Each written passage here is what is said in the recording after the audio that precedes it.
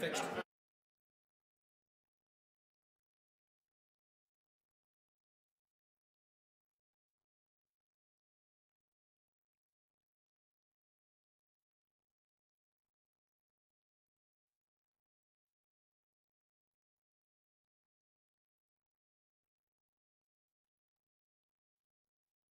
You're the best.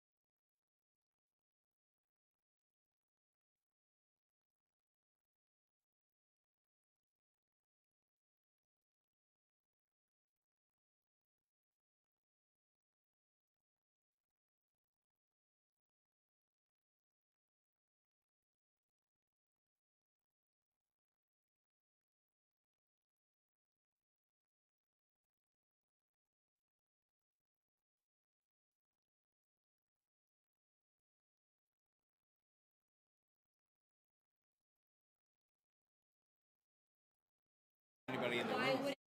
Can members of Executive Committee please report to Committee Room 1 for quorum?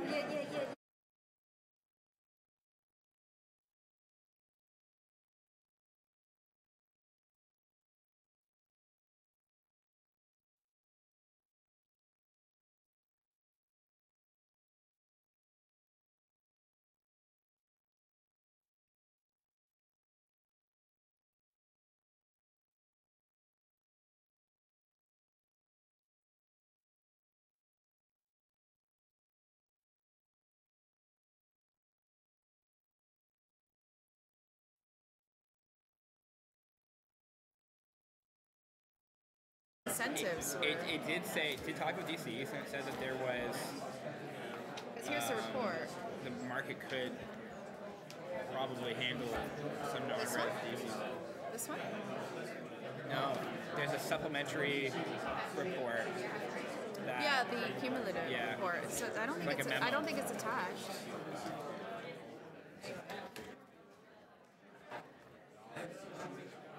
And I have to ask because I was away, what happened with the non-res DCs? Status quo.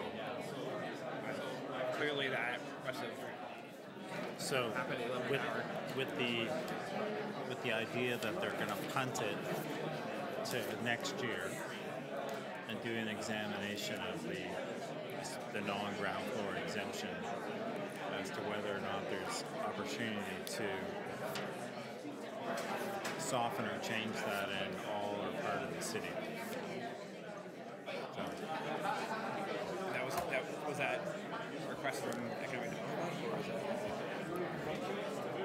I think it was an overall agreement at senior management. I sense that. Sure, there might be. The decision just to hold the non-res, non-ground floor exemption and punt it to next year. Where did that come out of? Like, where did that final It's decision? senior management decision. So between Joe and Peter, and I'm sure there was discussions with Mike Williams as well. Yeah, that's what I figured. It just It was at the senior level to make that decision because earlier on in the summer there was a lot of discussion about maybe doing something on the DC relief geographic, and then that got moved away from towards the end of the year. kind of like a last minute It's change. change of direction, quite a different strategic change of direction. Step. We have a quorum present, and we'll resume the proceedings of the committee. And where we left off was we were, I think we'd finished questions of staff. Oh, no, we hadn't. We had two more that I guess had signed up. Isn't that right? I think it was three, actually. Councillor Ainsley, Councillor DeGiorgio, and Councillor Shiner to ask questions of staff. So, Councillor Ainsley, you were first on that. Before we do that, is there anything, I have an item. Or are there, yes, if there's any quick releases or items that people could, that's fine. That's a good idea, Councillor Shiner. Anything that anybody has to release, having satisfied I themselves? do as soon as I can find it. I think you were the only one that held anything, so besides me. Oh, that's not fair. No, I was not saying that. You're very sensitive today. I just work harder. I am looking for the one that deals with the school boards. 26 and 32, the clerk is suggesting maybe the ones you're looking for? 26. Thank you, Mayor Tory. So I can release, and with thanks to our staff for their hard work on this, and the work of Mr. Giuliani and our East Office, the request to amend site plan approval protocol for schools. I think it's a great Right. project that's gone forward. And So the staff recommendations then have been moved on item EX 30.26. All those in favor? Opposed? Carried? Okay, thank you. Is that it for now? Oh, no, but you just said, yeah, well, you might have more, but that's fine. I have, I think, only. That was a one good other start, that I though. held. Good start. Keep up the good work. Yes, Councillor Thompson. Mr. Mayor, I can release EX 3018, although I still have the same reservations I had when we dealt with this particular matter. I just simply think that we need to do a better job. The province is getting paid. We're not getting paid. We're being asked to wait 17 years for interest and for the loans to be paid back. It seems so consistent that we tend to fall into this particular predicament, while at the same time we have a problem, we have a challenge, we need to house people and so on. We recognize that there are benefits to us and so on. I just hope that there was a better way for us to deal with these particular issue. So I'm just going to release it, given the fact that at the end of the day we do own the property, but I'm just very concerned in terms of how we do these deals. I think you'll remember, Councillor Thompson, I joined you in thinking this was entirely unsatisfactory, but the province said no, They which said is no. regrettable. But I think we're left in a position where, as you say, the building is there, the financing is what it is, and we just have to, I think, do what we're doing here. I regret it, but it's right. If people think that statement being on the record from the both of us is adequate to encompass what they would have said, we can call the question on it and just move forward, or did you want to hold it? Councillor Shiner? Just Mayor Tory, ditto the remarks of my colleague and yourself, because we've spoken together and you know it's not right. The biggest issue with this is the millions of dollars that can't be used for other affordable housing projects, and the fact that a recommendation came to us the first time that put us in a much lower position in the ability to maintain the funding for our city taxpayers, and I hope we don't see that again. If we're not equal to other lenders, then we shouldn't be asked to lend, because this is what can happen, and then we have this tremendous shortfall in our ability to use this money for other projects by no fault of our own, and because the Y thought it would work and it didn't, and now others are paying for the fault of that error in judgment. I think that's a good point. Are we ready for the question on this then? Pardon me? Yes. Yep. Staff recommendation. All those in favor? Opposed? Carried. Okay, Councillor Shaw, would you want to record a vote, or you just want to mark down that there was? Huh? All right, done. Thank you. Anything else before we move back to the development charges?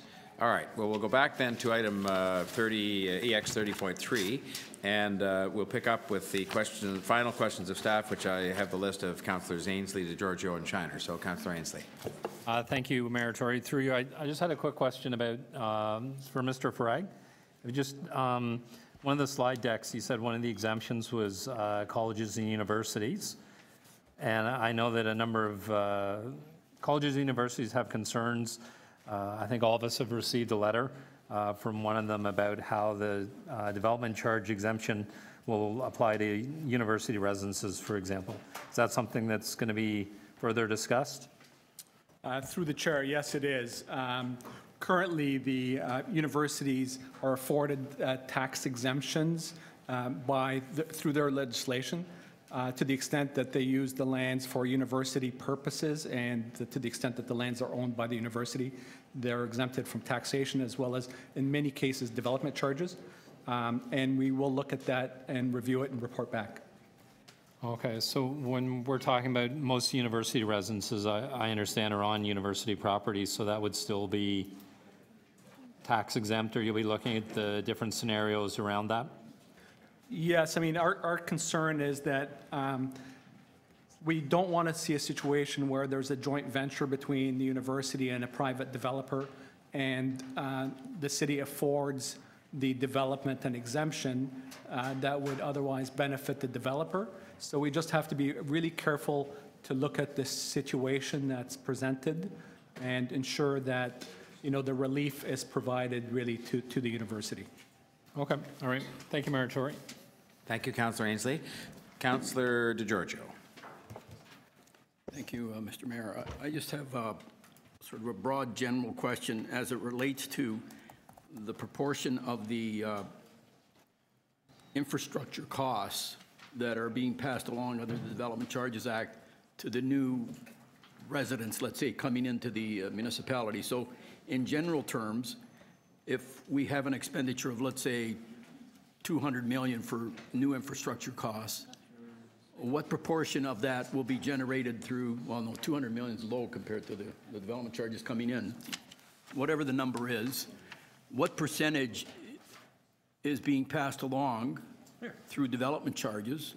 And is that percentage reasonably constant, or has it been growing over the last 15, 20 years since the inception of the Development Charges Act?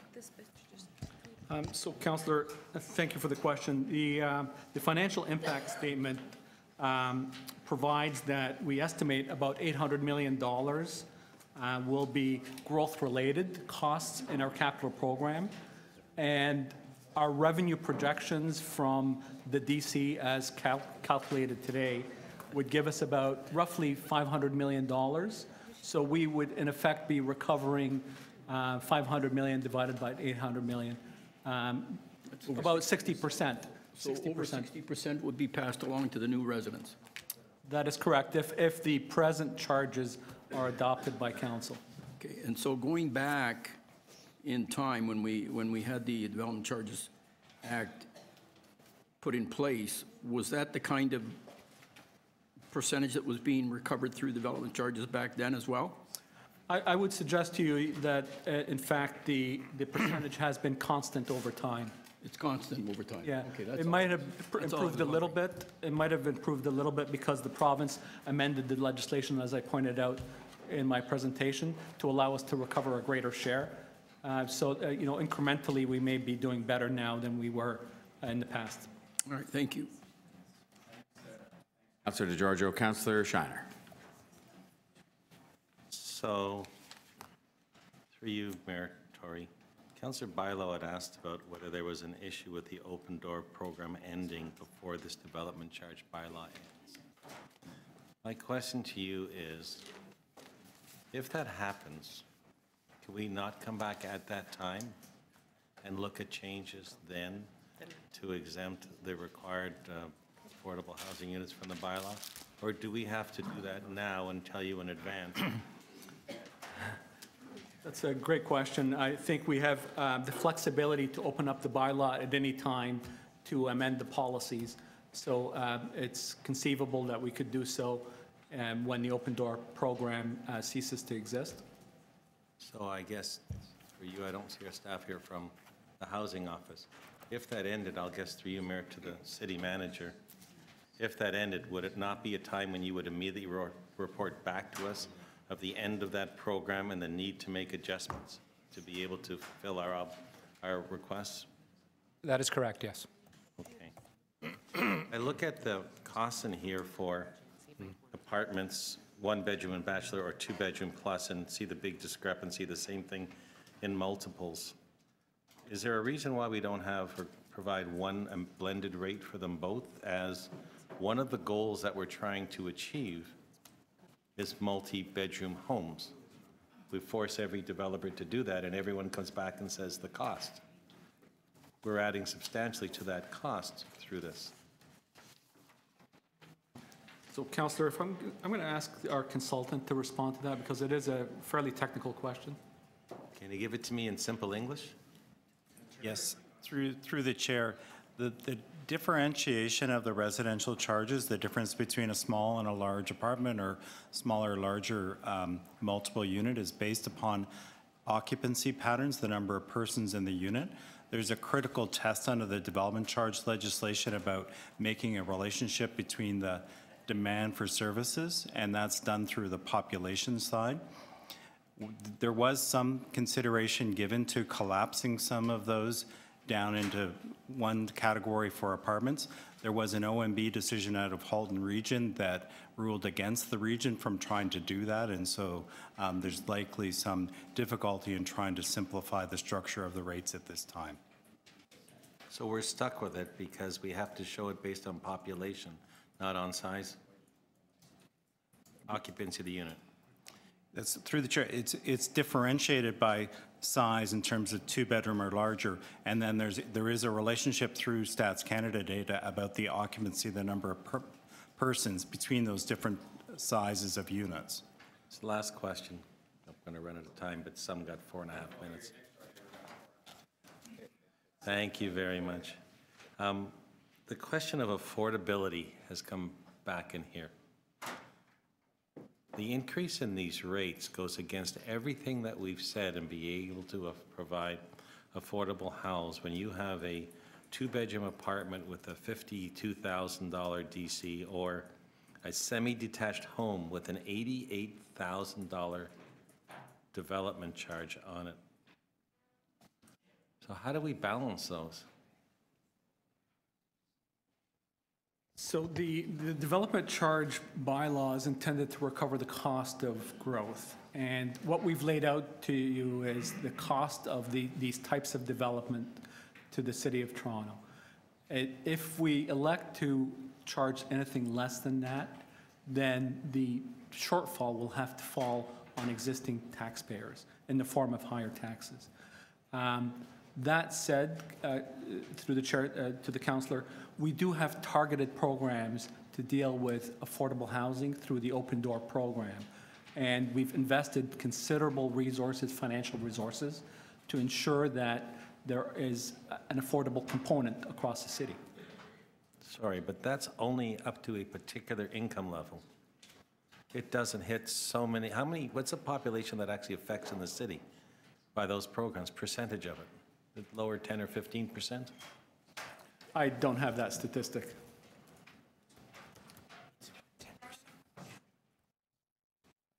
Okay, are we all done there then?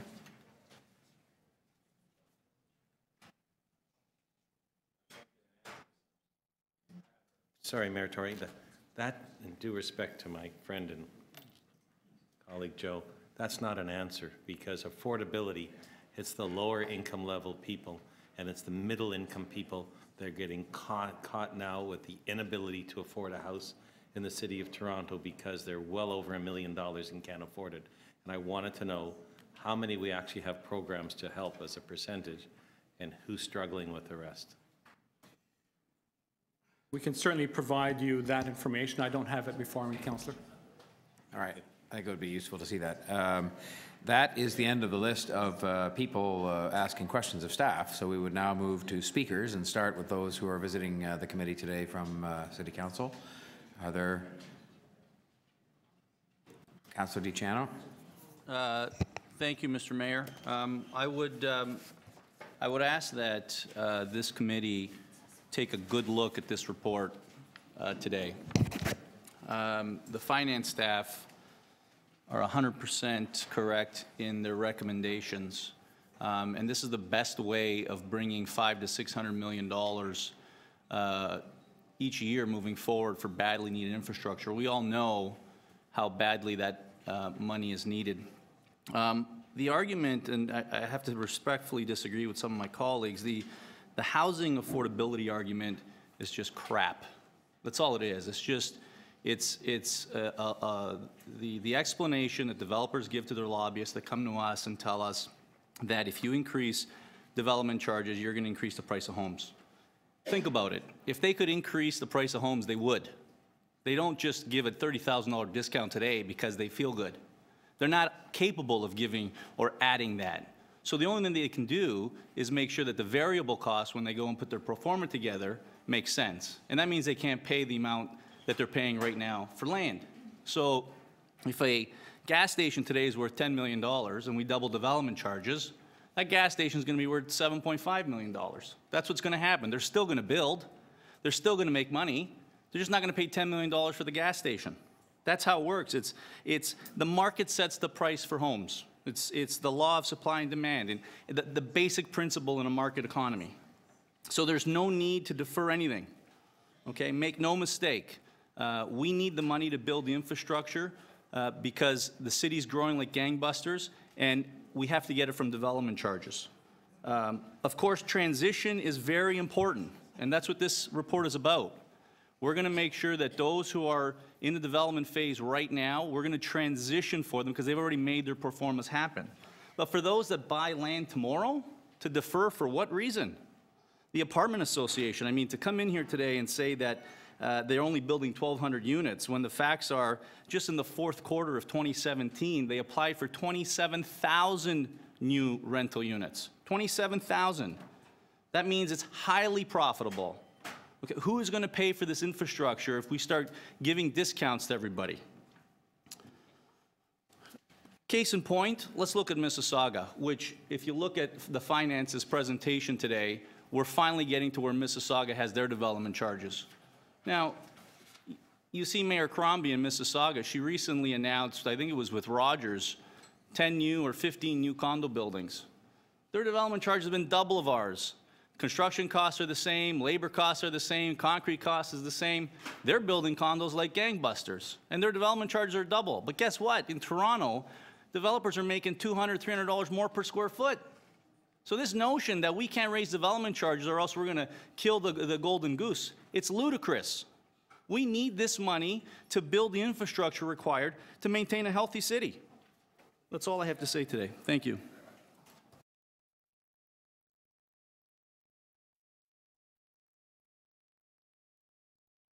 Okay, thank you, Mr. Mayor. So I do have a motion, and Mr. Mayor, the mayor has agreed to take carriage of this motion. Pardon? It is your mic on there. Yes, it is. Oh, there you are. Now I hear you better now. Thank you. Yes, I'm so short that I can't reach it. Have to have a special chair made for me. So the, yeah, when I was mayor, they had a special chair for me. Hi, Chair. So my time's going. Okay, so we do have a motion. I don't know if you want, Mr. Mayor, you've agreed to put it on the screen?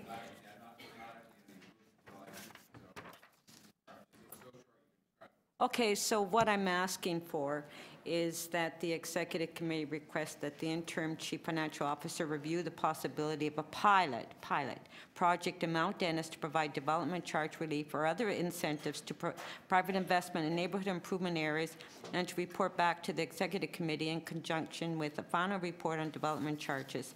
Now, Mr. Mayor, I moved a motion and was seconded by Councillor Thompson in 2011 on that, on priority neighborhoods. And unfortunately, we didn't receive a report back on that. But I just want to talk in particular with Mount Dennis, and I did show some pictures of. But Mount Dennis is an area where we've been suffering for a number of years. And Mr. Mayor, you came out to meet the BIA last year, and you took a walkabout in the area. And as you could see, that south of Eglinton, that all the buildings are all vacant. We have curtains, people are living in the storefronts.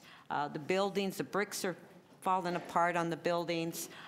And just at the corner of Eglinton and Western Road, we have a mobility hub where the Eglinton line, that's where it ends, at Eglinton in Mount Dennis. We have a GO stop that's being proposed and an Up Express stop to be proposed. So there's transit improvements being done in that area. I took Greg Lintern and Mike Williams there for a walkabout as well last week, and they were actually very surprised. What is very frustrating as well is south of Eglinton. I've asked for an avenue study a few years ago, but that hasn't started yet, so hopefully that will start soon too. But south of Eglinton, all the retail, the whole retail strip is zoned residential. And so, it was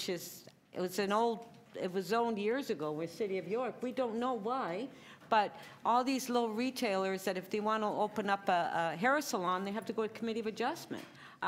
So the planning staff, we don't know why. It was previously in City of York. We don't know why it's zoned residential. I'm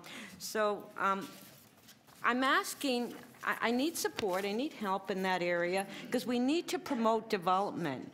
And the Eglinton line will open in 2021. Unless we get development in the area and incentives to developers to come in and redevelop that area, and now's the opportunity to do it with the transit improvements, that I don't think we'll get growth at all in that area. And as Councillor DiCiano mentioned, we need money. Yes, we do need money. Absolutely correct. The city is growing. It's growing downtown. It's not growing in Mount Dennis. Nothing is happening. And isn't it better to get some revenue than no revenue at all? Because right now, nothing's happening in that area. There's absolutely no money coming into the city. So if we want to collect the revenue, we need to help, and we need to provide incentives for redevelopment in that area. And I'm asking that you support this motion so we can at least start the process. Thank you. Thank you. I gave you an extra minute because you're the speaker, but thank you for those remarks. Other visiting members of council who wish to, there we are, Councillor Carroll. Thank you, yes. I just wanted to touch back quickly on some of the questions that I asked one of the deputants, who's a builder, infill, purpose-built rental. I'm very happy to hear Councillor DiCiano's remarks, because he's right. Today is really, because this is really going to more public consultation, today is really the launching of a campaign. Many of the deputations were about launching the campaign where Torontonians are convinced that if development charges go up, suddenly they, as the market, will lose control of the price of houses. They are the market, and they will decide what they're going to pay for a house. If they're not going to pay it, they don't buy the house. That's how real estate works. And so there will be a campaign to tell you that you will fit the bill for any increase, and in fact, that's your decision. The decision that we're taking away right now is the decision for the developer of how much profit he will make. That's what this will change. So in making your decision, in listening to the community, I think we're going to have to be careful to, sure, you're going to listen to your heart when you're listening to deputants in the community, but I think it's very important to really understand the real estate market, as we all should, but to look at it as it affects the future. There's no question that we're growing. Gangbusters is a good word to use, but why? Not everyone is getting off a plane to come here. A lot of the people who need homes and will need homes between now and 2030, I often say to my residents, they're not getting off planes, they're in your basement. I say to people in the room, anyone here with a child 18 years or older who is currently living in their house and really shouldn't be anymore, raise your hands. And generally speaking, about 75% of the people in the room raise their hands. We do have a lot of growing to do, but you can't just grow these people homes. We have to grow them the community infrastructure. Because those people, those millennials from 20 to 35 are making children right now. And so we have got to be ready with the infrastructure. We're not going to get a windfall. We're not going to be able to magically balance our operating budget as a result of doing this. What we're going to be able to do is accompany every building we build with the growth infrastructure that had better be there for the new homeowners and all of their children that are being born right now up the street. So I hope that people will sort of frame what they hear in the future consultations in that way. Thank you, Mr. Mayor. Thanks, Councillor Carroll. Other members visiting with us who wish to speak on this? Okay, seeing none, I will then move to members of the committee who wish to speak. Councillor Bailão, Deputy Mayor. Councillor Giorgio, I see there. Councillor Pasternak, okay. Mr. Mayor, I have a motion that I'd like to place, and I'd like to start by saying that I think nobody here is going to say that development shouldn't pay development charges and that we need. I've said I had a motion to be placed, so I think staff is just about to do it. We all agree that the development charges have to be increased. We have one of the lowest ones in the region.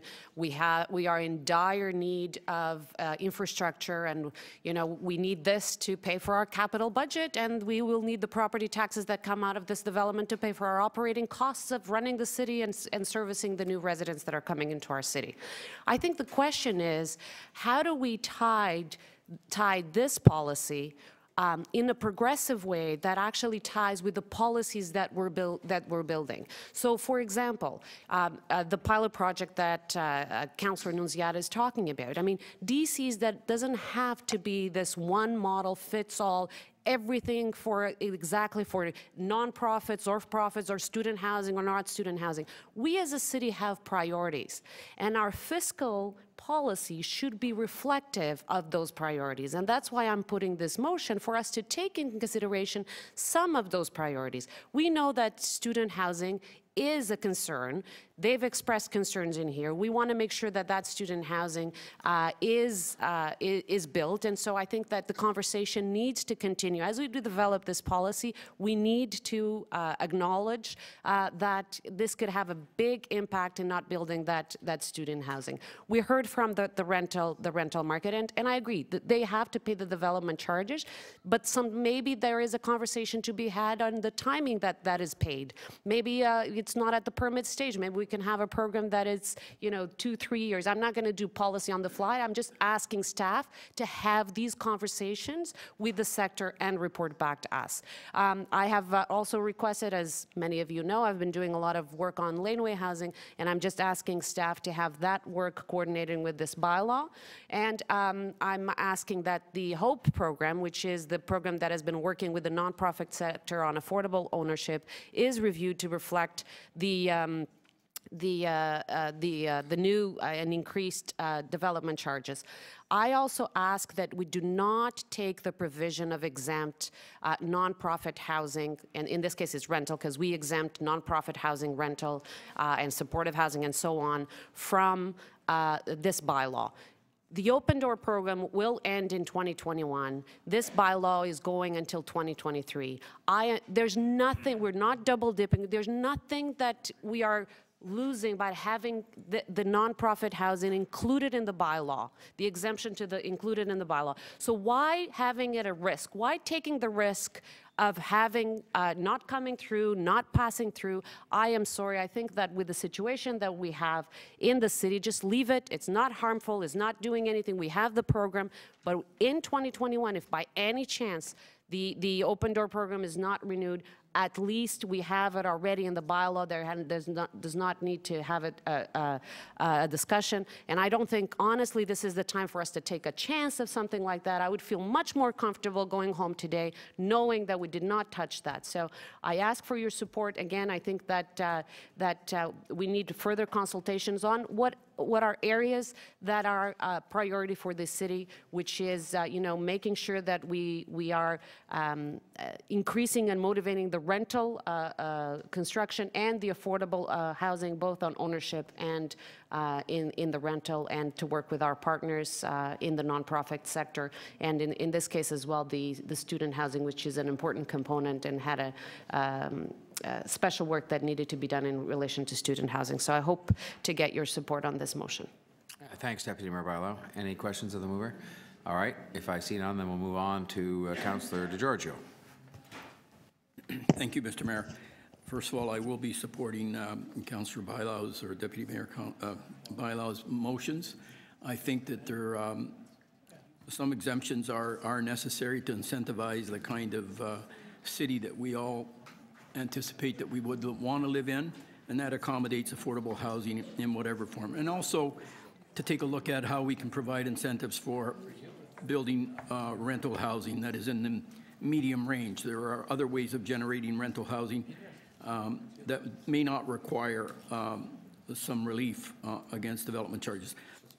I fundamentally have a problem, to be brutally honest, with the notion that growth should be growth should pay for growth. 100% growth should pay for growth, for me, is not something that I find comprehensible, simply because everyone benefits from growth. Everyone benefits from growth. If I'm going in on a street and I'm living in a house and all of a sudden I decide to build 2 houses in place of 1, I have to pay development charge. The infrastructure is already in place.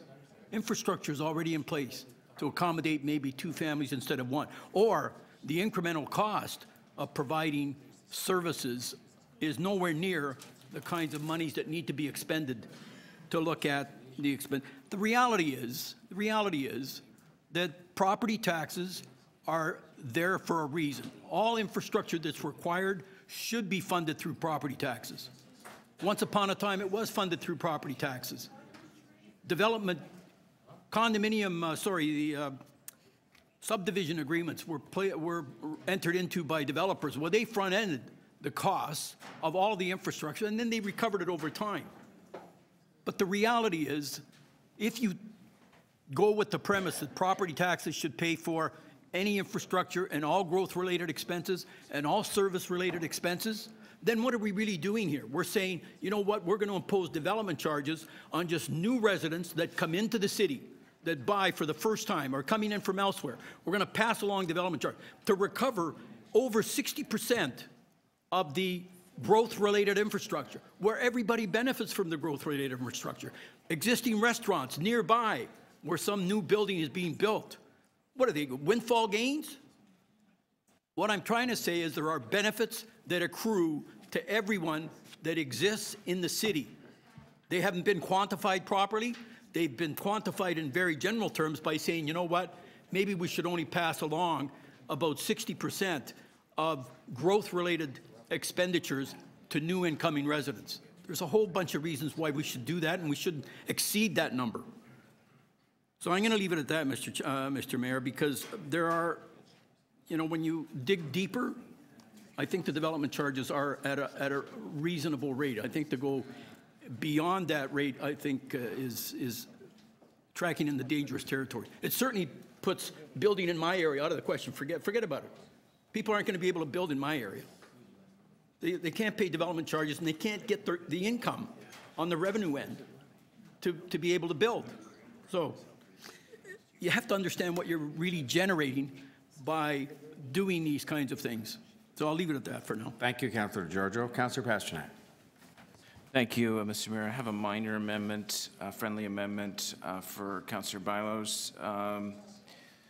A motion, as we're exploring these various opportunities to encourage purpose-built rental, we should also look at the options available through a new development charge category.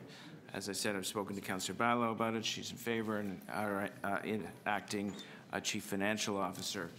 When you kind of drill down to what today's discussion can be as far as a policy direction and something to drive policy, we must talk about rental affordability. And today, housing, homelessness, rental affordability is perhaps the biggest social issue facing us these days. These mid-level employees, frontline employees who can no longer afford to live in the city are now fleeing. They are the people who keep our food beverage industry going, the hospitality industry going, retail, service, and these are also seniors. And our responsibility here is to encourage the private sector to come forward and build purpose-built rental. And we can also attach various conditions to these applications, such as affordability and rent reduction over a period of time. It's important to remember that the agreements that we're signing today for affordable rental expire in 25 years. And if you look back 25 years ago, and the decisions that were made in the city, whether it was transit or land use or downloading or bylaws, the consequences of those decisions, whether good or bad, affect the city governance 25 years down the road. So it's very important that we have a twin track approach. We have not only these the affordability, the rental affordability agreements, of which I've worked closely with Councillor Shiner on in Ward 10. We've got dozens of them, perhaps hundreds of them in place, affordable rental, affordable ownership. The ownership stays, but the rental comes off in 25 years, and we need another track. And the track is bricks and mortar, and building these units, these high-rises, mostly landfill, because what's happening now is the parcels of land that towers were built in the 50s and 60s now have the room to build another tower. And I realize there's enormous pushback in our local communities. It's also important to remember that many of the buildings that go up in our city often have various recreational assets. They often have pools, they have exercise rooms, they have multi-purpose space, sometimes they have parkettes. So in those cases, they are not putting a lot of strain on the local resources in recreation or parks and so forth. They are a community within a community. So it is true that development charges are a vital source of revenue, a responsibility of the private sector, but at the same time, we must encourage the building of affordable rental. Thank you, Councillor Pasternak. Other members of the committee wishing to speak? Councillor Shiner. Mayor Tory, unfortunately, my esteemed colleague, Councillor DiGiorgio, said if you take out one house and put in two, there's no impact. If there was no impact, there is a tremendous impact. Because if you take out 100 houses and put in 200 houses, you have the impact on your public transportation, on your parks, on your community centers, on your roadways, on your fire, on everything. So impacts are huge from intensification, and it goes everywhere. The issue about exempting DCs in one area, I actually asked the city manager over lunchtime, and he said, but every development has these impacts because these are citywide impacts. So now we're looking at, well, it's going to hurt this area or that area or this area with these developments, but in fact, it's going to hurt every area. That's really what it's coming down to. And the issue about, as my other colleague said, oh, it's just going to lower the land cost. It doesn't lower the land cost, Councillor Dicciano. Through you, Mr. Chair. I know, because my colleagues that want to talk to us don't listen after. Councillor Dicciano, and all due respect, what I see the fact of increased charges being is not lowering the land cost, because I haven't seen it go down anywhere through you, Mayor Tory. I've seen the push to get more density on a site get greater and greater and greater to try and recover the costs that a developer has to make, because a developer doesn't pay for anything. And those that think a developer pays is not true. Every cost is passed on to the purchaser. If there isn't a proper return on investment, the development won't go forward. And in this case, we're talking about affordability in the city, and at the same time, we're making it unaffordable. When you've got development charges going as much as on a semi, $88,000 on a mortgage, that's $5,200 a year. $5,200 in payments. If you go back to a two-bedroom apartment, which we're dying to have developers build, that's $3,000 a year in additional costs they have to pay to fund the development charges.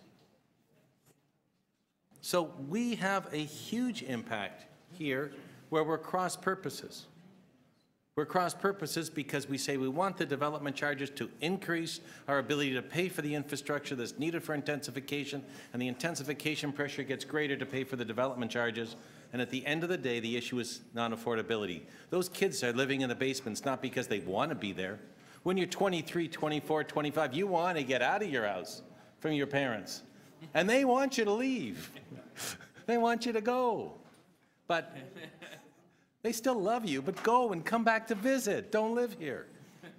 But you can't. You can't because you can't afford $1 million plus to get a house in the city. So you're in a stacked unit downtown or somewhere which is $500,000 or $600,000, and you can't move up to a two-bedroom unit because you can't afford the cost. So this is a vicious cycle that we have here that I don't know how to resolve. We need the money for the infrastructure, but we also have to allow people to get into a house and afford it. And these development charges are going to create a huge pressure on new people moving into the city, on young people trying to buy a place, on anyone that's trying to have a home in the city. $88,000. My father will tell me he paid a lot less than that for his house when he bought it. And that's just the development charges. So I think we have to look at more than just the lowest on there when we talk about affordability. I think we have to look through the spectrum, how we can help people move through those houses. Maybe there is a middle income, as was suggested, with those dealing with rental income, and maybe there's other ways to help.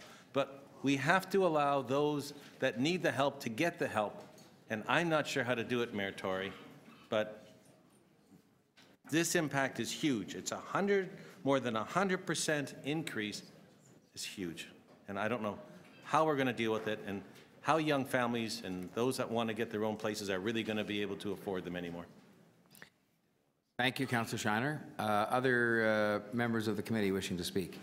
Well, I will speak. I'm not going to speak long. I do have two motions to put, though, and just say, and we'll put those up right at the beginning. First is, in discussion with our own officials, and to some extent with those they're going to be talking to in response to the study and so on, the development industry and other stakeholders, it was felt that it was more realistic and reasonable to have this report come back instead of in March to the April meeting of the Executive Committee. And so I'm moving an amendment to have the report come back in April, which our staff are supportive of, and I think it will allow for a better discussion and hopefully a better result, and I guess in particularly in light of all the other motions that have been moved to give them work to do before that time.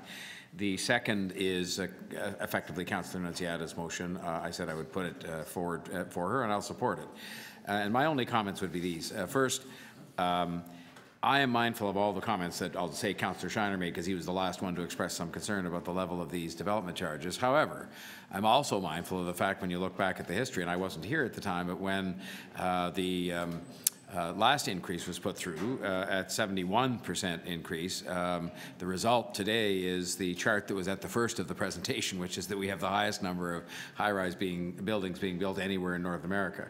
And so that doesn't mean you have carte blanche to continue to kind of have gigantic increases, either with obviously not without foundation or just without consideration for the impact that it has. But I think you have to sort of take all these things in with a certain degree of objectivity and see what the situation is today in light of of what happened before. I'm sure there is some point, that is a kind of a breaking point, and I think what was said in one of the first deputations, that we don't want to kill the goose that laid the golden egg, obviously has to be a concern at all times. However, I think we also have to pay for the infrastructure we're building. And, the infrastructure we're building now is more extensive than ever. And that's deliberately so. We've decided we're going to address transit and not have a situation like Humber Bay Shores or like Liberty Village, where we built a lot of development, allowed it to be built, and allowed it to be bought and sold, and never made the investment ourselves in the transit that we have to make. So we're making up for lost time today, and that's not what these people are paying for.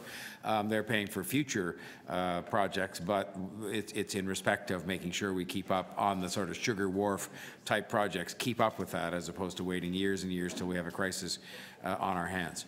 So, what I'm pleased about with this process is that I think it happens in quite an orderly way.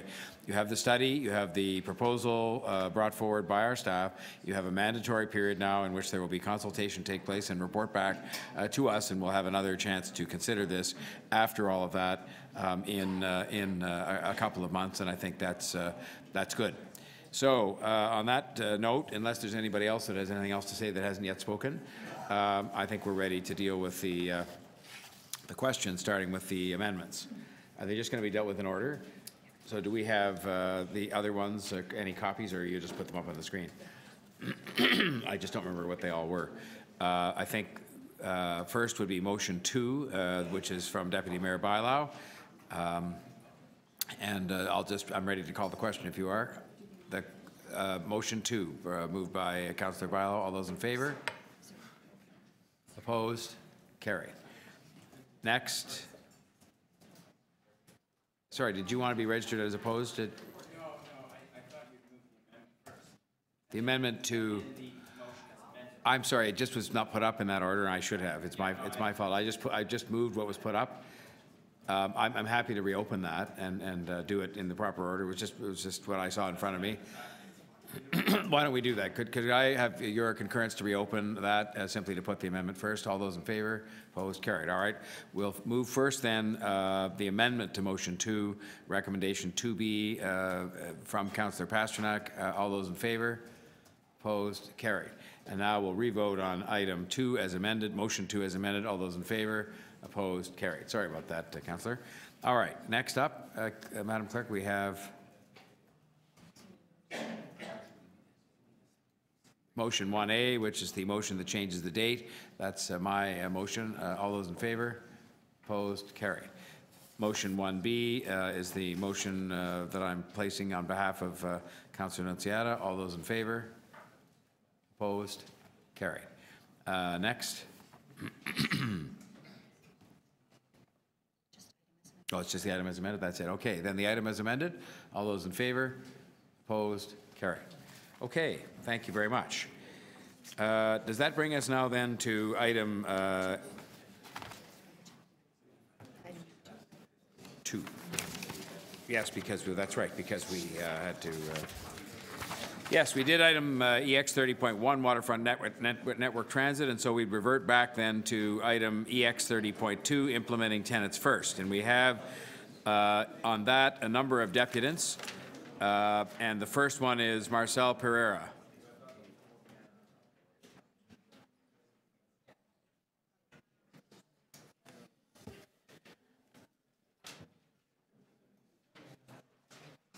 Good afternoon, sir. You have 3 minutes. Welcome. Thank you for your patience. That's upside down, so you may want to just flip that around. Is that how it's done? I think I meant upside down the other way. It wasn't upside down. No, now you just have to flip it around, so that's it. I'm sorry. That's where we're perfect. Okay, thank there you. we go. Okay, over to you, sir. Thank you. Thank you, Mr. Mayor, for receiving my deputation and the members of the Executive Committee and all interested members of interested councillors. My name is Marcel Pereira. I was on the Tenant Advisory Charter Committee, and I represent SIT, Save Improved Toronto Community Housing. And this is our response to the item regarding selecting tenants to the TCHC Board of Directors. The City of Toronto Report for Action proposes a selection panel composed of 2 city staff and 1 TCHC tenant appointed by the Deputy City Manager. Our response to that is that the interim selection panel in deciding on tenant positions on TCHC Board of Directors goes against a fully democratic process and the Mayor's Task Force's mandated tenant charter. The tenant charter states unequivocally that all tenants will have the opportunity to vote for positions in Toronto Community Housing's tenant engagement system. There's nothing that says that any of the positions in the engagement system is restricted to, like, say, tenant representatives or something else. It's all positions. The solution. So please support TCHC tenants in amending the implementing tenants first report by replacing the interim selection panel with the permanent process of all tenants being able to vote for the tenant positions on TCHC's Board of Directors at the same time as tenant representative positions every 3 years instead of 2. So we're saving money in having the election for the Board of Directors by all tenants at the same time as tenant representatives, and we're extending, and we're proposing extending the position from 2 to 3 years because that would be more cost effective as well. The new amended model is up there. I just want to make sure that everyone can see that. I don't know whether I have time to go to explain it, but it is under communications in the link. If anyone wants to ask questions about it after I finish my deputation, I'd be glad to go into it. Conclusion. As the largest stakeholders in TCHC, all tenants should be able to vote at the same time as the tenant representative elections to save money for the tenant positions on TCHC's Board of Directors, not just a select group. This is consistent with the Tenant Charter's directive. We don't want to see any built-in biases occurring in favor of any minority for the most important elected tenant positions in the TCHC engagement process. This is the most transparent and accountable process possible. I'll have to ask you to conclude just a sentence or two if you want. And I just want to just quickly go into my comment about the transfer plan of the agency's rooming houses. When transferred, all applicable tenants as the largest stakeholders must have specified transparency and accountability mechanisms in place within their new nonprofit providers, like tenant positions, a nonprofit board of directors, participative budgeting. And I also have a comment on the... We'll have to leave out one because we've run out of time. Okay. We'll see if someone asks a question, but thank you very much for your representation. Are there any questions of Mr. Pereira? All right, well, there aren't any, but I do thank you very much for the submissions you made. Appreciate that. Now, am I right in understanding here that the next group, there's going to be a group that will appear together, they're listed separately here, Ingrid Palmer, Tenants First Panel, Doris Power, and Carleen Spear, Tenants First.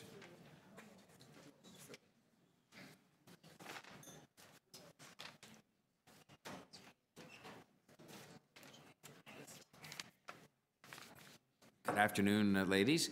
And what I'll do is you're all appearing together, which hopefully can save us some time, but certainly I'm not going to enforce the 3 minutes. We'll see if we, get to being able to do this in less than 9, but more than 3. How's that work? Great. Okay, and so over to you. Okay, thank you. My name is Ingrid Palmer, and I'd like to introduce my colleagues. To my left is Doris Power, and to my right, Carleen Steer. We are 3 of the tenants chosen to serve on the Tenants First Advisory Panel, which we believe this panel is a genuine representation of the diversity of people living in Toronto community housing. We range in age from 18 to 80. We have a wide variety of ethnic and racial backgrounds. We come from Etobicoke to Scarborough and North York to downtown. Reflective of the general population, some of us have disabilities. We live in apartments, townhomes, and single-dwelling family homes. We are students, parents, singles, and seniors who are actively engaged throughout our communities in many ways. A number of us are tenant reps 4 belong to the citywide Tenants for Social Housing, and some are active in disability organizations. 1 is with Seniors Voice. 1 is the civilian co-chair for her local community police liaison committee. 3 work on children and youth programming. 1 is the chair of the Inner City Advisory Committee at the Toronto District School Board and a member of the Child Welfare Political Action Committee. And 2 belong to the City of Toronto Seniors Forum. And this is just a few of the examples of our activities. And I highlight this to illustrate our strong commitment and desire to serve and lift the voices of the traditionally unheard and marginalized voices in our communities, and also to negate the perception that we are tokens or puppets to be manipulated. We strongly support the recommendation for the interim board appointment process. It is vital that tenant representatives remain uninterrupted on the board of directors in order to ensure that our voices continue to be heard.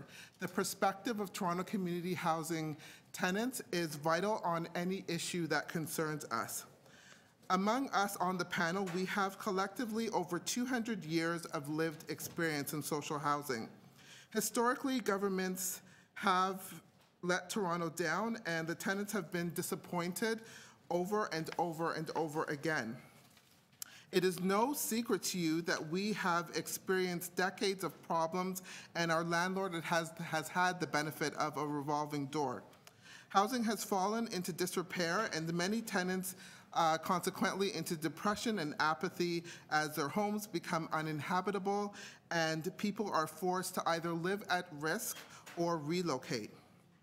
We were very happy, Mayor Tory, when you formed the task force, and we were very grateful, Deputy Minister Bailão, for the tremendous efforts, and also very thankful to the councillors and city staff who have continued to help support these efforts.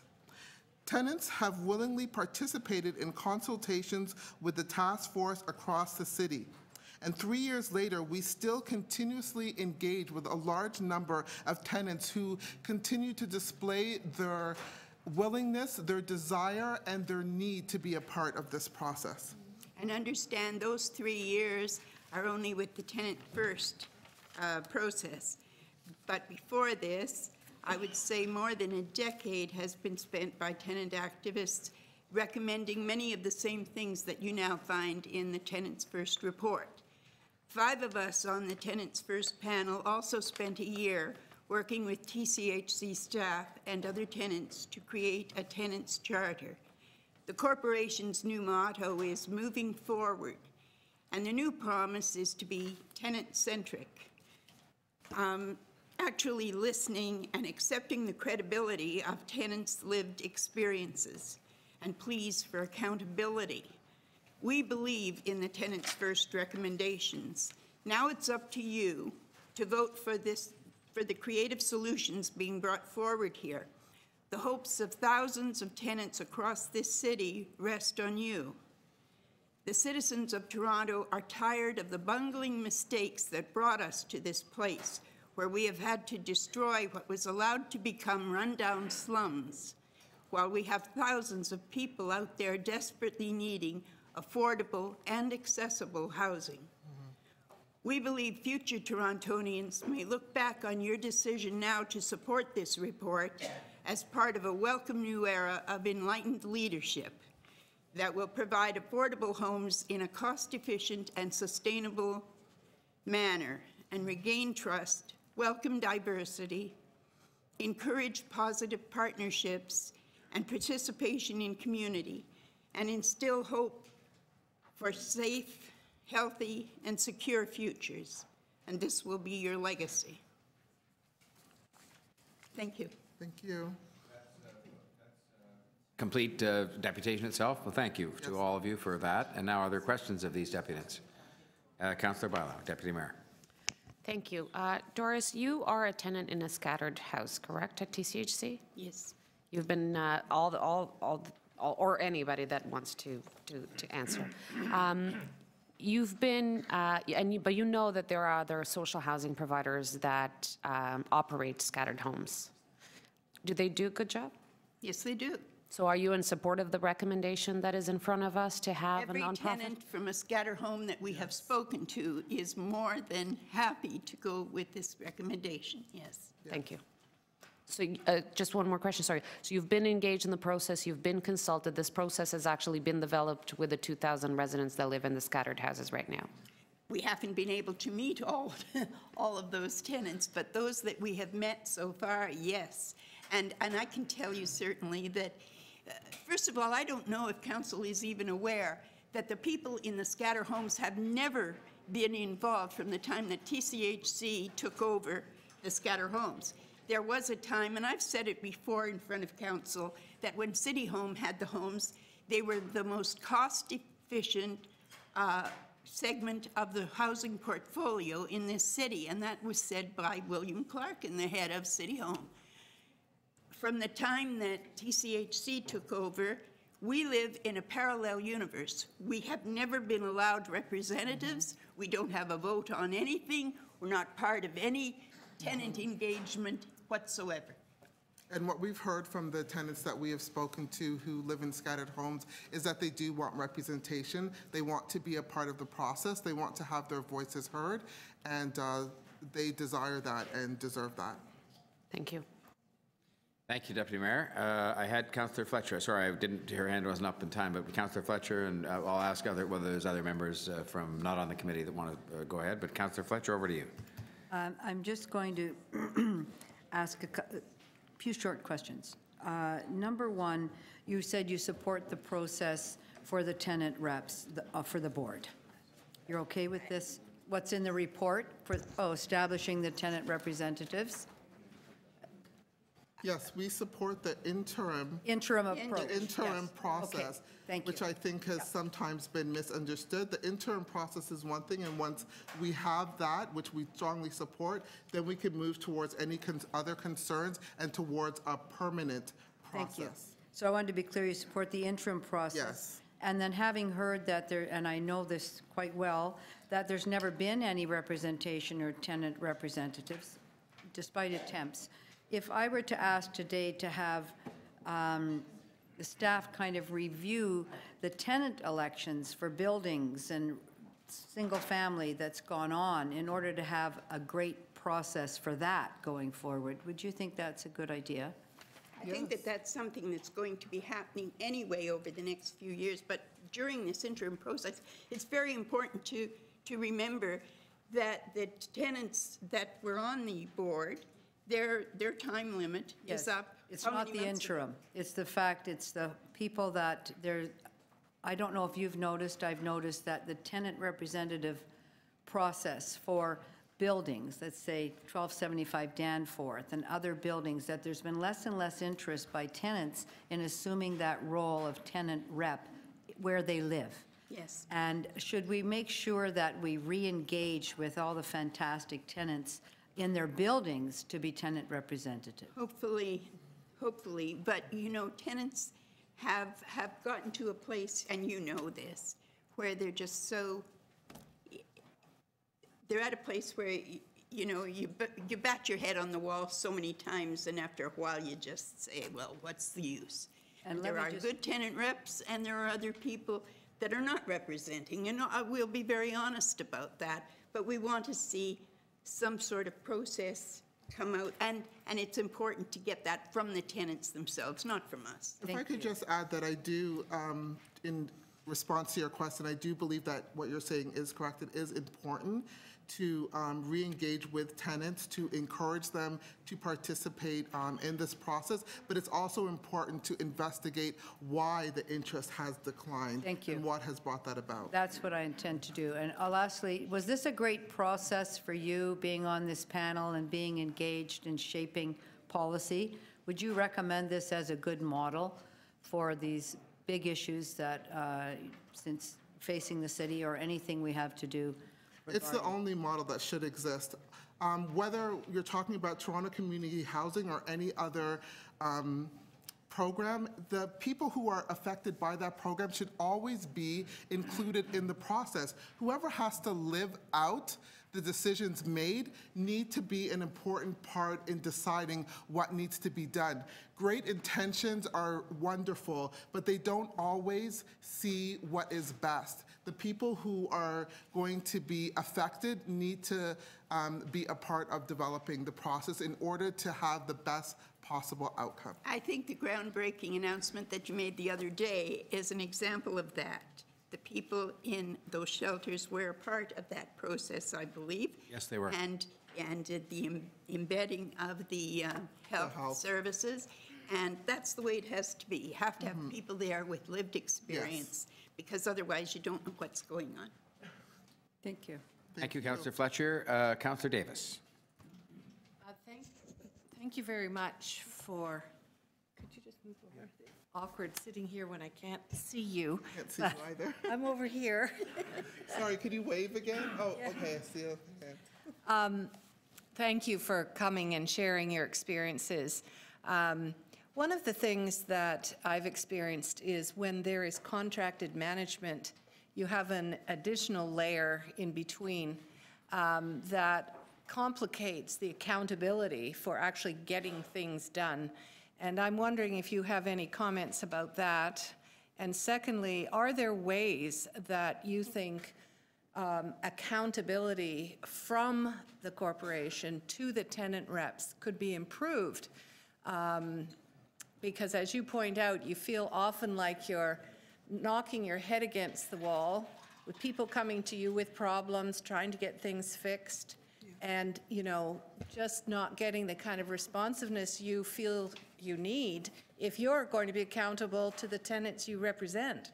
So that question of accountability from the corporation to the tenant reps, is there anything that you've thought about that might improve that? Councillor Davis, what was the first part of that again? I'm sorry. Yeah, that was a long question.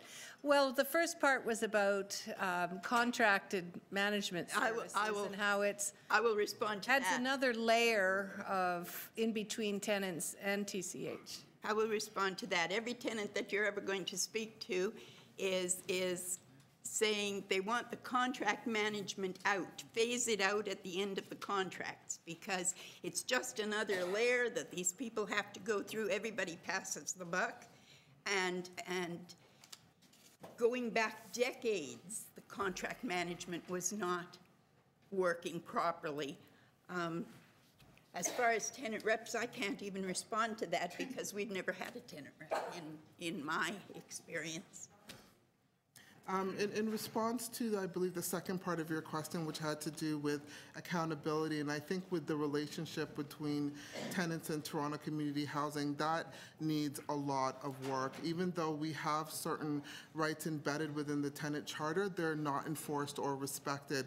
Tenants continue to feel maligned, disrespected, and disregarded by Toronto Community Housing staff, whether it's in regards to repairs or anything else that has to do with housing. When you call and have interactions, whether it's through the call center or even sometimes directly with staff, you're kind of made to feel like as if guilty, and then you have to prove your innocence. You're constantly treated as if you're lying, that your concerns are either overlooked or dismissed. And that is a huge part in accountability. With the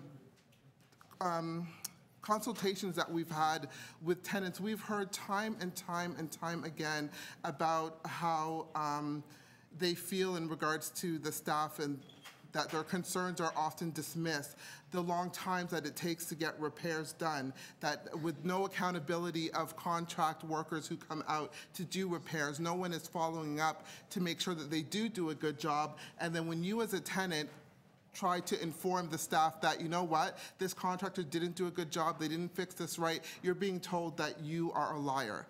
And you're automatically put into the position of being the wrong person who has to prove that you're right. And so the relationship between the Toronto Community Housing and the tenants needs to be greatly improved. And the beginning of that can be with just a basic layer of respect. and not to be treated as if you are slime on the heel of somebody's boots who doesn't deserve to be heard, who is considered to be a liar and a reprobate. And so just having a common courtesy and dignity can be the real great foundation to a new relationship and accountability between tenants and listening staff. to the tenants regarding things like repairs, that whole accountability situation, you're paying for that. You're paying for that over and over. I guess what I was trying to get at, are there, okay. Something as well, ma'am. Oh, no, what I want to say, I just want to thank you for bringing up the mayor task force, because as far as I commend you for that, because since that, at least you see a little improvement, but we need more. And one more thing, as they were talking about the contractor and stuff like that, and when tenant expect things done and it's not done, what I would expect from the city is like having a designated line that tenant could call, so you guys could look into it to have proof to see what's really going on within TCHC. Okay. Councillor, there was quite a long answer there, Councillor Davis, and the time had expired at that time, so that's where we left off. Now, were there other visiting members of council visiting to the committee today that wanted to ask any questions of these deputants? Because otherwise, I would see if there are members of the committee. Councillor DeGiorgio did. Just a very quick question. Thank you, Mr. Mayor. So can you just expand on what it is that we can do for you in terms of getting better representation on the TCHC board? There are 2 tenant reps. I don't think that we contemplate increasing the number of tenant reps. So are you suggesting that so that people in scattered homes could have some representation, are you suggesting that we should have a better selection process for the 2 people that are on the board? That's actually, to me, separate from the board. We don't have any representation at all. We don't have a tenant rep at all. Well, yeah, currently ever. We haven't ever had representation. She's referring to the scatter homes, but to answer your question, right now we're just concerned with the interim, because we've been with, Catherine has been the only tenant on the board for the past, 7 months? Okay, but I'm familiar with Catherine. I'm familiar with Catherine, and I can tell you that she does have the interests of the scattered people at heart. Yes. So that's where I'm having trouble We'd with. like to have her there constantly, but no, what's being proposed here is that it go through, every board in the city goes through the appointments process, the city process, and what's being suggested here is that it be a city process to establish the interim board while we go ahead with the next phase of the tenant's first recommendation. We just want to ensure that the tenant representation goes uninterrupted. And once we have the interim process in place, then we can look ahead towards a more permanent process and how we want that to be done. Well, how it stands right now is that the tenant reps vote for who goes on the board, but the scattered housing don't even have a tenant rep. My last question so that's why I'm this. saying that it's different. If you were to have some faith in the process that's being encouraged, or at least being promoted, and if I were to say to you that process, if followed properly, will generate representatives on the THC board that are the equivalent in terms of quality and abilities and whatnot as Catherine, let's say, do you have a problem with that? No. No, okay. Thank you. In faith, if it would work that way. Thank you, Councillor DeGiorgio. Did I have anyone else on the committee wishing to ask questions of these deputants? Otherwise, may I say thank you for coming today, but also a bigger thanks. I'm sure I vote on behalf of all the members of the committee and members of council for your continued service. It really helps us a lot to do better work. Thank you very much. Catherine Wilkinson, aforementioned Catherine Wilkinson, Director of the Toronto Community Housing Corporation.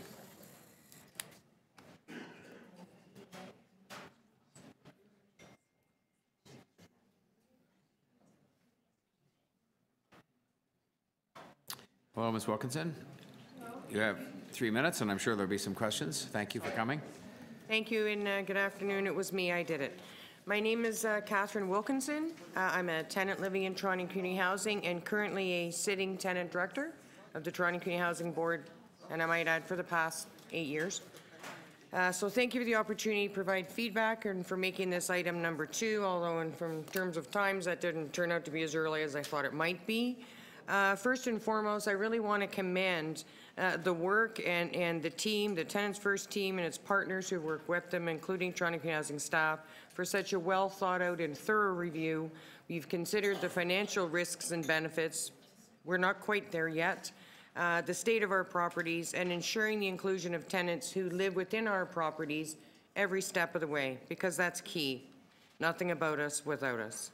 And for identifying their criteria in terms of transferring the agency and their rooming houses to nonprofits, the single-family houses, looking at land trusts and co-ops, ensuring that those organizations will actually have the expertise, that they're qualified to engage with our tenants, and most certainly for keeping these properties as affordable housing in perpetuity and continuing to ensure a tenant voice in the governance of Toronto Community Housing. As the longest-standing tenant director, having been re-elected by tenants 3 consecutive terms, I am humbled and eternally grateful to the tenants for their unwavering support. It has been a privilege and an honor to serve and to work alongside distinguished citizen members and city councillors. The original shareholder direction actually provided for a tenant consultation process in developing the tenant director selection process, which we're talking about here. And although in the revised shareholders direction in 2013, that language was not there, but you should know that tenants have not been consulted on that process since 2007. There were some challenges in the staff developed process. I've listed them all. I won't read them all. Corrupt electronic application form, which arbitrarily changed your answers, potentially disqualifying you as a candidate. Requiring applicants to show proof of rent. It's not something we would ask our citizen members, and I don't know why it was a new requirement for tenants. Mass mailing of a postcard openly promoting one of the candidates that was currently running, and the difficulties for voters who had to travel quite a length to cast a ballot. And that resulted in undue hardship for seniors and tenants with disabilities, lower voter turnout of 350 reps, 154 voted. For these reasons, I believe that the proposal before us of having tenants apply through the public appointments policy will allow for transparency and fairness to all applicants, and for some, perhaps even a better chance. Given some of the issues I've identified, I would ask the Executive Committee to consider a friendly amendment to point 5A in one of the attachments, and that is that TCH and city staff work on the preparation of promotional materials. The kinds of things that have happened should not happen. 110,000 tenants deserve to have the very best tenant representatives on a board that makes decisions affecting their lives. Thank you for truly putting tenants first. Oh, I went over. Thank you, Ms. Wilkinson. Are there questions of the deputant? Councillor Fletcher? Just in your letting us know all of the different things that have gone on with tenant elections, you believe that they need to be run, I guess, in a far more democratic or open or, shall we say, professional way, and there hasn't been actual continuity. They keep changing the way the elections are run and how people are being asked, and has there ever been a real continuity of an election process or a selection process for the board or for reps in buildings? Absolutely not. And the piece that's missing here is removing the right for tenants to be a part of developing the process. Taking that language out left us hanging in the wind. In 2011, when I ran, I said, you know, the shareholders agreement says the tenants will have a right to be consulted on the process.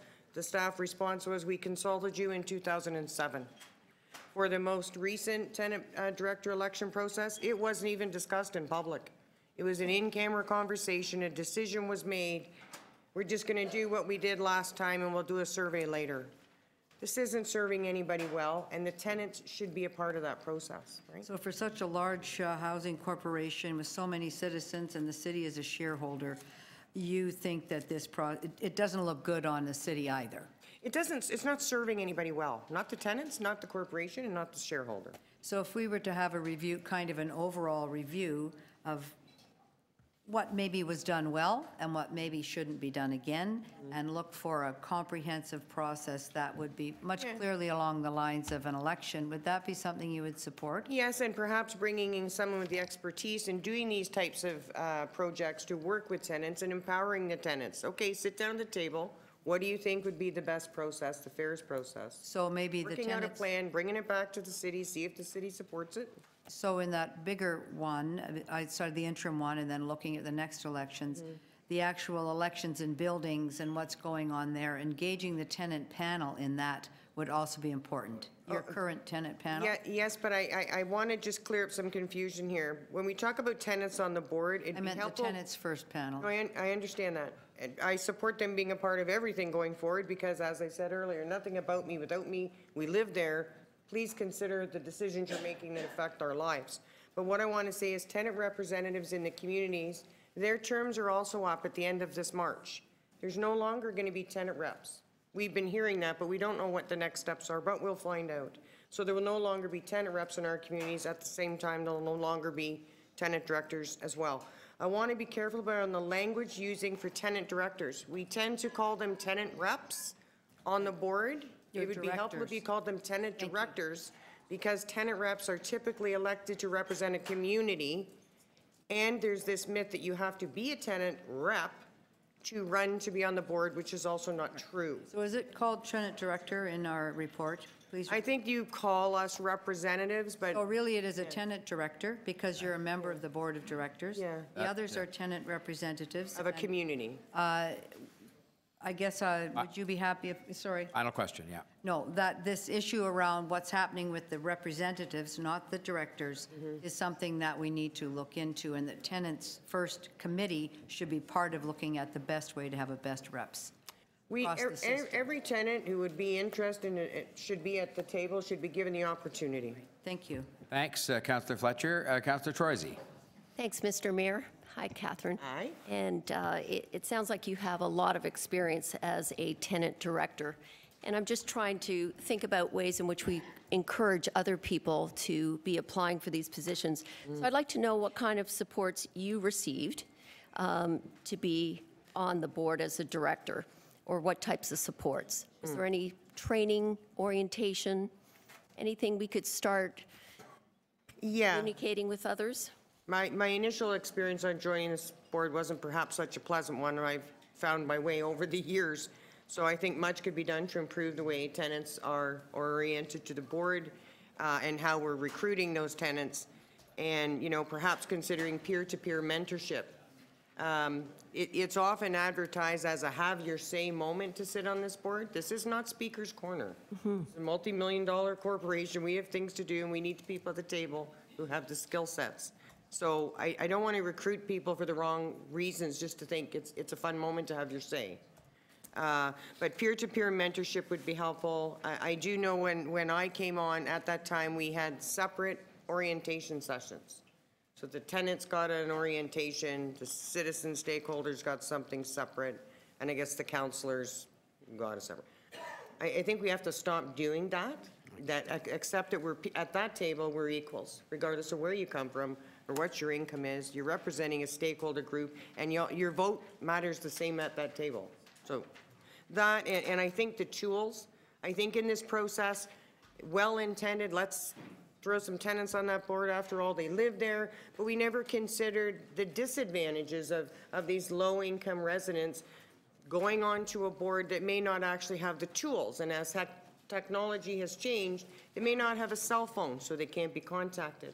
Now we're talking about going paperless. Well, they may not have a tablet. They may not have access to email. These citizen members quite often have these tools provided by their employers. So making sure that they have the right tools to be successful and accessible and an equal participant. And that's what I was getting at. Thank you. I will say to you, I know there'd be somebody who would suggest it was a scandal in the public sector, but most corporations give people a tablet if they don't have one to make sure they can be part of the paperless. I mean, you can't achieve these things, so I just mentioned that in passing. Actually, to your credit, that the board is trying to not spend the corporation's money on themselves by buying. I understand, but if you want people to go paperless, which has a huge saving, you more than pay for the tablets, and it would be the kind of thing we'd get written up for, but in fact, most private sector corporations do that just because they want their people to be paperless anyway. Well, I had a different response. I said, well, that being the decision, when you're ready to provide me with the tablet, I'll stop asking for a paper copy. That's Thank fair you. deal. I have a tablet now. Councillor Davis. Oh, there's more. Oh, hi, Councillor Davis. You're some great councillors. East Enders. Yep, stick together. I just wanted to, I just wanted to ask, you mentioned that after March, you have heard somewhere that there will not be tenant reps? Yeah, their terms are up. Pardon? Their terms are ending, terms are but we up. don't know what the next steps are. Okay, so has there been some discussion somewhere about eliminating tenant reps? Well, we don't know what the new engagement model for the corporation is going to look like. All this talk about engagement, nobody knows what the model is, nobody knows what the funding is. I'm going to find out in very short order what that future looks like. Because I think our tenants who are serving in our communities deserve, one, to be acknowledged and thanked and recognized for all their years of support, and they have the right to know what are the next steps to continue being engaged in your community. Or do you not want tenants to be engaged? Yeah, and to hear from their experiences, what works, what doesn't, what needs to be addressed. Absolutely. It's a challenge. There's a lot of barriers to engagement. A lot of funding has been clawed back. Tenants have independent ideas, and suddenly there might be a liability with that, or we can't let you access your rec room. There's insurance risk. So at some point in time, tenants say, you know what, I've done great things in this community, but apparently there's too many barriers, and so I'm going to stop trying. You know, we need to encourage, empower, and support them and give them the tools. If we want them to be engaged in their communities, there are other people who just want to live in their home and don't want to be engaged. I'm going to pay my rent, I'm going to live my life, I'm going to mind my business. But, you know, there are people who are trying to get out of isolation and to interact, so. And for the people who step up. Yes. And take on the issues of their fellow tenants, they have to be able to deliver. To be supported. To have credibility with the rest of their colleagues or residents, and that sometimes is hard. And we've been told for years that there was some sort of a scan done of the scattered homes portfolio, and there was little to no interest in them being a part of the engagement process. Just saying. Okay, thank you. Thanks, Councillor Davis. Councillor Ains, any other members of council that are here not on the committee that want to ask questions? If not, we have Councillor Ainsley, I think. Did I have you down to, no? Oh, no, okay, that was Councillor Troisi. Anybody else then that wants to ask this deputy a question? Okay, well, on that, on that note then, I'll say thanks to Ms. Wilkinson, and thank you again for your continued service as well. Thank you. It's very helpful. We're looking to you to really transform Toronto Community Housing. 110,000 tenants are watching. I'll be there. Thank you very much. Robert Fredrickson.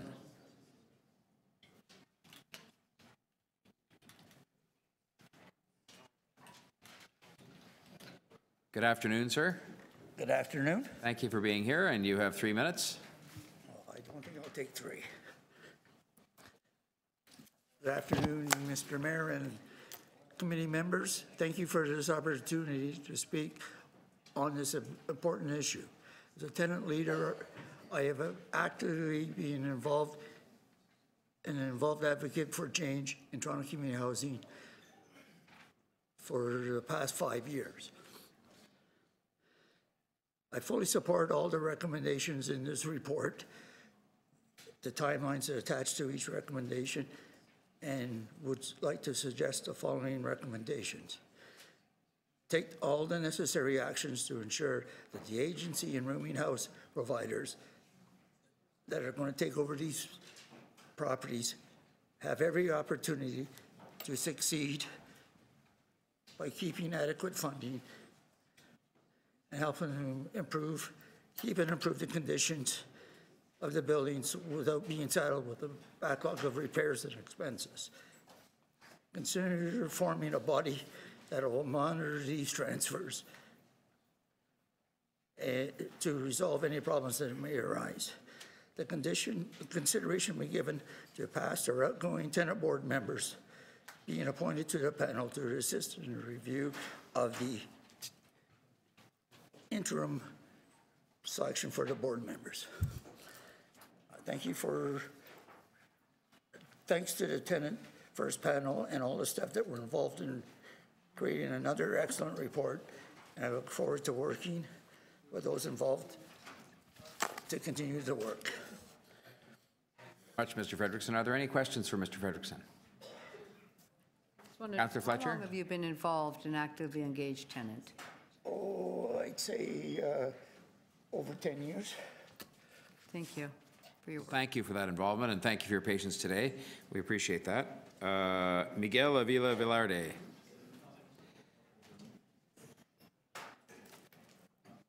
Welcome, Miguel. Upside down, there we go. Thank you. Hello, everybody. I'm not a tenant director. I've never been a tenant rep. I'm a tenant leader. So this is a new one for you guys, for your library. In view that you guys are opening opportunities to apply through the public city appointments, I made my application, made online, and successfully was accepted by the Public Appointments Committee. Hopefully they will have a look at my resume and give me a call if you are interested in joining the new interim process. And I come with an iPad, so it's okay. I don't need to return my iPad. So I'm going to give you what happened last December 11 at the TCSC board. I attended, and I noticed that one of the tenant directors was missing for almost 7 months. You see, this is one of the old policies of the shareholder agreement with the TCSC, and they come up with this amazing alternative. Look, if someone gets sick or is unable to continue, there should be a process where someone can jump in. And this didn't happen. The shareholder has been signed in 2013, and there hasn't been any new changes to the shareholder, how we want to manage our new portfolio with the tenant directors that we are planning to incorporate. See the yellow highlight, 2013. It only calls for 2 tenant reps, 2 tenant directors. This is absurd that no one will represent people with mental illnesses or addictions or have disabilities at the board. We have been always pushing for a diversity. Diversity is what makes this city stronger. So I will continue advocating for more opportunities for people with disabilities and mental illness or addictions. Here it says, here's one of the old qualifications and eligibilities. You don't have to be an employee of the City of Toronto or TCSC, but somehow what happened is that city employees, they take a leave of absence. They used to take a leave of absence and withdraw from their service as an employee of the city and run for the TCSC Board of Directors, which complicated things more. So I'm in support of the changes brought forward by the Tenant First project, but I want to see, there's 3 conditions I want to see happening. We need to revamp our tenant charter, which I was part of it, and Marcel already spoke on this matter. I want to see some changes that reflects the current proposals that will happen in the coming months. I want to support that the agencies that we are looking forward to undertake these properties have a strong desires to maintain the properties and keep the units, not to be sold, unless, of course, the property is beyond repair. So if anybody wants to inspect the properties, this agency needs to make sure that they meet their needs. I think you said you had 2 more, you had 3 points, so you better make the last 2 if you could quickly, because we've gone 25 seconds over already. Thank you. Ensure the support and services are provided in the new model, and the tenant participation is the utmost importance. And that's all I had to say. Miguel, thank you. Are there questions of the deputy? Thank you very much, as always, for your patience. Thank you, Mr. Mayor. Susan Gapka.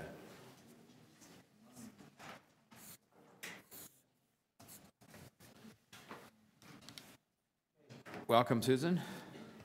We on? Nice Hi. to have you here. You are on, and you have your 3 minutes. What a day. 3 minutes, I forgot about that. I just want to commend Executive for earlier, and I'm looking at Councillor Bilo over there. I saw it on the webcam. I was a resident of 389 Church, and I couldn't come to the board meeting for TCHC when that proposal went forward. But just looking at the process now and how that went forward, and looking at the process that morning when I came, well, that night when I came home, found out there was going to be an event the next morning and my building. So I'm down there in a T-shirt and jeans and slippers, drinking my coffee, to find out the one-man board, without notice to any of the residents, was having a media event to sell off our building. Now let's just compare those two incidents. Fully a partnership, trying to work with tenants. Now I want to say one thing that I wasn't able to say had that been an agenda item, was that a number of tenants have been displaced from that and are unhappy. So we want to get people displaced as little as possible when we're moving them around. But just to say that we came up out of that, we organized, we created Tenants for Social Housing, we put tenants into the conversation. We had putting people first, the mayor's task force and the tenants first. So this is taking the political football out of our lives. Vulnerable tenants, mental health, addictions, disabilities, everything and everything. And we need your support. So I'm going to be supporting the recommendations of this proposal and moving forward, because the scattered homes have always been at risk. There's the clock. Okay, great. When we talked at communication meeting, I'm on the communication working group with the CEO, Kathy Milson. You know, there's still a lot of bumps, but I want to say we're making a lot of improvement. I've been here annoyed in the past, but I think we're doing better, and I don't want to jinx it. But but I want to mention there's a tenant refresh that was approved at committee, a co-chair, on what the tenant engagement system should look like, and that hasn't come back to the tenants. And there's a series of recommendations on how to improve tenant engagement at TCHC. So I'd like to know what staff is doing with that and when tenants will be engaged. But on the board representatives, and I'm running out of time, I'm going to support the process. Increase tenants on the board by at least 2. Increase opportunities for tenants to be on committees of the board, and increase and get the tenant engagement system going. I'm at time. If you have a question, I'd be delighted to speak more about it. But thank you for moving forward in a more stable governance movement forward and keeping tenants engaged along the way. Thank you, Ms. Gapkar. Are there questions of the deputy? Councillor Carroll. Hi, Susan. Yes. Susan, you said you want to know what the process is going to be for tenant engagement. I'm wondering if you wanted to comment on the last deputant said, why aren't tenants a part of designing that process? Rather than wait to have the process announced, why aren't they helping you design one that we know we will be able to respond to? You mean the tenant engagement for tenant reps? Yeah, if we're looking at a new way of designing the tenant rep system, why aren't you designing it? Well, we put forward about 100 recommendations in a report that was adopted unanimously at committee in July. And so that report needs to come back and be worked with and moving it forward. Staff were going to work out some timelines. It was supposed to come back in September. So yes, where is that report? It's online, and I wish I had time to bring it today. Thank you, Councillor Carroll. Other questions? Maybe I could just ask you a question if I could. There are instances, and I realize it may be seen as a second choice, but you know, nowadays, both in the private and the public sector, there is, you know, quite a bit of a strong collective view that you shouldn't get boards too big because they just don't function very well. So what's happened in some instances, mostly not in the private sector, is that they have had the concept of having representatives of stakeholders sometimes on committees, but not on the board, so that you don't get the board to be too big. And I realize you might say, well, make it 4, but keep the size of the board the same. And you know, that sort of presumes that none of the citizen appointees are ever going to represent anybody that has to do with tenants, which isn't necessarily a fair assumption. But would that be a step forward in your view if you had some people that sat on the committees that were, you know, in effect, I'll call them ex officio members of the committee, but they're there and they're perfectly, you know, entitled to take part in all the deliberations and get all the material. They're not excluded from anything, but they're there in that capacity and on the committees. Is that an idea that is? That's, I believe, what I recommended, but I was trying to zip through it in 3 minutes. But not only increasing in tenants on the board, because yes, you have to be careful, but also having voting membership by all the standing committees and all other mechanisms. Yes, we could do better at that. And so if that's your recommendation, I'm in agreement with that. At least we can sit on committees. That could be like board and training committees too. And that's a governance process that's worked well for me, and I think would work well for TCHC. Thank you very much. Are there any other further questions? Otherwise, I'll thank you very much, Susan, for being here as always, and Good luck. we'll move forward. Thank you very much. We'll see you in 6 months. Ann Woolger, from the founding director of Matthew House, is here. There you are. Thank you very much. Thank you. Welcome as always, and you have 3 minutes. Thank you so much. And I also just want to thank people for their support of this whole process. My name is Ann Woolger, and I'm the founder of Matthew House Toronto. We currently operate 4 homes in Toronto that shelter and assist newly arrived refugee claimants who would otherwise be homeless in the city. Since opening up our first home, which is owned by TCH, Scattered Homes, in 1998, we have welcomed over 1,500 refugees from 99 different nations. We have provided expert care and support for the unique needs of vulnerable refugee claimants, including many unaccompanied refugee teens.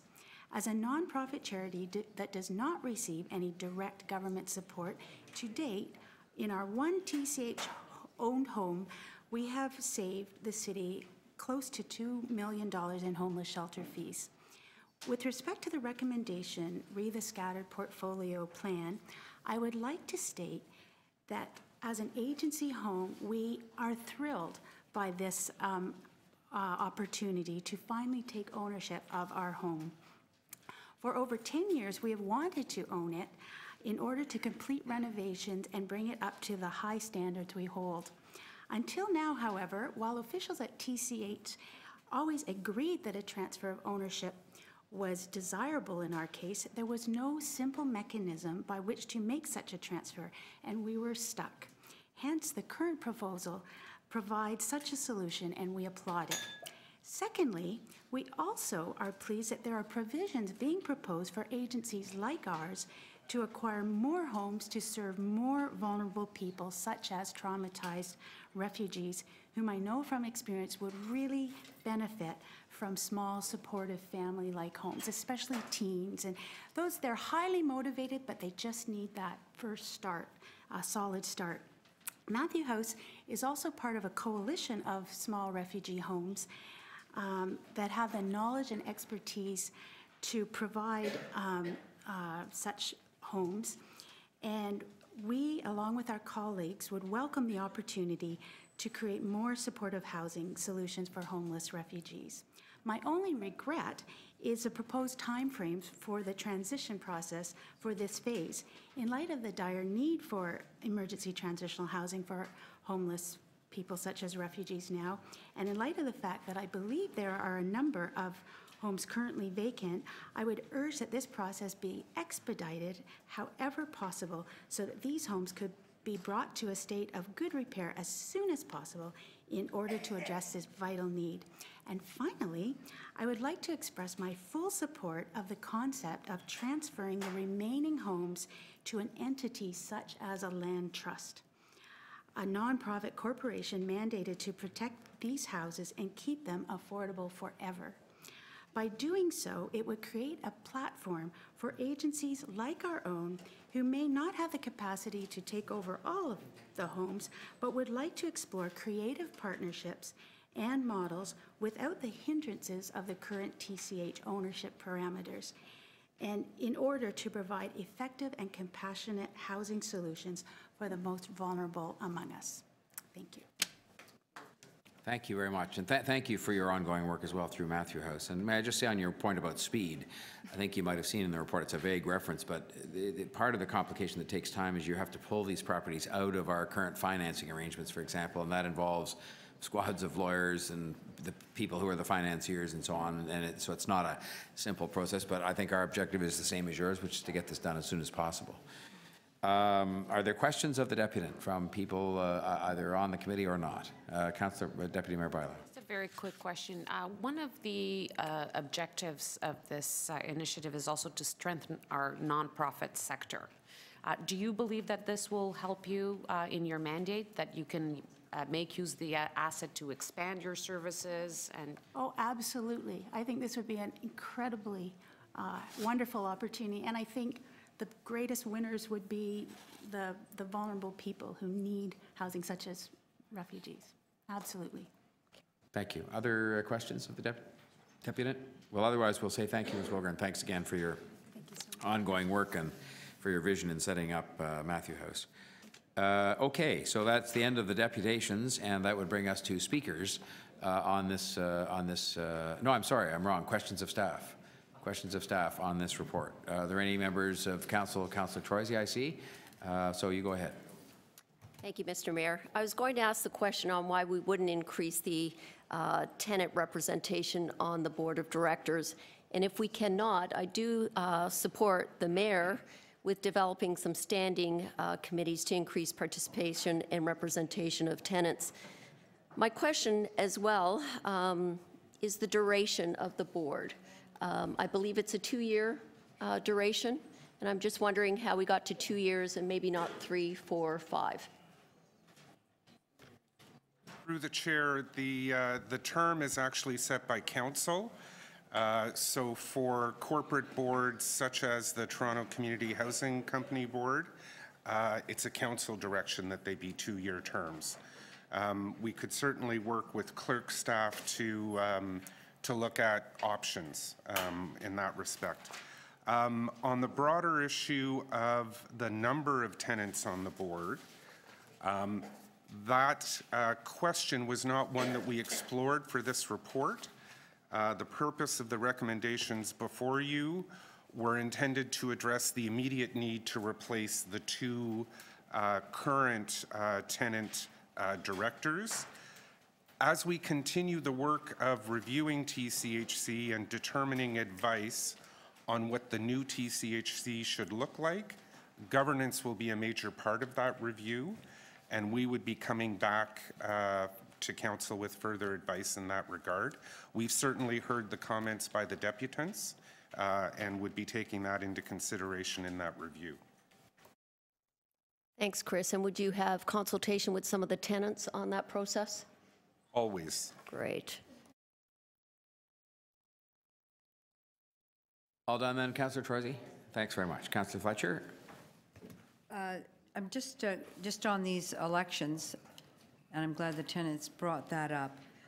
In developing the next steps and a broader approach, would you consider using your panel that's been so successful, or a model such as the panel that's been so successful in getting us to this juncture? To date, through the work of the Tenants First team, we have not looked deeply into the engagement processes within TCHC. We simply haven't gotten there in terms of the work plan. Based on the discussion this afternoon, yes, we would engage with TCHC staff and understand where they're headed with their engagement review. And I'm also speaking about our fantastic panel, our Tenants First panel. Is there a thought that they would remain in place? Again, through the mayor, I concur with your view of our tenants panel, and absolutely we would continue to work with them through this and any issue with respect to TCHC. So as far as the tenant directors, and I'm very glad Ms. Wilkinson corrected us because they are directors, the tenant directors are concerned, were you aware of the myriad of ways that tenant directors had been elected or somehow selected in the past, that there was no standard format by our corporation? We were certainly aware of some of the challenges in the past, and that was a major consideration in the advice before committee today, that working with our colleagues in clerks and the city manager's office, as well as the tenant advisory panel, this is the best interim solution to the appointment for the 2 tenant board members. We will continue the work to figure out what the best system is in the long term. And open to looking at the best system, again, commenting on the actual tenant elections or building representatives compared to the directors and overall tenant engagement. Perhaps it would be a good idea to have a review of that nature of the tenant engagement at Toronto Community Housing, what's been successful, not successful, and also the tenant elections, which have varied greatly in terms of numbers who have been engaged, elected, acclaimed over many years, and have a very robust city-endorsed process. Direction in that regard would be helpful. Thank you very much. Thanks, Councillor Fletcher. Any other members visiting with us today of council? Otherwise, can I just see a show of hands from the members of the committee who wish to speak? Just because I'm going to make a little list here for the deputy mayor who will sit in the chair while I make a phone call. Any members of the committee? Councillor Bailão? Deputy mayor? Okay. Anybody else? Councillor, well, oh, you are Councillor Fletcher. Okay. Let's make a note. But you're also wanting to ask questions, Councillor Bailão, of staff or not? No? Any questions of staff from any members of the committee? Okay, we're done with that then. We would move to speakers. I have Councillor Fletcher from the council, City Council. Who else? Anybody on TCHC? And then members of the committee? Okay, well, Councillor Bailão, Deputy Mayor Bailão will, okay. So Councillor Fletcher, your turn again to speak. Thank you. I'm just going to say what a fantastic job that has been done here. And like the tenants thank the mayor, I also want to thank you, Mr. Mayor, for insisting that we have a tenants first process, to the deputy city manager, Mr. Brillinger, and all of the staff that worked to make this happen, and to the fantastic tenant panel that this work rested on, their expertise. And I think today we really saw how great that expertise was. And I'd also just like to thank Ms. Wilkinson for her work at the board, many times as a tenant director, many times bringing up issues and asking support, and at times hardly anybody to second a motion, although I know that's not the case now. So she has worked very hard on behalf of tenants. I think this part of this process, and I know we have more, is very important. The issue of the single-family homes that was addressed here at times, and having it operated in a way that is smooth and good, and that sometimes it hasn't operated in that way, but the importance of 4 and 5 bedrooms for big, large families that we actually have in the city, and we need to be able to house them. And I think recognizing what the tenants told us today, the engagement part, their expertise was really brought to the fore in this process that we had today, and hasn't necessarily been brought to the fore in an organized way before. I remember years ago when there used to be, I'm not going to go into the past, I'm not going there. I'm just going to say this is a great model. I think we should continue it. I want to make sure that we have good tenant directors, and I also want to make sure that we have good tenant representatives in the buildings and are very supported by the corporation. And I will move a motion at council, actually, to do that, because I don't have the right one here today based on what I heard from the tenants and what I know about tenant elections. So I just want to thank everybody, and I also want to thank Councillor Bailão, who has quarterbacked a lot of this as a champion. And there are many champions in this story, and it's a great, good news story that I hope will move forward from today. Any other members who are not on the committee? Seeing none, I'll take it into committee. Members of the committee, Councillor Bailão. Yes, I would like to just place a motion that I usually place every time this report comes in here, and that is to, the same way that we have the conversations with the tenants, it's really important that we continue to have conversations with labor as well. I know that staff has been involving them in the process, that we have all the stakeholders involved, engaged. This is a transformational work that is being done. We're transforming the largest landlord in the city, the landlord that involves 110,000 residents of our city, so I think it is important. I would like to focus a little bit on the work that is being done with the scattered houses. We have three groups of scattered houses in here. One is the agencies, and we've had somebody making a deputation on the impact that this action can actually have on many of the agencies that use our homes. And by them having access to this asset, the opportunity to expand their services, to use that asset actually to expand the services. On the rooming houses, the importance to maintain rooming houses in our city is crucial, more than ever. We have to do it not only with our own stock, but across the city. But that's another issue. We'll deal with it at another time. But we know the good work that we can do with some of these rooming houses by the example that we have right here in front of us with 389 Church Street. So it is important that we continue to make that kind of investment. And the third group, it's all the scattered homes, where according to when we did put People First report, there's about 2,000 people that live in those homes. And those homes are about 800 houses, close to 1,000 units that we have in there. And part of the Tenants First wanted to get a few things done. Service better our tenants. We know that having a more dedicated service to the scattered homes will result in better services for these tenants as well. We know that with this process, we wanted to strengthen our nonprofit sector. We know that right now in the City of Toronto, you have TCHC that owns and operates 58,000 units, and then you have another 200 housing providers, which the largest one has about 800 units.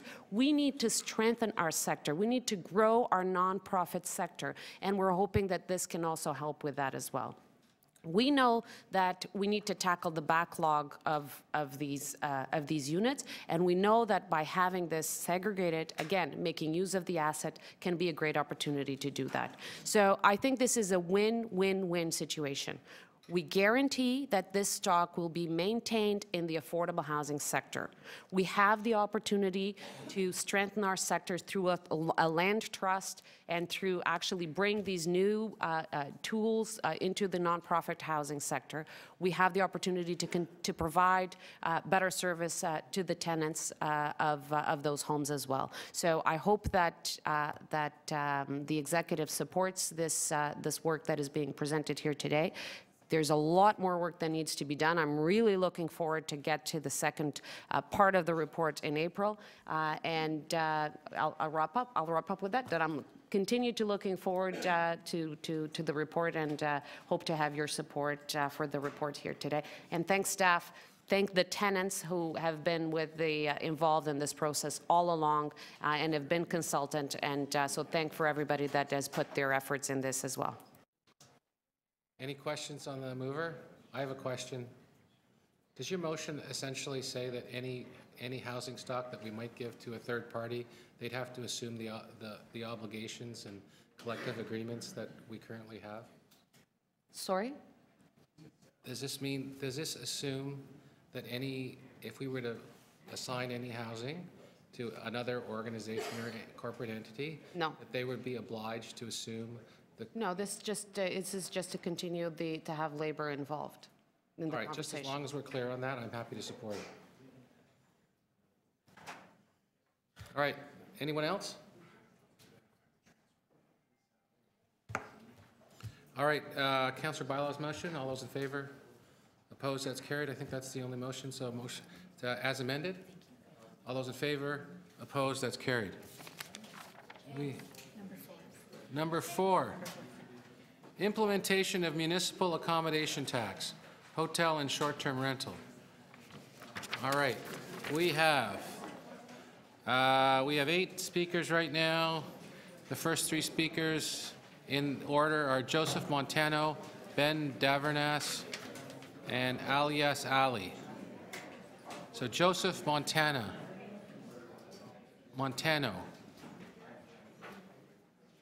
Welcome.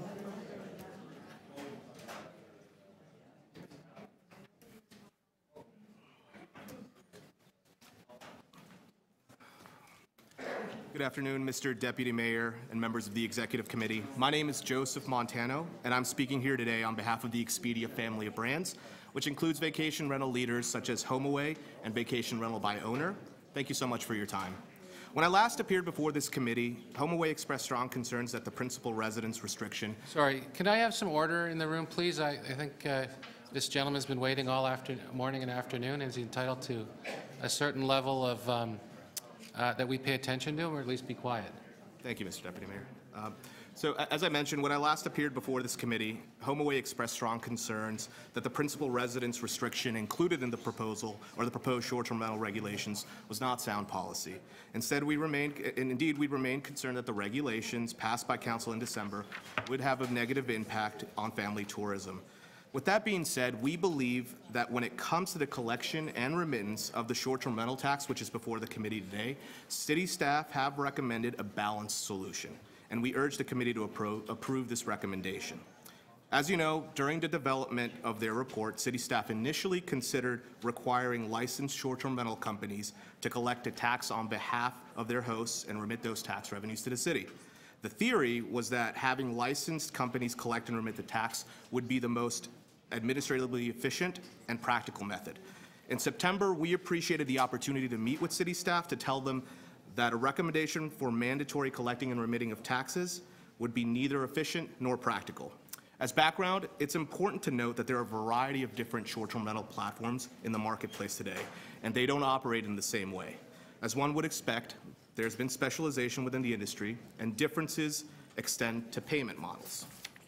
HomeAway, for example, charges a subscription fee to many homeowners and is otherwise uninvolved in the transaction between homeowners and travelers. In other words, payment is made directly from the traveler to the homeowner.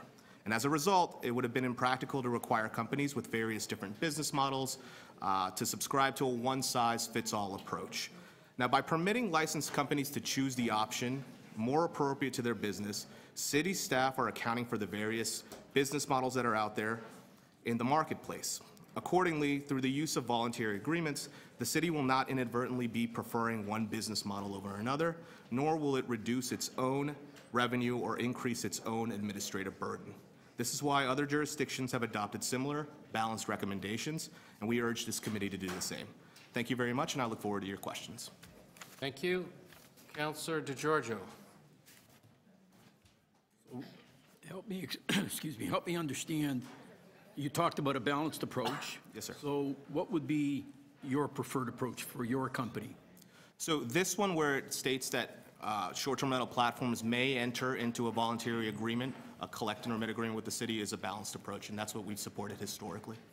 Okay, but with respect to your company, what might be your preferred approach? This would be our preferred approach. Yours would be that you would collect.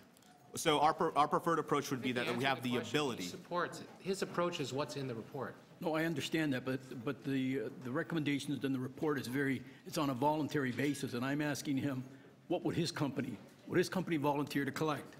Oh, so you're asking if our platform will be volunteering to collect. Well, unfortunately, that's the devil's in the details, as you know. So it would depend on what the agreement would look like. It'd depend on what our business model is, if we're able to do such a thing. Ultimately, we want the city to receive its fair share of tax revenue, Understood. and I think that the homeowner should ultimately have the responsibility of paying that forward. Now, if a platform, because there are many out there that can't collect and remit, that they just simply don't collect and remit the taxes, but if a platform is willing to come to the city and have that agreement, I think that's fair to open that door for discussion. But what I'm asking you is, what size platform would be electing to collect on behalf of the city, so that it would basically absorb some of the city costs?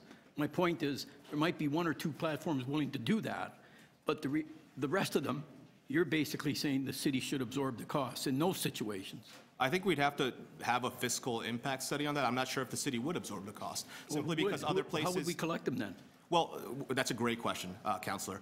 What happened in Berkshire, Colorado, and what's currently happened in the Boston City Council proposal from Boston, Massachusetts, does just this. It allows companies to voluntarily enter into a collect and remit agreement. The reason why it works is because an education campaign was launched in, let's say, Berkshire, Colorado. Very nice ski town, ski resort. They audited themselves after they had this voluntary collect and remit, and they essentially said the responsibility is mainly on the homeowner. They audited themselves after a year, I believe, of doing that, and they found that 98 to 99% of the short-term rentals that were there, that were registered, were compliant with paying their taxes. Are you involved in other cities? We're involved in various different countries and cities all across the world. In any of those countries, are you collecting? Yes, sir. Okay, so what? Oh, countries I'm not sure about, but cities I can. What incentive is there for companies to collect on behalf of the city, since it's a voluntary thing? Because I'm looking at it from the city's point of view. Great and question. I want to have as many of them as possible collect on our behalf. That's a great question. I think it makes it easier for the consumer. I mean, if you have two different companies and one's willing to do that, we should look at this as a service to the consumer. If you have two different companies who are operating in the short-term rental market, one is saving you the headache of having to analyze how much tax goes back to the city and the other isn't, that's a competitive edge that that city has, that platform has. My last question. Can you give us some idea as to what the city should do with respect to allowing people to not collect? I.e., when should the city say, you know what, we're not going to ask you to collect on our behalf? What kind of a company would we not bother to enter into an agreement with? I think that's best left for the city council to decide, unfortunately. Well, it's very loose-ended. Thank you. Thank you, sir. Great. Thank you.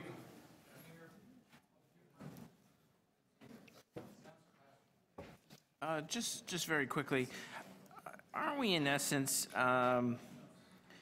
funding the advertising and marketing budgets of multinational corporations?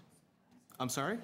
Aren't we in essence by I guess, generating a hospitality tax or an accommodation tax and then giving it back to the industry, we're subsidizing multinational corporations? I'm not entirely sure that's what this proposal does, so I can't speak to that. I'm sorry. Are we promoting the tourist industry? Yeah, we're not, this isn't to be used to promote the tourist industry? Well, I'm sorry, I don't understand the question, sir.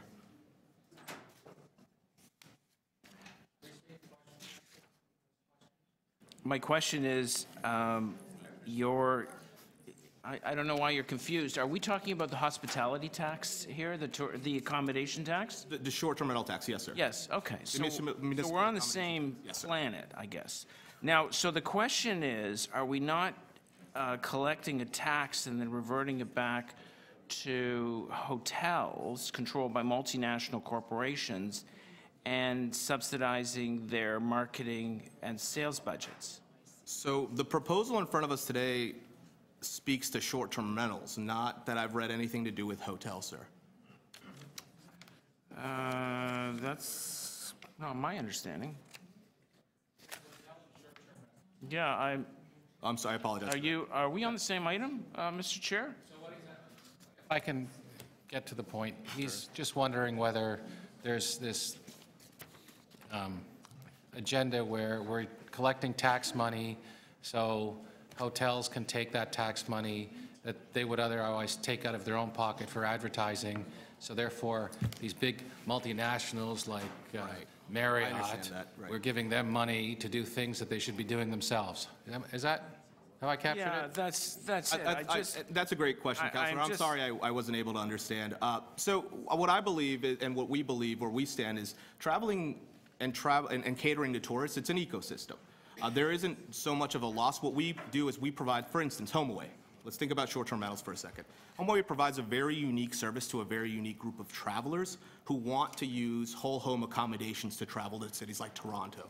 And if they weren't to have that option, they wouldn't be here. And if they weren't, if the taxes were a little bit too burdensome, they may not travel here. So I think it is an ecosystem in that it's a symbiotic relationship between the government, hotels, corporations. I think we all help each other out because we ultimately advertise Toronto as a place to be. And that's why tourists pick Expedia to travel. All right, that was your last question, Councillor? That was my only question. restated many times. Thank you very much. Thank you, sir. Thank you, Councillor. Ben DeVernus. Is Ben here? No? Yes? Great. Thanks for coming.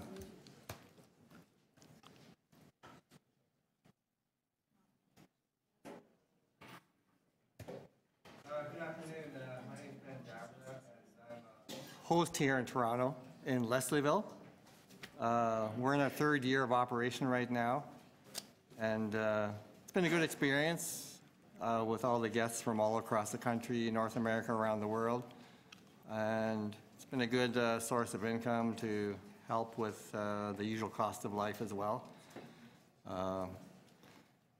Now, I guess the issue that's on the table right now is this tax that's being proposed for the short-term industry, set at 4%. Seems like a reasonable rate because apparently it's the same as the hotels are paying. So that seems to be a fair proposal for essentially the accommodation industry all around, no matter how big and small you are. So I would certainly recommend that the executive and ultimately city council leave it at that and not get the temptation to maybe increase it for whatever reason, or let any, how shall I say, interested parties try and push to do that. Because the prime directive here that should be, the big picture here should be remembered is that short-term rental has increased the tourist business in Toronto. I mean, one can argue about the numbers, it's this much or that much, but I think everyone anywhere can agree that it's been good for the tourism industry and good for the city overall. So I think, as I said, 4% is, I think, a good rate. The city gets their tax money to do whatever, and essentially everyone's happy on that. So great. I'll leave it Thank at you that. very much. Any questions of the deputy? Thank you, sir. Thanks. Good words. I don't know if there's ever been a tax that has been introduced that hasn't been increased, but I like your, I like your direction. Thank you. Remember, income tax was only supposed to be temporary.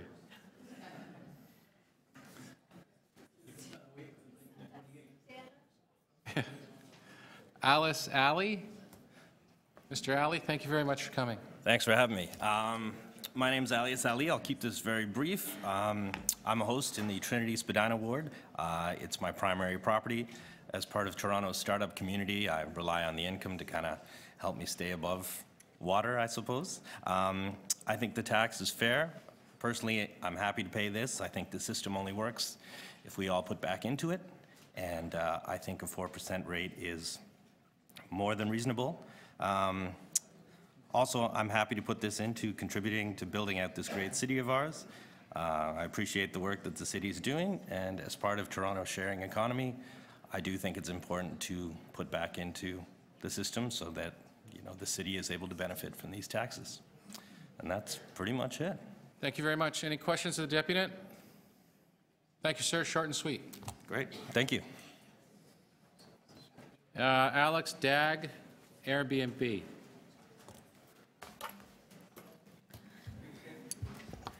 Thank you for your time today. I've had the opportunity to speak before many of you over the past year, and I'd like to continue to recognize City of Toronto staff for their hard work and for their careful consideration and extensive consultation in developing Toronto's regulations for short-term rentals. The rules that were passed in December are tough, but they embrace responsible home sharing by permitting hosts to share their principal residence, no matter where they live in the city. Airbnb also supports municipal finance staff's recommendation for a new hotel and short-term accommodation tax. It will levy a consistent rate on all types of accommodations in the City of Toronto, whether it is a hotel, a bed and breakfast, or a host in her primary residence who shares all or part of her home. A consistent tax rate demonstrates that the city is embracing the contribution of home sharing and its impact on Toronto's tourism sector without discriminating against guests who choose to stay in someone's home. In 2016, Airbnb guests alone spent $417 million in local neighborhoods across Toronto. And last year in 2017, there were over 700,000 inbound guest arrivals to Toronto on our platform with an average length of stay of 4 nights. I think David Ryder said it well in today's Toronto Star. There's no end in sight for tourist love affair with Toronto. Guests on our platform have stayed with passionate, responsible hosts in every corner of this city. The introduction of a consistent and reasonable municipal accommodation tax provides the balance necessary to ensure that Toronto continues to see the impressive growth in visitors.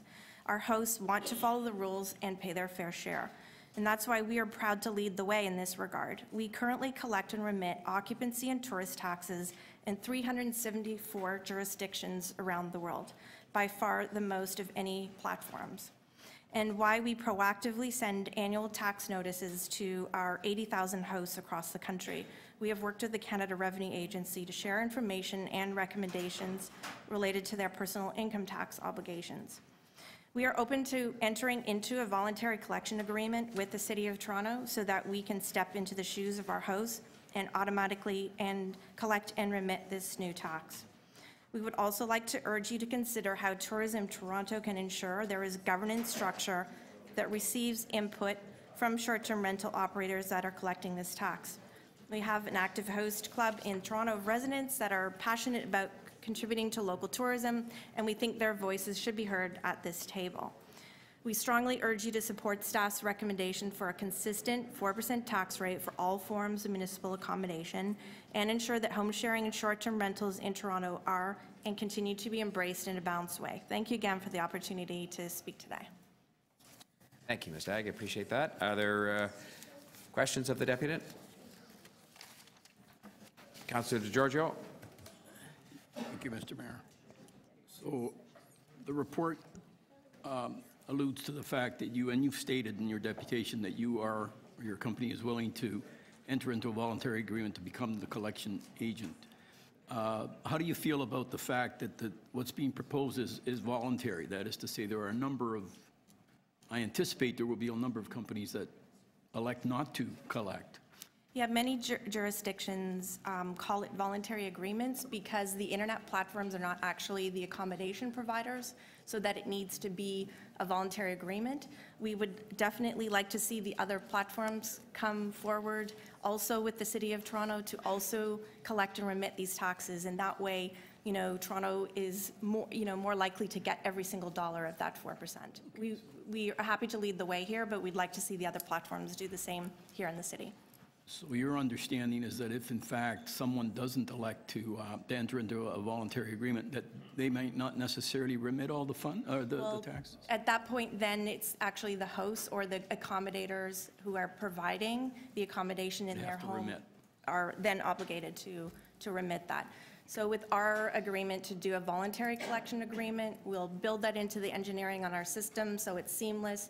The tax just goes onto the checkout line, and then we collect and remit to the city on bulk for our share of the tax contribution. Does that give you a competitive advantage? Your willingness to do that? Again, we think we should lead the way in this. We believe that we should pay our fair share of accommodation taxes. We would like to not be the only internet platform doing that here in the City of Toronto, but we'll try to be the first to do an agreement here. All right, thank you. Thank you, Councillor DiGiorgio. Are there other questions of Ms. Dagg? Going once, going twice? Okay, thanks very much. Appreciate your deputation today. Sue Colley. Ms. Colley, how are you? You have 3 minutes. Thank you very much for coming. I also am a host of an Airbnb host, actually, in the City of Toronto. And I think the first thing I would like to talk about is the need for the city to have a very clear conception of what they think about short-term rentals. And I think from that conception flows the consideration of the right things to do about regulation, about taxation, and about ongoing structures. Now that the city has, in my view, dispensed with the negative aspects of short-term rentals, by banning those who've acquired apartments to rent only for the sole purposes of renting them on a short-term basis. I think we're left with those like myself who own homes and who choose to rent, either partially or wholly, from time to time. I believe it's now time for the city to change this negative attitude that I've experienced over the last year at least. I felt degraded and a bit dirty about being a host, actually. And I think it's now time for the city to change this attitude and even embrace the positive aspects of this kind of short-term rentals as a legitimate option for visitors to Toronto. And I know that you've heard from many deputants over the last year about the positive attributes of their Airbnb experiences, and I could add to these in spades, but I don't really have much time here. I would just say that I'm the owner of a beautiful large house in Little Italy, and that after working in marginal occupations for 50 years, I am now trying to enjoy travel in my retirement. And to do that, because I didn't get a pension through these marginal non-profit jobs, I am now, I'm now using Airbnb short-term rentals as a source for my pension. My daughter acts as a wonderful co-host and looks after all our guests with great attention. She's really an ambassador in this city, for our wonderful city, and should be recognized and appreciated as such, not denigrated, as I think has happened to many of us. Accolades are entirely due to her for the great reviews that commend her kindness, friendliness, helpfulness, attention to detail, and above all, for making their experience in Toronto so fantastic. That is what guests take away and communicate to their friends around the world, and that's what brings them to Toronto, amongst other things, of course. Once that we have really adopted and embraced a positive perspective, then the actions necessary become much clearer. I am a person that agrees with paying taxes, and I think the proposal for a 4% tax is definitely reasonable. And I'm happy to participate in paying it. Ask you to reach the conclusion, and then there may be a question, but I'll have to ask you to wrap up shortly. Okay. I think it's. I think that one of the aspects of Airbnb, or our short-term rentals, that's really important, is the economic drivers that it creates in neighbourhoods. So that in my neighbourhood, I mean, there are restaurants, cafes, sports facilities, massage parlours, all of these small businesses that are definitely deriving benefit from our short-term rentals. And finally, I think that the city is lucky to have a platform like Airbnb who's willing to actually participate in cooperating on the, with all aspects, whether it's regulation, tax collection, and even policing Airbnb. I think the city is really lucky to have that, and I support this proposal and hope that we will definitely keep within this sensible tax framework, because I think what we don't want to see is the emergence of an underground platform that actually completely dispels. On that note, I will thank you. Are there any questions of the deputant? I see none. May I just say to you, as I thank you for your deputation, that I think the attitude here has been just to create a sort of fair and reasonable arrangement that everybody participates in, and I don't think anybody sees it the way that you perhaps perceived that it was seen. Not here. I think it's one of those things. There are many issues that come in front of us, and we have to find fair and balanced ways to deal with them. But I think that's the way we look at it, as opposed to anything else. So, but I do appreciate your comments today. Thank you. Thank you Very much. Paul Nezositko. I may have pronounced that incorrectly, but Nezositko. Paul Nezositko. If I pronounced it very badly, I apologize, but maybe not here. Okay. Thorben Wieditz. Sorry if I mispronounced that, sir. Are you Thorben? Yeah, I'm Thorben Wieditz. Wieditz, I'm sorry. There you are. Welcome. Thank you for your attention. I'm a spokesperson for Airbnb, which is an advocacy group that represents tenants, residents associations, condo owners, workers in the hospitality industry, and we've been involved in this process since early 2016, and I want to thank staff and councillors that have been active on this file and over the course of the 1.5 years. I think we arrived at a fair set of rules and regulations for short-term rental companies in the city. As Fairbnb, we have never taken a position on the tax piece. We said, you know, if the city goes ahead and taxes hotels, you know, that's fine. But if the city does that, we want to include short-term rental companies and operators.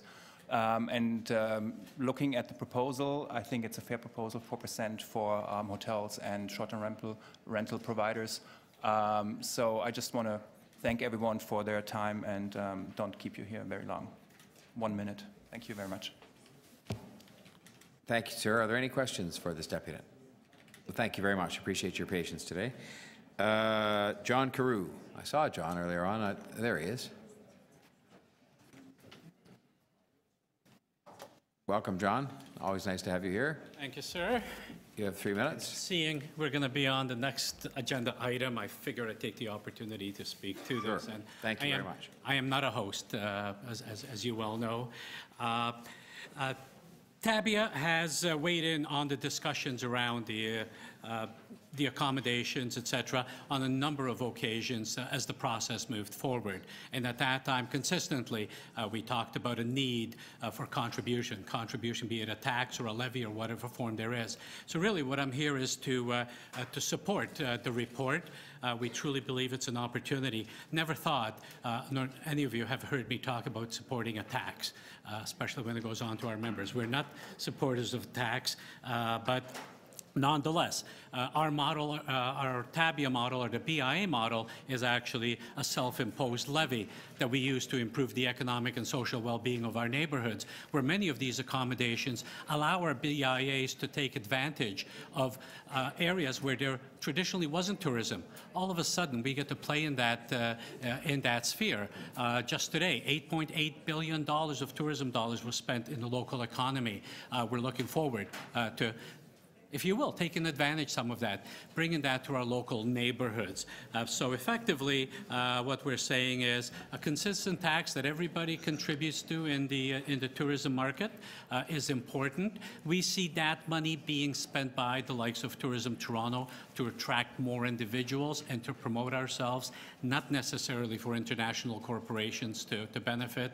With the rising tide in tourism that we've seen, all boats rise, and we've seen that across our neighborhoods. So really, the proposed 4% tax is moderate, equitable way to support enhancing the visitor experience, marketing activities across the city, and ultimately, it is truly a tax that is going to be paid by the visitor to help promote additional visitors. So good work to staff on the report.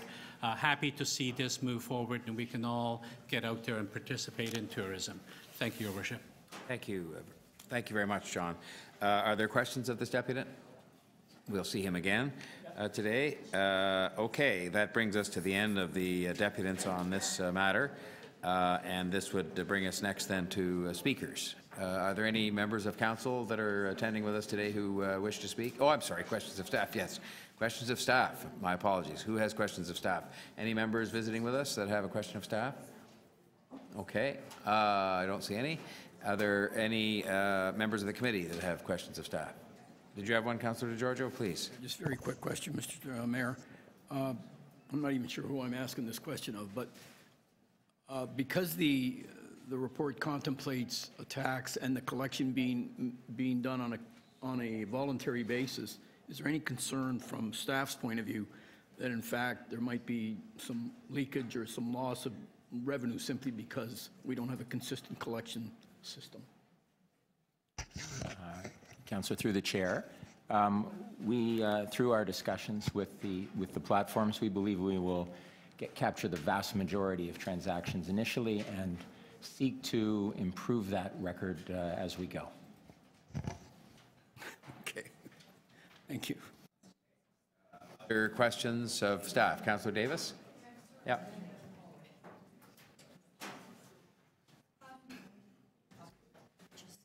Thank you, Mr. Mayor. To the staff, I was curious about the decision to ask the hotel industry or the hotel association to actually do the collections. It seems to me there's almost an inherent conflict there.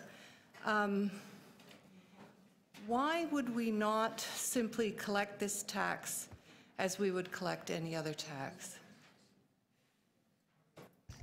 Through the chair, the staff team that reviewed this certainly considered all options in terms of collection. It was considered appropriate and our best option, at least through the transition period, to use the experience and knowledge of the Greater Toronto Hotel Association, which has been collecting the destination marketing program fee for the past number of years, and to use that to ease the transition and, frankly, be more nimble in terms of implementation dates.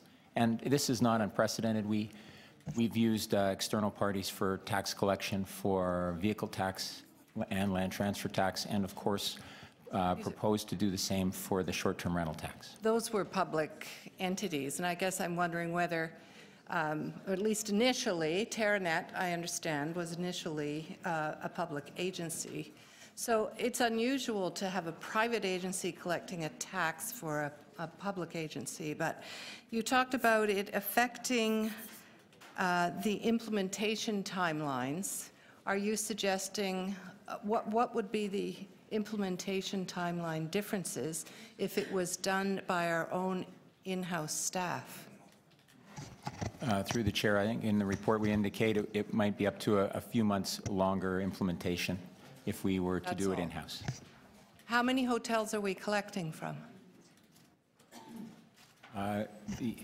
The tax would apply to approximately 200 motels and about 1,600 condo hotel units. I'm not talking about the short-term rentals, I'm talking about hotels.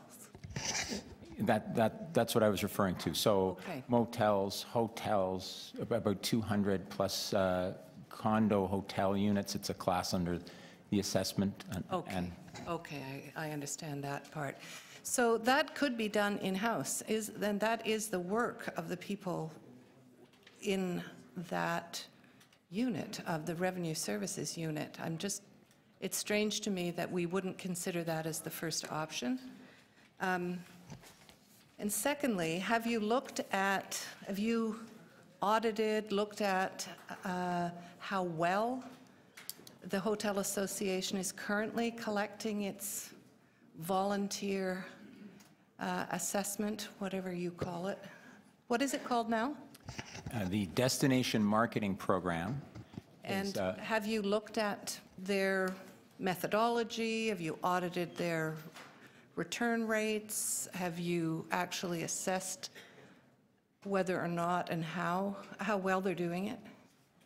Staff have had numerous meetings with the GTHA that administers the DMP, and I think we're confident that they are well positioned to administer this. Have you seen records?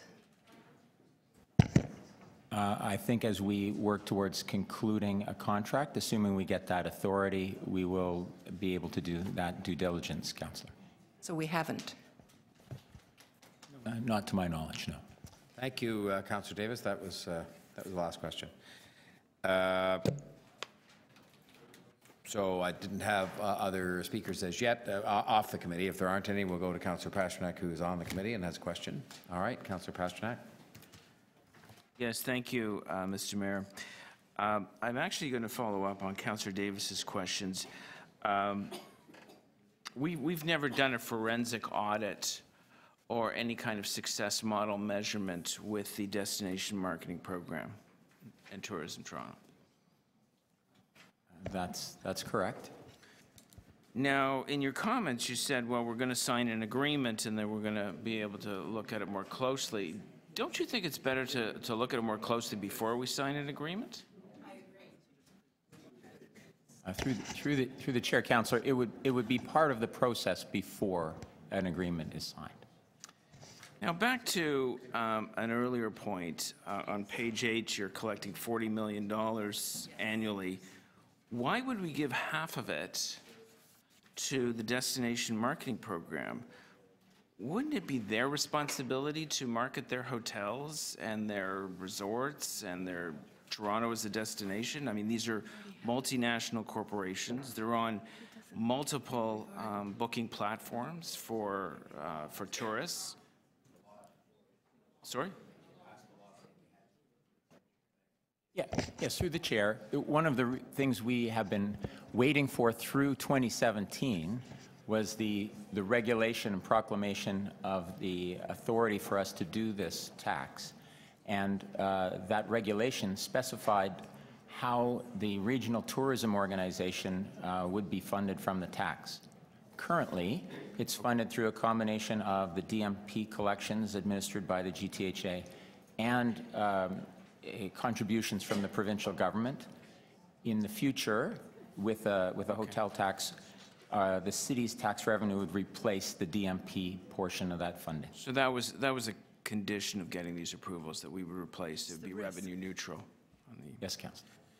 And the province continues to give $10 million annual grant to the regional tourism organization. Is that, are we assured that that's going to continue, or is that part of this? We believe that will continue, yes. Okay, thank you. That's a very interesting point, though, because we are mandated to give the 18 and they're not mandated to give the 10. Interesting point. Other people that wish to ask questions of staff? I'm sorry, ma'am. There's a time for deputations is over, and so I'm sorry. So, yeah, if you want to speak on the next item, if you're registered, but we closed off the speakers list at 10:30 this morning. So, and we're delighted to have you here, but the speaker's time is over on this item. It's over. No, we can't ask questions either. I'm sorry. We have a time for that, and it's past now. Unfortunately, I'm sorry. Okay, so any other questions of staff by anybody on this? Okay, then we could move to speakers, and I'm happy to take a speakers list. Are there people from the City Council wishing to speak? Councillor Davis, do you want to speak? Well, just briefly, I'm just not convinced we aren't taking on risk. I'm not convinced that we shouldn't be taking on full responsibility for the administration and collection of the hotel tax. It's a mandatory tax now. Presumably, there will be some issues around those collections, and we will need to be able to have the, I think, the structure and authority to be able to ensure those are collected. The second concern I have is that while we may have a high degree of trust and a good working relationship with the GTHA, we have not done our due diligence, I believe, to determine how effectively they have done their collections of the voluntary fee to date, and whether or not they have the actual capacity to deliver. And I'm not saying necessarily they don't. But I think that work has to be done first. And if all of that is in order to save 2 months of implementation time, then, you know, I think we really have to question whether or not that is sufficient or strong enough reason to contribute to outsourcing what is essentially a public work that is traditionally the work of government and the work of our Revenue Services Department. So we're introducing a brand new tax. I think we should have full authority and control over its implementation. And I just think we haven't necessarily thought through or defended adequately why we would give it to an organization which frankly has dual roles. They're an advocacy organization. They are a lobby group. They often come down and lobby us on lots of things. And I think collecting our tax as well as lobbying us seems like an odd suite of roles. And I'm just not convinced this is the appropriate way to do this tax collection. Mr. Mayor, I don't know whether between now and council I can get a better understanding, but I will be following up with staff to get more information. Thank you. Thanks, Councillor Davis. Are there other members wishing to speak? Other members visiting today? Other members of the committee wishing to speak? I want to just say a word on that. Deputy Mayor? I'm supporting this. I don't think there's any sinister plot for multinationals to make money off the City of Toronto. God knows we don't have any. We've been hearing this for quite some time, that they need money to market, and one hotel or 10 hotels, if you get all this money together, can have a lot more bandwidth advertising for the City of Toronto than just one hotel. Makes sense to me. Seems pretty obvious. The industry's been asking for this. So I think it's a reasonable thing to do. We're doing quite well in tourism right now. Doesn't mean we'll do very well next year. And you know, just because we're doing well doesn't mean we can't do even better. Seems to be a reasonable thing to do, and it's a tax on the people that use these hotel rooms. That seems appropriate. So I think it's a positive step. Thanks, Deputy Mayor. Are there other, Councillor Pasternak? I'll just be very brief. I don't often agree with Councillor Davis, and I don't exactly agree with everything she said, but I consider this a bit bizarre. Here we are implementing a new revenue tool, a tax based on our traffic, I guess our tourism traffic, either in short-term or hotel rentals, and we have to revert half of it to an association that I am sure they're doing fine work. We've never audited. We trust them to spend our money wisely. But they're also run by multinational corporations. Do we take the taxes off our beer and alcohol revenue and revert half of it to the foreign-owned monopolies that run the beer store or who sell to the LCBO? Of course we don't. So this strikes me as just a very odd situation, and I'm not going to move any motions now because it's coming to council. But clearly we need a better roadmap and better accountability to make this work. I see all kinds of problems going forward for collection, implementation, accountability, governance. I just think it's a mess unless we can really stay on top of it in a prudent way. Thank you, Councillor Pasternak. Councillor DiGiorgio. Very quickly, Mr. Mayor, I will be supporting the recommendations. I share the sentiments of our Deputy Mayor.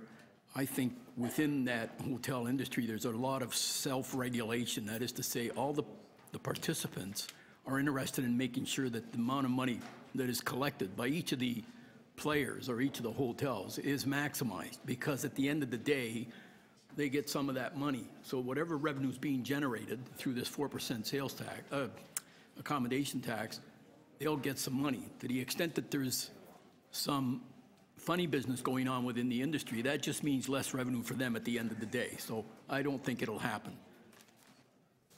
Thank you. Thanks, Councillor DiGiorgio. Any other speakers? Councillor Thompson.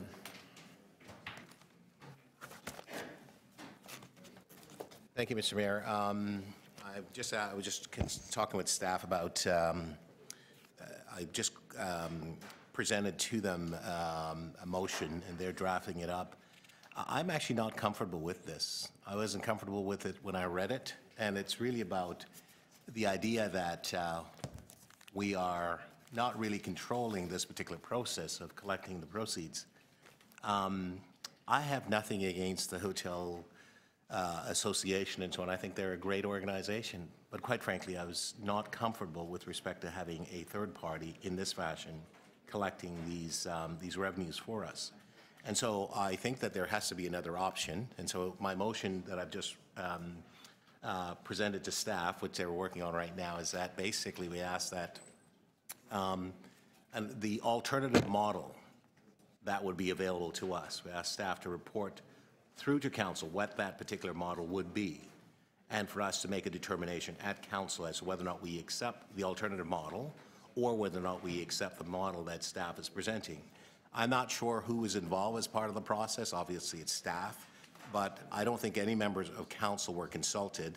I know that when we first talked about this particular issue, there were concerns from the Hotel Association about even being taxed, and there were concern about, you know, the new platforms are being taxed and so on. There was concerns about that. Now there's an opportunity here for us as a city to generate some revenues to utilize as part of our process. I'm uncomfortable with respect to what is contained in the reports, and I've gone through them. I've highlighted areas of my uncomfortableness. I had not chatted with staff, but I was still trying to sort of just come to terms with this notion that another party was going to be providing this engagement of collecting revenues for us in this particular fashion. I wouldn't want to do it in any other way, and I'm not sure why we would accept it this way. So there has to be a plan B. I'd like to see what the plan B is from staff in terms of how we would collect these particular revenues, and I'd like to see that before I actually vote on this particular matter. So I think it's appropriate for it to come to council, and at that time we can actually make a decision whether or not we accept what is here being proposed, or whether or not the other option, it provides us with a better sense of utility and a level of satisfaction that I and perhaps others would be very comfortable with. Thanks, Councillor Thompson. And there's the motion there. So we'll see that come back if that passes. Are there other people wishing to speak? Any questions of the mover, by the way? We didn't if there were any. Okay, well, maybe I'll just say a word if I could. First of all, I support, and it was me, I guess, that initiated the contact with the Premier to ask the provincial government to give us permission to do this. And that's because I believed it was actually important as a point of principle as much as anything else that all hotels, all hosts, all visitors, all guests should all, in an equitable manner, make a modest contribution, a very modest contribution towards the cost of maintaining the very viable, lively, dynamic, livable city that they visit. And I think those visitor numbers this morning were spectacular, and we want to keep that, obviously want to keep that going. I'd just like to remind members of the history of this, and I wasn't here for the history, but the history, as I understand it in very simplified form, was that we used to, and this really addresses the points that Councillor Pasternak was making, we used to write a check to Tourism Toronto, and Tourism Toronto is not some association that sort of was, you know, created in a mysterious meeting at night of the hotel people. It's an organization that's existed for a long time. I think it's had various names over time, the Convention and Visitors Bureau and whatnot, but they have been entrusted by us, I suppose even in a more close relationship. At the time we were direct funders of them, and they then came up with the idea with the Hotel Association, which are, I guess, their driving force, to have this voluntary charge. And the good news for the city at the time was that it took the responsibility for this funding check off our shoulders and instead had them funded to the tune of about $18 million. And I think what happened, to be frank, was in the process of all the discussions that I had on our behalf after we got council approval for the idea of a tax like this, was that they went and said, well, we're very worried the city will take in the money and shortchange us and we'll not be able to do the work we have to do. And by the way, they do work not just for the city of Toronto, but also for the region. And they get some money from the city of Mississauga and so forth. And so this requirement was placed on us of saying we had to give the first 18 million, as it were, out of an anticipated proceeds of 40 million to Tourism Toronto to carry on with their work. And you know, I've often wondered sometimes exactly all the things they do with the money, and I've never sort of seen, and I don't know that I don't think we have a seat on. Maybe Mr. Williams, I think, sits on the board. He does. No, we have no seat on the board, which I've raised before as a bit curious. But having said all that, there's a relationship, I think, of trust and experience there with them on their money. The Hotel Association, I will only say this, I'm quite happy to see the alternative put in front of the council so we can see what that was. I'm willing to wager that whatever model is put in front of us will, first of all, be a lot more expensive in terms of the additional staff that may be required in the Revenue Services Department to handle this, and that I think through, and we'll have a chance to discuss this at Council, but I think through a combination of audits that we could have done to make sure that everybody's doing what they're supposed to be doing, this will be a relatively inexpensive way based on the numbers in the report that say I think we're paying them, is it $300,000 or something to do this. And that, I think, will be well short of what it's going to cost us on the alternate model, but we'll see when that comes back. I think the notion out there of it being sort of some kind of an incredibly unheard of idea that the private sector, whether it's convenience stores or people would collect a government tax, is not so unusual. I mean, it happens all over the place. They collect it and put it together and remit it. And I think so that happens all the time. You know, it happens with all the HST, for that matter, that's collected by private people and remitted to the government, and there's ways to check on that to make sure people are remitting as they should. So I think the real bottom line for me, though, is we'll see what comes back. I'm not averse to having that information put in front of us. It should be, I guess. There is due diligence, and I think our staff said before they signed an agreement there would be due diligence done. But I think the real bottom line here is I think this is a big step forward in terms of having a more equitable kind of charge than the previous voluntary levy. Everybody will be involved, and I think it will, net of the Tourism Toronto charge, represent something that will give us some help that we need in funding the needs of the city in terms of the net, I'll call it the excess revenue over the Tourism Toronto charge that we'll receive, assuming things continue to go well. So I think on that note, did we just have the one motion then besides the item itself? Okay, so we'll call first then for the question on the motion moved by Councillor Thompson. Everybody's had a chance to have a look at that. All in favor? Opposed? Carried. So that'll be a report back to the council meeting that we're having next week. And then we'd have the motion as item as amended, and I'll ask all those in favor. Opposed? Carried. Thank you very much. So, 30.5? Yeah. So now we go to 30.5, which was tax policy tools to support businesses. And again, we have 6 deputants on that.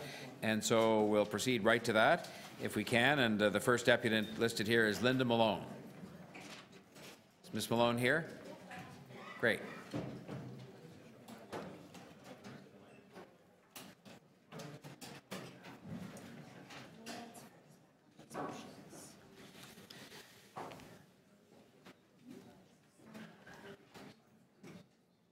Thank you for being here. Thank you for your patience. It's difficult for us to know what time these items are going to come on because it depends on how long other people ask questions and whatnot. So we thank you for your patience. So over to you, ma'am. 3 minutes.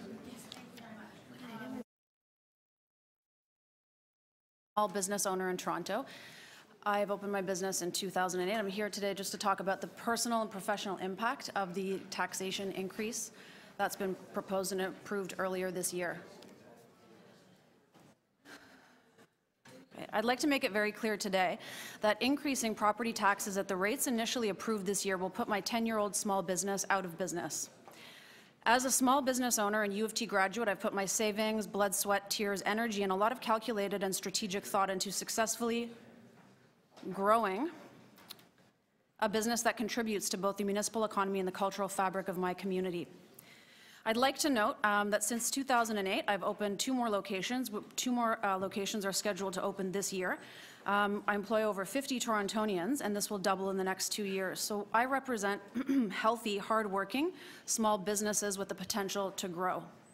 If my business was forced to incur the sharp increase in fixed costs due to these taxation rates that are in fact based on speculation and not actual density and actual market size, in conjunction with the increase these next years we incur to our payroll costs, the financial incentive to remain in business would be eliminated and we would likely go out of business and close. I love this city, and I speak for all small business owners who would agree that we get to live and do business in the best city and country in the world.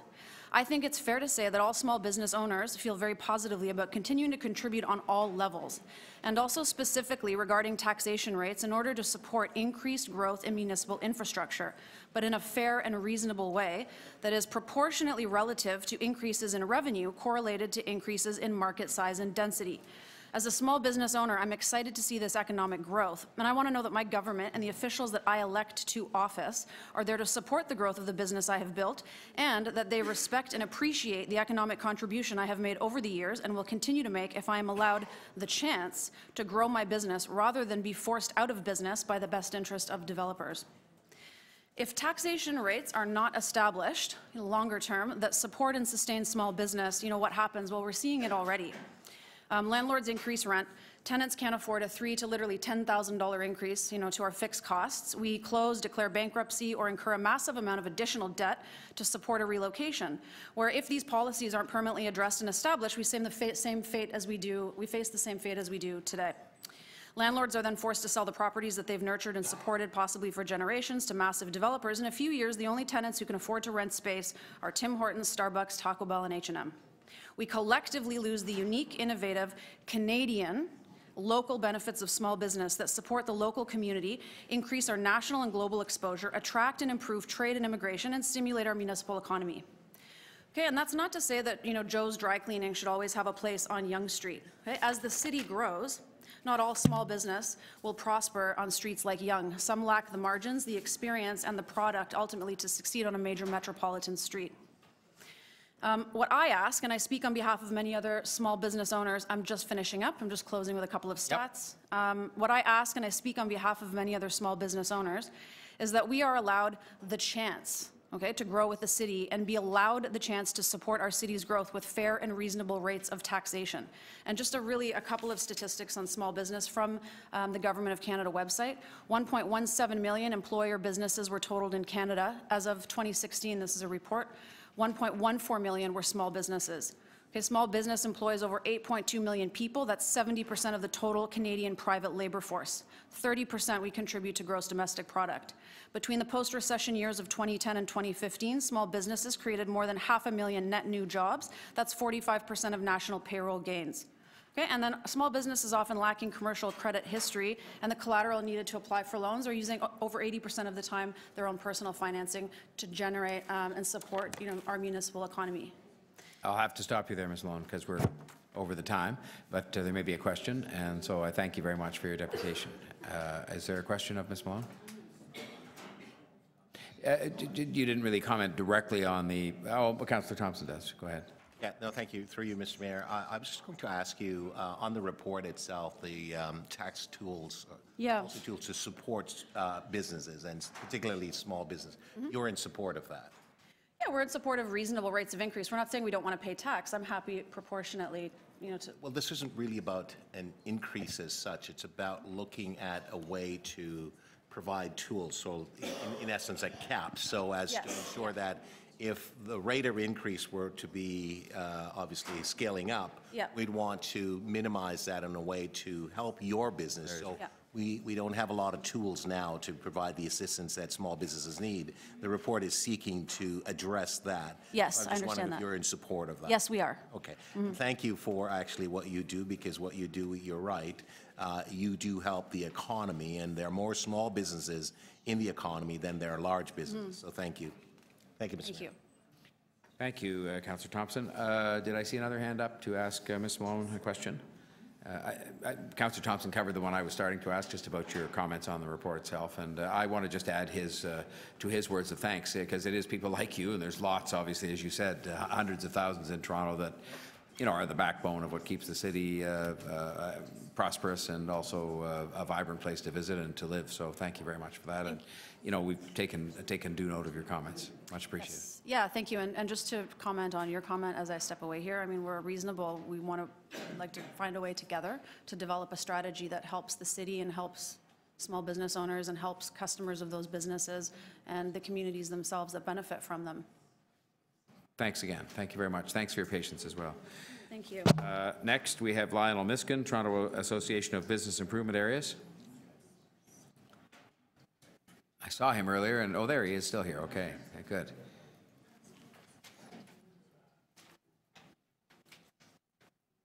Mr. Miskin, welcome. Thank you. Your Worship, councillors. I'm Vice President of Tabia, and I am chair of its Property Tax Committee. We're dealing with a problem which the province has created through the Assessment Act. But the province has dumped the burden of solving the problem on the municipalities through what it calls tools. I think that we all recognize that these tools have so far proved to be totally inadequate, as illustrated by the immediately preceding speaker and as indicated by Councillor Thompson. Accordingly, Tabia has concluded that the only way this problem can be solved is by attacking it at its root. After a great deal of thought, Tabia has arrived at what we think could be an effective, permanent solution. In the absence of any political will to throw out the current statute and start again, Tabia proposes what we consider the next best thing, namely limiting assessments, or, if you will, capping assessments. What would this achieve? It would protect taxpayers against huge jumps in assessment on any given property. It would restore an element of certainty and predictability for owners. It would be administratively much simpler than capping tax increases. Applied to all property, it would avoid the necessity of creating a special class and obviate the extreme difficulty of defining small business. It would not impair the city's tax revenues, which would be determined in the usual way through its tax rate-setting ability. It would partially protect Toronto business from the punitive discriminatory tax rates which the province imposes through its property tax, which it calls the business education tax. It would avoid the shifting of any tax burden between property classes. Owners whose assessments were reduced would get the full benefit on a reduced tax bill, that is, no clawbacks would be required. MPAC would continue to assess on the basis of current value without alteration to its methods or procedures, and the tax bills would simply show the full CVA together with that portion of it which would be subject to taxation. If any given property were to be sold at arm's length, the property would immediately revert to its full assessed value, which would constitute the base for future capping. Applied to all property, including industrial, residential, and rural, assessment capping would bring many of these benefits to all property owners. Tabia suggests that the base for capped assessments should be the 2012 assessments.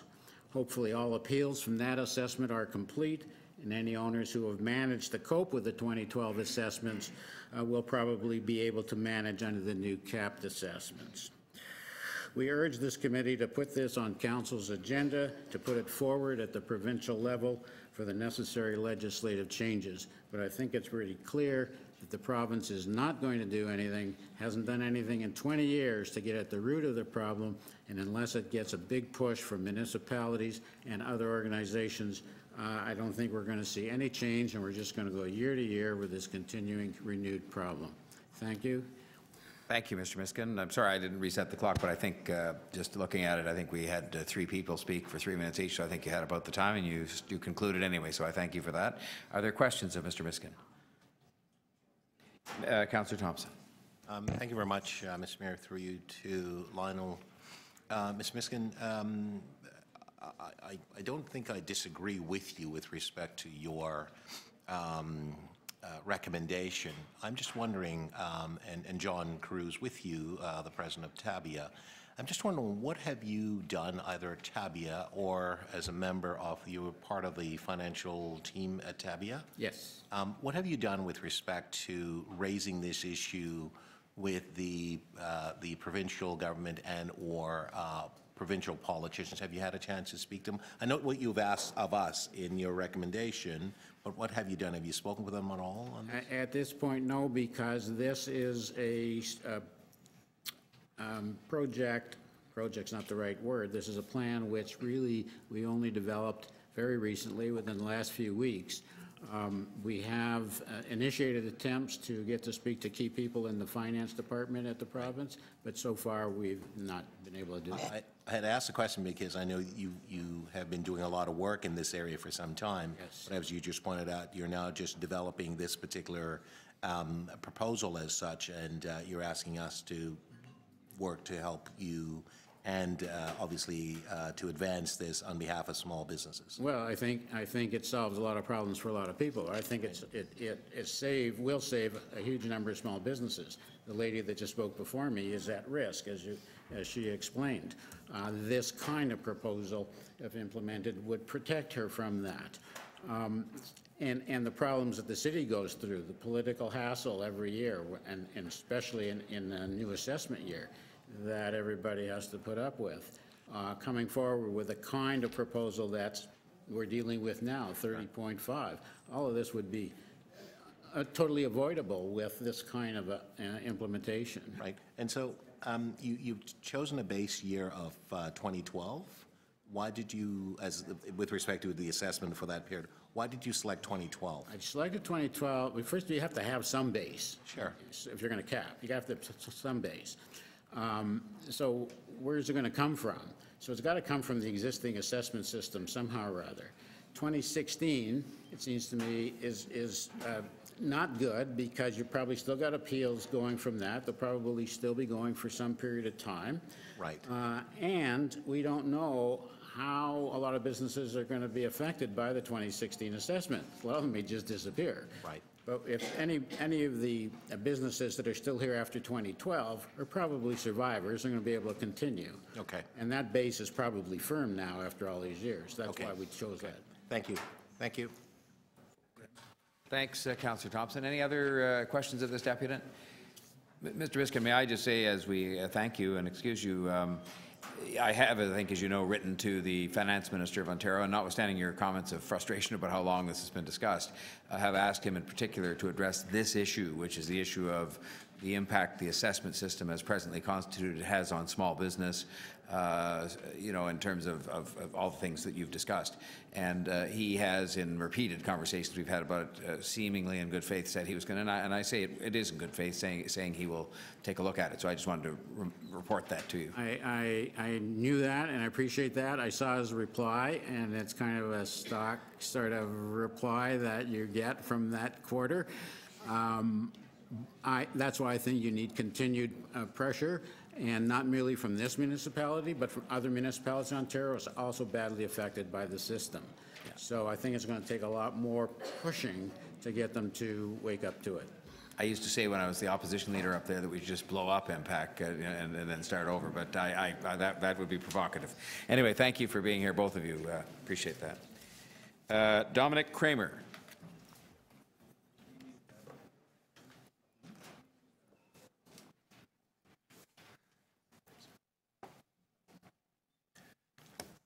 Hi, folks. Kramer. That's me. Thank you for being here. I don't want to be a broken record. You have 3 minutes. Thank you for your patience. If you'll indulge me, thank you. My name is Dom Kramer, and I'm the owner-operator of businesses with 3 leased locations on Yonge Street between Bloor and Wellesley. For the last 24 years, I've spent my life working on my own little version of city building on the central Yonge Street strip. My companies currently occupy retail space at 624, 665, and 667 Yonge Street. I'm also part owner of my family's retail business, started in the 70s, that currently has store locations in the Annex, the Beach, and in Greektown. I'm here to share how desperately important these proposed tax policy tools to support businesses are from my Toronto-based small business perspective. The situation facing my Yonge Street operations surely will also apply quite considerably to the other areas that I mentioned, among other important neighborhoods in our great city and beyond. This is as much about the health and survival of many of Toronto's traditionally most beloved and visited neighborhoods as it is about people like myself and my staff and our survival. Huge uncontrolled property tax increases caused by rampant real estate speculation threaten to, at least temporarily, destroy these areas and cause them to be virtual ghost towns while the condominiums develop all around us. When I say temporarily, though, I'm talking about over decades. If you walk, drive, or bike down Yonge Street even now, you'll notice an excessive amount of empty buildings as a result of even businesses like Starbucks deciding to close due to outrageously high rents. It may be fine to envision the core of our city as eventually being a sea of massive condominium projects finally finished and functioning, and with retail space within only available to high-end multinational chains, but in the meantime, to get there, we may be ripping out the very heart of Toronto's business districts. My companies have stuck it out through around 10 years of Yonge and Bloor condo construction, completely disrupting pedestrian and other traffic, and the desires of people to come shopping on Yonge Street, only to have yet another project just begin at the very same crucial corner, plus others up and down Yonge in our area. Progress, yes, but we've stuck it out through disruption and chaos only to be confronted with more disruption and now massive taxation and rent increases for our troubles. My companies now have 3 properties at which we pay rent along Yonge Street and employ almost 30 people. The rents at these 3 locations add up to around $50,000 monthly. Our landlords recently showed me some MPAC assessments and a letter reading, "Increased property taxes will be required to be paid by you." At the first location, his value tripled from around $2 million to over $6 million. At the other two locations, which share a landlord, it was quite a bit more substantial even than that. Their buildings that were valued at $3 million in 2012 had apparently increased in value to almost $17 million as of 2016, 5.57 times increase. I highly appreciate the reassessments already performed, but even after those, the assessed values of the properties for which I'm on the hook to pay the landlord's taxes have still in some cases tripled. There is so much more that needs to be done to basically save our vital Toronto neighborhoods. The bottom line is this: being in business in Toronto is difficult and uncertain enough as it is. Small business owners like myself have to kill ourselves to make ends meet and to hopefully keep those in our employ being paid. As much as I love the freedom of being my own boss, there is a huge price to pay in uncertainty, hard work, and stress. For my rent to increase enormously and exponentially due to unreasonable taxation because some rich speculators are causing property values to balloon in our areas and are building condos all around us, it's actually a real game changer.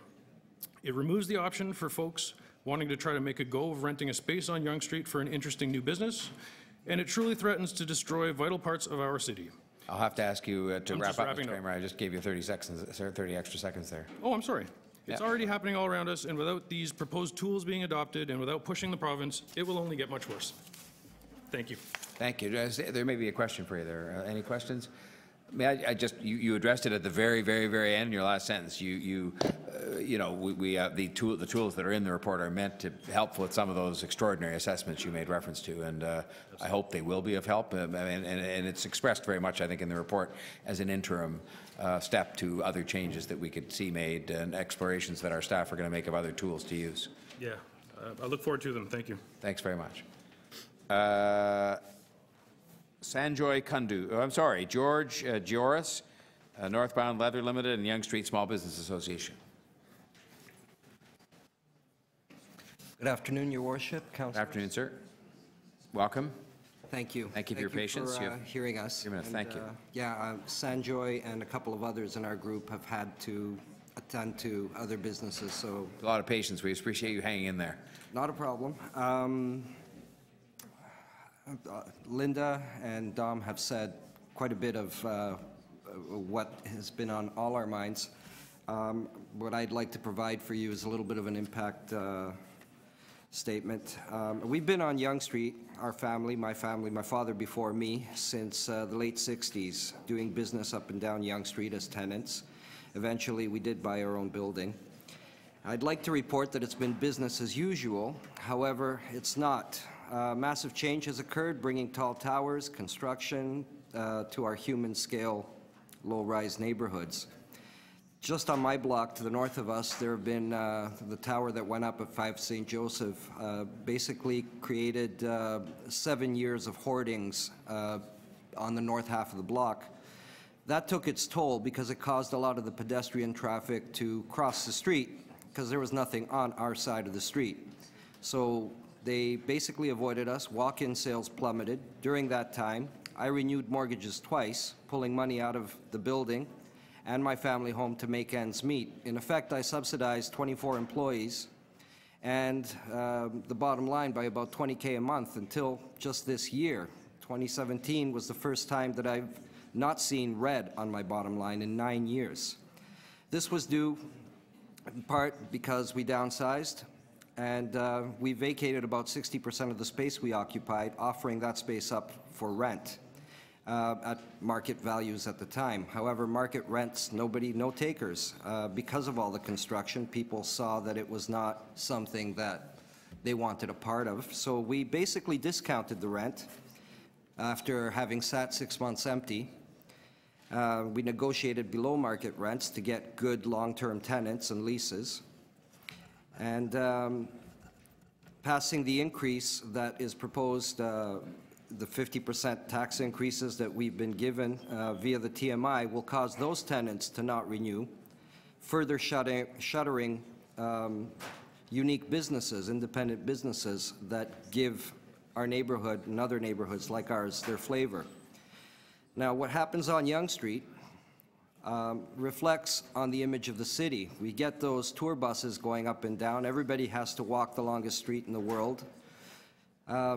We're Canada's Main Street, and closed shops do not look good. They invite homeless to sleep in the doorways and build cardboard shooting galleries in our doorways. We've constantly, every morning, are picking up used needles and broken glass pipes that are appearing. I have a lot more to say on that, but I'm not going to. It's happening. We've been approached by media many times since October, and when we put up little signs in our window in protest to the tax. But we have not escalated our sign campaign these last 4 months. We are attempting to resolve our issue through proper channels, placing our trust in this process. A 50% increase year over year for the next 2 years will finish Yonge Street as we have known it. We need your cooperation to remain healthy, viable employers in our neighborhoods, and we appreciate the tools that you can put into effect to help us survive all the construction and the mines of Mordor that have opened up around us as open pits every other block. I mean, we've been there for a long time. We'd like to be there to welcome the people that have bought into our neighborhoods, hoping to enjoy these neighborhoods as they saw them when they put their deposits down on these condos.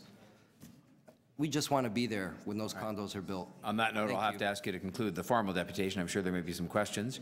May I just say to you, I trust you acknowledge that the report here is meant to be a first step in actually providing some practical help with what you described in terms of the cap. I appreciate it. And then with an examination of other tools to follow that is going to be conducted by the staff for implementation in 2019, but the cap would be put in place if this gets approved right away. So anyway. Thank you, sir, and I appreciate and support your endeavor. I think did we have a question from Councillor Wong Tam? Yes, please. Yes, thank you very much, Mr. Mayor. I wanted to ask, the effects that have taken place through impacts and the surging assessments are not just relegated to Yonge Street. You speak to other small business owners, other business property owners. Is this something that you are aware of that's happening across the city?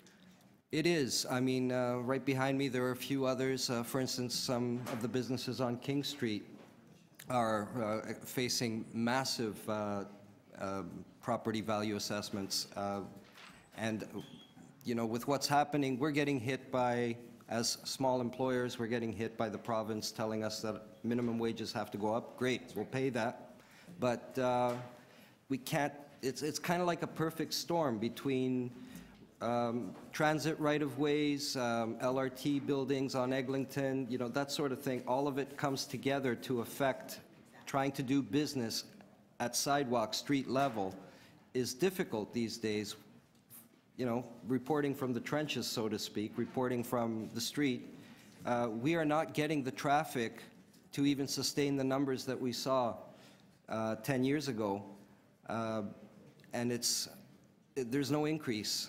And we're surviving through attrition, basically. The staff recommendations are that the year-over-year assessment is capped at 10% at this point in time, and to further explore and review the option of a new small business classification. What happens if we're not successful? Let's say there is consultation, they come back to council and they recommend it's a little bit too complicated. We think that it probably should not proceed. What happens then? What happens is if these tax increases as proposed go through, you'll find that many more businesses will be shuttered, including my own. Okay. Thank you very much. Thank you. Thanks, Councillor Wong Tam. Other people wishing to ask this deputy a question? Okay, well, again, I'll thank you very much, sir. Now, I'm sorry, Councillor Burnside. Thank you. Just a quick question about that 10%. If it were capped at 10%, how would that affect you? I believe we could bite that bullet. Every year? Well, I guess every better than a 50% year over year. Yeah, it's something that I'd rather have that than rather 10% than the 50% increase. Yeah. And we can try and make a go of it. And if we can't, we can't. We go down fighting. But my tenants have expressed to me that they're having a difficult time. There are probably about 55 to 60 people working in my building. These people would likely end up, who knows, going on the dole, moving. I don't know what they would do. But you're good with it, you think you'd be okay with the 10%? I think we could probably manage the 10%, yes. Over that period of time, right, thanks. Thank you. Thank you. Thanks, Councillor Burnside. Now, sir, can I just check with you, are you and Bill, is there a Bill? Oh, okay, separate people, same name, that's no problem. Same last name, Just wanted to check if it was just you twice here under different names, I would. No. No problem. Thank you very much. Next was Mark Citron. Are you Mark Citron? I'm basically here. My family's had a business on Yonge Street since 1919. My grandfather started our shop there. It was my father's home. I'm here to speak right now on behalf of Andre and Christine Mexner, and if I have a few seconds, I'll speak on my own behalf as well. Andre and Christine Mexner were supposed to be speaking right now, and I'm reading from their notes. We are the owners of 588 Yonge Street. We are here to ask you to please support a tax change capping property taxes to 10%, as the current taxation rate is having disastrous consequences for us, the current businesses are occupying our property, and its employees, along with all the other businesses and landlords affected by this unreasonable tax increase. Currently, the property is occupied by two businesses, a hair salon and Korean restaurant. Both businesses, which have numerous employees, are struggling to survive given the current level of property taxes imposed on them. Since last year, they've told us that they will have to close their doors and go bankrupt if we cannot get some sort of reprieve from the current level of taxation, causing owners and their employees to lose their livelihood. With these scheduled increases, the businesses, our tenants, have indicated that they will no longer be able to keep their doors open and will have to go bankrupt, leaving their employees without jobs. And we ask that you vote for the 10% tax change or cap. Okay, that's them.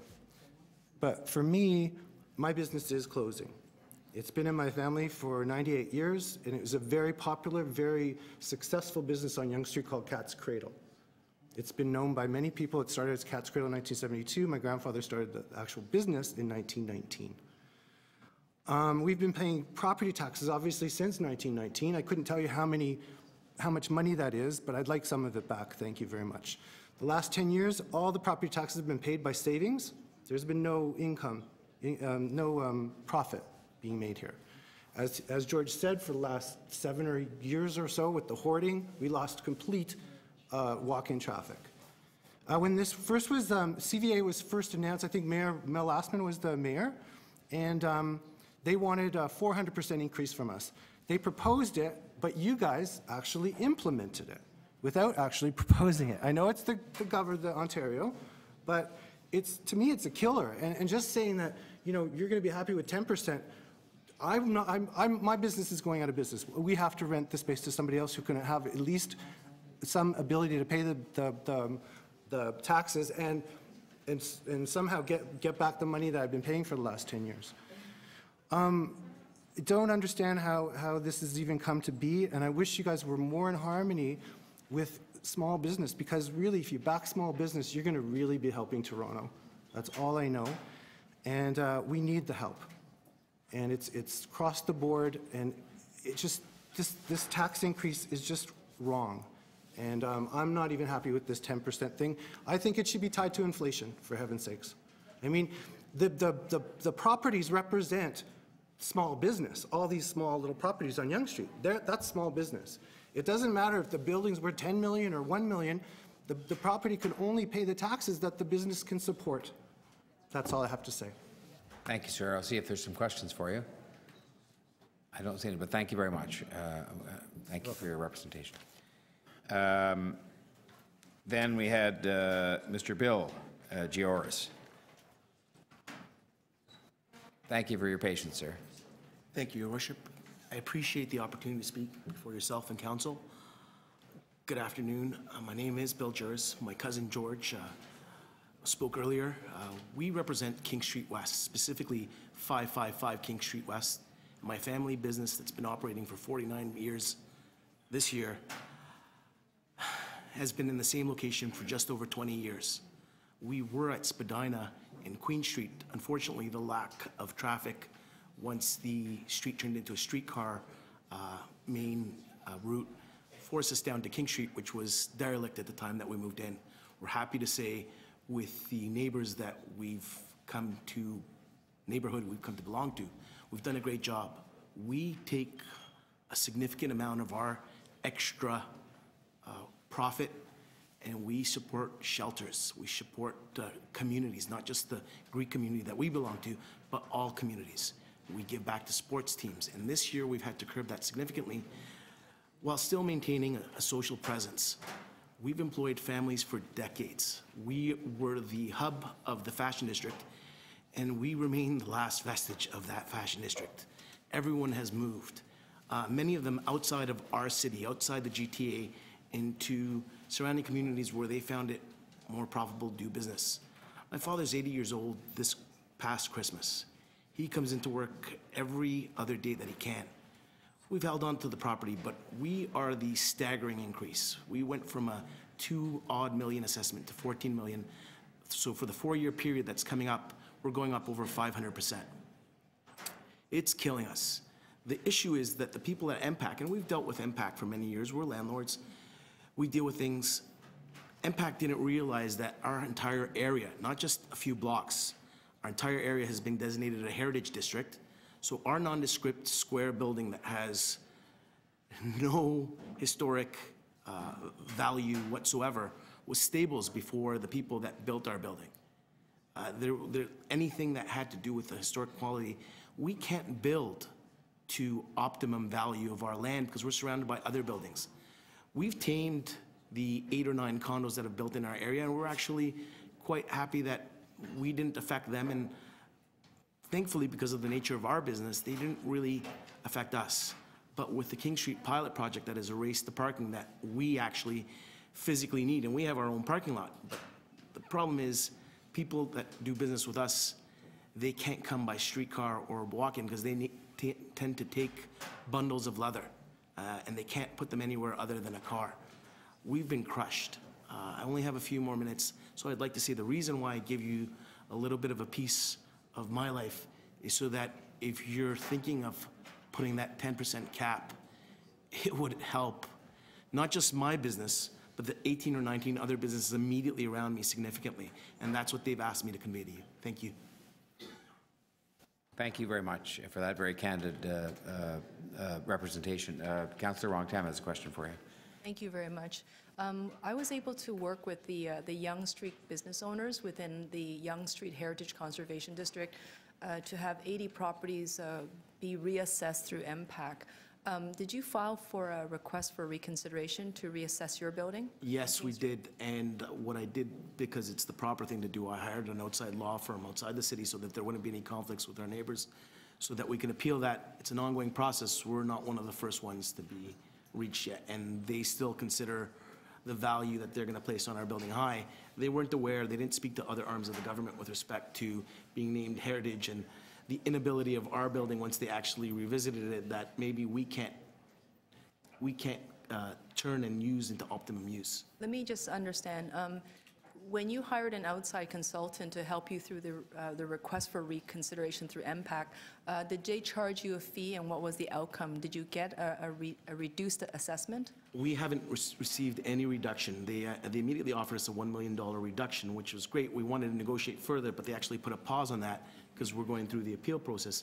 We actually put down, and it's been liquidated, a $3,500 retainer. We've actually engaged the law firm as well for the streetcar project, not for the streetcar project, I apologize, not for the King Street pilot project, but for the heritage designation, because at first we weren't actually enumerated as a building because we have no heritage qualities whatsoever to our box. But what happened was, despite that, and without any consultation, we got labeled a heritage building, so whatever somebody would ever try to build out of us, they'd be subject to whatever conditions any other building would be. So then, to just break it down so we understand, the Yonge Street property owners that got reassessed and their original deposits around taxes went to the city, but then they have now received their rebate back. Some of them have received checks back for the overpayment after the reassessment. You have not received your reassessment. The money that was owed to the city for taxes have still been paid. Paid in full. Now, paid in full, and now you're fighting it, hoping that you can get some of it back. Is that correct? So, yes, we paid a 125% increase just for the first year, and it's that multiplied each year. So we're going over 500%, and we haven't heard anything. And I'm extremely diligent. I contact the lawyer, not enough to increase our fees with her, but enough that I do not want to miss any deadlines, or I do not want to be an absentee owner. Okay. Thank you very much. Thank you. Thank you. Thank you, Councillor Wong Tam. Any other questions of this, Councillor Shiner? So, sorry. You're in a heritage conservation district. Now we are, yes, sir. Has your building been designated a heritage building? No, the entire area is a heritage conservation district. So to reach, we're going to be taxed on land value, and it's on optimal use. But with optimal use, that will place a restriction on us. The building 2 over from us is a significant property. It was owned by a gentleman who had amassed it over decades. I know all the properties in the area. I worked for decades across the road where the keg is now. Yes. It used to be a warehouse building where we cut leather in it, and I operated a leather cutting machine in there. So I do know the area well, and I know your property. But I'm asking, and if I have to, I'll clarify with staff. Sorry. Your building itself is in a heritage conservation district, but I don't notice on Google Maps or anything that's specific about your building that would not allow that building to be demolished. The building across the road where the keg is was a heritage building that was saved, and the buildings behind it were all demolished. That's how the fashion district got built. So is your property not similar to that? It's the opposite of that. We do not have the designation. Our building will be able to be demolished, and I think that's the hope, the way that they've taxed us, is because we're only one floor. To be able to generate the revenue from that one floor, we'd have to be a tenant like the keg and more to sustain that increase that they've given us. So the heritage district isn't impacting you. The issue is the valuation of the property for you to be able to continue your current use without selling the property at its market value. Exactly, sir. And its market value is, how long ago did you purchase it? We've had this since I was in high school. I'd say that's over 20-odd years. We bought this building in the 90s. Bought it at a good time. Back then, nobody wanted to move there. I know. Okay, so your issue is the taxing, not the heritage district and not the conservation district, simply the increase in the property taxes that you have because you're in a development area. The specific assessment is damaging to us significantly, yes. Thank you. Thank you, Councillor Shiner. Any other questions of the deputant? All right, well, sir, thank you very much. It was very helpful to us. Appreciate it. So that's the end of the list of deputants on this item, EX 30.5. That would then bring us to questions of staff. Are there members from City Council visiting the committee that would like to ask questions of staff? Councillor Wong Tam. Thank you very much, Mr. Mayor. Question of staff. I think there is, in the recommendations here, there is no consultation with the community. It looks like you were going to go in-house and do some work and further investigation to report back. Would you be open to having broader consultations with the community? Yes, of course. We were directed by council at its meeting in December to report out on these particular mitigating measures. So we had to move relatively quickly to implement what's before you. And we're recommending that these measures be introduced on an interim basis, pending a more comprehensive reform package that we would bring back in Q1 or Q2 of 2019. And in so doing, I think we would definitely benefit from broader consultations. Okay. And just to fully understand, the recommended cap is 10 points analyzed year over year until another resolution comes forward to replace it. Is that correct?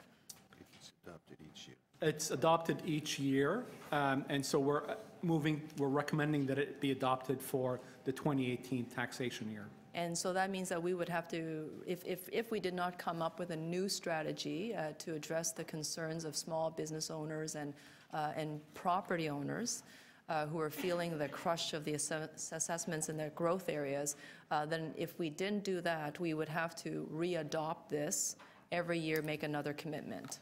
Through the chair, that is correct. Okay. And that's only if we don't have a longer-term strategy. The report back period says that we want to be able to have a strategy in place before 2019. Are you coming back to report at the end of 2018, or are you reporting at the beginning of 2019? And the question is important, is that I want to make sure that we get into the 2019 assessment period, the taxation period. Certainly, our objective is to report out for implementation in 2019, potential implementation in 2019. That means that you would have to report back in 2018. That would be the case. However, as you know that this is an election year and we have very limited meetings towards the end of 2018. Can we have you reporting back, because we're only in January, by the time you do consultation, can you come back I guess maybe the second or third quarter of 2018? What's the earliest you can come back? We want to make sure we see it beforehand.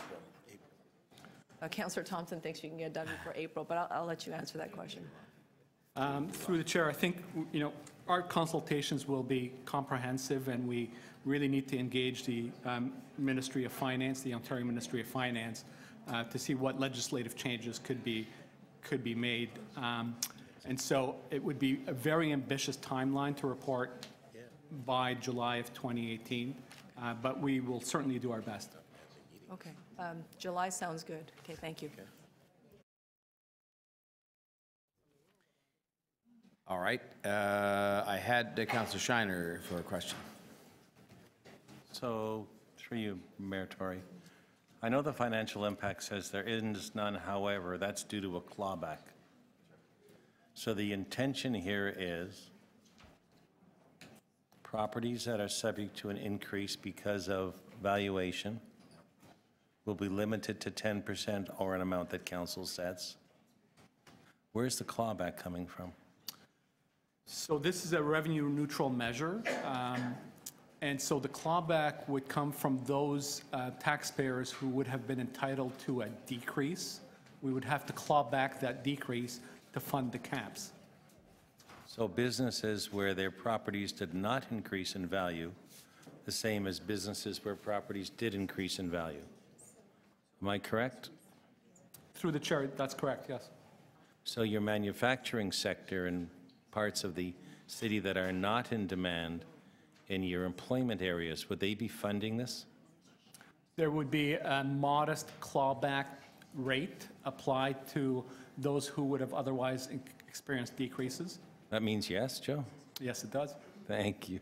So what we have is those that are in areas as the property is on King Street, which I understand the concern of the property owner for running a business, that the property taxes may be excessive for his operation. However, his property has gone up substantially more than the industrial properties, which would have gone up less, and they're not getting their tax reduction. Is that right? Through the chair, in the vast majority of the cases, those properties would be getting a tax reduction. The question is the magnitude of the reduction would be a little bit less to fund those who would be increasing substantial or facing increases substantially in their taxes. So do you have an estimate as to dollars that we would, if we cap at 10%, what would be the balance of the revenue that we're not collecting that we'd have to offset by limiting the reductions? Is it $1 million, $5 million, $25 million? So that assessment has not been completely finalized, and I can certainly report out directly to council on that.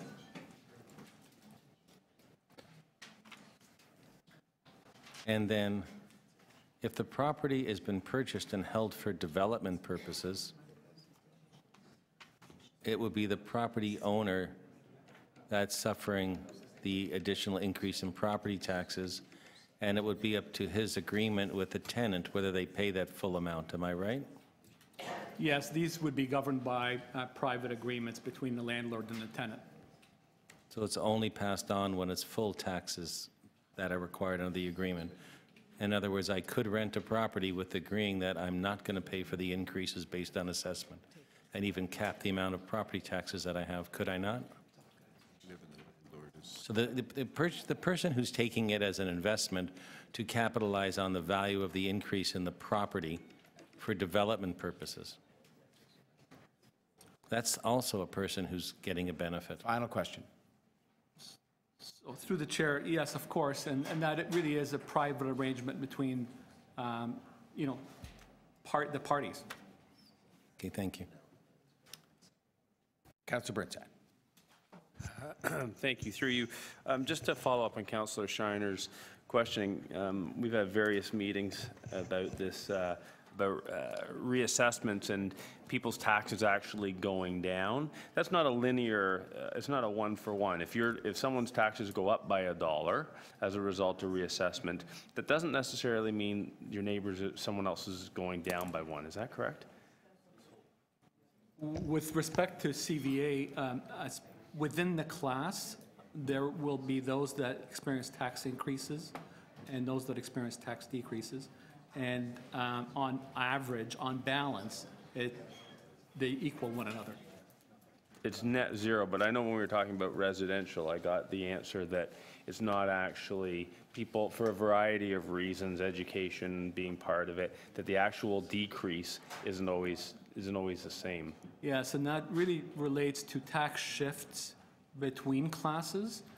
So often we see a shift in the tax burden onto residential to accommodate the gradual tax ratio decrease that council's adopted back in 2006. So then, based on that, is it fair to say that that it's not necessarily industrial users industrial properties that have gone down in value that are actually shouldering everything? I would suggest through the chair that it's really non-residential properties, could be industrial as well as commercial and office. Okay, thanks. Thanks, Councillor. I'm sorry, I missed you, Councillor Cressy, on the way by to Councillor Burnside, but you were on the list, so please go ahead. Thank you, and I'll direct this to our acting CFO. So the cap, as you've described it, will kick in 2018 on the basis of their 2017 taxes paid. Is that correct? Through the chair, that is correct, yes. So in terms of using this model to counteract the CVA that's being used, so we had a reassessment done for 2017. So for 2017 through to 2020 for businesses. So some of my businesses experienced just last year a doubling or tripling or quadrupling of their tax assessment, and now we're capping it at 10% annually on that assessment. Is there any way that we could put the cap in place on the basis of their 2016 taxes paid, as opposed to a CVA assessment model for 2017?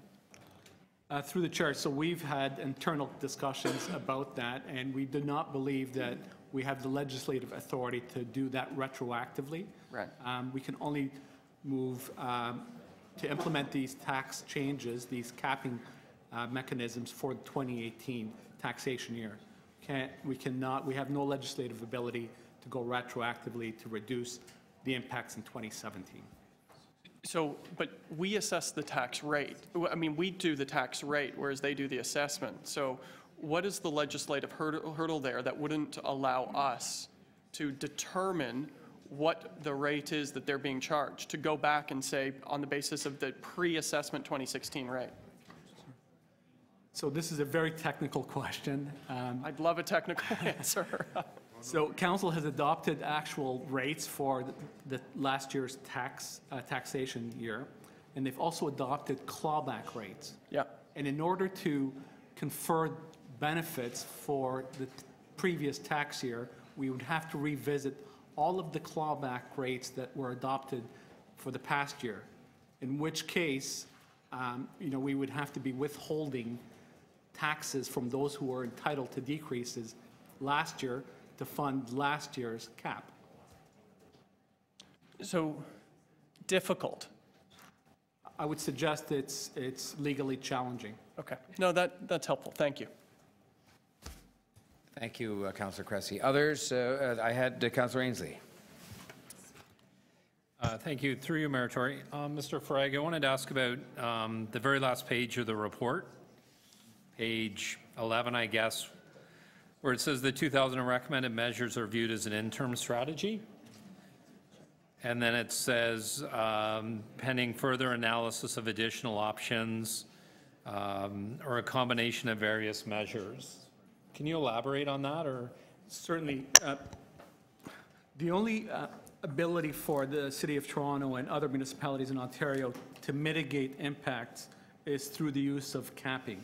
What we'd like to be able to explore for 2019 is a more surgical approach to provide relief to those properties that we see fit. And so we would be looking at potentially looking at creating different tax classes. Tabia introduced something today at today's deputation that caps assessment, and I think that's something that warrants a further look. So we want to be able to explore other mechanisms to provide targeted protection, if you will. The capping mechanisms that we currently have are really very blunt, and they're not terribly effective. But we're trying to do with the best with what we have. Right. And so what we'd like to do is, again, engage Ministry of Finance officials in seeing if something more preferential could be developed. Right. Is there some type of grant system we could use? Or so what I'm asking about, so the area that I represent, the majority of businesses are small businesses. They can't afford to start a business improvement association. They've tried business associations. Is there some type of mechanism to support business associations as opposed to formal BIAs, like the same manner of financial support from the city?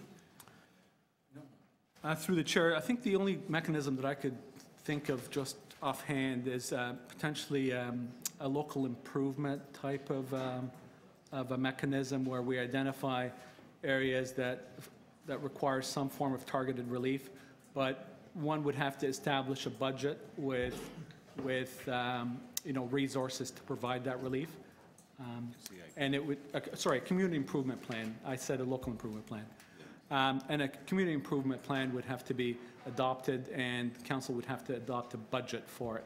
Right. So that is, I think, one. That's also something that doesn't really help with their property taxes either. That's correct, yes. Okay, all right. Thank you, Mayor Tory. Thanks, Councillor Ainsley. Other questions of staff? Could I just confirm one? I think I know the answer because but it was alluded to earlier on in a question that Councillor Wong-Tam asked. This proposal to put the cap on applies only because it can only apply, or because the report is only recommending it apply for 2018 annualized taxes and the calculations done off the 2017 bill? And that's while you study these other options and you didn't want to commit yourself or otherwise, or were you not allowed to commit yourself to do it beyond that? No, that's the only tool that's available for us. For a 1 year, yes. 10%. Yes. And I think this is the question Councillor Wong-Tam asked, which is that if you wanted to do it again, would have 2019, because you hadn't found another mechanism or you wanted to do this anyway, that you'd have to do it again. We'd have to approve this again. That's correct, Mr. Right. Yes. Okay. Yes, so okay, that's fine, no problem, thank you. Then we move to speakers on this. Speakers from the City Council. We have Councillors Wong-Tam and Cressy for the first two. So Councillor Wong-Tam, please go ahead. Thank you very much, Mr. Mayor.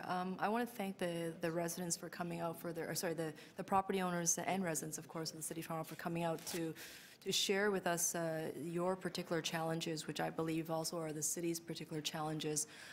For months now, I've been working with the Yonge Street business owners and small business owners, largely trying to make sense of a system that I think has largely caused a lot of hardship and heartbreak. And I want to thank city staff who've come to the table with us quite willingly to help us explore what can we do to create some tax relief. And I know that the Minister of Finance has sent staff to our working group as well as the Minister of Small Business. They have been hearing from us, but I don't think that we have been able to amplify our voices as loud as we can. And one thing that was really clear is that the Minister of Finance staff team said, you know, what are you looking for? And so they seem to be very clear that, you know, they're at the table, but they also said whatever happens is going to happen across Ontario. So you either use the City of Toronto Act and do something special for yourself, or we're going to have to figure out what the impacts are across the city or across the province, and they've got hundreds of municipalities to consider. So it's really clear to me that this is not a problem simply for the City of Toronto, but certainly it is a major problem for those businesses who are located in the growth areas where there is a lot of land speculation, where we see wild assessment growth, growth. 200, 300, 400%. No one could possibly withstand that type of tax assessment and then subsequent rate that comes along with it. It just so happens we were fortunate enough to move fast enough along Yonge Street, where we had a group reassessment of 80 properties on Yonge Street that gave us a new reassessment because we made enough noise, and the planning staff were able to help us put more contextualization to what the local planning concerns and restrictions are. And that was very helpful because it gave us a first relief of reducing a number of the assessments. But that was not the final solution. That was step number two. Step number one. Step number two is trying to find a way to sort of mitigate the year-over-year growth, which is now capped at 10%. So although it's not a perfect resolution, it gets us to another step closer to hopefully a better resolution.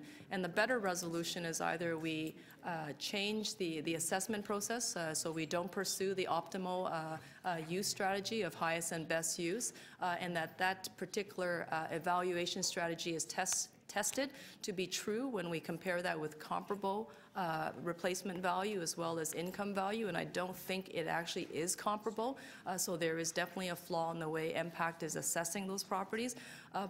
But really, even if MPACT doesn't do the work, and I don't think we should let them off the hook, but MPACT is going to be guided by the Ministry of Finance, and if we don't get to the Ministry of Finance to express the concerns as loudly as possible, we're going to be stuck here again.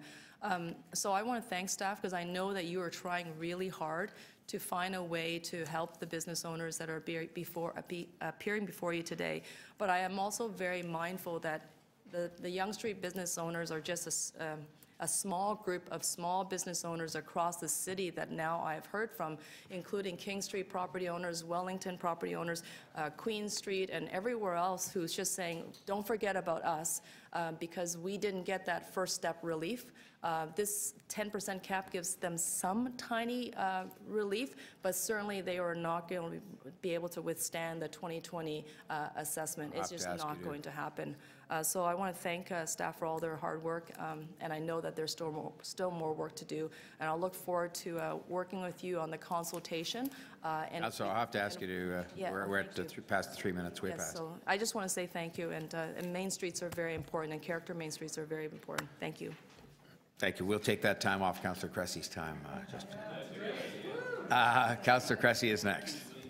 Well, thank you. Listen, it's the only item I'm here to speak on today, and I just want to start by recognizing that I do believe that we have a flawed provincial assessment model, and it is fundamentally a cookie-cutter approach model whereby current value assessment is looked at across the board. It is an assessment issue, and it's an assessment issue in my ward where you have 401 Richmond and Arts Hub being valued on a commercial basis as if it was a Gap and a Starbucks.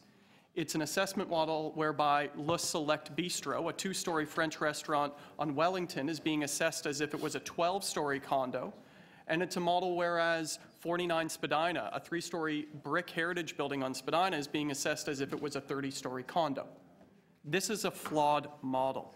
And staff, and I want to thank in particular, I want to recognize Joe Frag and KC and Adir and Mike Williams as well in EDC. We've done a lot of work at the city on this to counteract what is a provincially flawed assessment model. We're building a Creative Hubs special subclass. The city's done that work. We're putting in place a cap and a clawback. The city's doing that work. And I think that's a tremendous step, and I want to thank our staff.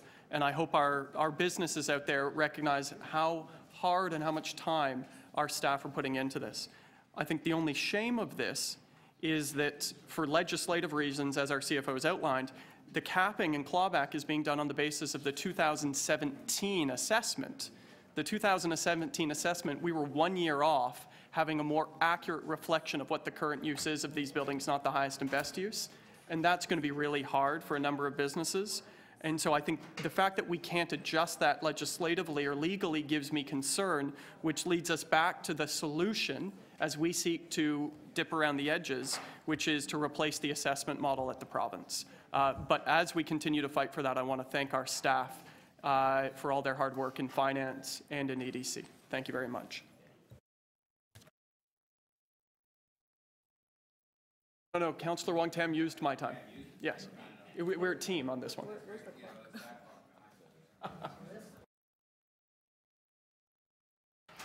Thank you, Mr. Mayor. I just want to refresh those who are in, oh, I guess I'm not saying anything today. Okay.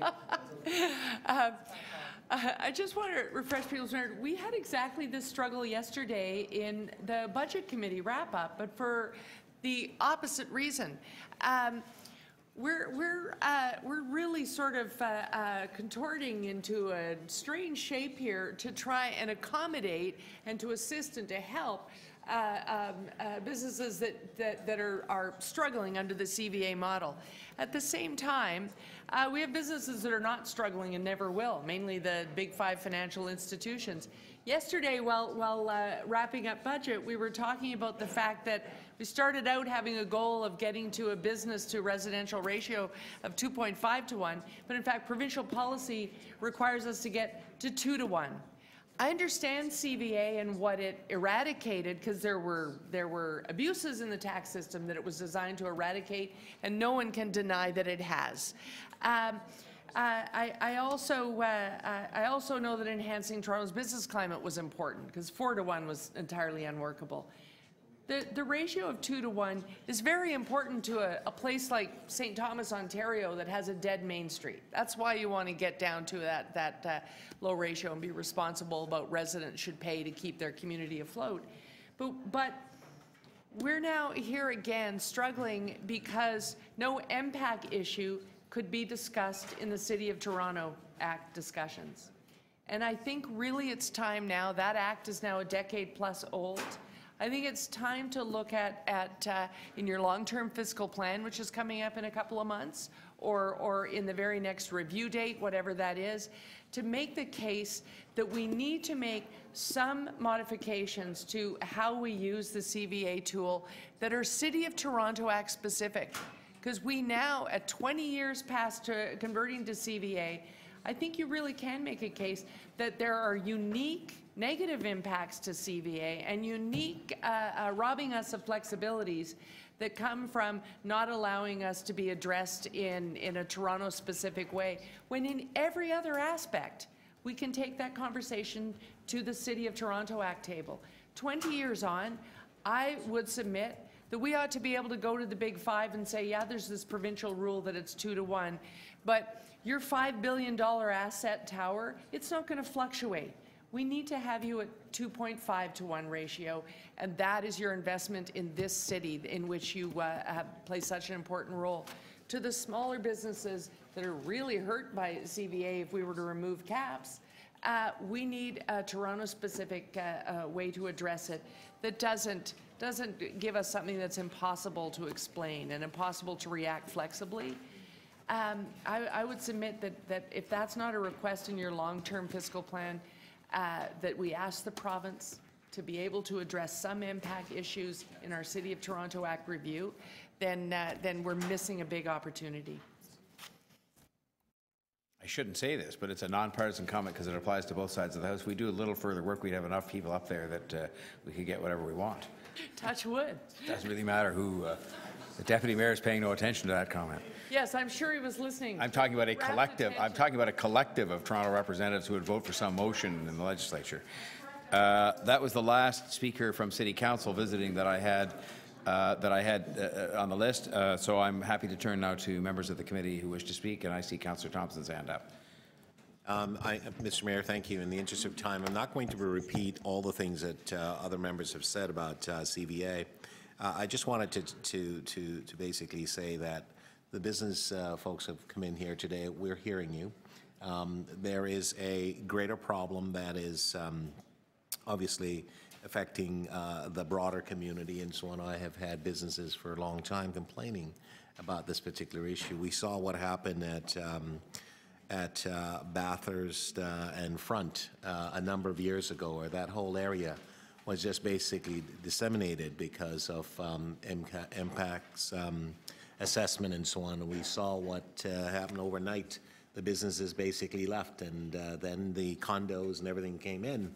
But those business owners who take risk, who are challenged, who have to do paperwork, who have to do so many different things to operate their business, are burdened with this additional element, with the increases in terms of assessment and valuation of the property that they're located in, which then causes that additional stress because of the taxes being increased in such a way that isn't always keeping pace with respect to revenues and the efforts that you have to take in order to make a dollar. If we all agree, and we do, that small businesses are the backbone of this country and clearly this city, why are we creating this stressful condition? And I say we in the sense because we also have an obligation to do some work to help them.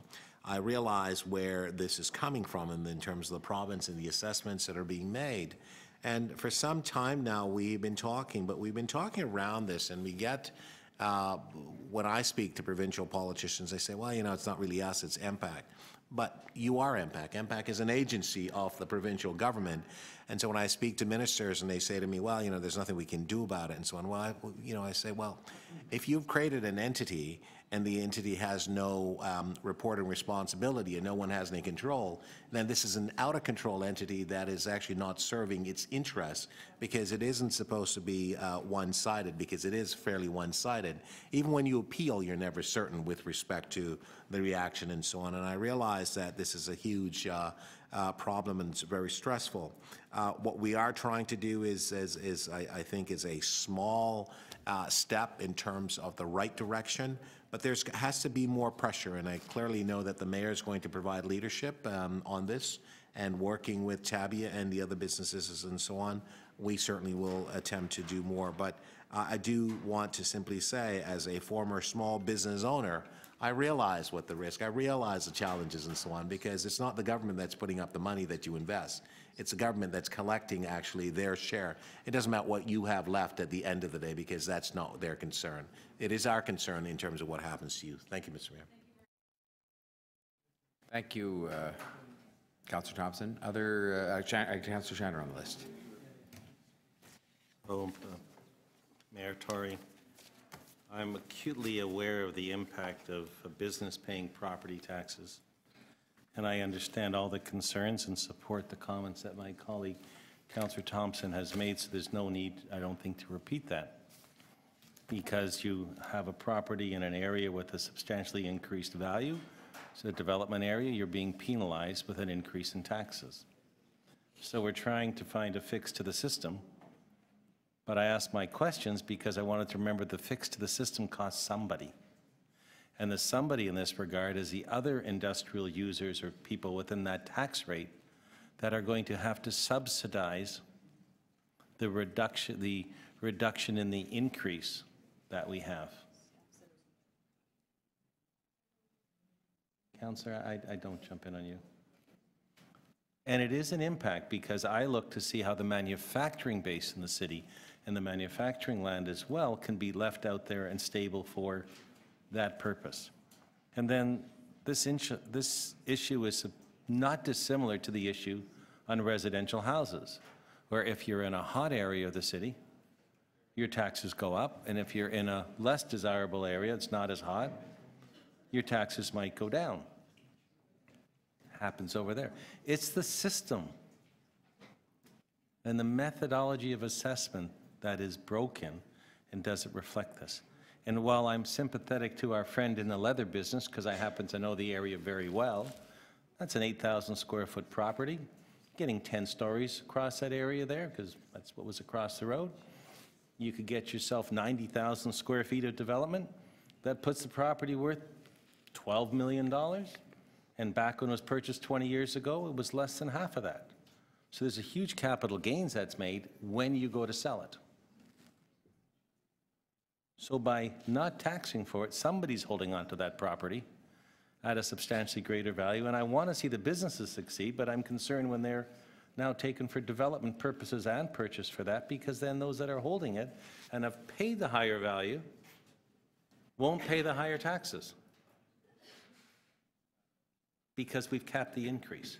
So even if that property was sold for development at that higher rate, we have been capping the taxes at a lower rate while it's held for speculative purposes. And that's a problem in the system that I don't know how to fix.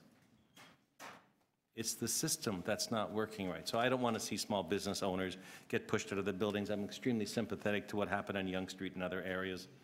But it is a disproportionate one because it can also be those businesses that are working in less desirable areas that won't get their tax reductions in other areas of the city, out in West End or in Etobicoke or in Scarborough or parts of North York, that won't get their reduction because we're subsidizing others. And those businesses can be struggling, and that reduction might be helpful to them if they're small business owners, with small businesses facing the increase that they have in wages now because the minimum wage has gone up and other increases that they have. So it's not easy. I mean, we don't have another fix. I'll support what's in front of us now, but there's a much greater problem that we have to look at, and we do have to understand that others are paying for this and we're not. Those in business in areas of the city are paying for it to help these, and it's kind of a sharing of a cost, but we're not paying for it because the city doesn't lose anything. Thanks, Councillor Shiner. Others wishing to speak? Well, if I may, I'll just say a word on this. First of all, I don't mean to make light of this in any way, but my intention, if I'm fortunate enough to be here, because it's going to be, I think, a long-term struggle. It's not going to happen in the short term. And I would point out to Councillor Shiner respectfully, and I think he knows that, you know, anything that brings about I don't even want to call it an ill effect, a postponed benefit to those who might otherwise have seen a decrease is, and that's why I asked the question to confirm what Mr. Frag told us, which is that it's for the 1 year.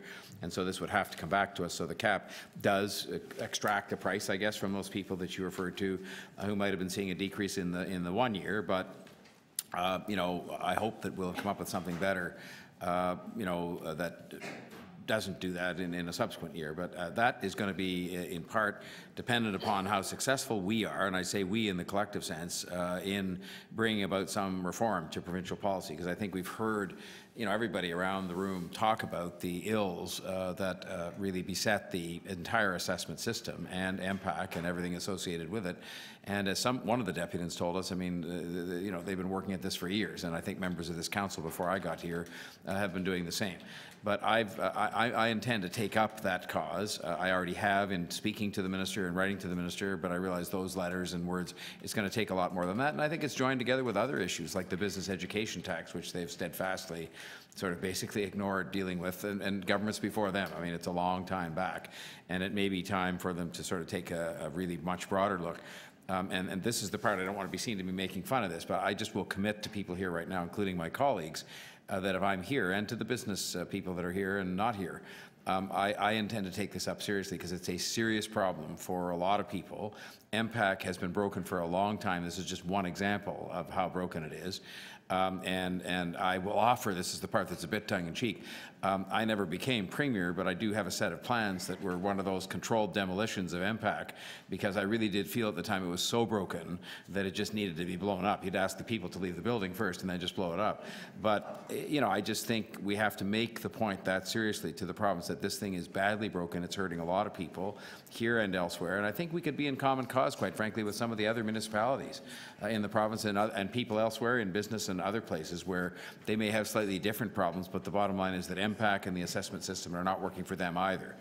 And so I certainly think that's the real, I don't want to call it a game, that's the real cause here that I think we have to commit ourselves to, is meaningful tax reform, meaningful assessment reform that tries to eliminate some of these problems that do put some people in a position where they're immensely hurt, while others benefit and are quite unrealistic or unrelated to reality in many cases. So I will support, strongly support, the measures here, but see it very much for the way it's described in the report, which is something that's meant to help for 2018, but we need to do other things and better things and different things for 2019.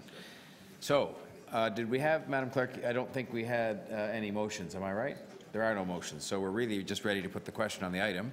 And so I will call the question on accepting the staff recommendations. We have a recorded vote. We certainly can, sir.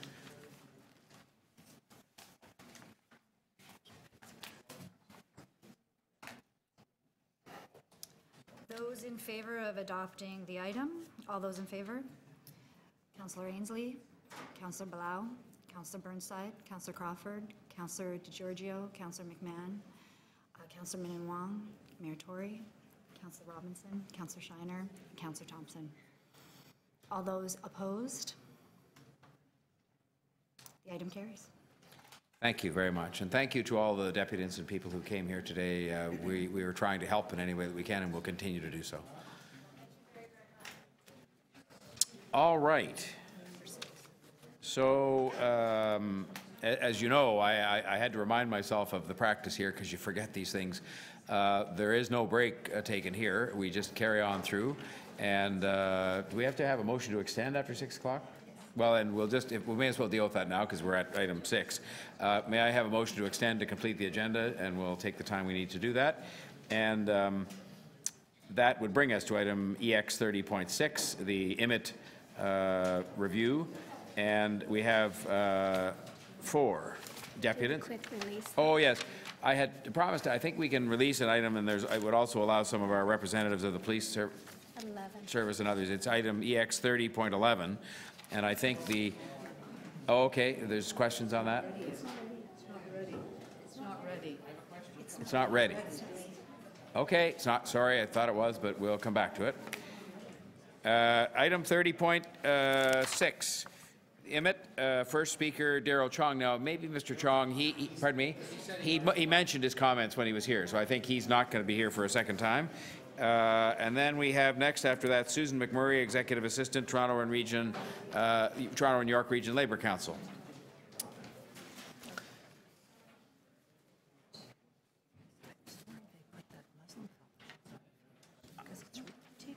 I know. Thank you. Labour Council, as the collective voice of labour for over 205,000 union members in the Toronto area, notes that by 2036, the IMIT or TEAGS program will cost the city an estimated $538 million, most of it in foregone tax revenue. Much of that is already promised to big developers for offices that they're building downtown. And this is at a time when key approved initiatives like Transform TO, our Climate Change Action Plan, TO Prosperity, our Poverty Reduction Strategy, and equity and inclusion activities struggle to get funding, sometimes squeezed in at the very end of the budget process like birds looking for leftover crumbs. To make up for the missing money, the burden of funding these and other important Toronto programs will rest on residential property taxes paid by Toronto homeowners. I remind you and our friend from the Greater Toronto Apartment Association this morning that the driver for the TEAGS program was job growth through development in key sectors of industrial and commercial workspaces that otherwise would not have been built in Toronto. In 2012, there was a big expansion of TEAGS to include other sectors that need no help to develop in Toronto. As councillors, you should understand that under the current rules, the bar is set very low for proof that the development would otherwise have gone elsewhere. And likewise, little attention is paid to the jobs that are promised. We're giving millions of dollars away to reward development, for instance, to office construction in the downtown core, that most likely would have occurred anyway, and which results in vague job outcomes. Example? First Gulf, one of whose anchor tenants at 351 King Street East is the Globe and Mail, will receive a total of more than $12 million in grants for development there. Initially, you may remember this, the Globe was going to build its own tower at front west of Spadina.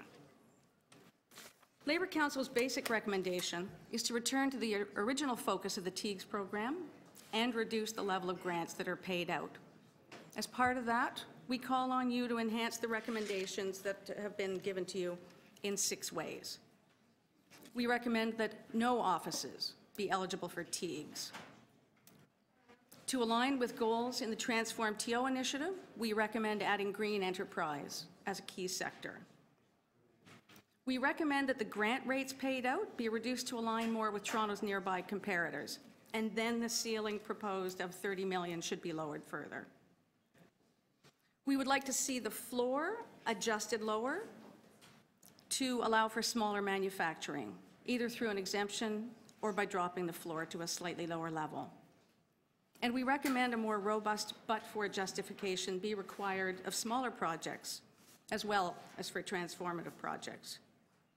And we recommend that the city consult broadly to improve the employment requirements, including consultations with Toronto Community Benefits Network, unions, and employment specialists, in order to make good jobs part of the focus of that improvement.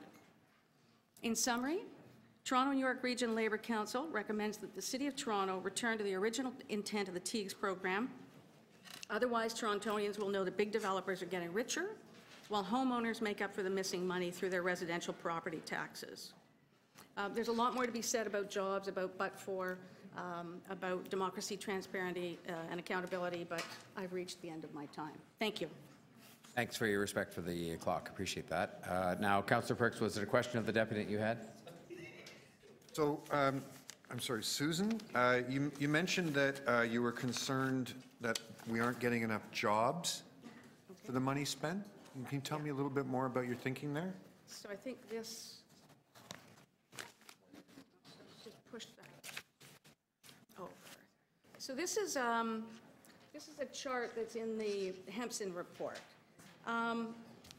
First of all, there's a lot that we don't know about the jobs that have been created. What this suggests is that there's been an estimated employment of 47,400, about 3/4 of that retained employment, 20 to 25% new employment. We don't know is that value for money.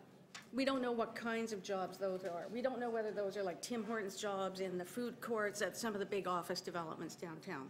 But the other thing, and I have no idea whether this matters or not, but I did a little bit of arithmetic last night. And if you look at the handwritten numbers there, what that says is that in the sort of IT and data sector, that if you do it on a grant per job basis, that it's been $9,100 paid in that sector per job, compared to $679, I think it is, in the film sector. And that may not be the appropriate way to assess the job creation. But I don't know how jobs are being evaluated. So you're saying that if our interest is to do this to create jobs, the way the current program has been operating, we haven't been getting useful information or useful tests of whether or not this program delivers that outcome. Is that? From what I can see, from what we have access to, that's right.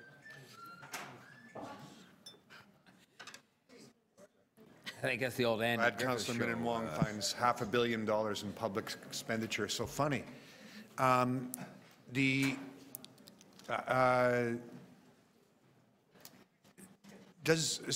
you've raised this issue about whether we're getting good information. Do you think broadly the council and the public have been getting good information on how the decisions are made around this and what the outcomes are? Well, from a sort of a democracy, transparency, and accountability perspective, nothing comes before council until the development has construction value of $150 million. The TEAGs that are paid out vary, but they're at least in the hundreds of thousands of dollars. Compared to small culture grants, I'm involved with some community organizations, and we know that some of the grants that we get that are, or eligible for of a few $1,000s come before council, even if it's to rubber stamp it. So it's never to rubber stamp it. Let me be clear about that. Thank you. So yeah, so you would say that this program, which is now up to $500 million in public cost, gets less scrutiny than a $5,000 or $10,000 grant to an arts organization. Final question. Yeah, and the staff, as I understand it, I've worked with them. They're as thorough as they can be. It's a small department, and you've got big developers with lots of money who are able to throw a bunch of things at it. But I'd like to also, if I may, talk about the sort of the decision-making process. And I'm just going to put up here something from the June 13, 2017 public consultations that were held on this issue. And it's the whole rationale for the program, which is that but for the funding that is given for this development, the thing wouldn't have been built. I already mentioned the King Street East, the First Gulf, Globe and Mail, going from one place to another when they were going to build their own downtown tower. But this is what was said on the slide package that we were given. One of the program challenges is determining IMIT's degree of influence on project decisions is a challenge, the but-for test. They knew that, and they haven't found their answer through the consultation process or through the analysis that I can see. Certainly, it's been recognized that office development in the very sort of small key downtown core, they've recognized doesn't need it. But we haven't seen the evidence that the funds provided to other activities, other developments have passed a rigorous but-for test. All right. Thank you for your comment. Thank you very much. Are there any further questions of this deputant? Oh, Councillor Davis, yeah. I wanted to ask about the community benefits network. I mean, part of what we're attempting to do as well through development of any kind is to ensure that we create local jobs. So are you suggesting that community benefits agreements must be also a condition of a TIF? Or you, well, I mean, if in fact we end up still having that program? Yeah, Labor Council certainly supports community benefit agreements. I think City Council would need to make that decision, but I think consultations involving organizations like TCBN that are leaders in helping to really create good local jobs would be an excellent way to find out whether that model can be applied to other kinds of sectors. Okay. And the principle of, what's the principle? The principle of would not have? But for. But for. But for. How is, I'm going to ask staff this. I really don't understand how the but for analysis is done and what makes rigorous but for analysis. Can you provide any further clarification on that? I'm sorry, I can't. Okay. All right, thank you. Thank you. Thanks, Councillor Davis. I forgot, no, I don't think I ever put the question because we got distracted onto looking at that 54-55 item to a motion to extend and just to get the concurrence of the committee. I mean,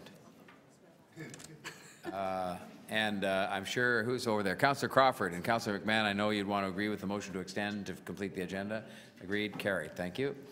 Okay, so that would bring us to the next. We thank you, Ms. McMurray, for your deputation. Oh, you did have a question. I'm sorry. I was, and I asked again, and I didn't see any hands, but I apologize. Go ahead, please. Thank you very much for your presentation. I'm just wondering, based on the recommendations that are here, whether or not any of these particular recommendations sort of meets your group's concerns or address some of these, because what I'm hearing you say is that, first of all, we have to do a better. Some trouble here. So, Mr. Mayor, we're just having the speaker's having challenges hearing me, and I'm really close to her, and my voice tends to boom. So, is it a little bit better now? Thank you. Thank you very much. I'm just wondering, based on the recommendations are here, whether or not any of the concerns that you have raised has been either addressed partially or otherwise based on, as I said, the recommendations are here. Do they address some of your concerns at all? Sure, and in a longer version that would have taken me probably 4 minutes to go through. Right. We certainly appreciate removal of offices in the expanded financial district. Yes. So we think that's a good first step, but we think removal of offices, especially in the rest of downtown, would be great. Right. We do appreciate that there has been some key focus brought to some sectors, such as manufacturing, food and beverage, and film studio complexes. So we acknowledge that there's been some narrowing there. We think that green enterprises should be added. We appreciate the idea of a ceiling for Teagues, but we think that the ceiling excludes, I think, only one development that was in there so far. And we think that if the whole grant rate was lowered to make us more similar to our sort of nearby geographic comparators, that then the ceiling could be reduced even lower. Okay. We don't think that the idea of having a floor is a bad thing, but setting it at 5 million would exclude some of the manufacturing organizations that were eligible and received grants, and we think that keeping manufacturing in Toronto is a valid thing. And there is going to be a more rigorous but-for justification required for transformative projects, but those are enormous, and we think that that rigor should be applied at a lower level as well. Right. And I'm just wondering, I don't know whether or not you had submitted to the clerk a copy of your presentation. I will. Wondered, that'd be very helpful. Thank you. Thank you. Thank you.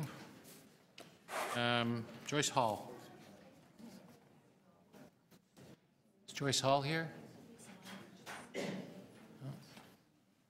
No. Michael Rosenberg. Welcome, you have 3 minutes.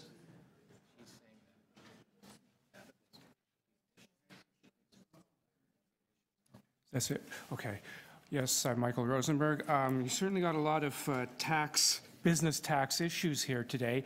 I mean, on the previous one, I think the real problem is the official plan making properties so expensive. But on this one, the real issue is industry-specific tax rates. I mean, that's generally not liked as a way that you should be specifying what types of industries you want. And I'll give you both the general problem with the argument and the specific for what's in this particular tax issue. So the general problem is that the argument that's made here is that, well, if you give a tax break, they're going to have more people are going to come in, build more buildings, and then you'll get more taxes back. But that's a nonsense argument, because regardless of whether there's any reason to favor one industry over another, you could always make that argument. But the reality is, if they build more of one type of industry, they're going to build less of something else. So you're not actually getting more revenue back because you chose to give one type of industry a higher tax rate and another type of industry a lower tax rate. That's all you're doing.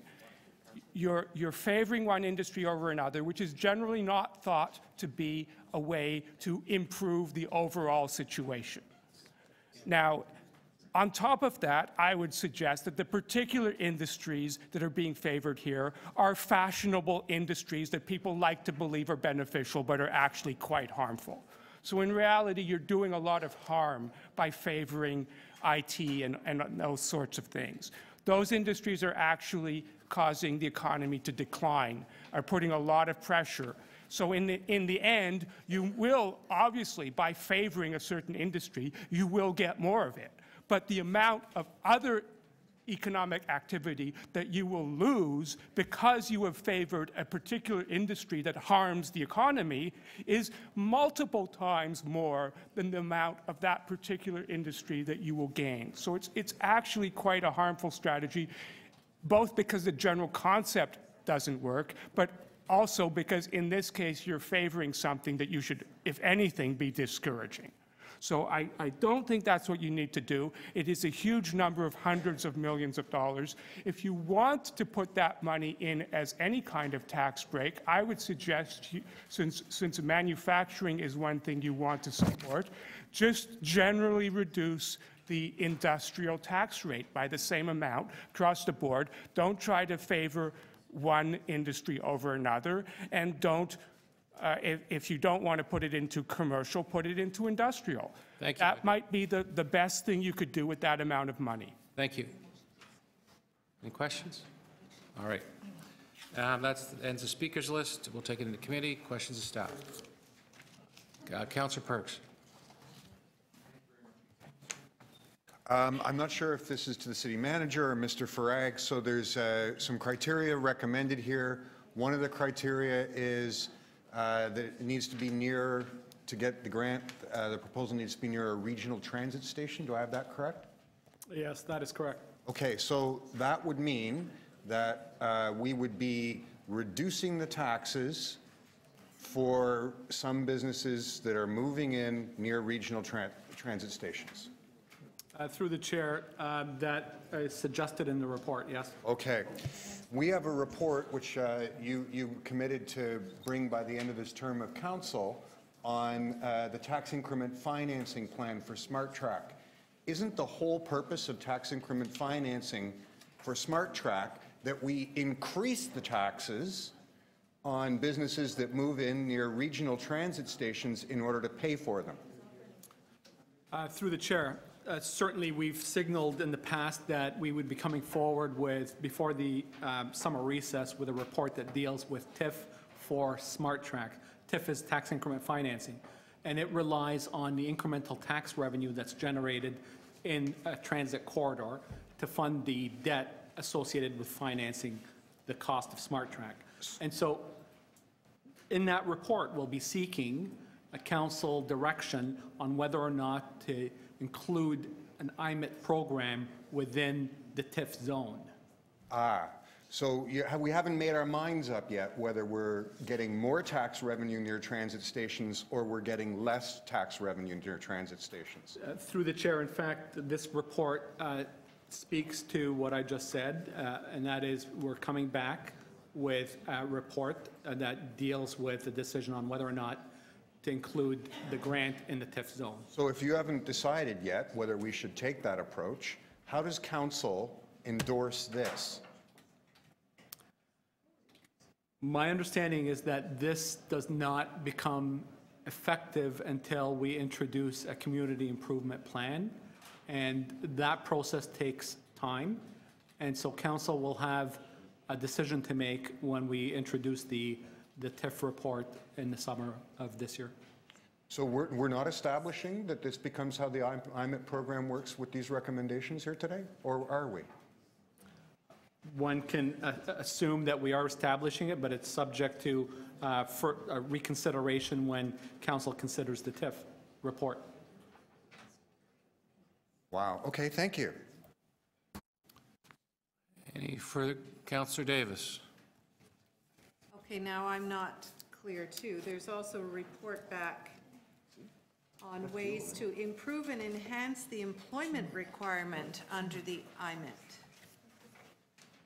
So what exactly are we approving about the IMIT if there are significant reports back still?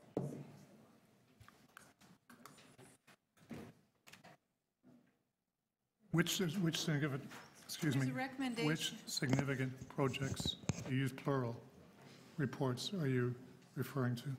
Well, I've just heard there's a report back on whether or not we're going to be using a TIF to finance Smart Track or other transit projects. But there's also here another report back in recommendation 3 about further changes and analysis to improve and enhance the employment requirement under IMIT.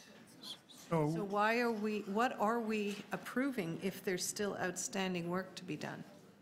So we're acknowledging, as one of the deputations, or two of the deputations referred to, that the employment requirement needs better definitions and a lot, and also I would agree with the deputant that it requires a lot of stakeholder input, and this provides us with the opportunity to do that properly. We are mandated to bring back an IMIT review in a particular time frame, and we're doing that. I believe that approval of the IMIT program will be solid with the commitment that we are doing as much as we can to ensure that the employment benefit is as firm as it can be. But I don't understand. We're amending the IMIT program eligibility requirements and conditions in this report. So we're leaving hanging out there then some very significant pieces. Why would we not complete that work and come back so that these things are absolutely clarified in the IMIT eligibility requirements and conditions? Because I think that the majority of those refinements with regard to the employment conditions are refinements on a basic principle rather than a basic principle in itself. I don't understand what that means at all. I'm sorry, Mike. We are looking at conditions. One of the public benefits from these very generous tax incentives are that we get jobs. And I don't understand what you say in recommendation 3 is we need to work on that and clarify it. If we don't have that piece done, I don't know how we can go forward with a report that leaves that. So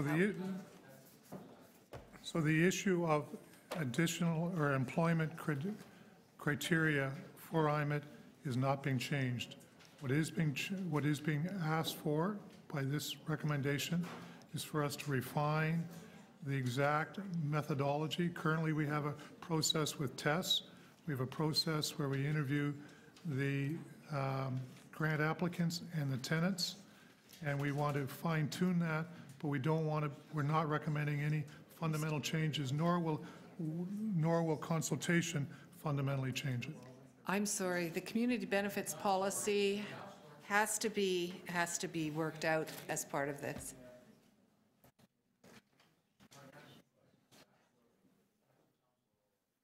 Thank you very much. Through you, Mr. Deputy Mayor, to Mr. Williams. Mr. Williams, you're suggesting that you're refining what is the IMET program. Is that correct? You're referring to the employment aspect or the whole program? Well, both, actually. So this report recommends a series of significant changes to the IMET program, beginning with the biggest one, which is to disallow office eligibility within an expanded downtown core area. But the office eligibility outside of the core you would want to support? Correct. Okay. This is to encourage more development in those areas? Correct. How many jobs has been, in fact, how many organizations have benefited from the IMET program, let's say, over the last 4 years? So we have 32 approved projects, some of which are still being built. Right. So of those, we have, but how many buildings have we? So the trouble with answering your question, Councillor, is the tenants within these buildings benefit almost entirely. Fair enough. And then on the community benefits. And we don't know exactly how many tenants are in those buildings. Do you have an idea in terms of the community benefits associated with this program? In terms of total employment in that space, it was 47,000 jobs. And that's in the office proportion, to the point that was made by one of the deputants, that does not include retail shopping mall space in the basement. And so on the jobs, the 47,000, would there be a portion that would have been retained and a portion that would have been new jobs? Correct. So Hempson did a study on that, and they found that in the downtown area, about 75 to 80% were retained jobs versus the rest being new jobs to the downtown area. I might point out that the vacancy rate in the downtown area has lowered while all of this space came on board. That means the backfilling jobs came in, and I would argue that a lot of those were new jobs to the downtown area. That was not part of the study process, so we don't have an exact number on that.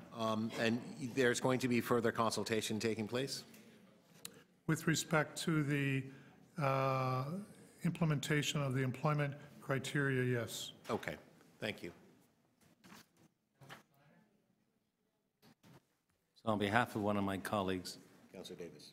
Councillor Davis, I'm asking then, what is the downtown area defined as?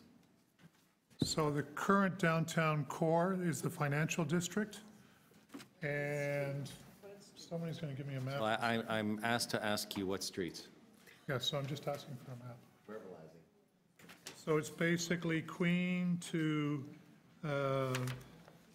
just west of University to just west of Young, down to, Putting it up on the have a map? thank you. Great, thanks.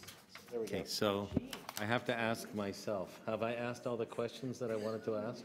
I think, well, I have a few more, but that's good. Okay, apparently I've asked all the questions that I wanted to ask. Thank you. Good job, Councillor Shiner. Very well done. So just to finish describing the map, the purple or the deep maroon color is the existing financial district, and the expanded recommended financial district is the adjacent gray areas that Vanna over there is describing.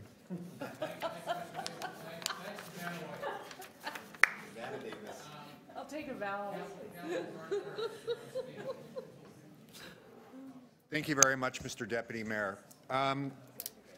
As many of you will know, I have had deep concerns about this project for quite a number of years. Recall, it was established during the global financial crisis when we were worried that all the jobs were going to leave the downtown and that we would never be able to stimulate and attract new investments in the city, and particularly things like Woodbine Live. There were very specific reasons that we developed this program. None of those reasons currently exists. This is an example of a program that was brought in for one purpose and is now just drifted off its mission. And in the process of drifting off its mission, it has foregone $500 million in public funds. $500 million in public funds. I can think of nothing else we do around here of that order of magnitude in terms of financial impact on the City of Toronto that receives less scrutiny and has fewer mechanisms around it to make sure we're getting good public value for the dollar. I was looking forward to this report, hoping that it would either A, recognize the conditions that made it an important program no longer exist, and that it had outlived its usefulness, and that we could move along and just wind down the program, or that it would give us clear guidelines on how we were going to get the public policy outcomes that the program is designed to deliver. The two key ones that I can tell that might make an argument for continuing the program in some form are trying to bring jobs into the City of Toronto. We just heard from the general manager that we're not there yet with having criteria to accomplish that. We're going to have to do further consultation. And the other is that we would want to relate investment in the City of Toronto specifically to areas where we're investing in our transportation network, transit stations that serve the region. And we heard from the acting CFO that, no, we're not ready on that one either. We're going to have to wait for a future report that's going to come towards the end of the term of council. In other words, neither of the things that we should have got in this report are presented. We're not presented with a winding down of a program whose timeline had elapsed and whose raison d'etre no longer existed, nor are we given the tools by which we can say that it is a good public policy tool to cause investment for outcomes that we want, jobs and transit-related investment. So as far as I can tell, there's no purpose to this program. It just fits some notion that if the public gives private capital some of our money, that's somehow a good thing.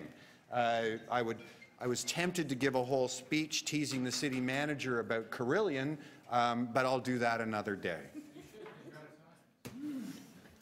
Councillor Davis and Councillor Carroll.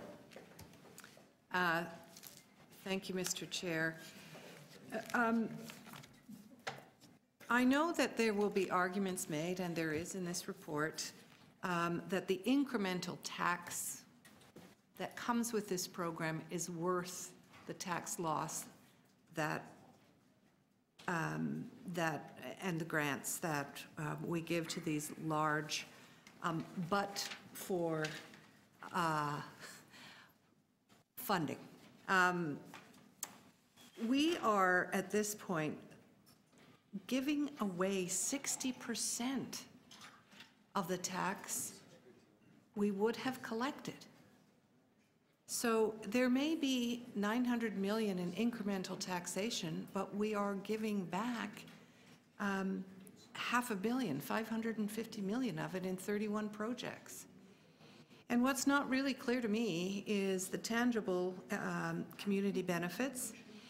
And while I do agree that the eligibility has been changed and we're excluding the downtown commercial core, I think more work has to be done here.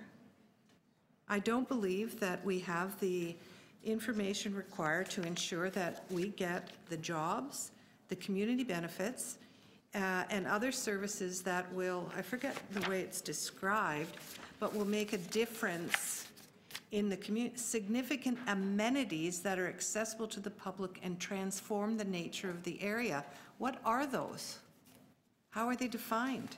I'm also interested in understanding what is the but-for process.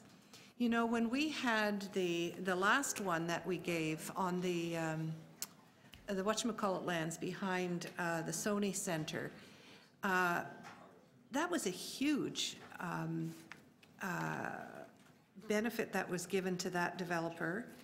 And I don't know, frankly, what came out of it.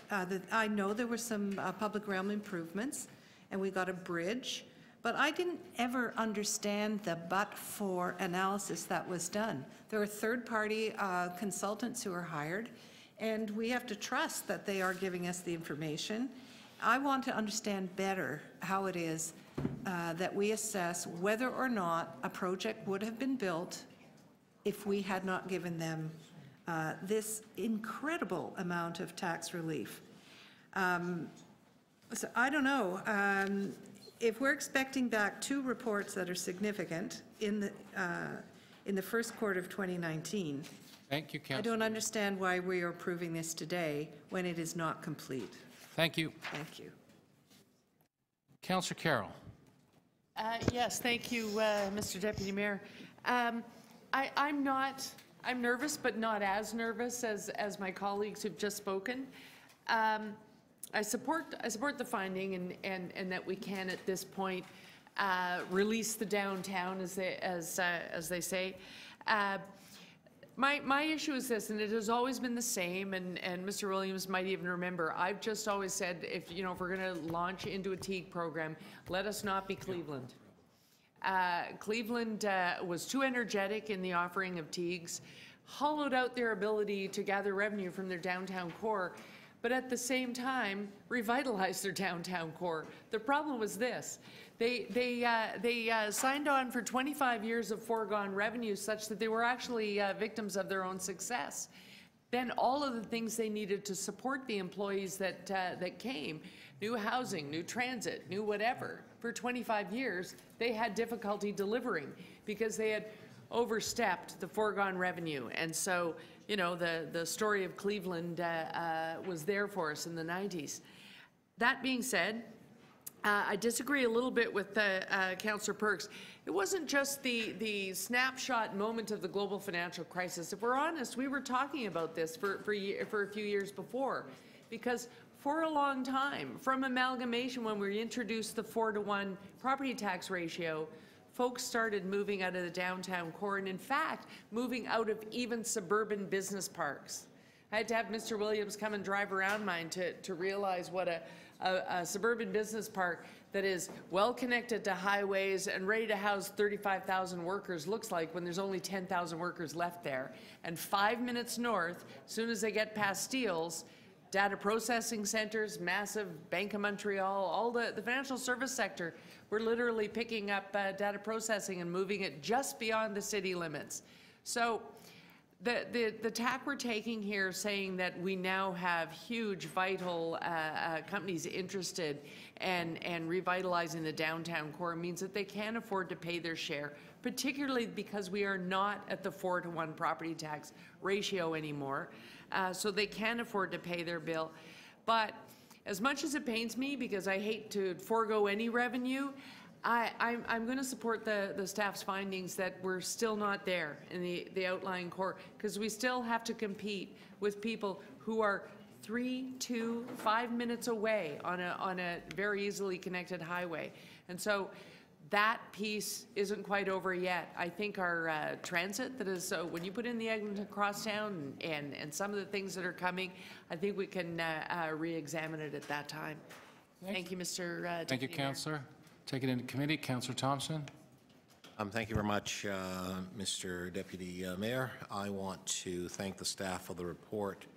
I think it's important to understand what's actually happening. We recognize that there are elements to this program that we need to refine. We are doing so. We recognize that there are benefits that comes from this particular program. I have actually been in rooms and meetings where I've been told by business leaders that if we don't get this, we will not actually invest in the City of Toronto. I will give you the example of the Ivanhoe Cambridge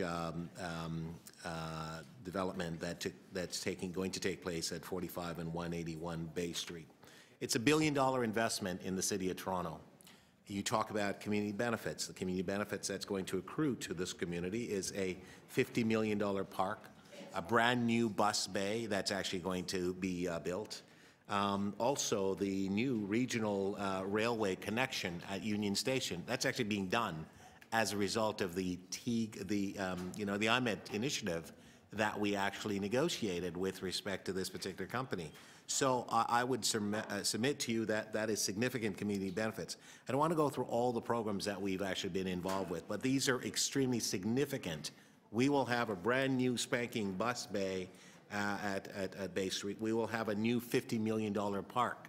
And the regional rail connection, I think that's extremely important. We in the City of Toronto offer very limited incentives for people to come and actually invest here. When we compare to American cities who are offering land, I was just with Greenland, the CEO of Greenland who came in from China last week. We had a meeting. They talked about lands that were given to them in Brooklyn, next to the Brooklyn facility that houses the Brooklyn basketball team. We would never do that here in the City of Toronto in terms of creating that opportunity and so on. We don't provide a lot of the tax incentives and so on for businesses to actually invest here. We rely on our educated population. We rely on the talent. We rely on diversity. We rely on a lot of things here to create opportunities and so on. I think it's important for, and I know that Councillor Davis mentioned the but-for aspect. Our CFO has actually been consulted, is in support. The consultants who's written his report are in agreement with this and so on. So the tax breaks that we do provide, and yes, it's a deferral more than anything else, quite frankly, because over time we do generate significant tax benefits as a result of these particular investments. We've seen situations where companies wanted to move from Toronto to other areas in the GTA because it was for their purposes, more efficient and more applicable to their benefits and so on. As a result of the TEEGs, we've been able to keep them here and so on. It's a good program. Yep, I get you. Two seconds over. It's a good program. It's something that we are going to continue to strive to modify for the best results. Thank you. Thank you. Okay, you're moving adoption, Councillor? Very good. We could move that adoption if we had quorum. 2, 4, 5. We have Mary Margaret McMahon. We need one more. Sadly, we can't deputize some of our visiting councillors. Councillor who's Crawford is around. Bylaw, I think, is still here. Haven't seen Pasternak in a while. I don't think Caesar's coming.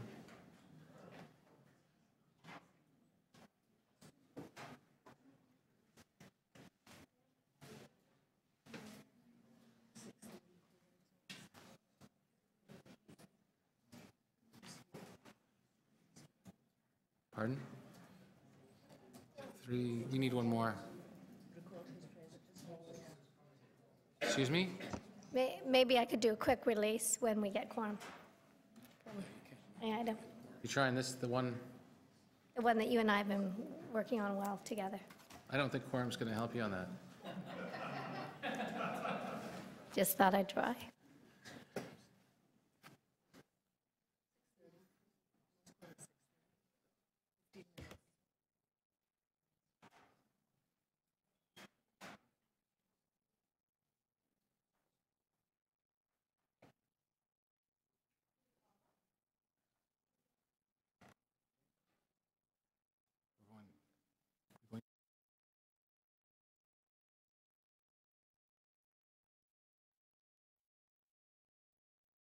Would members of the Executive Committee please come to Committee Room 1 for quorum?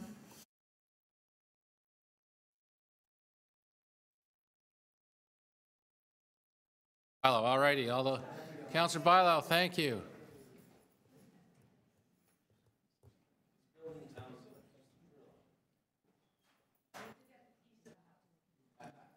I see. So we have the adoption of the report. All those in favor? Opposed? That's carried. Let's move on, shall we? So, we can try. You okay, Councillor McMahon? thank you very much. So I had somewhat of a quick release with a motion for 30.11. Is that the police station? Yes. Yeah. So I would like to hold that. Or you can. I'll continue to hold then. Fair enough. So just as in the interest of being respectful of every councillor, if any councillor want to hold an item for any particular reason, the practice of this committee and any standing committee is to recognize the privilege of that councillor. Anything else? It's the police station item. Because we're going to move on to 7, unless there are any other items. There's one speaker, and I think we can do that one quickly. Financial impacts resulting from high water levels in waterfront parkland. We have one deputant, Mr. Bill Beasley. Mr. Beasley, welcome. Well, that's one of the things I'm going to bring in here, but I'd like to thank you for allowing me to speak regarding the impact of flooding on the Toronto Islands. I initially registered to speak in opposition to some of the wording contained in Recommendation 2 regarding the treatment of insurance proceeds, but have since spoken to Park staff and had clarification on their position. So now I support the report and recommendations. I decided I would like to speak to you about 4 issues related to the 2017 flooding not contained in the report.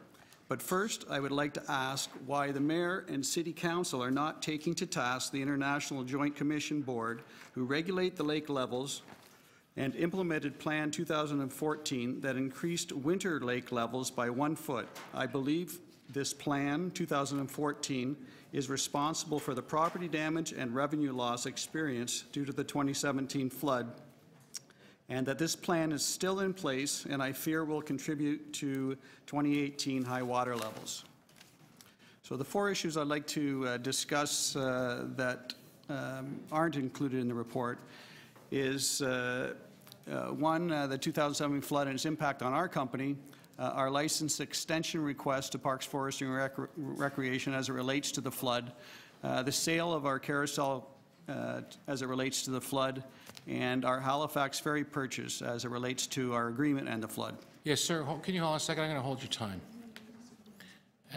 I need council direction because sorry, I get about a minute and a half. I'll give you credit for that.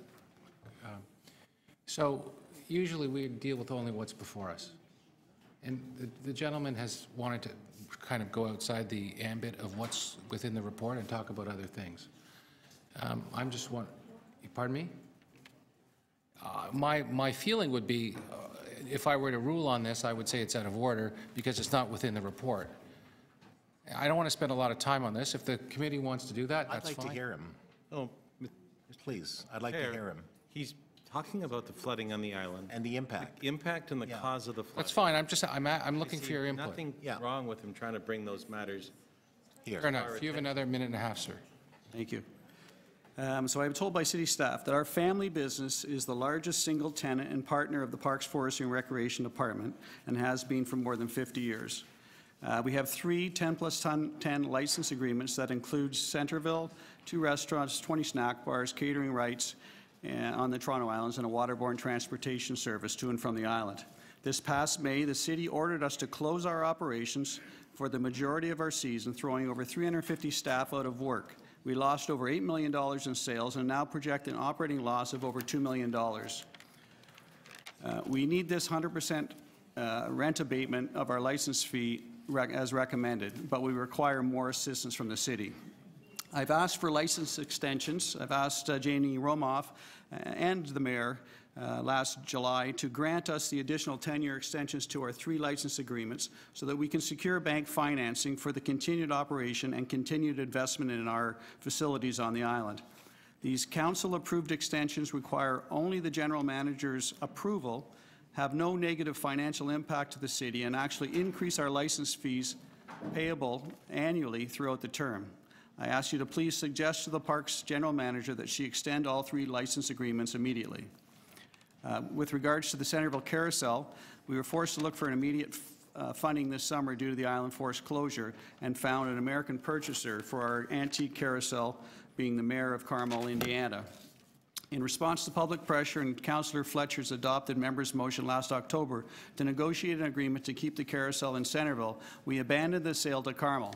Thanks, sir. I've got to ask you to finish, and I've given you more time even. Okay. Well, I have a number of issues, and I thought that maybe I could address them at this meeting. But I just would like to say that I do support the recommendations. Sir, it's not really. Everyone's down to 3 minutes, and I can't give you anything more than it would be unfair. Okay, so I just like to. Thank you, sir. Thank you, sir. Recap that I. Thank you, sir. All right. Okay. Questions, any questions from visiting councillors? No. Any questions from members of the committee? Councillor Thompson, then Councillor Shiner. Thank you very much, Mr. Deputy Mayor, through you. Mr. Beasley, you were about to give us an overview as to some of the challenges that you're experiencing and so on, and you were about to ask for some specific things. What are those? Well, one, that our 3 license agreements are extended for the additional 10 years that was approved by City Council in 2013. That's one. Number 2, I would like the City Council or Executive Committee to ask the Parks, Forestry, and Recreation Department to negotiate in good faith the carousel to be staying in the City of Toronto. I want to keep it here, and it sounds like most people want to keep it here, so let's negotiate in good faith to keep it here. And what's the carousel worth? What's the value? The value, the deal we had was 3.2 million Canadian. Okay. U.S.? That was Canadian. Sorry, I missed that part.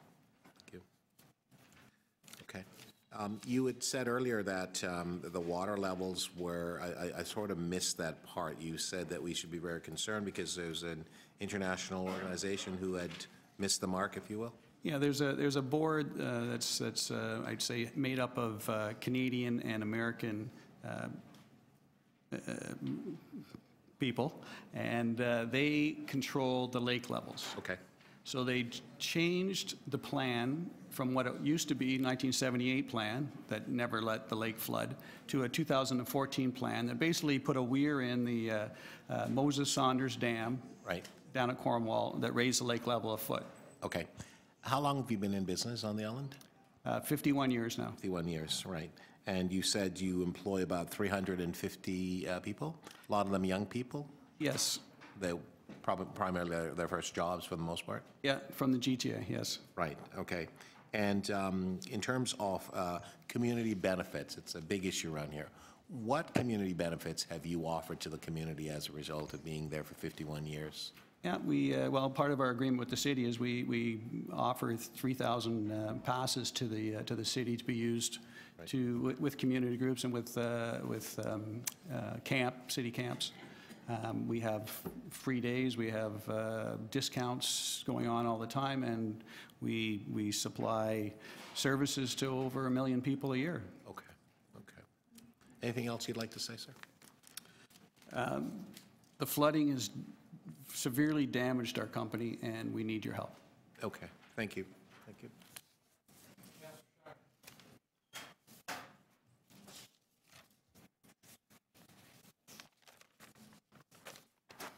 What documentation do you have to help us acknowledge that the change in the weir is what's created the flooding problem? As I know, all the Great Lakes had low water levels, and there were many claims and concerns made from Georgian Bay and Lake Erie and Huron that nature seems to have fixed and actually raised them substantially. Well, you know, by in some cases, I think up to 1 meter. So with the exception of your thinking it, is there something that you have or that you can send to us that shows that the impact that we have experienced is due to man-made issues? The only information I can give you is that in January of 2017, the lake was 14 inches higher than it had ever been at that point. We did have lots of rain. We didn't have more than ever before. We didn't have a lot of snow melt. So it just stands to reason that if the water is 14 inches higher, when there's a lot of water coming in, it can't wash it out down the St. Lawrence. So again, today, we're 14 inches higher than we were 2 years ago. And I suggest that we're going to have high water levels again this year coming up. And nobody is taking the IJC to task. And you believe that the water level could be lowered further now before the spring season? That's correct. Thank you. Any further questions? Yeah, Councillor Burnside. Sorry, just through you, about this 10-year extension you're talking about, you said it was approved in 2013? Yes, our agreement was a 10-year plus 10-year, and the extra 10-year was the council granted the general manager of Parks, Forest, and Recreation the authority to give us that 10-year extension. All of the financial details are in there, all the investments are in there, all of... So that was granted by council in 2013? Yes. Okay, and obviously that hasn't been acted upon or executed. What would the extension period be? It would be an additional 10 years. Now, yeah, but starting when, sorry? Starting when? In 5 years from now. Gotcha. So 2023, yes. Now, we have received one of the 3. Okay, thank you. Thanks. Further questions? Seeing none, thank you very much, sir. Thank you. We'll take questions of staff. Any visiting councillors? Seeing none, we'll take it into committee. Questions staff. I'm just going to give some advice to members of the committee because I actually have talked to our general manager of Parks, Forest, and Recreation. Any matters with regard to commercial matters relating to this particular company, the general manager is seized of these issues. If you ask any type of material questions, she will tell us that we need to go into camera. Okay? Councillor Thompson. Thank you very much, Mr. Deputy Mayor. I will try to ask questions that will not take us into camera. I don't want to go there, to be honest with you. But through you, just to the general manager, could you give us, I guess, an assessment, an overview in terms of where things are and what your thoughts are in terms of timing and so on? So through you, Mr. Deputy Mayor, timing insofar as the negotiations Yes. that the deputant. So as Mr. Beasley's noted, we certainly are in negotiation with him on all of the items that he noted in the deputation. These discussions will continue. We hope to be resolved over the next few months. I think the report before you today does give authority for us to abate the rental income from last summer, which is a first step. Approximately $1 million. Okay. And the other items will be negotiated as part of the terms of the contracts that we already have with Mr. Beasley. And there's no necessity? In good faith. There's no necessity for us to provide you with any directions. You have ample directions in terms of... We certainly have the contracts that were approved by council at the time of the RFP. And we're, within those. If we need any further authorities around any of those things, we'll certainly come back to executive committee and then to council. I hope this doesn't take us into camera, but I'd heard something about a ferry service. Is that? Mr. Beasley, as noted, I'm not sure if he had time to talk about it, but he has procured one boat, which is towards one of the restaurants, I believe, that is just to the west of the Center Island docks. So we are under discussions with those as well, and around how they relate to the contract that we have with them. So authority would have to be given, or can anyone buy a boat and actually provide the service across? These are the things that we're negotiating Oh, I see. with them. Okay. Yeah. All right, thank you. Those are my questions. Thank you. Anyone else? No? Speak? Oh, sorry, I didn't see you there. Did you have questions, Councillor Shiner? Carry on. So of the manager of Parks and Recreations, taking that you're not an expert on lake water levels, but there's issues raised as to how they might or why they might have been increased, and knowing that we've had substantial impact, and so have other municipalities, has the issue of the man-made alterations to the water levels of the lake been considered at all by our staff or discussed anywhere? I'm going to ask through you, Mr. Deputy Mayor, Mr. Evans, to respond. Through you, Mr. Deputy Mayor, the International Joint Commission that regulates the water levels has taken a very hard look at this matter because it has affected every municipality and every property owner along the entire shoreline of Lake Ontario. However, those are negotiations that are outside and apart from the work that we do. They are, of course, international negotiations, but the other thing that is important to remember is that Lake Ontario is a very large body of water. It's upstream. In order to provide an increase in the flow, you have to significantly increase the flow in the St. Lawrence, and that has a very substantial impact on Quebec. So there are a number of calculations would be available that would show that any drawdown of water has a fairly significant impact downstream, and Quebec was already, I believe, fairly substantially affected by that flooding downstream. So that was my next question of the city manager. Was the areas downstream impacted as hard as we were upstream here? I think likely more so, and I think that the arithmetic of the large basin would need to be drawn to draw down and show a material effect on that would require fairly substantial changes in terms of the outflow of the St. Lawrence. So it's really a much greater issue as to all the Great Lakes, the increased water level in them all, and us being impacted as others were along all the Great Lakes? Yeah, it's a combination of management change regime, but also a combination of very substantial amounts of water, and you can't get rid of the water to the extent you can actually get rid of the water. You can't get rid of it without significantly increasing the downstream flows. Thank you.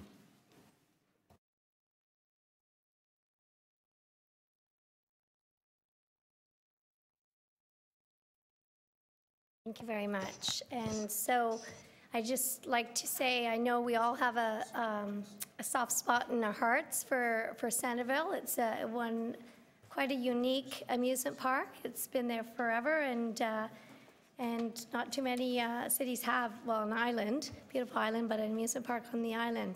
It's like taking a step back into time.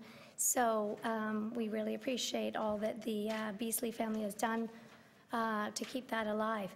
But it's my understanding that Parks staff is working closely with the Beasleys, as with all the businesses. We have to think of all the businesses on the island and the other businesses along the lakefront who have been affected by the flooding last year, which was very unfortunate. In the beach, we didn't have a beach for most of the summer either. So I'm thrilled that Park staff is working with everyone. You read in the report $1 million in abatement, and we're doing extensive remediation measures all along the shoreline and on the island, and planning to go forward. We really can't fully assess the extent of the damage until we get rid of this cold weather and into the summer months type thing, to see what the state of the roads, what the state of the shoreline really is like, and the boardwalk. So There will be much more remediation coming. Just know that we all love our unique access to the lake, the island, everything on it, including beautiful Centerville. Thanks. Thank you. I have a motion I'm moving on behalf of Councillor Crawford. And he would like to amend recommendation number 2, the 2 underlined points and other waterfront parklands, and specifically has to deal with the Bluffers Park area in his ward that has a number of businesses that were impacted by the high water levels. Nobody's made a claim to date, but he would like to insert that in case any of the businesses in his ward do decide to make a claim. Thank you.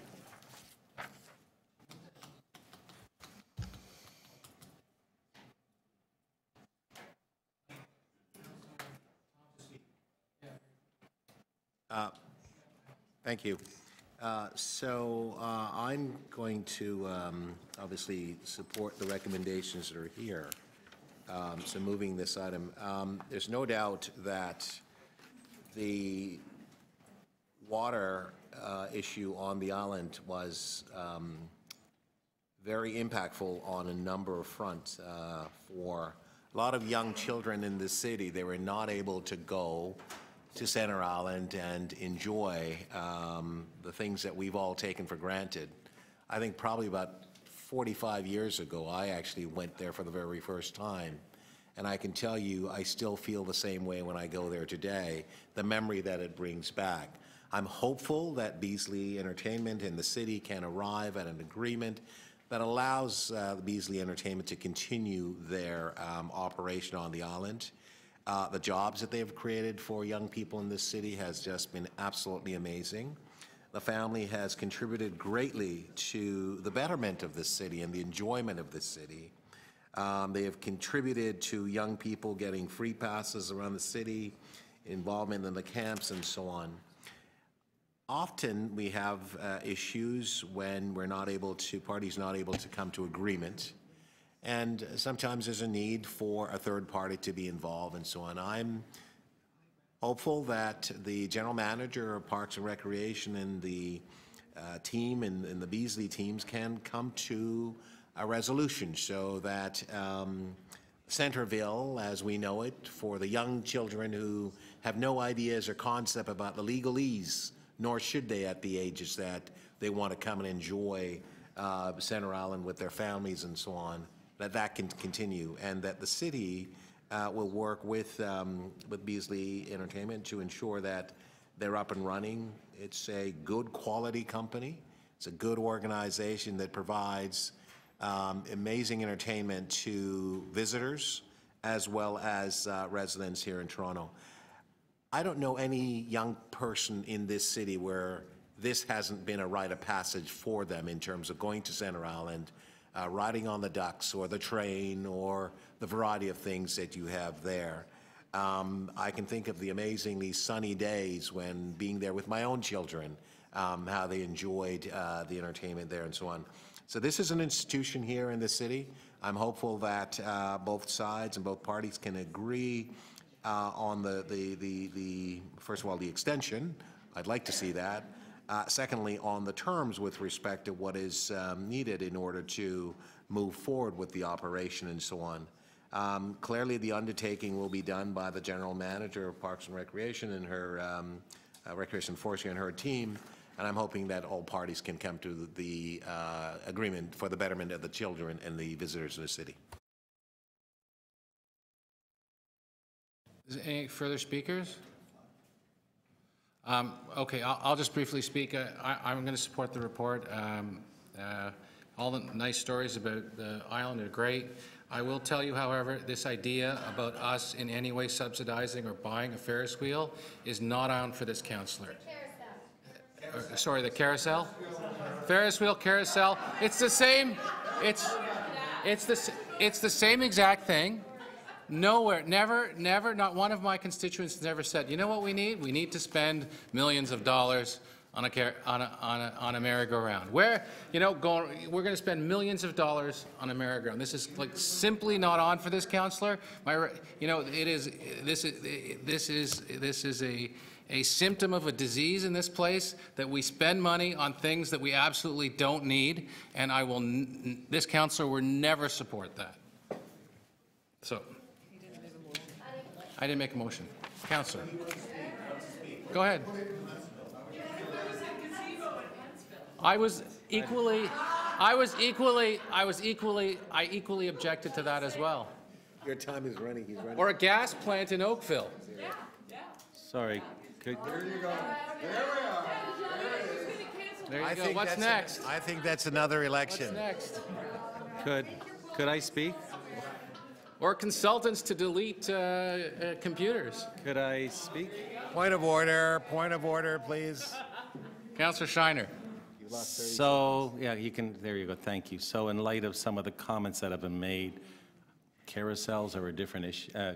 Ferris wheels are a different issue. They work in some cities. Carousels are our issue.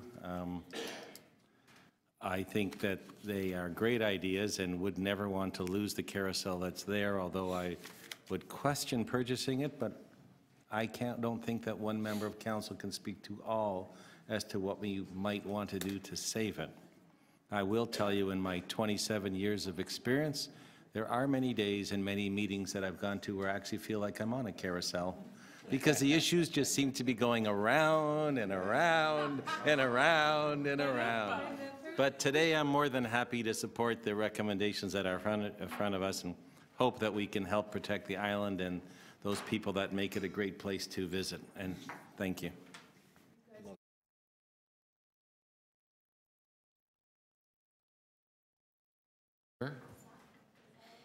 And I will tell you that staff said that there has to be a report back because we don't know the financial implications of this. All those in favor?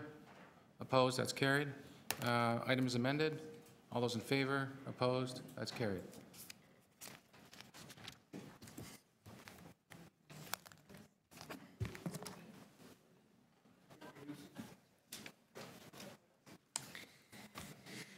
Thank you, Deputy Mayor, for filling in. I just went up to launch that wonderful Muslim Fellowship program that's going to be happening here at City Hall. And unfortunately, they said our building was full and couldn't accommodate it, so it had to be done at Queen's Park. That's kind of strange. So that would bring us, I believe, to item EX 30.8. Old City Hall, future uses and tenant options. We have two deputants. Is Chris Drew here? Sorry, Councillor Thompson? Oh, okay. I only had two noted, but maybe my list. There it is. I'm sorry. You're quite right. Oh, George Rustai is here. Very good. All right. So, Mr. Drew, welcome. Thank you for your patience, and you have 3 minutes. Thank you. I'll try to make this as quick as possible. I know it's been a long day for all of you around this table and for city staff. My name is Chris Drew, and I'm a Ward 28 resident, and I just want to enthusiastically support the staff recommendation for all of the exciting potential for Old City Hall. And so I hope that that report can be adopted and we can move to the next phase. One of the reasons why I was seized with this and really excited to speak out about this issue is for the specific reference in option 3 that the new Old City Hall can accommodate a larger wedding venue and reception. On June 17th, 2017, it was one of the happiest days of my life. I got engaged. I don't have no idea why my fiance said yes, but here I am. I'm a lucky guy. And so I've been thrust into the world of wedding planning. And it's been a very interesting experience. If you have any advice, you're welcome to share it offline. I don't know that reference, but I'm going to follow up with you later. And I'm really happy to say that we found a wonderful venue in Toronto after a lot of searching at the Guild Inn. And we're very excited. It's a city-owned facility, and it's beautiful.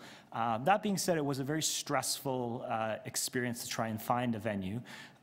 So I think that this option allows for more choice in Toronto for wedding venues. And I think Old City Hall has some really unique characteristics, which I think could be at an advantage. And I think also, although this is located in the downtown, I think anyone in Toronto, wherever you live, can benefit. And my fiance and I are a good example where we live in Ward 28, but our wedding will be in Scarborough, and we're really excited about that. I think the other unique thing about Old City Hall is that it has excellent transit access, and I think that's really helpful when you're planning a wedding, to give your guests as many choices as possible, especially to get home safely after consuming drinks. And so I think it'll be a really great venue, and I'm really excited that it's a potential. So I just want to, again, enthusiastically say that I'm in favor of option 3, which is the staff recommendation. And I think there's many advantages to considering Old City Hall as a wedding venue, not just for the ceremony part, which City Hall here right now does, but also for the reception part as well. It can be pretty tough to find reception venues because dates, as I've learned, fill up very quickly. And I apologize, I don't think I'm going to be able to invite all of you to the wedding. I've been told by my fiance that I'm sometimes a little too generous in distributing the invites, but Councillor Ainsley will be representing City Council, and we look forward to having him. And the other exciting thing about the Guild Inn is it's very close to the Eglinton East LRT route, and I look forward to seeing that constructed as well. Thank you very much. Thank you very much, sir. Any questions of the Deputant? Well, thank you very much for your patience and for being here today, and good luck with your impending wedding. Next, we had Brian Graff, please. Brian is not here. Brian Graff? Okay. George Restai?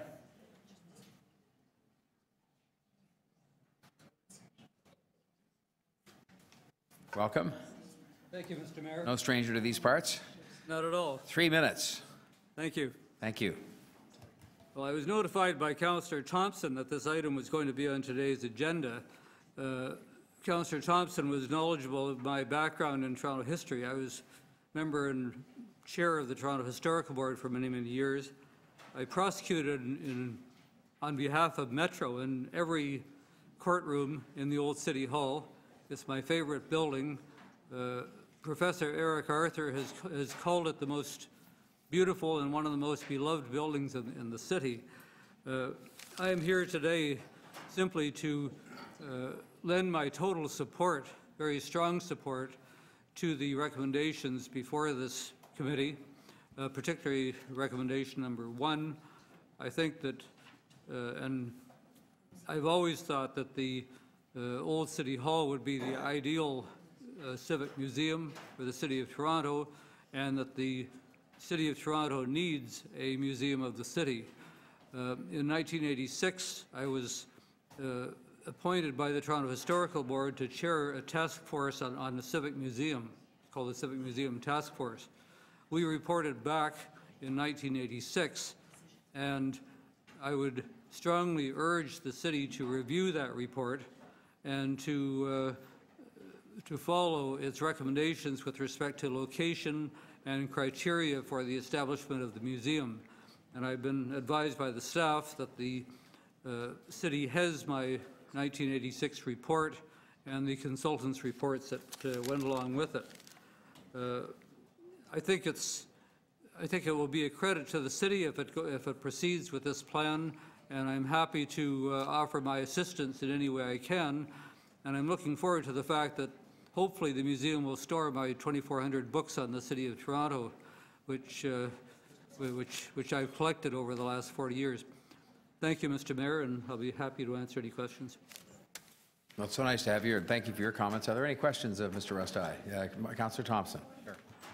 Sorry, I was out of the room, Mr. Restai. So you're supportive of the report that's in front of us? Oh, totally. Yes, sir. You have a history with not only with the city, but that particular building. Can you give us a bit of an overview on that? Yes, I worked in it for many years. I had an office, actually, when I prosecuted liquor court on behalf of Metro Toronto. I had an office in the Old City Hall. I've prosecuted mainly things like bylaw offenses involving body rub parlors and adult entertainment parlors, both of which bylaws I drafted, in the courtrooms of the old City Hall. And when I was sitting around doing nothing, which was a lot of the time in the old City Hall, I marveled marveled at and loved the architecture of the city, the beautiful decor, the McCausland stained glass, the hallways and the floors. It's a wonderful building, and the city is very fortunate to have it preserved. And also, the city is very good to have restored the gargoyles, to have restored to clean off the building. I'm responsible for one small change, or two small changes to the old City Hall. If you go to the front hallway, you'll see at the base of the steps on each side of the old City Hall, there are about 8-foot metal grotesques or gargoyles. These were in the old City Hall originally. They were sold off, and I found them at a flea market in southwestern Ontario, and I bought them and I brought them back and gave them to the city, and they've been reinstalled. So I'm always happy when I enter City Hall. And now, of course, as a museum, I'll be able to take pictures in there. And I won't be searched when I go through the front door. So I'm looking forward very much to this recommendation being implemented and proceeded with. Mr. Rich, I've got a minute left. Are there any works that you have that perhaps could be helpful as part of the collection of items to be stored in this building as it relates to the Museum of Toronto? Are there any things that you would have that you think would be of benefit? You just told us about this, the gargoyles that you found, but what else would you be able to offer? Well, through you, Mr. Mayor, I have collected books and various things relating to the City of Toronto over the last 45 years, starting with when I prosecuted in the courts in Metro. Yes, my book collection, which is entirely books on Toronto, which I have, as I mentioned, about over 2,400, and I'm collecting them on a continual basis. I'm hoping it'll be much larger by the time the Museum of Toronto opens. I have a number of other relics and antiquarian objects out of the old city, and once again, I'll return them all to the city itself. Thank you. Best wishes. Thanks, Councillor Thompson. Any other questions of the deputants? Of this deputant, rather? Well, thank you, Mr. Restai, and we heard you make your offer of help and the books. I heard that loud and clear, a donation of the books. That was what? I didn't hear that. I just heard a room for the books, so we'll take due note of that. Thank you very much. Now, the next deputant we have, that's the last one, I think, as a matter of fact. I'll call one more time for Brian Graff. Okay.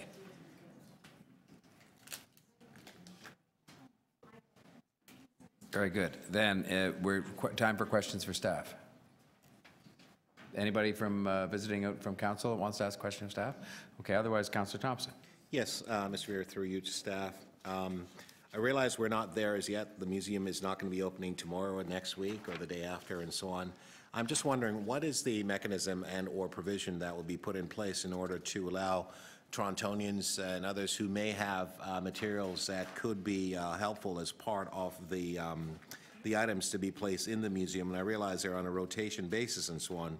Mr. Restai has indicated that he has materials that could be of importance. And the second part of the question would be, what are the criteria in terms of selecting items to be placed in the Toronto Museum at such time when it's opened? So I'll ask the Director of Museums and Heritage Services to answer both those questions. While he's coming to a microphone, I'll answer the first one. Ask any person to get in touch with Wayne Reeves or myself, and we'll sort out the acquisition of relevant historical artifacts, including books. It's a very generous offer he just made.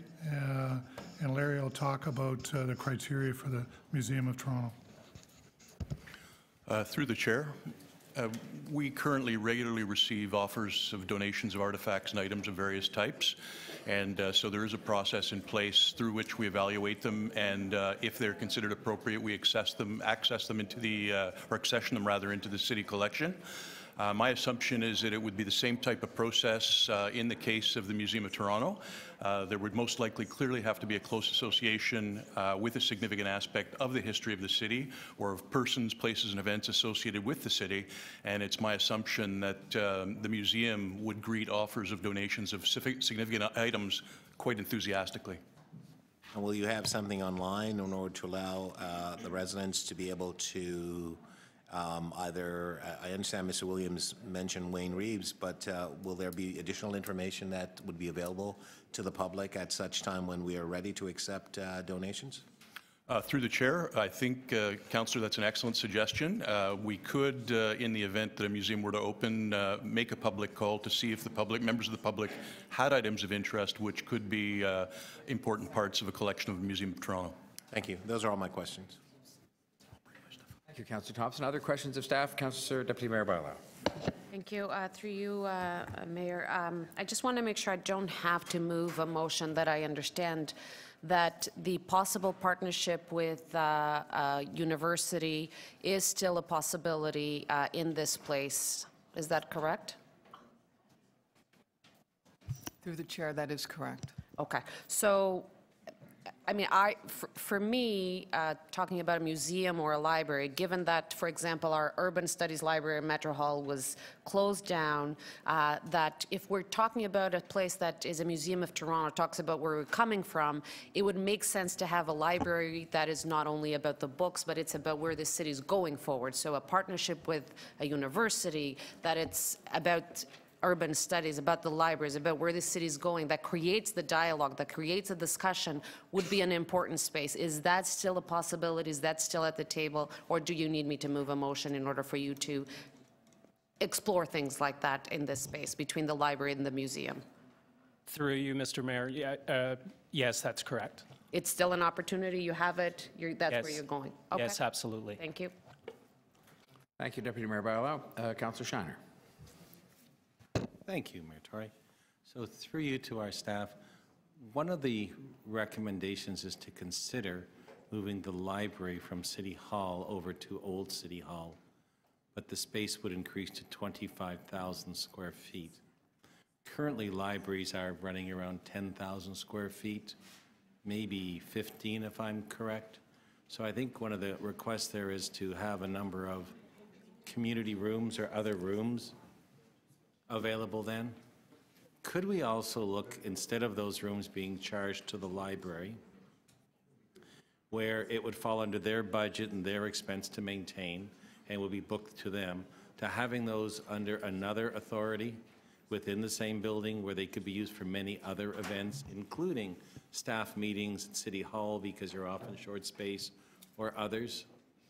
And if you can do that, do I have to ask you to do that through way of a motion, or would you do that when you report back? Through you, Mr. Mayor, as the report details, I think as part of the 25,000 square feet that's currently allocated to the library, 7,500 of those square feet are for flexible space. I think it's fair to say, and I'm looking at the library, that there would be flexibility there in terms of us programming differently and looking at that flexible space differently in the context of the overall programming of the facility.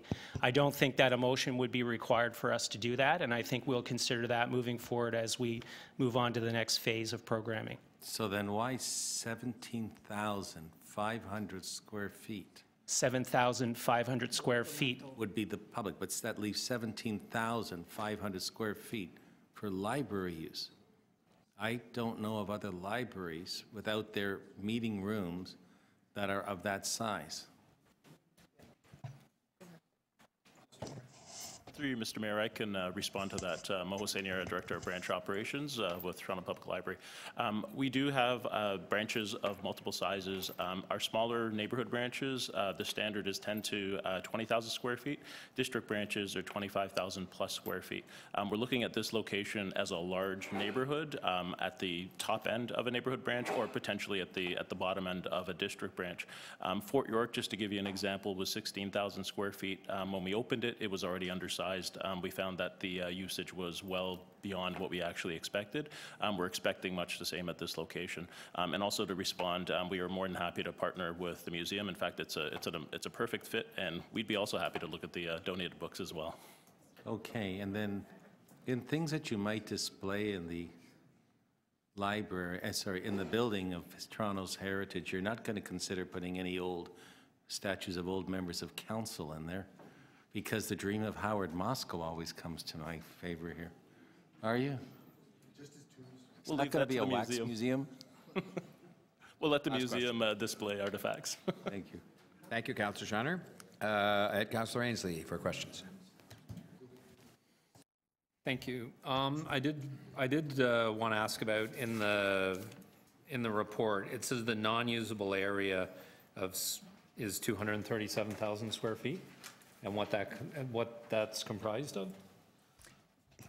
Yes, through you, Mr. Mayor. So based on the building and its attributes, there's unrentable space as included in the overall square footage. And that's based on the attributes of the building and its history. So, you know, very wide hallways and those types of things. Okay, and that includes, I guess, the basement, and there's an attic area? Yes, indeed. So there is a basement area, which isn't included in the square footage, as well as attic space, which totals about 30,000 square feet, which is quite beautiful. Okay, but it's not usable for anything in terms of a museum or storage space? So the attic area, we are considering what future uses we could put in that space, that 30,000 square foot space, and we believe that we can utilize that space. Okay, and then when it comes to the courtyard, so there's going to be some infill in the courtyard. How many, is that one floor? Yes. Infill in the courtyard? So the idea would be to cover the courtyard with a glass roof, which would allow for programming in the courtyard for events and weddings, other events. Okay. You're not putting a floor, like an enclosed floor area to increase the square footage of the building. You're putting a glass roof over the courtyard, so that'll make that usable space because it's covered. Correct, and there would be a mezzanine constructed as part of that space in the, I'll say in the donut area, in the center part, which is currently a parking lot. Okay, all right, thank you. And Mo, while I have you, so the Toronto Public Library's got 100 branches. The one downstairs, where is it ranked in terms of usage? It's currently sitting at the top of the quartile within the 81 neighborhood branches. It's open 40 hours a week. And even with 40 hours a week, it's actually operating well above what the others are. So it's sitting 13th below 12 other branches that are actually open 62 to 65 hours. We have 200,000 visits annually. That's the average, and about 300,000 circulations. And we anticipate with the new location, those numbers would definitely go up. Okay, and just my last question, Mayor Tory. So Mo, I always remember coming down here when I was a kid to City Hall, and I seemed, you know, things are always much bigger when you're a kid, but I thought the library was much bigger. It absolutely was. It was approximately 20,000 square feet. Over the years, it has been reduced, and it was, I believe, in 1997 that we went from finally 11,000 square feet to the current 5,000 square feet. So we're hoping to get back up to the previous size. So you've gone from 20 to 5,000. Yeah. Okay, all right. Thank you, Mayor Tory. Thank you. Thanks, Councillor Ainsley. Any other questions of staff on this item? Okay, then. That means we're ready to go to speakers, and I have no list at the moment, but may I start with members of the council that are, Councillor Carroll, was that your hand up, or were you just waving, or? Okay, Councillor Carroll. Yes, I love the report. We've come a long way. There was a point in time, Mr. Williams will remember, at which we knew we needed a museum. We don't actually need to solicit for people to please donate things to go in the museum, because we in fact have a massive collection with no place to be seen right this very minute. And so we don't need to worry about that, although as soon as we say we are building a museum, I dare say there'll be plenty of contributions coming forward. But there was a point at which we were desperate for where would you put a museum, where should all these things be. We were even talking about building a restaurant and a museum on top of harborfront grain silos. We had crazy ideas. The fact that an asset right here in the middle of town, where tourists would actually want to go to it, where students who might be studying urban magnificence and urban design and planning would be nearby. This all makes perfect sense. I'm heartened by the expertise that helped in the study, that we had Mass helping to facilitate the consultations. One of the most forward-thinking in town, that we have Lord, who is I think we sometimes take Lord Cultural Services for granted and don't realize their international reputation, which means that initially people will think we're taking a go big or go home approach to this. I would simply say, carry on making a go big or go home. Now here's the downside. And to me, what that means is, by the time we finish doing what should be an international design competition, you may find you don't want a library in here. A museum is a museum is a museum sometimes. Nowadays, museums are highly interactive things, highly engaging things, not just static glass cases. They need movement, they need architectural magnificence. And so I would just caution to, while we should be going ahead with this, while we should adopt the financial impacts of continuing the envisioning process, that we should not, as council, designate ourselves architects and designers and begin to lock down what must happen in that building. Because if we want, on the city side, to have something that is ours, but is in the same magnitude of an AGO or a ROM, let's not tie the hands of those that can help us get to what could be a truly magnificent thing and truly attributable to the city, because it sits right beside this architectural gem that we already take for granted right here. I think this is a perfect happy ending to what started out as a pretty comical exercise about museums. And one thing I know from the early work that I did during the first 4 years of looking at that panel that included David Crombie, Sam Bolte, et cetera, that group, is that there is plenty of passion for this amongst your residents all over town, in surprising quarters, all over town. This is something that Torontonians truly do want. Thank you. Those are my comments, Mr. Mayor. Thanks, Councillor Carroll. Are there others wishing to speak? Councillor McMahon. Councillor Ainsley after that. Sorry, thanks. And I'll just go Councillor Carroll's words there. I think this is a fantastic opportunity. It's a well-loved building and iconic right in the midst of downtown, and people are super keen on a museum, and also that we should think outside the box for more interactive styles of museums. In Dublin, they have a museum called the Epic Immigration Museum, and it's probably one of the most interactive. It's an immersive interactive museum, probably the most interactive I've ever seen. And so we wanted to engage everyone. We want to do things like that, and I'm looking forward to hearing what we're going to do if should the library move over there, what we will do with the library space in this building, because I think that part of that is a perfect opportunity for my City Hall store. Thank you. Thank you, Councillor McMahon. Councillor Ainsley. Oh, sorry. There he is.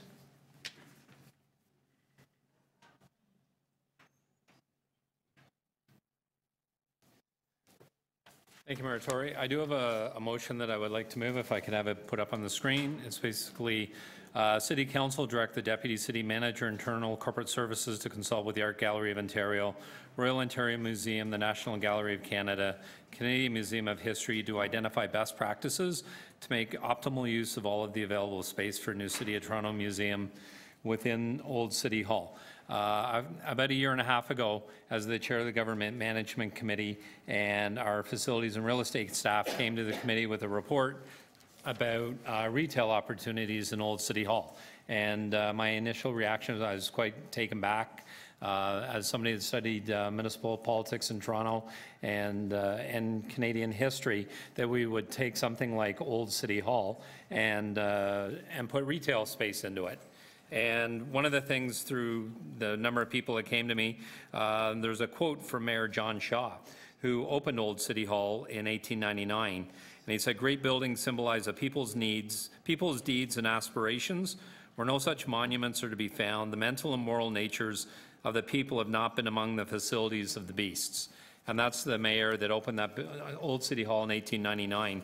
And then, you know, I think this has been a long time coming. I heard loud and clear when I was chair of the government management a year and a half ago that we needed a museum. I think this is a very appropriate space. We have 2 repositories for a lot of our archives and material. There's one up near Casa Loma.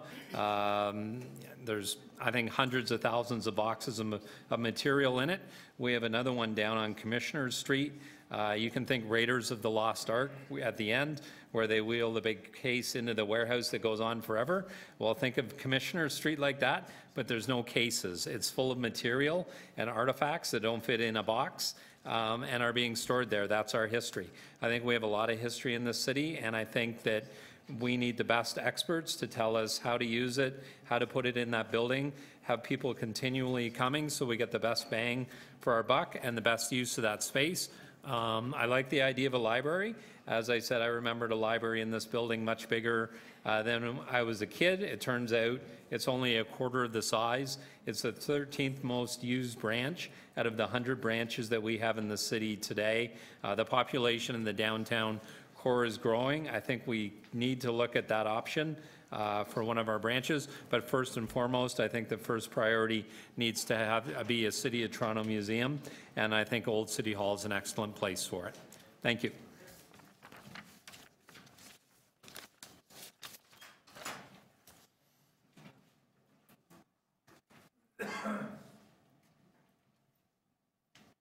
Sorry. Other speakers on this matter, Old City Hall? Okay, we have no motions, correct, Madam Clerk? Oh, there is a motion. Oh, yes, I saw it. Right, of course. Let's then put that motion up and we'll deal with it.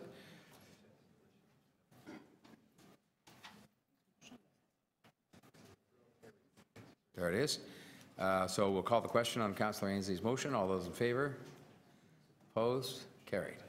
And then we have the matter, the item as amended. All those in favour? Opposed? Carried.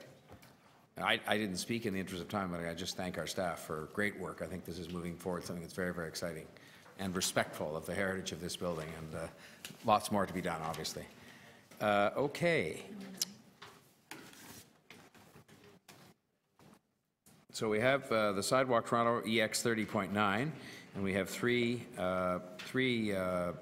deputants. And the first is Bianca Wiley, co-founder Tech Reset Canada. Thank you for your immense patience. You're most welcome here. And you have 3 minutes. Okay. Thanks, everyone. Thank you in particular to both Councillor Min and Wong for getting the staff report here. We really need it, and to Michael Noble on the Waterfront Secretariat for his commitment to publicizing this report.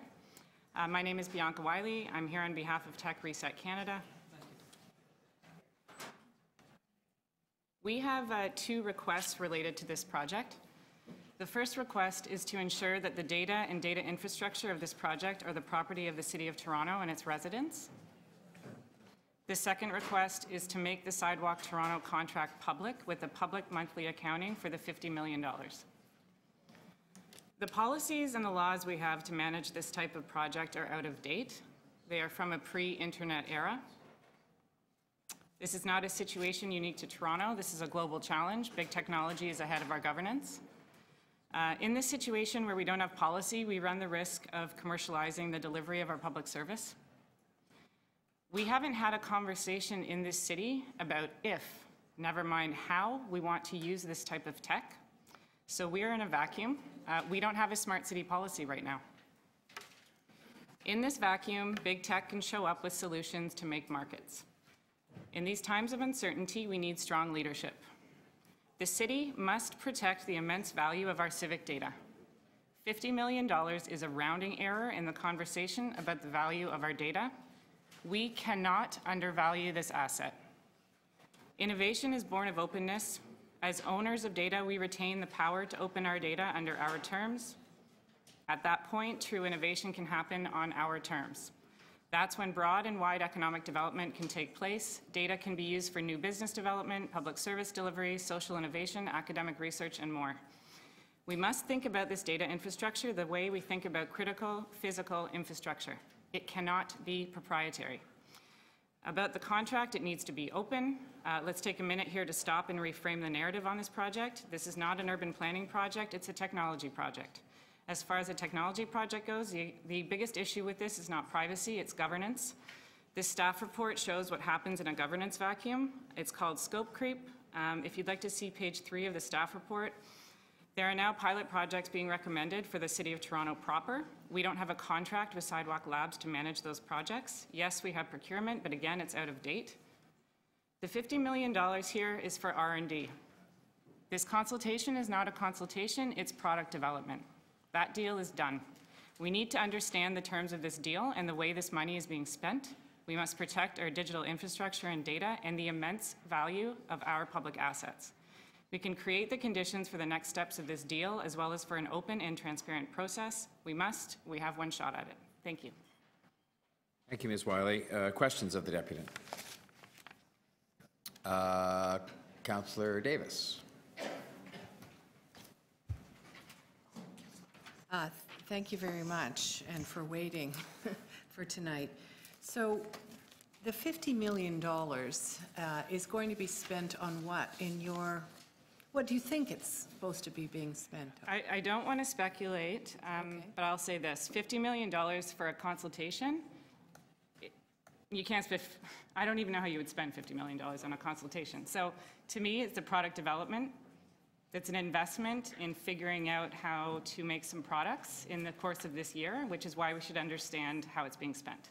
Because what are those products and how are they being made? And there is a risk, of course, then, if this data and these products are monetized, that we don't have control over those things. And I guess that's what you're talking about when you talk about governance as well. Correct. We need to be clear about something here, is that if we, the city, and our residents own this data, we can make a decision to open it, but that's our decision to make. It's not a decision for a vendor or an investor to say that they will open data. Okay? That's got to be something. We have to think about this as critical public infrastructure. Our data infrastructure is like our physical infrastructure. So one of the things that I'm struggling with is, if you have these fixed boundaries in which you're going to pilot some new technologies, how are you going to contain those and not then now run the risk that you've opened the door and, of course, there will be a desire to extend it? As far as I understand, that's already happened. On the third page of the staff report, there's talk of using pilot projects in the City of Toronto proper, so outside of Quayside and outside of the Eastern Waterfront, it sounds like. This is why we need to see the contract. Now, they will argue this is a contract, it's proprietary information, although you'd be surprised. Someone told me in a meeting they'd be happy to release it. But what would you say to that? It's plausible. I mean, I think given how high level this contract sounds, is there really going to be intellectual property that would be a commercial risk in that contract? I suppose it's possible. I also think it's possible that there's not. And the consultation that they're speaking of, you're suggesting that $50 million is what the consultation is what the $50 million is going towards. But actually, I think we understand that the $50 million is going to developing a variety of intellectual property. I think that's what you've called it as well. Yeah. Yes. Okay, thank you.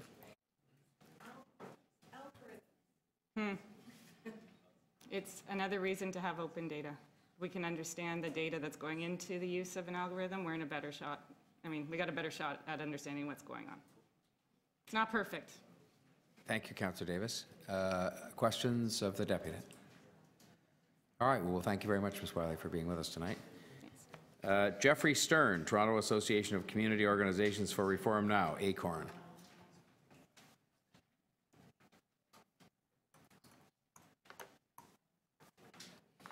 Thank you. Welcome, sir. Thank you. 3 minutes. Thank you, Mayor, and members of the Executive Committee. On behalf of Toronto ACORN's thousands of low to moderate income members, I have some questions about the proposed Sidewalk Toronto development and how the city plans on ensuring that the development is good for everyone in Toronto.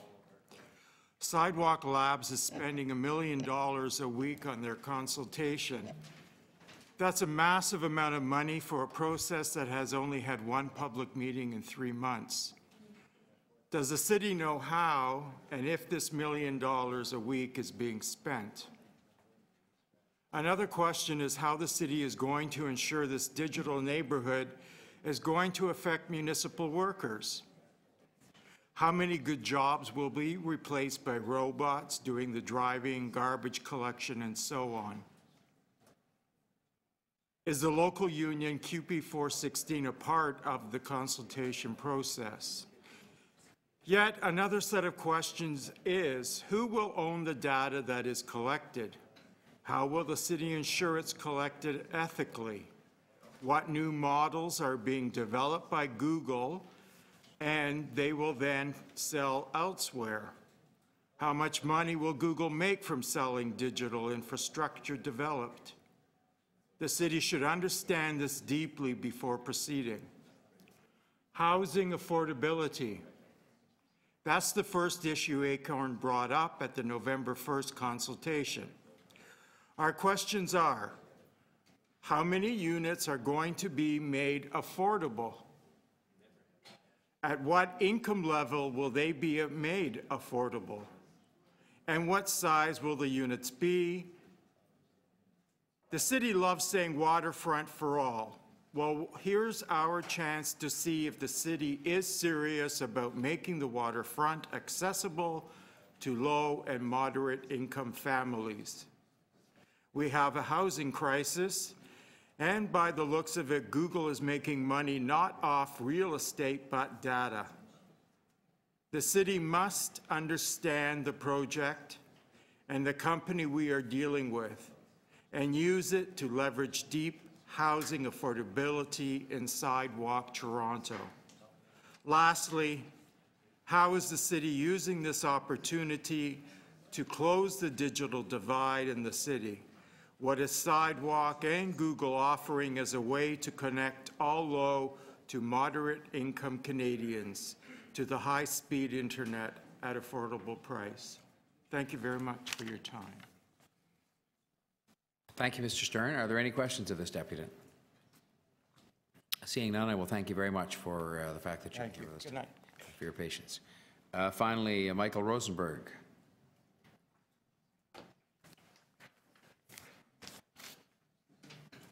Hello, Mr. Rosenberg. You know the procedure here. 3 minutes. Thank you very much. Obviously, in some sense, people don't know the scope of this, but the initial comments seem to relate that the only thing they sort of express as a concern is data privacy. So there seems to be some sort of assumption that this is all about data, but I was glad the previous deputant mentioned that it could go much beyond that, that he talked about automation. So obviously, in one sense, they can basically propose anything they want. So I would like to just step back a bit from this and say the whole approach towards sort of seeing technology as some sort of part of the waterfront and beneficial has been something that Waterfront Toronto has been doing all along. In fact, that's how I got involved in waterfront issues, including all kinds of other environmental assessments that had nothing to do with that. The first reason I turned up at any meeting related towards the waterfront was because Waterfront Toronto was proposing something or the other along the lines of innovation and technology, and they've been proposing that in precinct after precinct. It seems to be just that for some reason the people put in charge of Waterfront Toronto we're sort of from that culture. And I think that this project is just sort of where you could expect them to go next. And I wish that City Council and the other levels of government that set up Waterfront Toronto would have given a little bit more thought about who they wanted to put on the board and in senior management and what directions they really wanted. Because it seems as if we get into these situations, and there's many other examples in the City of Toronto, the Innovation Office and all these things, where we just put these things in place, and then, you know, multiple years later, they come out with something. And we never really thought about whether we wanted to put that much effort into technology in the first place. So, I mean, I'm glad that these things are now being considered, but I mean, we also have to look at the economic impact of this. For example, in other parts of the waterfront, they've already basically said if you want to move in, you don't just get your 4 walls, you must buy an internet contract with the provider that they have provided. Well, it's not the selection of the provider I'm concerned about, it's the must-have internet. They're basically forcing people to pay about $20,000 over the course of that contract, which the person would otherwise have if they had the option of no internet at all. And it's the lack of the ability to opt out, not just in terms of data, but in terms of physical features, such as having internet or having whatever forms of automation they plan to put in. Is there an ability to simply opt out and save the money? What if I wanted $20,000 more than I wanted internet? That's the option that's being taken away from us by these proposals that say, oh, if you buy in bulk and everybody has it, it's cheaper.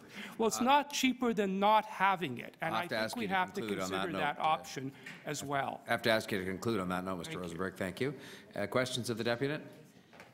Okay, hearing none, I'll thank you very much for your contribution. Thank you. That brings us to the end of the list of deputants, and so we could move then to questions of staff, and we'll start with Councillor Perks. Thank you very much, Mr. Mayor. I don't know who I'm asking questions of. I received a briefing from some staff at Waterfront Toronto and a gentleman from Sidewalk, and I asked if I could see the existing agreement, and I was told no. Are members of council not allowed to see this agreement? Is that correct? Well, Mr. Mayor, we too at staff have seen the document in confidence. It was relayed to us on the basis that it would be held in confidence, and they believe Waterfront Toronto represents that this contains commercial matters. And so you'd have to ask the lawyer about the propriety of us making a request to City Council to them and whether or not that can be mandated in any form in order to get a proper answer. But today I cannot see that contract.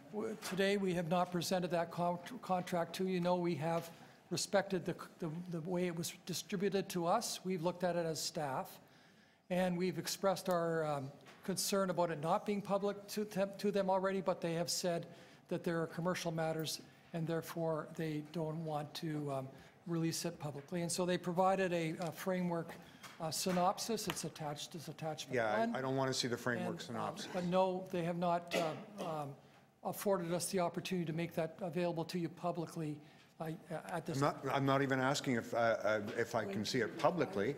I'm asking if I can see a copy, like go into a little room, as we do sometimes with our tender documents, and have a copy of it there and read it. Again, I think you'd have to ask them to provide that permission, and I would be more than happy if they were willing to do that. Wow, okay. Thank you, Councillor Perks. Councillor Carroll. Yeah, following on that line of questioning, so I can understand if we're at early stages and we're looking at something without prejudice, but at what juncture can we require it that it has to be made available to the rest of council in camera or whatever in order for them to be able to vote on proceeding? Well, as I think Mr. Livy's already said, it's probably a question to be asked of Waterfront Toronto. Well, no, I'm asking when you have a right to require it. Right. Well, our relationship with them is not the same as other city corporations. And so there is no obvious right you know, in that sort of framework relationship that we have with them. So, I mean, we've been provided with it for the purposes of commenting on it and being able to advise council, but that's as far as it's gone at the moment. So last question, are we a party to the contract? No. No. And so we can take them through the entire planning exercise without ever being a party to it. Who would be a party to the thing that we heard the deputant's concerns be about? Would it be a federal authority that we're talking about data ownership and those sorts of things that will exist in cyberspace? Where would they go where there is some sort of government requirement to know who gets to know the deal for people to live in an area where someone owns the knowledge of all their activities? So to answer that question, Mr. Mayor, the agreement that we've seen is an agreement to agree.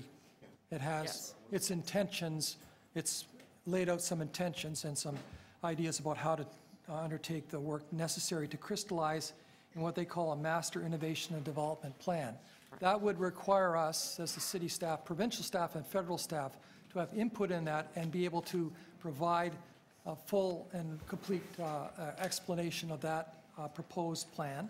And it would also require us to have Waterfront Toronto complete a business implementation plan, as we do on any of the precincts in the waterfront. So there will be, on the next round, transparency about what the nature of the deal is, recognizing that this deal is the best that we've been able to determine is a deal, as an agreement to agree. In other words, setting the table for a future set of negotiations.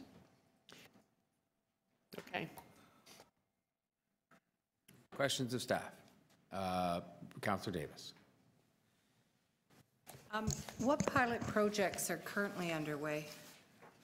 Currently, Mr. Mayor, there are no pilot projects underway. All there has been is some initial discussions about potential candidates, but again, they would have to be crystallized through the master, sorry, let me get that again, Master Innovation and Development Plan. So it is, nothing will be started, initiated, or approved until that plan is developed and approved. Mr. Deputy City Manager, I met with Sidewalk Labs, and they told me, and in fact, the document I was provided says that they are launching initial early pilots today in 2018. Currently, they have no permissions from the city to do so, and they will require our permissions and the permissions of others to do so. Okay, well then, we're not waiting to see the Master Innovation and Development Plan to see what the pilot projects are. They told me they are going to initiate within whatever... Well, they'd have to do separate one-off, require separate one-off projects that would require inevitably the approval of both Waterfront Toronto and the city and any other relevant agencies. So for legal, there is data that is presumably, if they wire up this whole area and collect data about people's movements and all kinds of personal data, and they say they're going to protect it, and they've hired an outside consultant to do that, and Kavukian. What is still going to protect the privacy interests of the residents in that neighborhood when we've just seen that Uber has had a breach and refused to be accountable to us around that? What accountability will there be to the people of Toronto and through their governing body, the City of Toronto, for the data that's collected?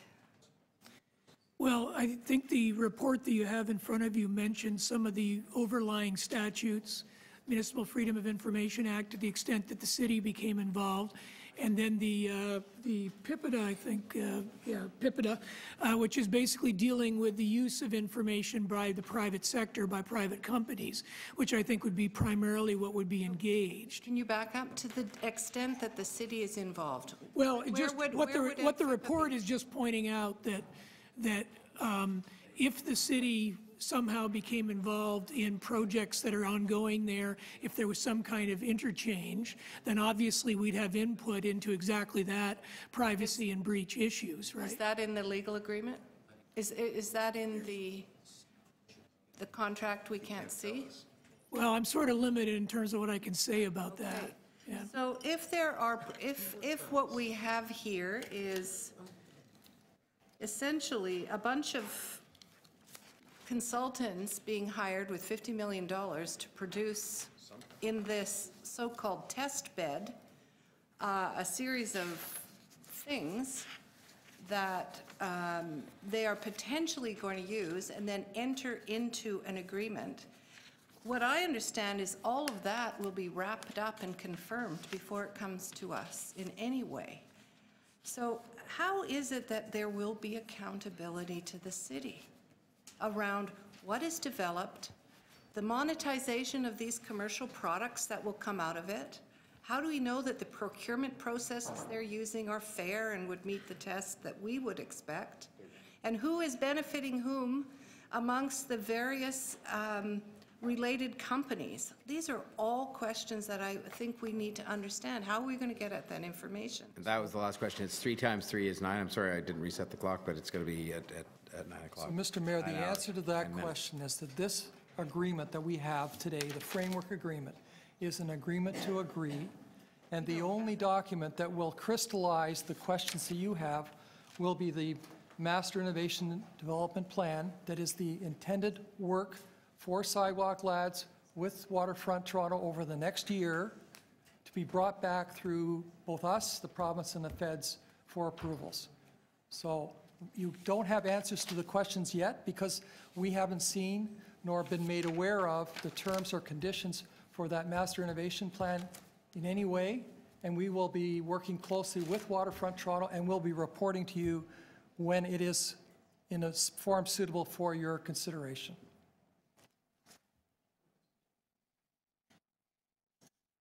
Okay, we have other questions of staff from members of the committee.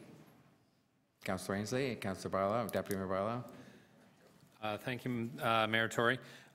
First, I wanted to ask about just some of the details about the consultation process with the city and Waterfront Toronto and Sidewalk Labs. And a couple of places that list the staff that are going to be involved, but I didn't see any reference to the Chief Information Officer or the Chief Transformation Officer being involved. Through the chair, they will absolutely be involved. Okay, but they're not listed. Well, we will have to engage numerous divisions and agencies, and it was just too long a list to include everyone. So we kept the list to what it is in the report. But absolutely, the Chief Information Officer will be involved, the Chief Transformation Officer, and we've had many discussions in drafting this report, and we'll be discussing a lot of these issues covered in the report with Waterfront Toronto, with Sidewalk Labs in the coming months. Okay, and then I guess for the Chief Information Officer, Mr. Meikle, I just wanted to ask about, so the work with Waterfront Toronto and Sidewalk Labs, so we have a digital infrastructure and a data policy. What are we doing to make sure that we're leading this and it's not a company coming in? We're making sure whatever's done in this area will align with city policies, correct? Through the chair, yes, Councillor, we are engaged in some conversations, and as part of those conversations, we will ensure alignment to our, as you mentioned, digital infrastructure and data policy. So we'll make sure that we include that in our conversations. Okay. And then I wanted to ask the Waterfront Secretariat. There was a number of references, well, a couple of references within the report about advisory committees. I understand that Waterfront Toronto's board's going to have a subcommittee, but the amount of technology and data provision in terms of privacy versus data that could be sold, is there going to be an advisory group of residents? Like who's looking after, who's going to be engaging residents on an ongoing basis to make sure their rights are protected and they understand what's happening in their community? Through the mayor, Waterfront Toronto will be setting up an advisory group which will be made up of stakeholders, including citizens. It will be representative. And then they also have an elaborate strategy that they're developing around the broader public engagement. And I would imagine that there'll be quite a lot of engagement, not just in the waterfront, but citywide. Okay, so there's basic tenets around open data in terms of data collection. It should be anonymous by default. This is a very public area that people are using, and the information is going to be collected. There was a reference somewhere else about open source license on all public data, and so that's all going to be encapsulated or by this advisory group that residents are going to be dealing with?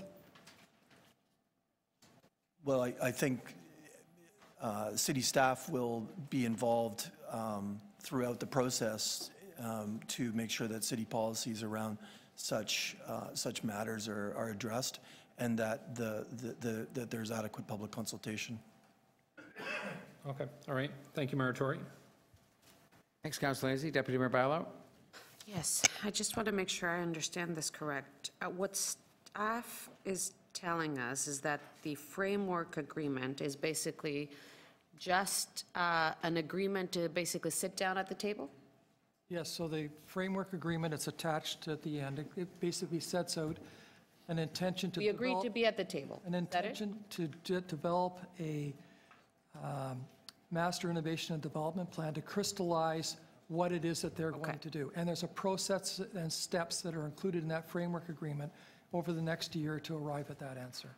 So all those concerns that Councillor Davis raised about data and privacy and all that, will that be addressed in the master innovation?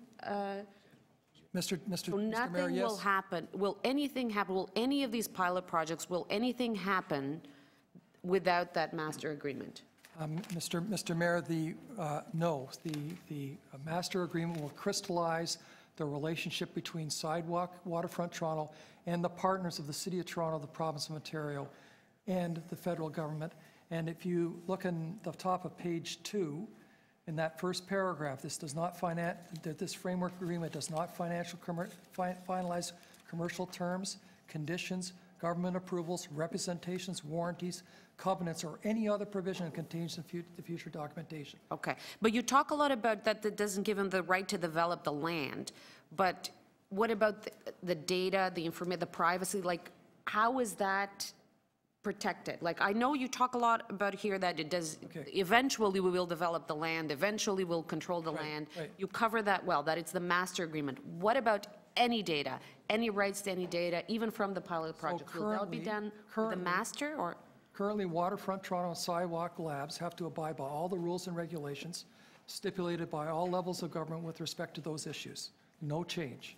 If they make a proposal to do something in terms of a project, a pilot project, a development, a scheme, whether it's autonomous vehicles to types of house forms, all those things have to be crystallized through the master agreement. And that will be public, and that will come to here, and that we will see it. Yes. Okay, Deputy Mayor Minnan-Wong. Yeah, I just want to go back to some of Councillor Perk's questions. I just want to be crystal clear. So if a councillor asks to see the framework agreement, the answer is no. Mr. Mayor, it's a question of who are you asking? The documentation. No, you have the, sorry, I'll be more specific then. You have in your possession the framework agreement, is that correct? Yes, I have. So if a member of council asked to see it, you could not show it to them? I've been asked and I've agreed with the representations that have been made by Waterfront Toronto to maintain it at the staff level, yes. And our only way to get to actually look at this would be for Waterfront Toronto Waterfront Toronto and Google to agree for us to see the framework agreement. I believe that's the correct answer, yes. Right. So the only thing we could actually really do would be to ask Waterfront Toronto to release the agreement. Yes, that would be the appropriate way of doing that. I see. And you say this is just an agreement to agree. Is that what you said? Is that? Yes, that's what I said, Mr. Mayor. So if it's just sort of this harmless agreement to agree, why can't we see it? Again, there are, on this $50 million question, there are some commercial terms about how that money gets dispersed and at what time, and I think that's the kind of commercial relationship that they do not want public at this time. This also, in the report, it says that this has to do with two main pieces. It has to do with the land at Quayside and the Toronto Port lands, correct? Mr. Mayor, we go to some pains in this report that you have, our report, to explain that this is an agreement around Quayside. It makes references to the eastern waterfront, and we've made great pains in this report to point out the planning framework and other processes that we do to control development in the Portlands. The eastern waterfront includes the Portlands, yes? That's correct. And how many acres do we own there? Is it 500? Yes, about 500 acres, Mr. Mayor. So we have a big interest in that. Absolutely. Those are kind of like the crown jewels, yes? I think that's been the thrust of our report. So, and just finally, I read in the Globe and Mail that a representative of Google said that this is primarily a real estate deal. Did you see that article? I saw that article and saw that quote. Thank you. Thanks, Deputy Mayor Minnan-Wong. Councillor Shiner. Sorry. First of all, am I correct that deals with Sidewalk Labs, which is a company owned by Google, but it's not with Google? It is Sidewalk Labs is a company owned by Alphabet, which also has Google. So we're dealing with whom here? We're not dealing with Google. The company is Sidewalk, which is a subsidiary of Alphabet. Right, so it's Sidewalk. They're a real estate development company? You'd have to ask them to characterize the way they would describe themselves. So it's not for me to describe them. They are a company that is interested in these urban issues that you have before you today. And our involvement with this as the city is the issue of the redevelopment lands and the way that they can go about redevelopment, not the issue of the data information, which we don't control the collection of data in the city, do we? Mr. Mayor, our involvement as a city pertains to all things in terms of waterfront revitalization, and you would not be just the physical development, but it would be the way that that development actually is both built and operated. We'd be very concerned about a whole raft of things, including making sure that the city's policies on procurement, open data, et cetera, are adhered to. And we would attempt to do that through the next round of negotiations over the innovation agreement. So I'm trying to bring some very clear words to a very foggy issue. How would you describe the agreement that Sidewalk Labs has with Waterfront Toronto after you've reviewed the agreement, what the first, second, and third steps are, which you say there's 3 steps in this? Well, we do describe the steps. The next step is the work program, so there's to be a work program. First one is, what's the agreement about in general words? Well, it's, like I say, it's an agreement to agree on how to take Quayside and develop some innovative urban solutions that would involve both mobility, built form, road pattern, solid waste, a variety of things that the human population needs and desires on a daily basis. And necessarily, it talks very directly about using their capacity to collect data to inform those services that would be provided. And it's very vague, it's very rhetorical, and it's not precise in any way to give anybody certainty as to exactly how that will all unfold, because that agreement has not been crafted yet. And the next 2 steps then, so any of that still is subject to a further review by Waterfront Toronto as to the next steps. The first phase is to ascertain what they're going to do and how they're going to go about it. That would be correct, Mr. Mayor. And our involvement is that of the matter of the planning issues and jurisdictions that we have?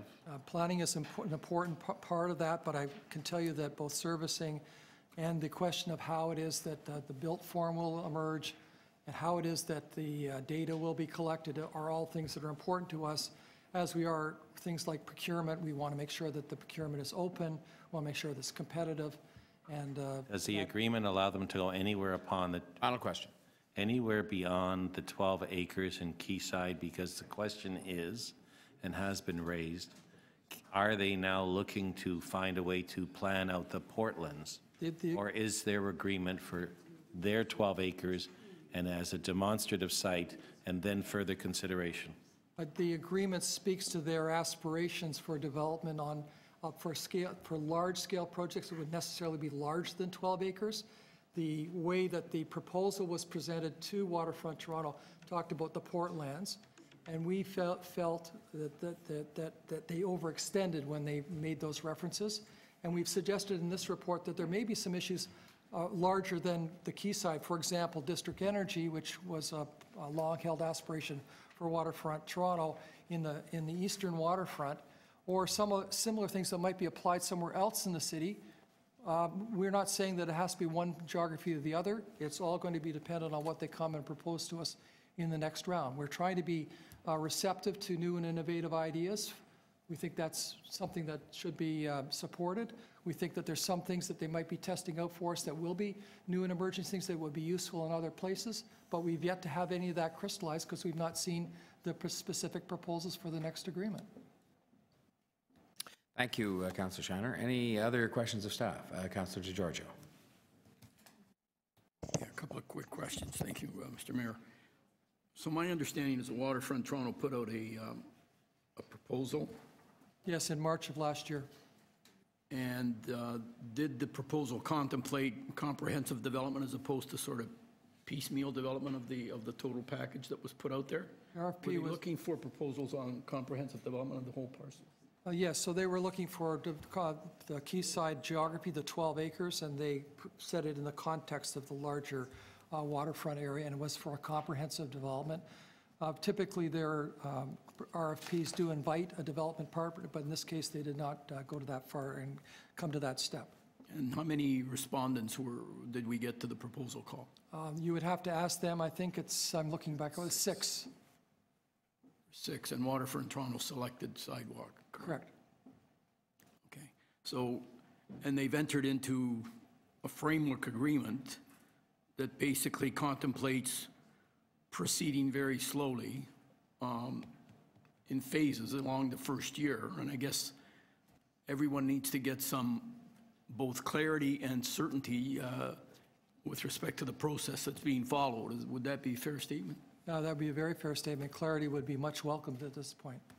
Right, because, well, I'm sure everybody would, you know, if I were investing $50 million, I'd like some clarity, I'll tell you. Yep. But notwithstanding that. You only wish you had it to invest. That's right, I wish I had it to invest, but I'd still want the clarity. Okay, that's fine, thank you. Thanks, Councillor DiGiorgio. Any other questions of staff?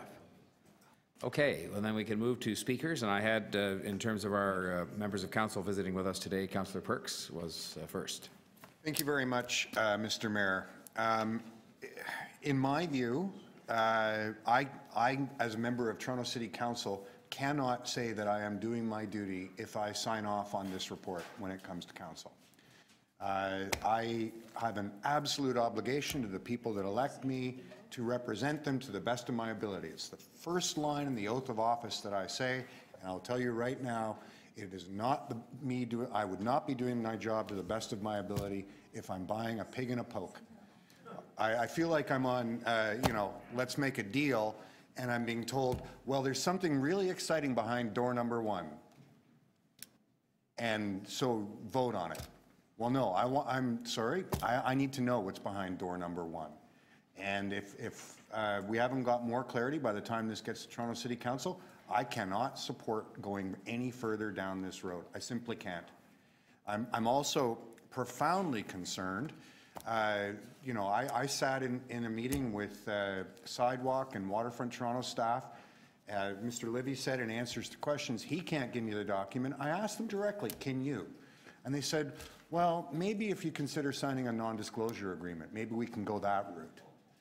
I, as a public official, am responsible to the electorate of Toronto. It would be a complete dereliction of my duty to those voters to ever sign an agreement that bound me in a way that prevented me from sharing information from them. I know there are specific times when, in the interest of the corporation, say a named individual or giving away the details of a deal in a way that may put the City of Toronto at risk, where I have to, at least temporarily, not share that information. But signing an agreement that said that I could not talk about something, I would never do it. And here's the thing that's driving me absolutely mad about it. I am told that we're not bound. That it's just an agreement to agree, and until we get to get the final agreement, until we have that in hand, we're not really committing anything on behalf of the City of Toronto, or rather Waterfront Toronto hasn't committed anything on our behalf. Well, if that's the case, where's the commercial interest? If we only have signed a document, or Waterfront Toronto has only signed a document that says, we're going to walk along through the woods with you and do some thinking, and we'll happily pay for all of that, where is the risk in letting me see the current agreement? Where is it? There's no commercial interest, no risk. So there's something here that I do not understand, and I would not be doing my job to the best of my ability to sign off on something that I don't understand and have no way of coming to understand. I simply don't.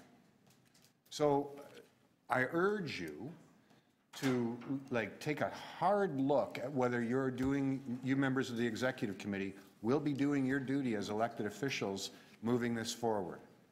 The other thing is, we're being told that there's this $50 million that's going to be spent over a year, and it's to develop some stuff, and it sounds great, like $50 million free dollars. No. Alphabet or Google or whatever they're calling themselves these days is worth $580 billion, and they didn't get there by giving money away. They got there by making investments that have a return. The $50 million is an investment that has a return. And because I'm not stupid, I asked them, what's your return? What's the flow here? Where's the money for you? And they said one of three things. They said, there's a real estate piece, code for we're getting public lands to do something on it, and that is of value to us.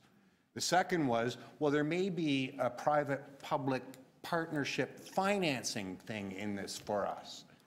Well, as Mr. Farag well knows, I won't sign those deals unless I know the terms, and even then I'm not likely to. And then the third thing is, well, we think there might be a cash flow around data somehow.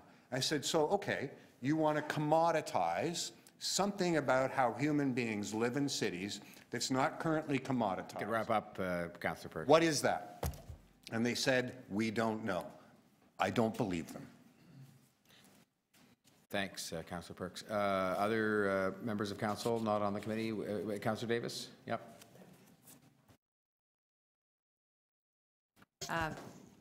Thank you, Mr. Mayor. I did have the opportunity to meet with Sidewalk and Waterfront, and I have to say, I ended up leaving the meeting not knowing a whole lot more than when they arrived. But what I did learn was that they were going to initiate pilot projects now. They were going to enter into discussions with Waterfront in this phase to determine the scope of the work that's going to be done. They are going to move on then through 3 phases to seek government approvals to, and the language that was used, loosen the regulatory environment to allow them then to test the various products or innovations that they had developed in this process. What I struggle with, I don't believe that we should be opposed to innovation and new ways to deliver civic infrastructure, or we should block the development of smart city innovation. But I do believe that we must have control over the data. I do believe that any commercial products that are going to emerge out of this, that we understand what they are in advance, how they're going to be assigned, and that whatever is generated through this prescribed segment of the city that has been developed as a result of gathering of personal data, investing in new technologies, bending of some of the rules for how they're delivered, that what they call, I called it a petri dish.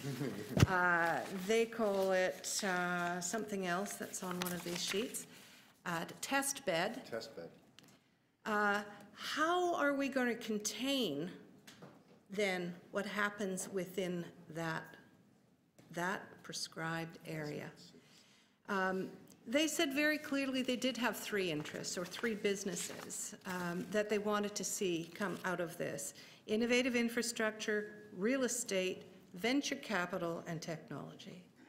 And when challenged, of course, they're in it to build better cities, cheaper infrastructure, more efficient infrastructure, all of these new innovations, but very clearly they're in it because of the commercial proprietary products which they will create in our petri dish to sell in other jurisdictions and across Toronto. This is a commercial venture.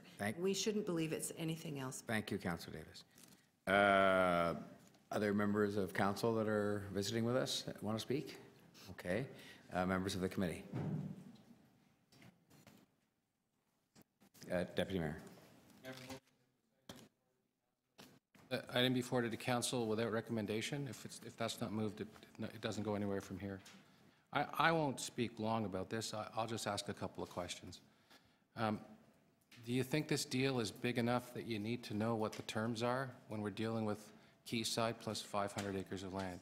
And if you think you do, that we should know more about it now, then I say that we need to have a bigger discussion at council. If you don't, then you answer that question yourself and vote accordingly.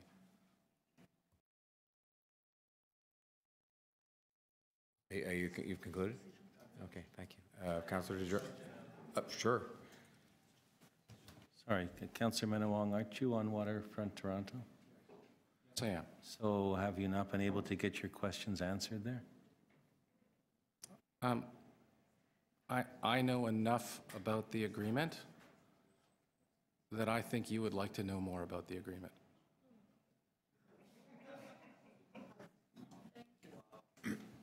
Sorry, I asked my comment. Are you unable to get your questions answered there? And have you asked them there to make information public? I know enough about the agreement that in some ways I have more questions than answers.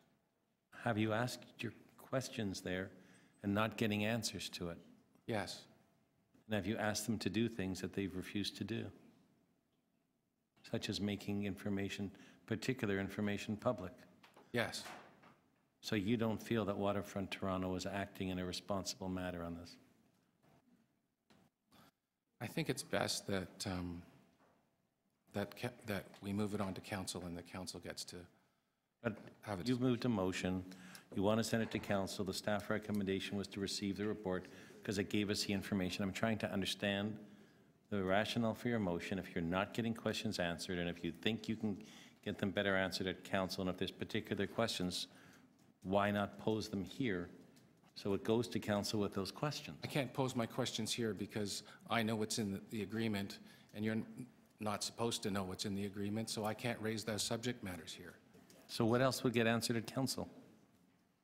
I think members of council can ask questions that are prescient and important and learn more about how the waterfront may be developed.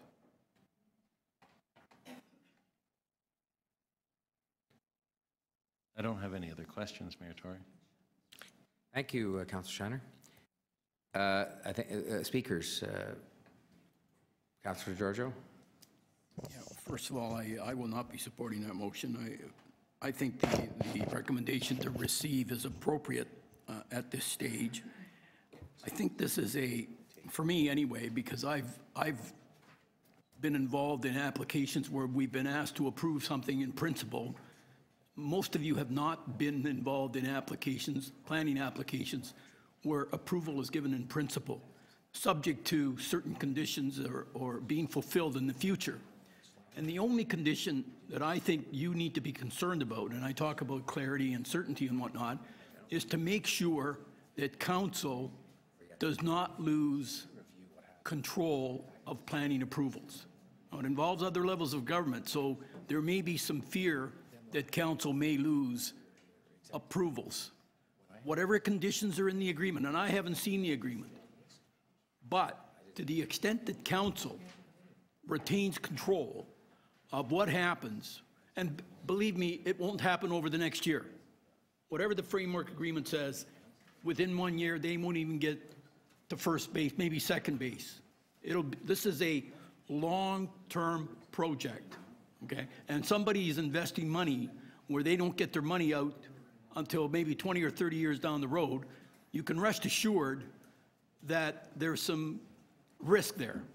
So a lot of this has to do with risk as well, and making sure that people are not being forced by people who have all the answers here to take undue risk, because people will walk away from huge projects like this when, you know, that involve huge risks. So, you know, I keep coming back to the mega project. We are in the big leagues, and sometimes in big cities like ours, we do undertake mega projects. And this is kind of the ballpark that I think this project is in. So I just think we need to just keep our eye on the ball, make sure that we don't lose control of the approvals. Whatever we are being asked to approve at any given stage, whether it be 6 months from now, a year from now, 2 years from now, that's really where you'll have the opportunity to throw in the barriers or the roadblocks that you're looking to throw in right up front. Because any barriers that are thrown in up front, people walk away. So it's like, let's take it to the next step, you know, rather than say, forget it. We're interested in somebody else coming forward. Nobody else is going to come forward to develop it on a comprehensive basis. I'm not sure that anyone is going to come forward and be any better. We might want to piecemeal it out and say, you know what, Waterfront Toronto, sell an acre to this group, sell another acre to this group, and then we'll just look at development on an acre-by-acre basis. That's fine. That's an option that this council has. But, and I'll leave my comments to that. I think we should just receive the report.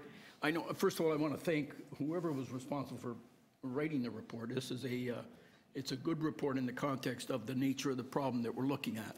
So I'll leave it at that. If you're responsible, John. Thank you, Councillor DeGiorgio. Speakers, Councillor Thompson. Thank you very much, Mr. Mayor.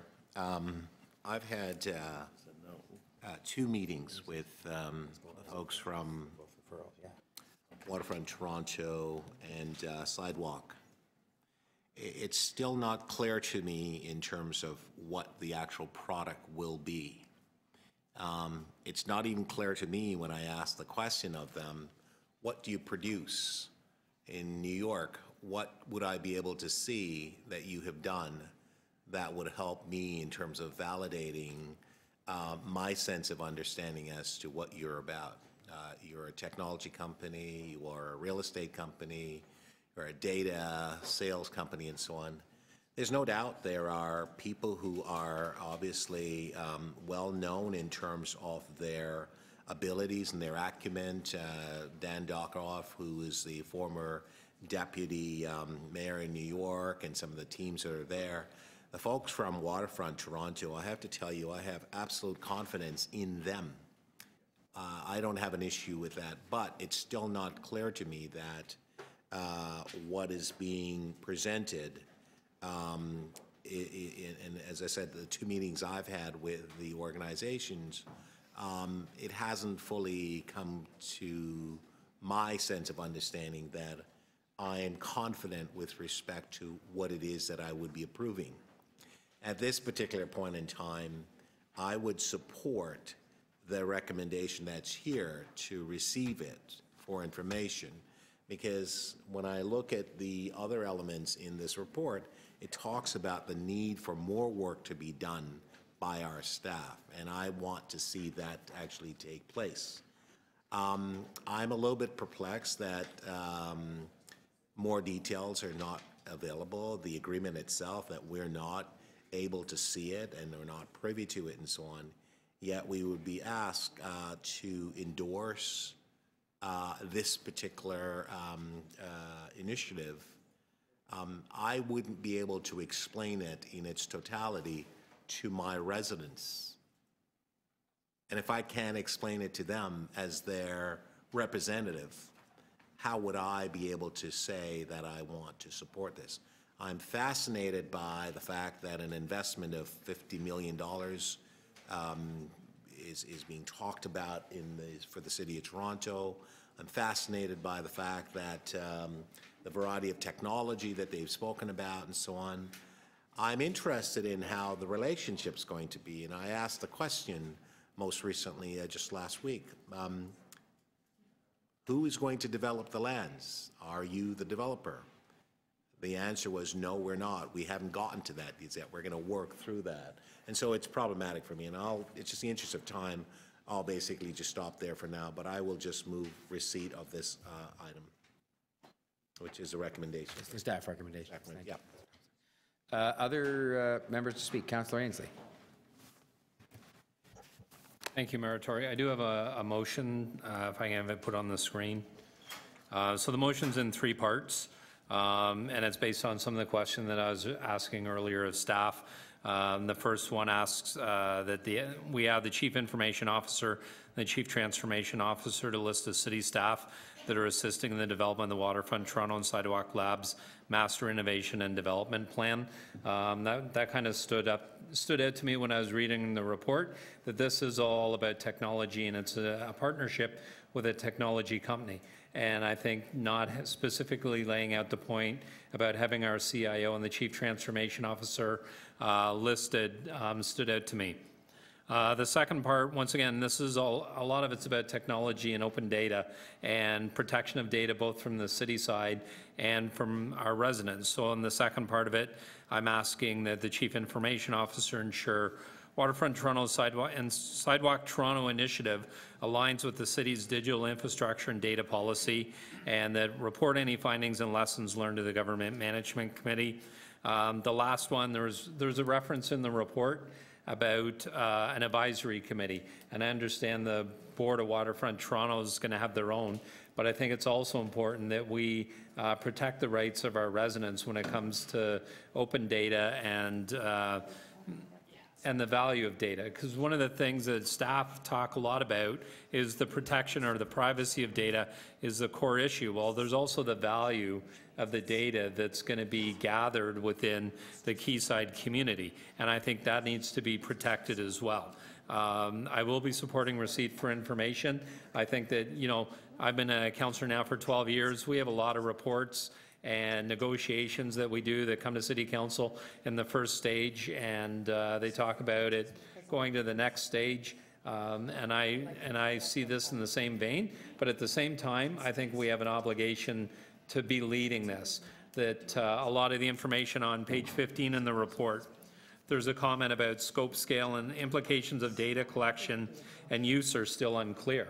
Well, in the 21st century, a lot of the provincial and federal legislation, I don't think it's quite caught up to envisioning something of the scope of something like this. And I think there's going to be more of these agreements with the City of Toronto.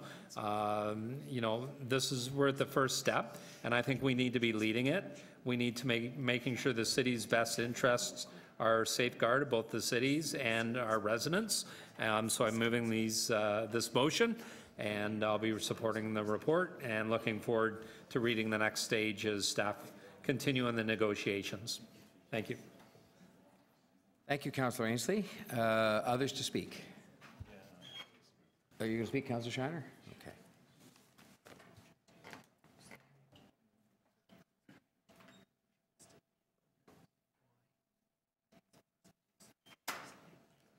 You know, Mayor Tory, we should be saying wow. We should be saying wow, because is that much interest in our waterfront, in our city, to have someone come forward and say, I'll take a demonstrative piece of land, 12 acres, and invest $50 million in looking how to deal environmentally friendly development, new styles of development, creative ways to move people, creative ways to build and work within your development framework, and look at what data might be coming forward and other information that's coming because the city is changing. Simply put, we buy our cars, but recently I read an article from a past CEO of General Motors who said you might be buying them now, but in the future the automated car is going to come to your house to pick you up. And last night I was out for dinner with family and friends, and as I'm ready to walk to my car, the younger folks with me pulled out their phones and called, and Kevin showed up 3 minutes later to pick them up and take them home in his Uber ride. I drove home. Uber would have probably been better. I could have had a couple more drinks. I couldn't do that. I could only have one glass of wine. But things are changing. So when you have people that are prepared to put their money on the line to find that, and work through a public organization like Waterfront Toronto, which is a tri-level organization which has its duty back to all of us and the public to make sure that they proceed in an open and fair manner. You have to put some faith in the fact that they're going to look at all these options and come forward with something. And as the report says, this is phase one. This is the investigative options that they're looking at and spending a lot of money to do that. They're experienced folks in the development and in the government area, and they have the backing of a technology company and the knowledge over there. So they want to look at how we can do better and then come back. That's what I understand the deputy city manager said to us. They're going to look at all the options that are out there, and then they're going to go back to Waterfront Toronto. I think that's fine. I'm prepared to support the motion to receive. I think that we could do that, receive it, and we'll come back later on as these things progress and have Waterfront Toronto update us in the future. But now we're setting more policies of more people to work on things that I don't know why. And most of all, I'm concerned because we have representation of the city on Waterfront Toronto in the deputy mayor, and all I get is questions of doubt as to what might be going on there, as if it's secretive and, you know, it's espionage or something. All these questions would start to concern me, which our representation should be there to help us understand what's going on, to be our vocal, responsible person over there, to try and work with the organization to bring that forward, and I don't see that happening.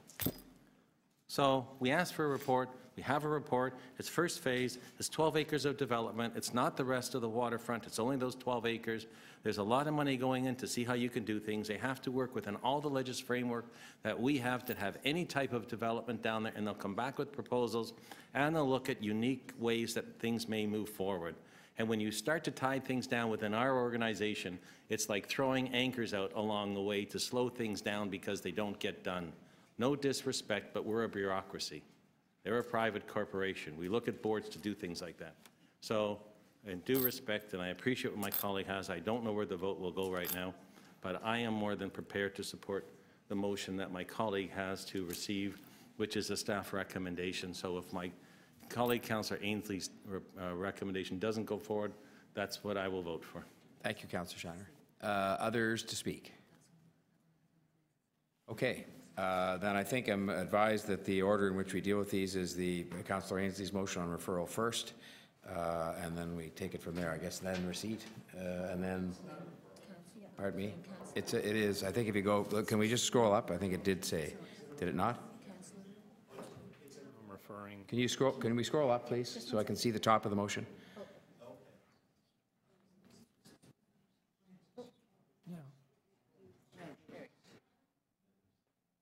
Okay, so it is a referral motion, so it would be dealt with first. And I'll call the question on this motion by Councillor Ainsley. All those in favor? Opposed? I carried. I believe I counted. I think it's carried. And I'm going to rule that the other motions are then redundant because this has been referred. So we'll go on to the next item, which is the hydro item number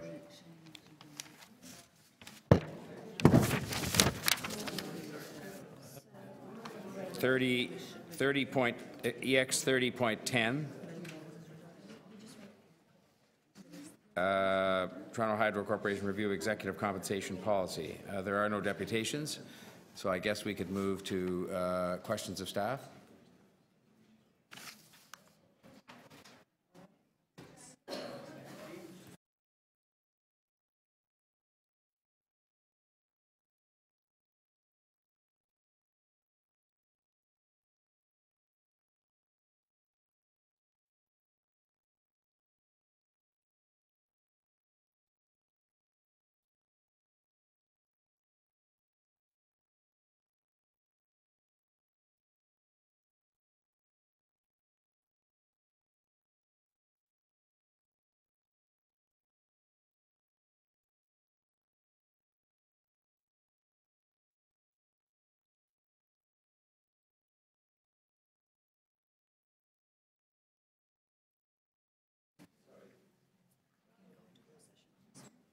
I don't know.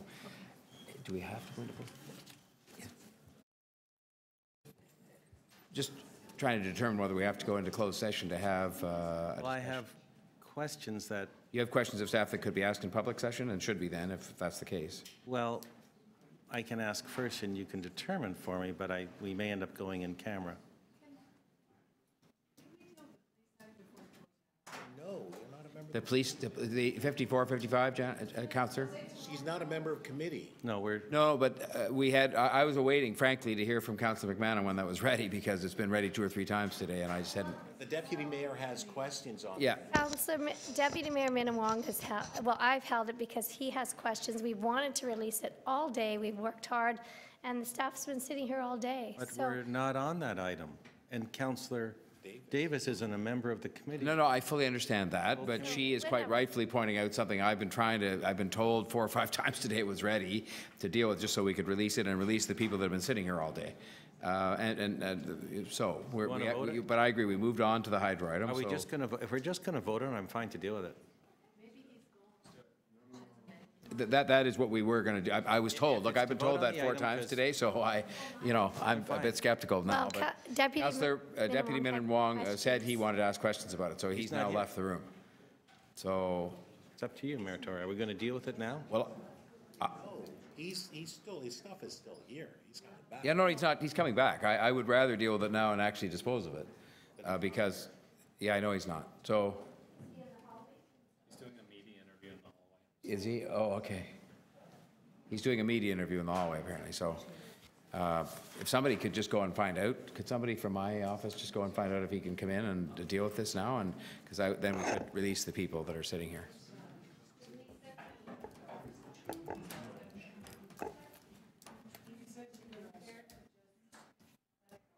He is, Councillor Davis? No questions? All right, with your concurrence, then, can we revert to that item, which is item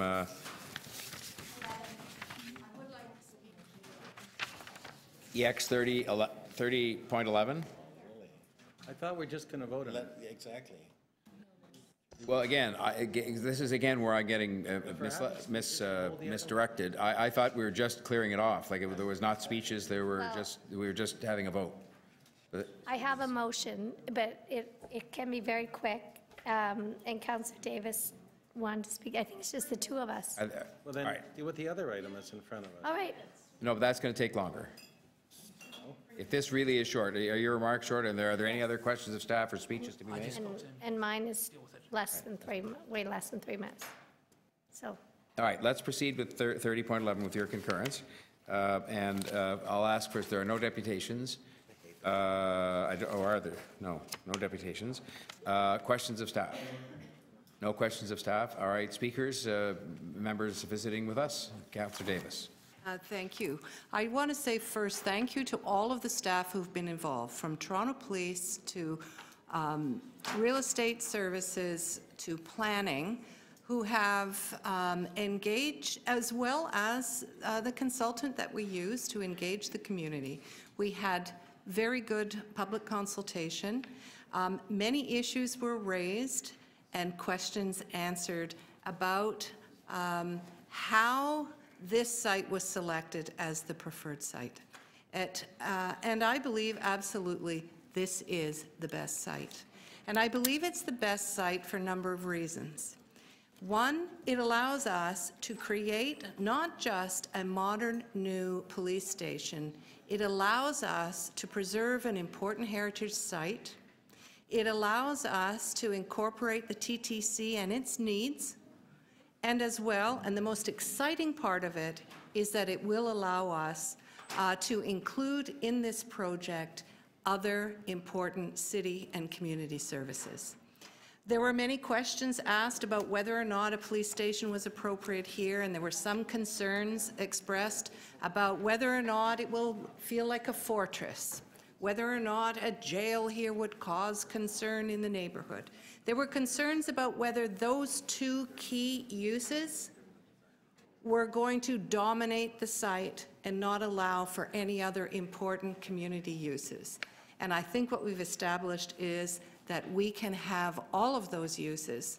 This is an opportunity for a real city building proposal, and it may take longer because of the complexities of all of the parties involved, but I think that everyone has a common idea and a common vision for what this site could be. So I will be supporting it.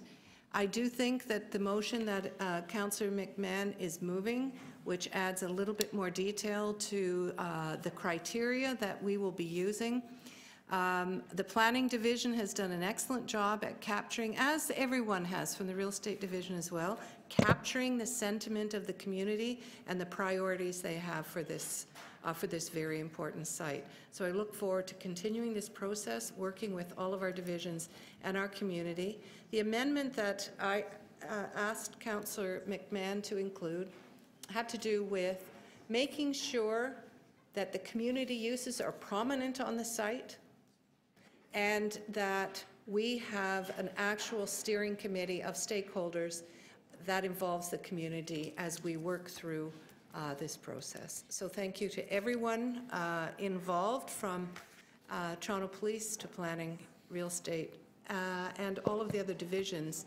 TTC, I didn't mention TTC, sorry, and TTC staff who have been part of making, bringing this proposal today. Thank you. Thanks, Councillor Davis. Councillor McMahon? Thank you very much. So I have a motion. So this is, as I mentioned maybe earlier, this corner is very unique in the city. Coxwell and Danforth has 4 councillors, 1 representing each corner. So it's quite the hub, the nexus. And so it's been a long haul because lots of different interests and lots of different departments involved. This site is larger than the Mirvish site, so it's pretty important in the neighborhood.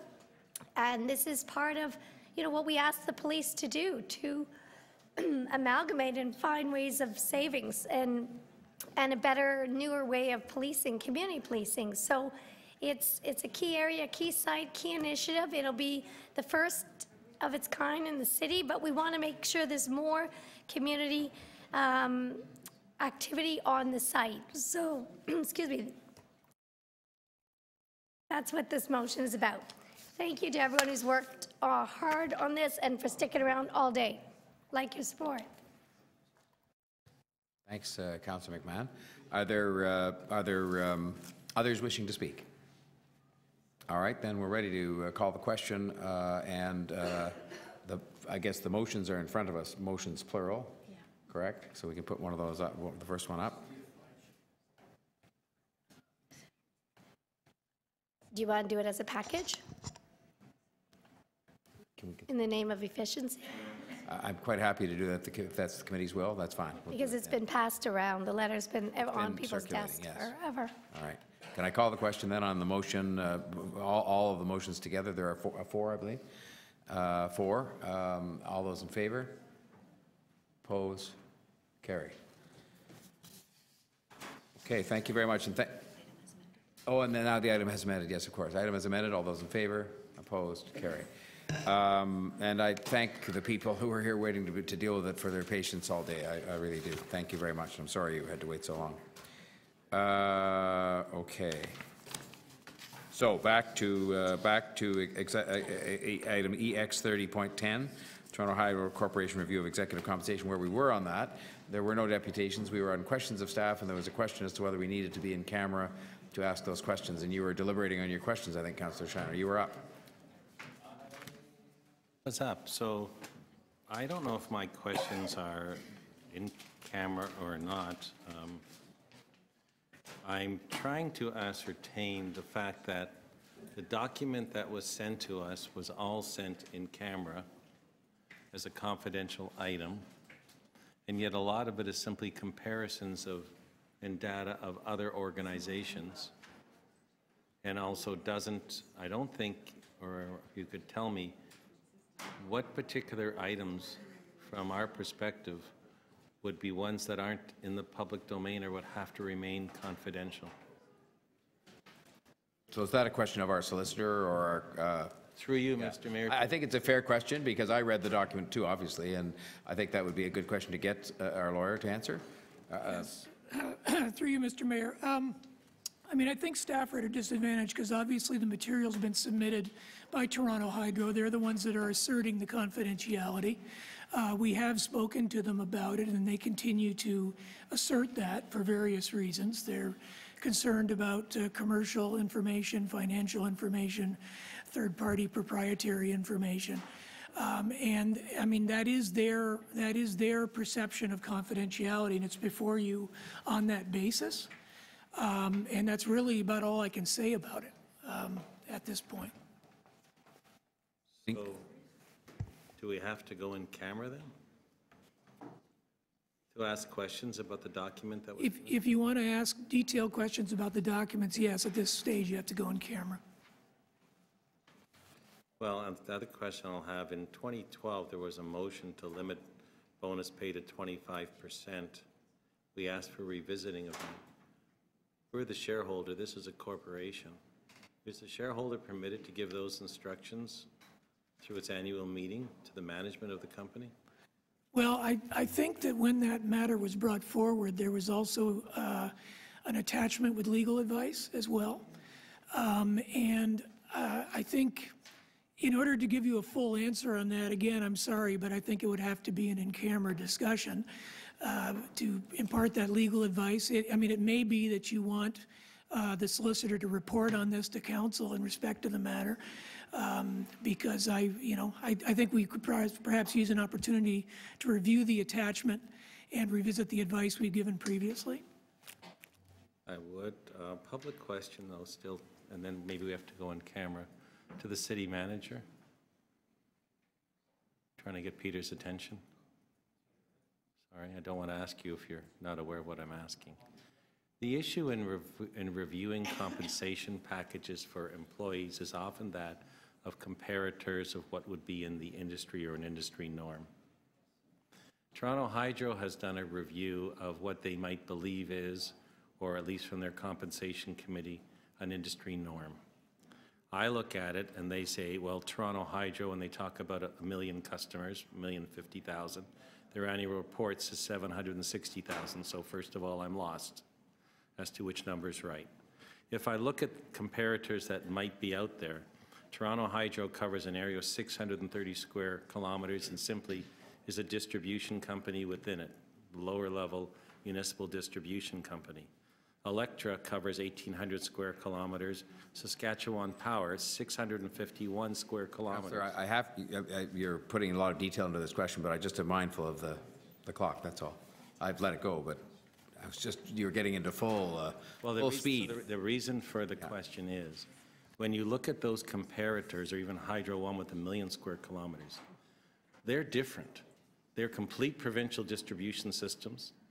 They're local, they also generate power, and they have local distribution where there isn't local municipalities. So would we be able to find our own list of comparators that we might feel was reasonable to look at that, so we could look at this issue independently? If that is council's direction, we can do that, but this is information that is typically quite highly specialized. The choice of comparators is obviously a technical issue, and in a practical sense, the only way we would do that is go off and hire a compensation consultant to undertake a review and provide them with different criteria. So I would think that my other questions might be ones that would be in camera, Mayor Tory. To speak. They would be of the Compensation Committee members. We'll take the temperature of the committee in a minute about going in camera, but I'll see if there's people who want to ask questions not in camera up first before we do that. Others besides yourself. Councillor Ainsley. Okay, sorry. I think this is a public question. So Toronto Hydro's our only, I guess, ABC of our ABCs that would be considered a public company, and we're the majority shareholder. So as we're looking at salary compensation, how do we, I guess, find that balance between we have a city council directive and a certain salary level that all of the heads of our ABCs receive, as opposed to something like Toronto Hydro that would be considered a public utility that's kind of on a different salary level? I'm not, we have other revenue agencies that operate in a market that does have some element of private sector comparator. The pending real estate organization would be an example. Another example would be the Toronto Parking Authority. Of those organizations, obviously Toronto Hydro is the most significant. Okay, but like as a utility, they're kind of at a different level as to like Toronto Parking Authority. So there's a different salary threshold, I think, with public utilities in Canada than parking agencies or. Yes, in general, energy compensation, energy comparators are higher. There's a more robust market for executive talent in there. Although these are questions that frankly are not areas of great expertise for me. Sorry, I missed the last bit. They're not areas of great expertise for me. Okay, all right, thank you. Others wishing to ask questions in public? I have one that maybe I addressed either to the city manager or the solicitor. It really follows along with Councillor Ainsley, I think, what you were trying to get at, which is the one distinction I think that makes this unique even from the real estate agency, which obviously has substantial assets and so on, is that this is a public issuer. And that does put it into, leaving aside its position in the energy industry as distinct from other industries, it does distinguish it from, I think, any other organization we own, correct? That's true, and they would make the point that their disclosure requirements are governed primarily by securities law, and that's what they comply with.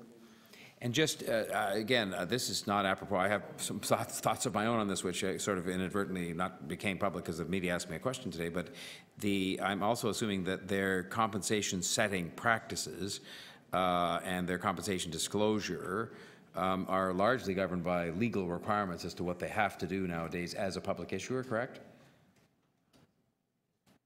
I'm not sure about that. I mean, to be honest, I didn't get that impression from the material I reviewed, but I'm not sure. Well, just, I guess I don't want to answer my own question, but just from my own board experience and so on, they're required to have a compensation committee. There's certain disclosure that is required that goes into the AIF, which is part of what we have in the confidential material. That's true. And that is all actually determined either by corporate governance practice or by law, in terms of those things that have to be set out for the top 5 officers and so forth. That's true. The actual setting of the compensation is left to the board to do based on whatever advice they choose to get, which in this case they did. But anyway, that's okay. I just wanted to really sort of get the, because it is, this company is different. That doesn't mean that explains anything that's happened, but it's just different. Okay, it sounds like we need to go on camera to ask some questions about the document. And are the committee members generally agreeable to that? I don't have a lot of questions about it, but there's some. Beg your pardon?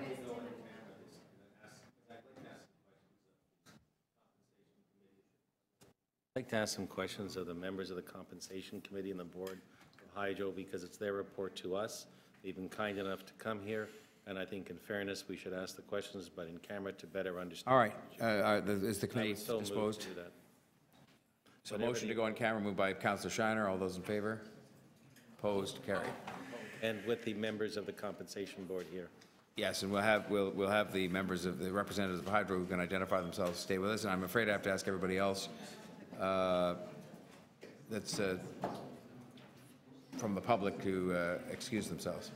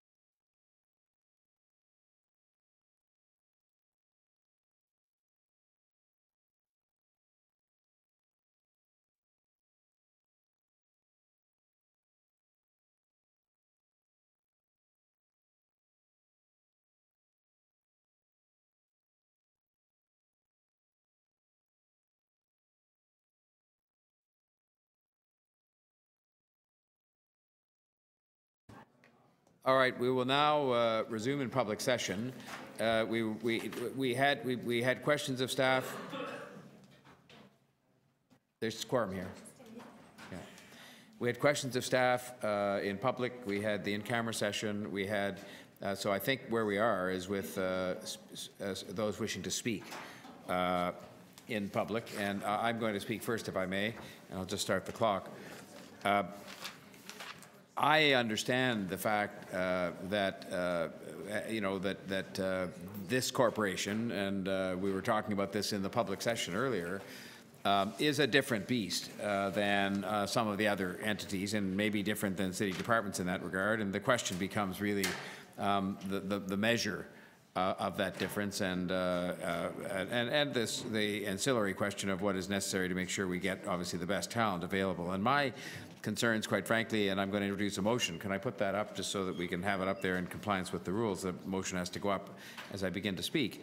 I think that while you can't retroactively deal with the contracts of people who, quite frankly, I think do by and large do a good job, and I'm not intimately familiar with exactly what they do and how they do it and when they do it, but the results speak for themselves, and they have been very favorable. I think that there is a growing inconsistency between the salaries that are paid to people in some parts of the public sector, the city public sector, of which I consider the Hydro Corporation to be a part, versus the salaries that are paid to others, and sort of that gap that exists between senior management one place and senior management another. And it's not my place to do that comparison, because I wouldn't know how to do it, as between the responsibilities carried to a question that was asked earlier on by somebody who's running a very complex department like the water department, or for that matter the TTC, and somebody who's running hydro. I think we've been blessed by having excellent people presently and in the past in all of those different places. So what I've done here in my motion is to refer this matter back to the city manager, and I will have an item of new business to introduce immediately following the disposition of this, assuming that I might have some support, which I hope I do, from the other members of the committee. But in this case, we're asking the city manager, upon referral back, to review the executive compensation policy at Toronto Hydro and report back to the executive committee with recommendations on an appropriate salary, and it should say salary and compensation cap, which would limit compensation for new executives hired by the corporation. So that's respectful of present arrangements that are governed by contract. But it would ask him to comment on what could be done, what possibilities exist with respect to appropriate salary and compensation caps for new executives hired by the corporation going forward. And Part B, request the Toronto Hydro Board of Directors to review current executive compensation packages and bonusing to assess opportunities respecting the provisions of currently existing contracts to bring compensation in line with other city policies. And so it clearly acknowledges that there are employment contracts and asks them to examine whether or not there are ways in which you could bring compensation in line with our city policies in that regard. And obviously that's something that the city manager would be asking you to do, and you'll answer as you answer. But I've, again, specifically made reference to the contracts here. So I'm hopeful that the members of the committee will support that, simply so that we can get the city manager to take a look at that. It doesn't specify here any kind of how you do the cap or what the cap should be, just the notion that you might have one, so that we can't have an ever-escalating level of compensation at this place in the civic administration, but also that gap could continue to grow indefinitely, because we're clearly not following that kind of path with our current city policy that relates to pretty well everybody else in the City of Toronto's domain. So that is what I'm putting in front of you, and that concludes my remarks, and thank you for the dispensation on the 45 seconds. Others wishing to speak? Sure. So I understand your motion. Are you suggesting then that, and I realize that when the 25% bonus provision was put in, it was a member of council putting it forward. There was no assessment done, there was no review and so on. We voted on it and it subsequently became city policy. There was no direction by the city manager of the day to reach out to the different ABCs and to say, is this an appropriate level of compensation that you can live with given market condition and talent, expertise, et cetera, et cetera? Are you amenable or hopeful that we could see a differential in terms of an organization like Toronto Hydro, even with the report coming back from the city manager? Frankly, yes, because, and when I say that only with a view not to prejudge what Mr. Wallace writes. But if Mr. Wallace wrote back and said, well, you know, I've looked at this and I've talked to whoever he wants to talk to, and I've determined that actually, I mean, to pick an example, when you talk about a cap, if you said, okay, the cap could be a number or it could be a multiple of somebody else's salary, you know, the city manager himself or the mayor's salary, up at Queen's Park, as you know, they've done a multiple, I think, of the premier's salary that applies to senior public servants. Sure. But if Mr. Wallace's report says, well, I've studied this, and in light of the need to get top talent, and in light of the particular aspects of this job, my recommendation either is you not have a cap, or that you have a cap that is 3 times this or 4 times that. I'm amenable to it being different than the city policy, but you know, obviously he's mindful of the fact we have a city policy. Right. So, okay, no, that's very helpful. Thank you. I can support it based on that. I just think what it does then, to complete that answer, is that it does, at least even if it's a little bit inconsistent with city policy, puts some kind of a cap so we won't have a growing problem of the separation between the city policy and what this says. But it would be great, I guess, for consistency if Mr. Wallace came back with his report and said, we could do it exactly the same as city policy, and here's how you do it. Okay. But I'm not prejudging any of that. Okay, thank you. Mayor Tory, question? Yes, Councillor. So would the city manager also look at the salaries for our senior staff? Of the same city? time, of the city? We're in line with what it should be for the responsibilities that we have in comparison to what agencies and boards, because again, we want the best talent. Well, the item of new business that I make reference to, and it doesn't ask him to review, well, I tell you what, I'll just tell you what it says, because I'm going to ask you to. We got it.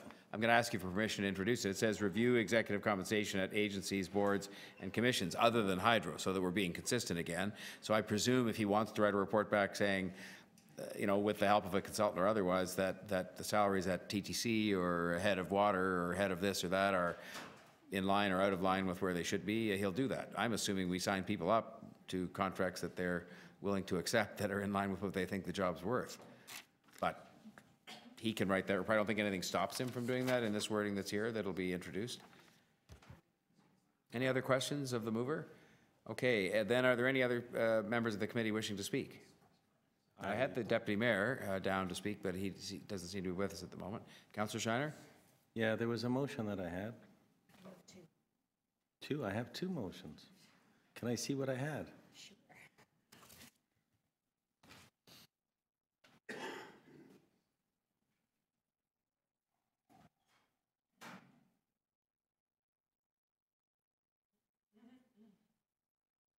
That was for our city manager to do, was it not?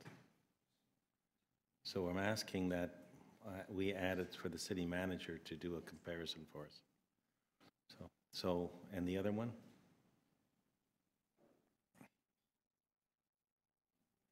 Okay, confidential items. So I'll speak to both.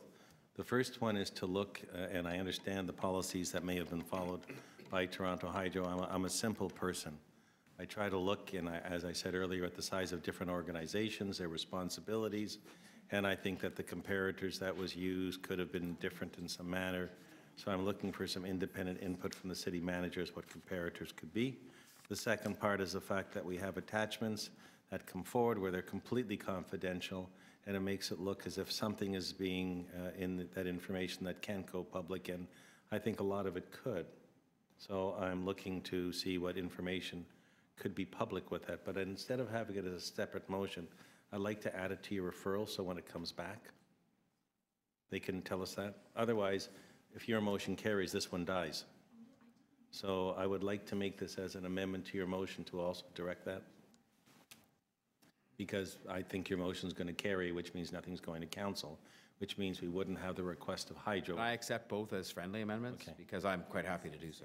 I mean, in speaking to the item, there is a huge issue that goes on. I mean, I hear issues of comparisons, et cetera, but when I tried to deal with the TTC over attaching a station to a public facility, the issues came up with the fact they reminded me that they're running a train system underground. And that is extremely complicated and has many requirements that they have to meet under different acts to do that. I look at our different organizations, and I find the complexity of what we have to do, and I'll try and be very short with it, Mayor Tory. because I was doing explanation, is also very complex. So I look over here, and I look where the salary was, where the salary went to, and in fact, I look at the fact that the CEO's bonus is almost 50% more than his staff. I don't think that's right. If your staff aren't doing that well, why are you doing so much better? So I think there's a flaw in the way the compensation is paid, no disrespect to that, and I think that the amount of salaries that are paid there, although it's a different industry, it's not as difficult as it's purported to be. It's a public company. It's under the Business Corporations Act. It has responsibilities for lenders. There's thousands of companies that are like that. And that to have someone that works in a publicly owned organization by a municipality to have salaries that we can't well explain is somewhat embarrassing to have. And I don't know how to explain this to anybody, how it comes forward. And I'm still lost as to what we can tell people about. So that's my motions. Thank you. I'm told, Councillor Shiner, that the first motion can be accepted as a friendly amendment by me, whereas the second one cannot because it deals with an entirely different subject matter. Like it's to do with the confidentiality of a document as opposed to a review of salaries. So. But you're referring it back for a further staff report, correct? Yes, I am. So in your referral back, when it comes back to us, I'm asking when it comes back, by that time, you look at that document, which is part of what you're referring. The clerk is just saying it's because confidentiality is a city council matter, but this is not confidentiality that's been requested in this case by the council, the city council, or designated. It's been Hydro that's saying this is confidential, and we've just respected that, I guess, because we thought we should. So how about we request the city solicitor to review with Toronto Hydro what can be made public? If I amended to ask when it comes back that the city manager, the city solicitor request Toronto Hydro to see if they can provide us with a redacted document when it comes back, I think that's friendly. So we're making an ask of Toronto Hydro, not a direction. I would say that is probably, could be treated as a friendly amendment because it's no different than the other requests we're making of Hydro in that motion with respect to compensation related. So I'll do it instead of a direct, which has to come to council, that the city manager and the city solicitor. Add that to the list of the city manager should request of Toronto Hydro a redacted document. Right. What we can. I think we can do that. Okay, yeah. May I just say to you, by the way, I mean, I think we have to be careful. We can't get ourselves into the position of sitting here and saying, well, we're going to start telling the board of directors of Hydro how they calculate somebody's bonus in terms of whether they think he did a good job or not. That's not doing that's that. way Simply beyond. Saying, you know, there's that's why you have a board. Part of that document might be able to be made public. I'm asking the city manager to speak with Toronto Hydro and our solicitor and see if they can come back and provide us with a redacted document when this item comes back. So I'll leave you to work out the wording in time for the vote, which is going to be soon, I think. I don't know how many others wish to speak. Who else wishes to speak publicly? Councillor Thompson? Yeah, Mr. Mayor, thank you. I want to thank the members of Hydro Board and the consultants for being here. I probably would feel differently had I not recently taken the ICD course, which was very instrumental in helping me in terms of boards and governance and so on. And oftentimes we make decisions here without necessarily having all of the information, and we will support motions that are put forward, et cetera, that eventually becomes policy. But what I've heard from the representatives who are here, especially the head of the Compensation Committee, about how they use their criteria in terms of arriving at compensation, the bonuses and so on, and recognizing that it is in conflict with respect to the policy that we put forward some time ago in this very room. You were not the mayor at the time, Mr. Mayor, when it came forward. And there was no analyses done. It was just put on the fly because someone had a concern and so on. And I think maybe we should have done a better job as members of council in terms of asking more detailed questions and perhaps asking for a report to come forward to determine whether or not it would have been a matter of one size fitting all. We had a situation where the CEO of what was then Invest Toronto was making almost $400,000 plus bonuses. And the budget of that organization is $2.5 million. I think the organization had, if we lucky, we had about 20 people that was being supervised by that particular CEO. And when I look at this particular organization, looking at the revenues that it's generating for this city, looking at what has been told is the criteria that the board, an independent body who has been charged by this city, and in fact, members of council sit on that particular board, makes these particular decisions. They don't make them in a vacuum. They make them in as part of the course of their duty and so on. And recognizing the premise of governance and ensuring that decisions are made and ensuring that you can gather and harness good talent. And I would say, if we look at what this organization has done with the resources that's been available and the leadership of this organization, I can say that I would give it an A+, quite frankly. And I would give the board themselves a similar mark, because I've had nothing that has come to me that says that this is a poorly run organization, this is a not well-governed organization. In fact, the comparators that have been used, for whatever reasons the consultants have brought forward, seems to indicate that everything is in good order. And so for that reason, I would obviously not be chastising, but in fact supporting this board in its decision, but in fact giving us a bad mark in terms of our failure to have done a better job determining whether or not 25% was appropriate. It may have been for some instances, Mr. Mayor, but I like your motion that you have put forward. I also like the fact that you've said, look, let's take a look at it. It may be 25 or may not be 25%. I think that what is being paid across the board in this particular utility and energy sector, and given all the competition that's actually taking place, believe it or not, Toronto Hydro is not the only game in our city. There are many other organizations that are actually now creeping up, and the organization of Toronto Hydro is well run. So I just wanted to make that particular point, because I didn't want anyone to think that somehow that there's something nefarious that's actually going on. I don't believe that to be so. I believe that the credibility of the board members speak for themselves. So I'll just leave it at that. Thank you. Thanks, Councillor Thompson. Others wishing to speak? Okay, well, if there are no further comments, the first motion that would come up is the referral motion. Is that the first one that comes up, Joe? Oh, we're just, all right, we're just dealing with the amendment for 1 minute, and we'll do that.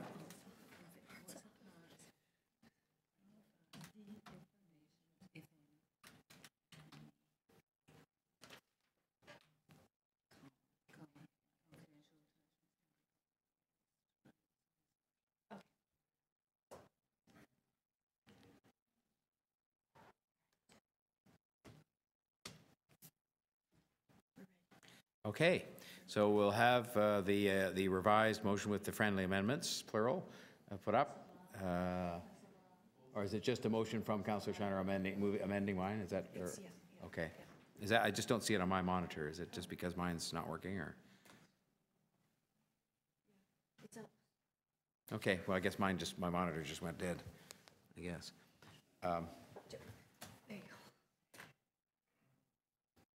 All right, so this is a motion amending my earlier motion, moved by Councillor Shiner, the two items that were discussed. Are we ready to call the question? All those in favor? Opposed? Carried.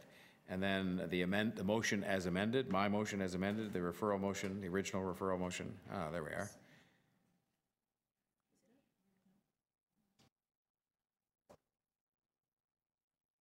Okay, there's the original motion, which has now been amended by parts C and D. I'm ready for the question. All those in favor? Opposed? Carried.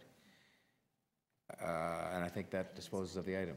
The item now is amended by that motion. Okay, item as amended. All those in favor? No, we don't have to, because it's been referred. Right. Yeah. Okay, that disposes of the item. And I'll say to our friends, thank you. I think it actually helped us a lot to have the discussions with you, and lots of further discussion to be had. But thank you very much, and thank you for the time you spent sitting here. We have more business to do, but we thank you for being here. So, I think I'm right. We dealt with the police station 30.11. So that would now take us to 30.17, EX 30.17. I'm sorry? Oh, there it is there. I'm sorry. 30.12, the open data master plan, and there were, oh, I'm sorry. I had an item of new business arising out of that I think it was circulated to you. And may I have a motion approving the introduction of this item of new business? All those in favor? Opposed? Carried.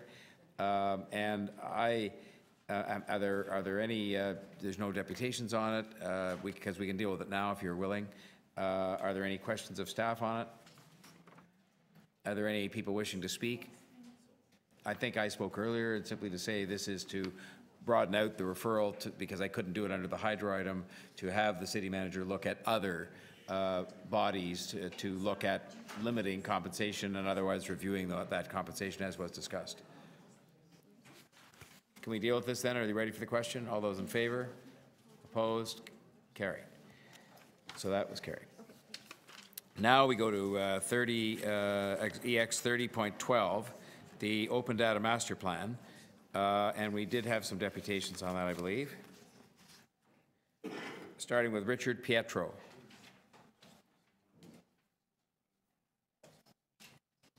Hello, Mr. Pietro. Thank you for your immense patience. You have 3 minutes. The Toronto Open Data Book Club. However, I'm typically known as the guy who rode his motorcycle twice across Canada to talk about open government and open data. And I'm here to tell you that as the representative and the organizer of the Toronto Open Data Book Club and its 1,300 members, we support the Open Data Master Plan. This plan was truly co-created between the city and the open data community. I want to personally thank Andy McGee, Denis Carr, Len Nguyen, Rob Meikle, as well as Councillor Paul Ainsley, who became the de facto open data champion for council, because they really did the walk. They didn't just talk the talk, they walked the walk. 2 years ago, pretty much to the day, me and other members from the open data community came to council, the Government Management Committee meeting, telling how embarrassed we were with Toronto's open data mandate and its efforts. The document, this Open Data Master Plan, represents a complete 180 from that time. This is the vision that we hoped for 2 years ago. Adopting strategies like this one can only help in achieving Toronto's goals as a world leader in innovation, and maybe even help it win the Amazon HQ2 bid. Thank you very much for your time, and that's all I have to say.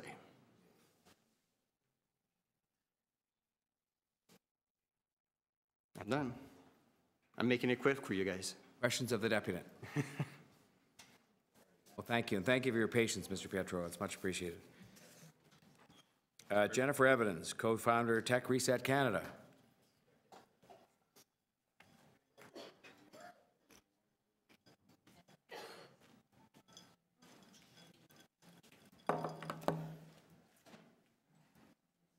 Good evening. Thank you for your patience again. It's my pleasure. Thank you so much. Good evening, Executive Committee and Mr. Mayor. Thank you for this opportunity to speak. My name is Jen Evans. I am the CEO of 2 startups, and I am here today with Bianca Wiley, representing Tech Reset Canada, and our 2 co-founders, Sadia Muzaffar and April Dunford. We are a coalition of business people, residents, public servants, and technologists advocating for a reset of the Canadian tech and innovation agenda to recenter its goal for public good. Open data is a critical priority for us. We're delighted by the progress to date while recognizing there is so much more work to do. Let's truly invest in open data. Why? There are 4 key reasons. The first is civic engagement. There's a huge opportunity here. When you share open data about the city, we can all be more engaged in decision making. Decisions become much more defensible and acceptable if we can all see the data and the rationale used to make them. Number 2 is engagement from the business community. Open data is an innovation engine, but only when you release meaningful data sets that people need. The business community will increasingly ask for open data, and we hope the city will continue its commitment to providing high-value data to promote local economic development. The tech community not only has an enormous appetite to use public data, as anyone who attended Transit Camp in 2007 knows, the wider business community would be very interested in more of these initiatives. The business community will often do business intelligence and other analysis on data sets that can be shared back with the public if the right policies are in place.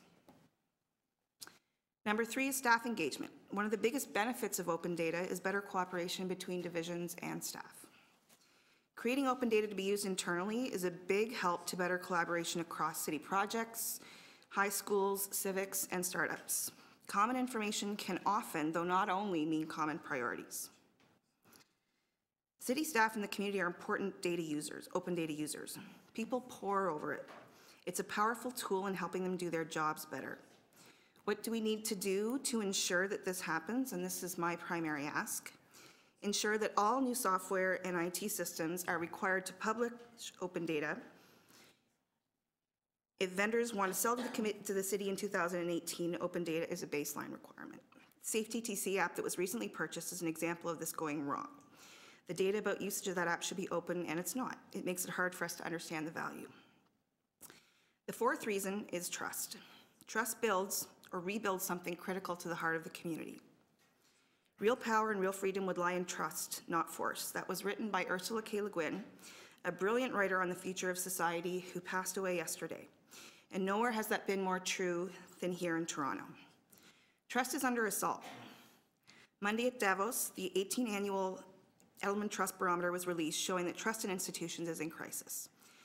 Trust in government in Canada dropped 6%. In the US, such a huge influence on all Torontonian lives dropped 36%. When institutions are not trusted, when we can no longer trust each other, it's very difficult to get it back. A topic very dear to my heart is housing data.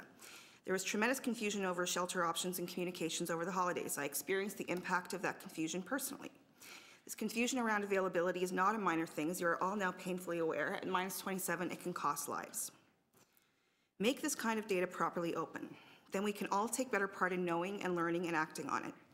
Many, many people I've met over the past few weeks on the streets do not trust their government. This government. They genuinely do not believe the city has the best interests of the most vulnerable at heart. They are afraid, they are powerless, they don't see change, they see only power, not the weight of the responsibility, and not the difficulty of those decisions. One way to reestablish and rebuild that trust, to communicate the rationale for difficult decisions, is real transparency of data. Even better, give the homeless and themselves access to the data so they have some agency.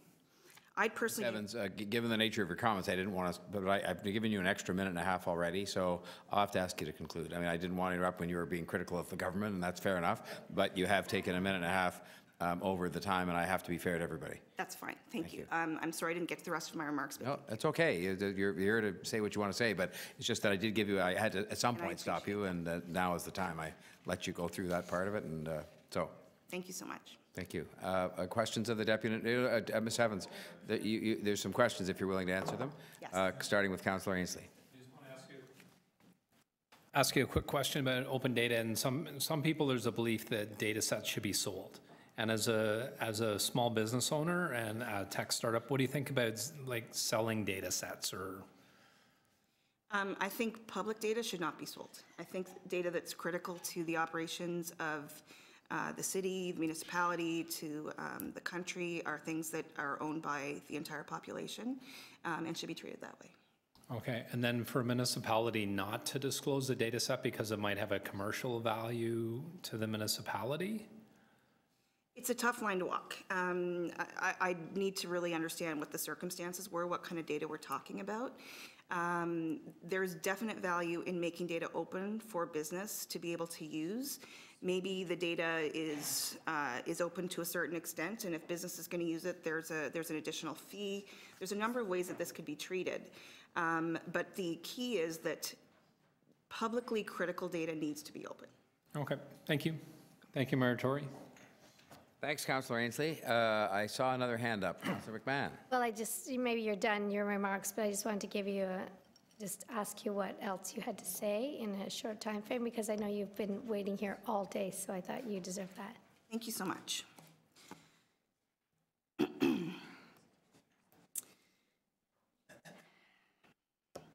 If we all really understood how homeless people who've never done anything except be poor or suffer a head injury or lose a job, we're working with a family right now who lost their job, the mother lost her job in June, they were homeless by November, feel about being treated with less dignity than hardened criminals who get shelter and 3 meals a day. If we understood how many are currently at risk of homelessness in the city, I think attitudes would change. I'm a firm believer in the benefits of non-invasive data managed companies, cities, and states. I spent 3 years living in Tokyo and was fortunate to experience what it's like to live in a data-driven society. Open data is one of the keys to developing a data-managed city without a huge budget for BI tools and consultants.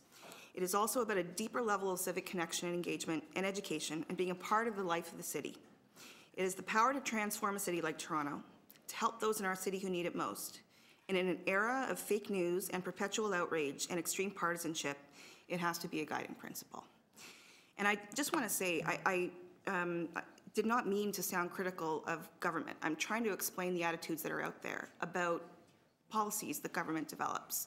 People who do not have power, who are disenfranchised, only see power and not the terribly difficult decisions that all of you have to make every day. By making data open, it changes the tenor of the conversation and that relationship. Thank you very much. Arigato.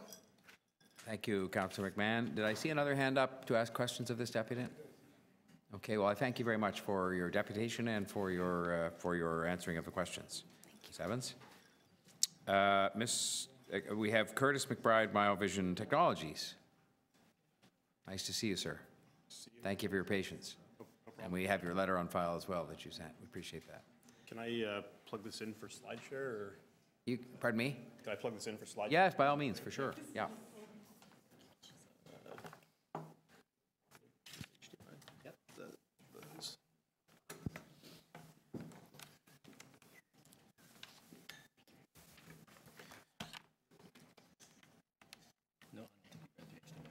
No, that's not it. There we go. To explain why it didn't look like it was going to fit.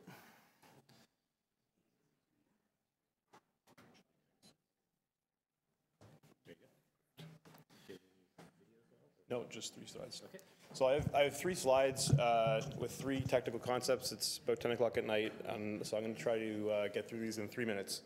So first of all, I wanted to say I support the master plan for open data. I think it's a great move in the right direction.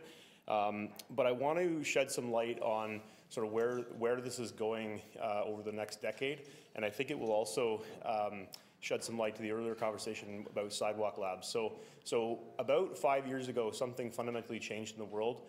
University of Toronto professor named Geoffrey Hinton invented something called deep learning, which was basically when you hear about people talking about artificial intelligence, we've sort of changed the model where it used to be that IP generated data. Now data generates IP, right? So what that means is that the value of data has fundamentally gone up by orders of magnitude. And part of the reason why groups like Sidewalk are showing up thinking a lot about public data is because the value of that data has fundamentally gone up. And I'm seeing conversations at the provincial and federal level where government's starting to understand the value of this data. But as a consequence of that, the public sector has essentially an architecture choice, right? So the choice is, as a country and as a city of Toronto, we spend billions of dollars on public infrastructure that generates data. That data can either be used to add to the balance sheet of the public sector, or it can go to the market capitalizations of private companies. And what is going on right now on the waterfront, as an example, is what in technical terms we would call a discovery process. So we're going in, Sidewalk's going in, trying to understand the public problem space so that they can build fundamentally an architecture, which is the document that I put forward they will deliver at the end of the first phase of this project. But I would contend that if any city is given an architecture choice where there's only one architecture, that's hardly a choice.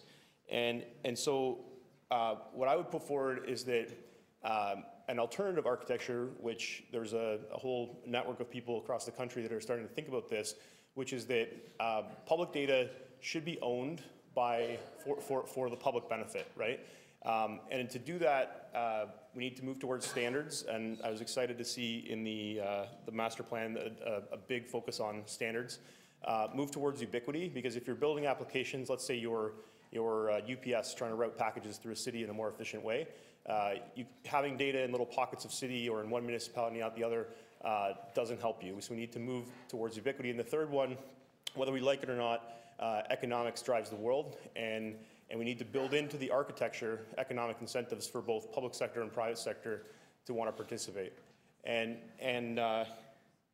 time's almost up here, but sort of in conclusion, I would encourage the city and the province and the feds who are already engaged in this to engage in a dialogue to understand that what's really happening right now is we're at a unique time in the development of cities, and what we hear talked about as the smart city is really about a fundamental technology architecture. And if we're not careful, private sector is going to define the architecture, and literally hundreds of billions of dollars of market capitalization is going to be created for private companies where it could be sitting on public sector balance sheets.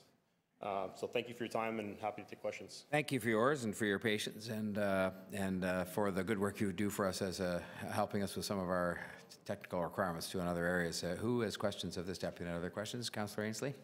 Thank you, Mayor Tory. I just wanted to ask you, Curtis, so your business, your Waterloo startup tech. Correct. How many employees do you have now? About 175. And when you first started, I think from your website, it was 3 students in the basement. Yep. And now you do a lot of traffic management, and you've got a blog and do webinars. One of the conversations we've had here, there's a conversation around privacy of open data, and some data sets might be commercially important to a municipality and they shouldn't be put out there. Would you see that as more of a hindrance, or is that common across municipalities to do that?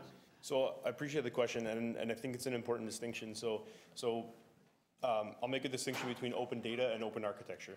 So open data is the act of taking data and making it open.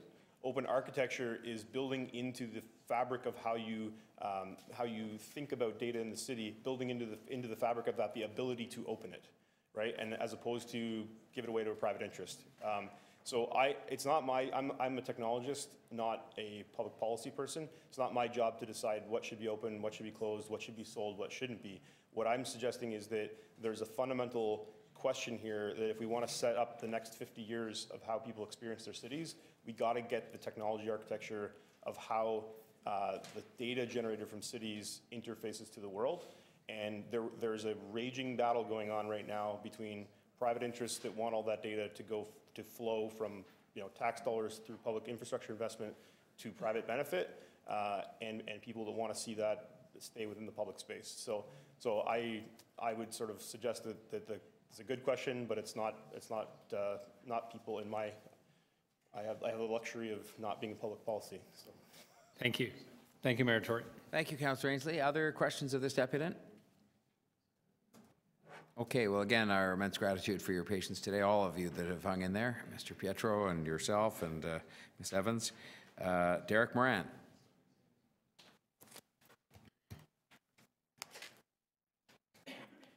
You know the rules, Mr. Moran. 3 minutes. I'm already up to, I haven't even spoken. Start it again. Go ahead. Still 3 minutes. Take notice that the Crown is the surety for Mr. Derek Moran, the person I have. I just want to say by me speaking at this meeting, this shall not be deemed to be in any way my consent expressed or implied, in doing so is fraud. God bless Her Majesty the Queen, and long live Her Majesty the Queen. So my whole thing with this is the whole open by default standard. Well, what if you guys aren't open by default? What if the City of Toronto blocks information from people? So I just wanted to show up today and share an example of my lived experience with the City of Toronto and being open and providing data with me. So I did a Freedom of Information Act, a few of them, for the subscribed oaths pursuant to Section 4 of the Public Officers Act from Mike Saint-Amant, Daphne Donaldson, Councillor Denzel Menon-Wong, who is not here, and ironically, Yuli Watkis. So I got a signed letter here by Yuli Watkis, and it says, please be advised that upon consultation with our Legal Services Division, the Public Officers Act does not apply to municipal government service employees. Additionally, this act also does not apply to city councilors, and there's a sentence here, your application fees will be refunded. Just so everyone sees in the bottom left-hand corner there, that's Yuli Watkis' signature. Now, the problem with this is that you know I'm big on maxims of law, Mayor Tory, when I go to the Toronto Police Board and speak there. So there's a maxim of law I brought here. Onus probandi. It doesn't fit on the thing. The burden of proving, the strict meaning of the term onus probandi is this, that if no evidence is given by the party on whom the burden is cast, the issue must be found against him. Because I got a real issue with this. And just because someone from legal services here at the City of Toronto got a magic arts degree from legal school, which gives them special magic authority powers to use legalese in terms of art to deceive people into thinking they're the person they have, doesn't mean they can fill Yuli Watkis and Susan Campbell's heads up with lies and just make stuff up as they go along, because nowhere in the Public Officers Act does it say that it does not apply to municipal government service employees and to city councilors. I didn't pay $5 to be lied to by some anonymous City of Toronto lawyer, and I demand $5 back because they think that they've processed my request for Mike Saint-Amant's subscribed oath, but I didn't get a subscribed oath, but they're still charging me the $5, and they won't give it back. So I'm sure you'll make sure to take care of that, Mayor Tory. And there was something else, oh geez, 3 minutes are running probably really fast on these days. But yeah, that's basically all what I had to say. Thank you, sir. Are there any questions of the deputy? Okay, hearing none, I'll thank you very much. Then we go to Mark Richardson, please.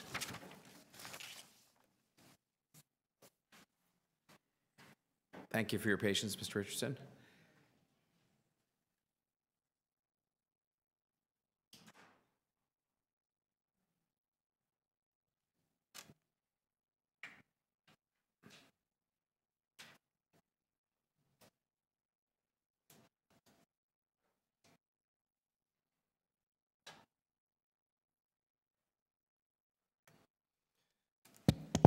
Okay, over to you, sir. Okay, thank you.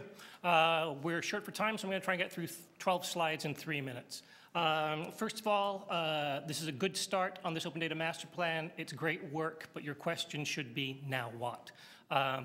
We started this conversation back in January 2016. It's taken us 2 years, hard work by your staff and by all the stakeholders that Richard talked about. Now we have your Open Data Master Plan report. Basically from 2011 to 2016, we were stuck in a snowbank. We spent the last 2 years, and the people here in the city, the stakeholders, helped you dig it out. We pushed it. You're pointing the tires in the right direction. We just need you to give it a little bit of gas. So maybe what we need to do is the same sort of thing we've done with traffic in this city, a Get Toronto Moving campaign, but Get Toronto Moving on open data. Your staff have highlighted a number of things in the document, and the page numbers are there. I want to just raise them for you. A stable foundation, a substantial investment in open data is a key contributor to the success and strategic initiatives like smart cities, civic innovation, and open government. Open data is not an official program which compromises permanency, continuity, consistent access to funds. Publishing open data is not a requirement, and the city's open data policy does not include open by default. Positioning open data as an approach to decrease FOI requests and repeated public questions, which is something the TTC has done successfully. Publish a dashboard that reflects open data contributions by divisions, agencies, boards, and commissions. Make sure you're cracking the whip with everybody. The city needs to remove organizational cultural barriers to open data. If there's one thing you remember today, remember that. Open data is not a priority at all levels of the organization. Competing philosophies exist between open data and data for revenue generation. These are all comments your staff have made within the report. So what do you need to do? You need to be more like New York City. They have an open data bylaw since 2012. They have a report back every year. They hold their agencies, departments, and commissions to a standard. You need to be like the province of Ontario, where Mr. Wallace was before, where they set their standard as open by default. It's written into the legislation. Mayor Bloomberg said in 2012, if we're going to continue leading the country in innovation, transparency, we're going to have to make sure that all New Yorkers have access to the data that drives our city.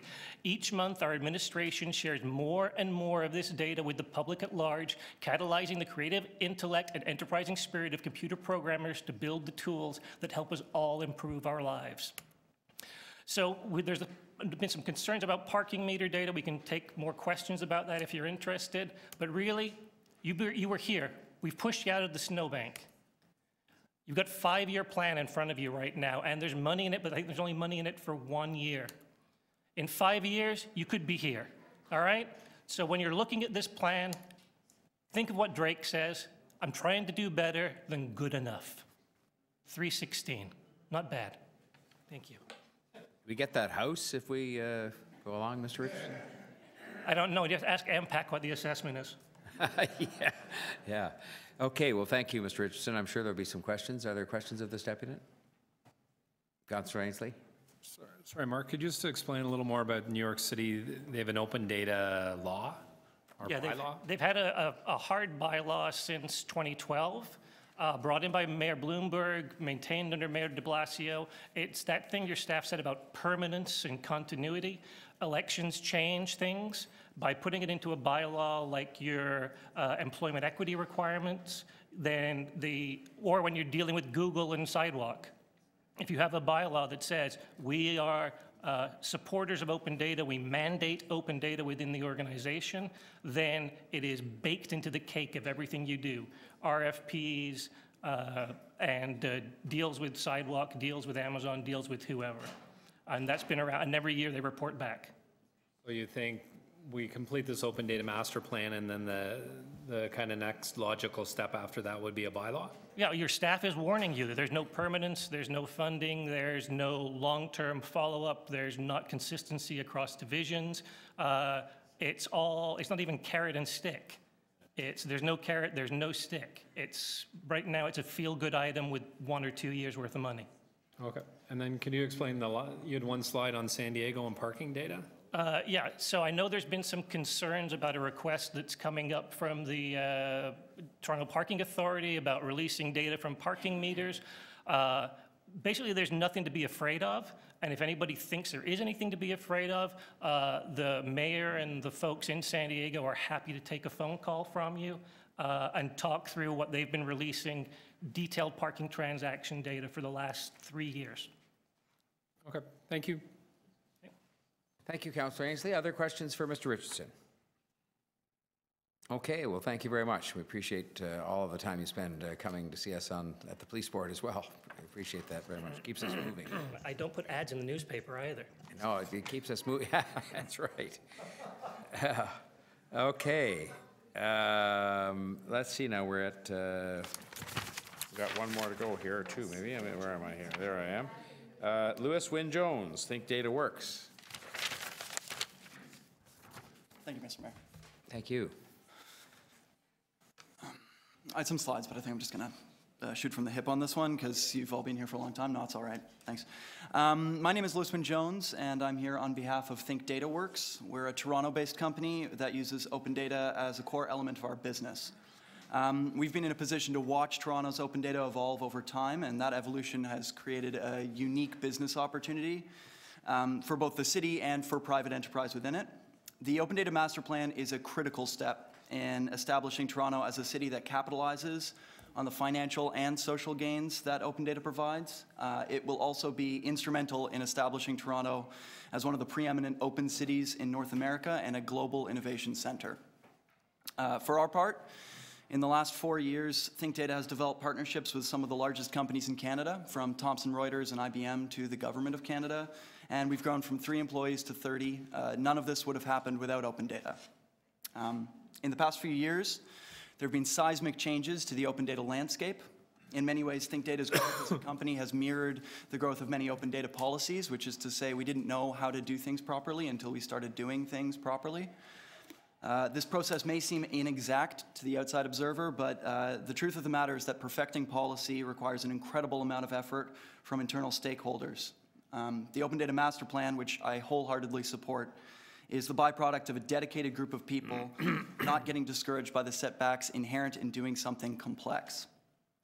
Years ago, Think Data developed a guideline of data that every city should release. It came out of conversations that we were having with companies who were trying to use open data, and as such, it's a baseline of data that represents immediate value to businesses. Fully implementing and enforcing the Open Data Master Plan as a core city policy and practice guarantees our ability to share this kind of information with the city and ensures that the city has a mechanism for implementing these global best practices internally. In this way, the Master Plan reflects an administration that is eager to engage with its constituents and with their businesses.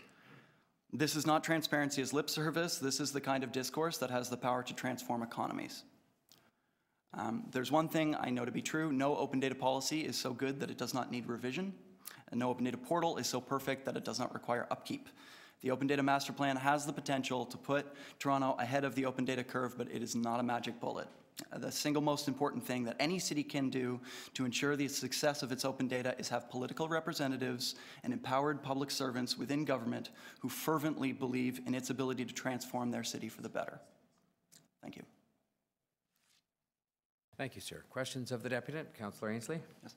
Thank you, Mayor Tory. Sorry, could you just say again, how many employees do you have? We are moving to 30 employees. We're in a growth period right now. We are currently at 15 full-time employees, and we're moving space, actually, so we can accommodate all of them. Okay, and you were saying you wouldn't be able to have created your business and have that number of employees without open data? Absolutely not. Okay, all right. Thank you. Thank you. Other questions of the deputant? Thank you very much. Thank you for your patience. Much appreciated. And good luck with your business. That brings us to the end of the deputants, and so now we would move to questions of staff. Are there questions of staff? Okay, hearing none. Speakers? Anybody from outside the Executive Committee wishing to speak? Members of the committee? I'll speak last. Okay, well, you may end up speaking first and last. The last shall be first, and the first shall be last. All right. Okay. Well, I know it's been a long day, so I'm going to bedtime story. So my story begins, you're walking down the street when it starts to rain, so you duck into a bus shelter. Near the bus shelter is a coffee shop. The owner of the coffee shop decided on its location after using free market research from information on neighborhood demographics and localized business conditions. When the owner's bank wanted foot traffic numbers to support her loan application, her niece, a master's student at a local university, made block-level estimates of pedestrian volume from their city through open data. Inside the coffee shop, a group of high school students is hard at work on a paper for their environmental science class. They're analyzing the effects of climate change on different tree species. The data they're using isn't comparing far-off conditions, it's from trees planted in their neighborhood. If their paper is the best in the class, they'll meet with city agencies to put their recommendations into action. Construction is going on in the park across the street. Community members use open data on the neighborhood to decide where they want to spend a discretionary grant. The construction company saw the bid through an app that uses machine learning and city open data to suggest business opportunities specifically matched to the size and expertise of the company. The company is small and has never considered working with the city. Now it's planning on bidding on 2 more contracts next year. 2 city inspectors and a building down the street. They've just spent the morning inspecting buildings to make sure they're safely up to code. In order to increase the effectiveness of their inspection process, they use a predictive model developed by their agency's analytical team using open data provided by their municipality. It continues to rain. Operational centers for different agencies use 311 service requests for street and building flooding to deploy immediate resources. They also overlay this rainstorm's data against past storm information to find hotspots to target infrastructure repairs and additional investment for long-term resiliency. And Mayor Tory, I told that bedtime story because I want to thank everybody for coming in this evening. I think open data, and many of these people are here, is a very important component of city life and how you can make a city better. One of the things I've learned over the past 2 years trying to explain what open data is and how it works and how it can impact the daily life of a city. A story seems to work best in instead of trying to explain about open data and data silos and privacy versus public data, as we had a conversation earlier with Sidewalk Labs. And I want to thank staff for all the hard work that they've put into this open data management plan that's before us. I think it's a key next step in helping bring this city, as you like to say, Mayor Tory, into the 21st century, and I would ask everybody to support it. Thank you. Okay, Councillor Shiner. Councillor Ainsley had asked to speak last, but you didn't put your hand up when I asked, but you go ahead and speak. I have a small motion just to put forward that I think you're aware of and city staff are supportive of. That simply looks to be sure that our policy makes sure that items that we might have proprietary interest in might not be disclosed, and I would use information such as the parking authority, which might have a lot in Yorkville and has a user on it, we would want to make that information, possibly not make it public, because that may allow competition with us with another lot nearby or something similar to that. I'm just looking for staff to come back and clarify what the policy or add to that in June. Otherwise, I'm fine with the recommendations that are here. Thank you, Councillor Shiner. Are there any questions of the mover? Otherwise, I'll just make one comment, which is to say thank you to the staff, really echoing the comments of Councillor Ainsley. There's been a lot of work done on this, and to say that, you know, consistent with one of the presentations we saw there, the proof of this will be in how committed we become as an organization, from us all the way through. Because I think we should be serious about this. I think there'll be immense benefits in terms of transparency and in terms of things that come out of it that we can't even imagine. And I think where it's been done and where there's been a commitment to it, it's been proven to be a great success, without exception, I think. So I hope we will, and I think if there are no other comments, it's time for the question. So there was one motion, just this one by Councillor Shiner. So we'll vote on that first. That's a motion to amend the report. All those in favor? Opposed? Carried. The item is amended. All those in favor? Opposed? Carried. With thanks again to those who came out to speak to us today and waited so long, and also with great thanks to our staff for a lot of hard work over a long period of time. Okay, item 30.17, EX 30.17, review of code of conduct. That was being held for a deputation, and that was Derek Moran.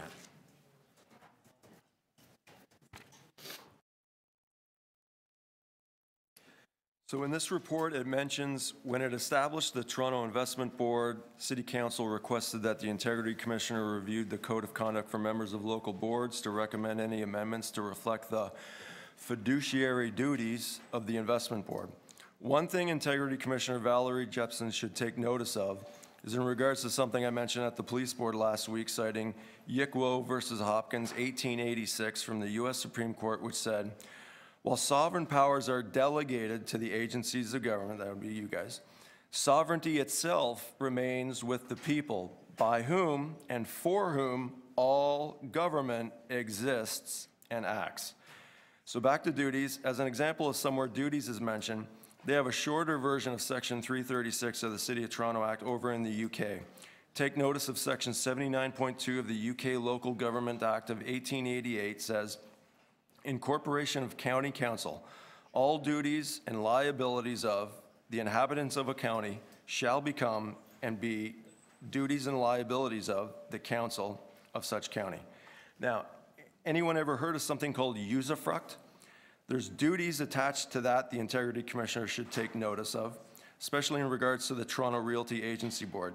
Usufruct is a civil law term. It's defined as the right of enjoying a thing, the property of which is vested in another, and to draw from the same all the profit, utility, and advantage which it may produce, provided it be without altering the substance of the thing.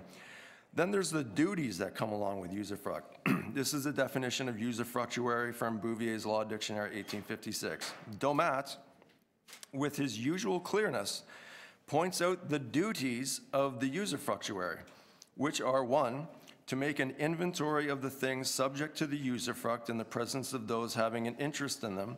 2, to give security, like Section 7 of the Constitution, everyone has the right to the security of the person, for the restitution when the usufruct shall be at an end. 3, to take good care of the things subject to the usufruct.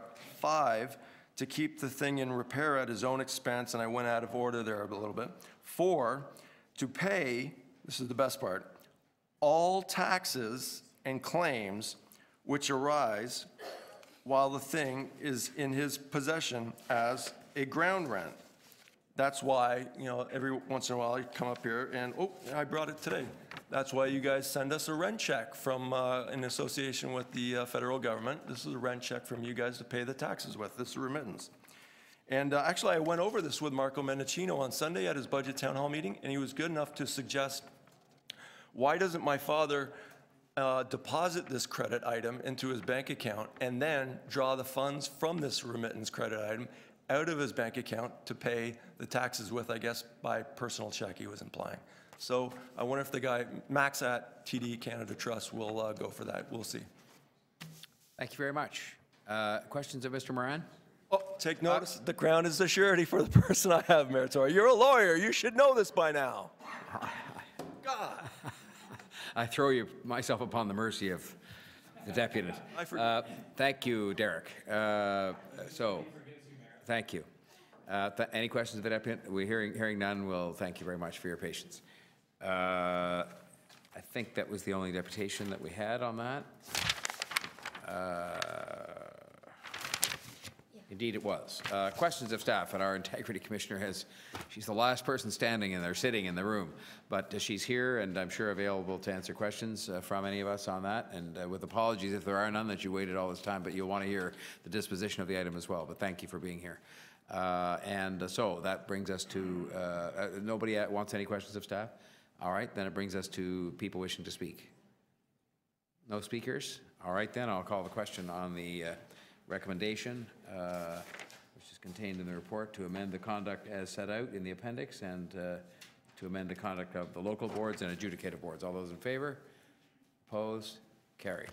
Thank you for your hard work, Commissioner, and thank you all for that. Then, next is item EX 30.27, dynamic symbol of success, inclusion on city-owned properties in the Ontario Building Code, and so on. And there was a deputant on that, Jonathan Silver, the Forward Movement.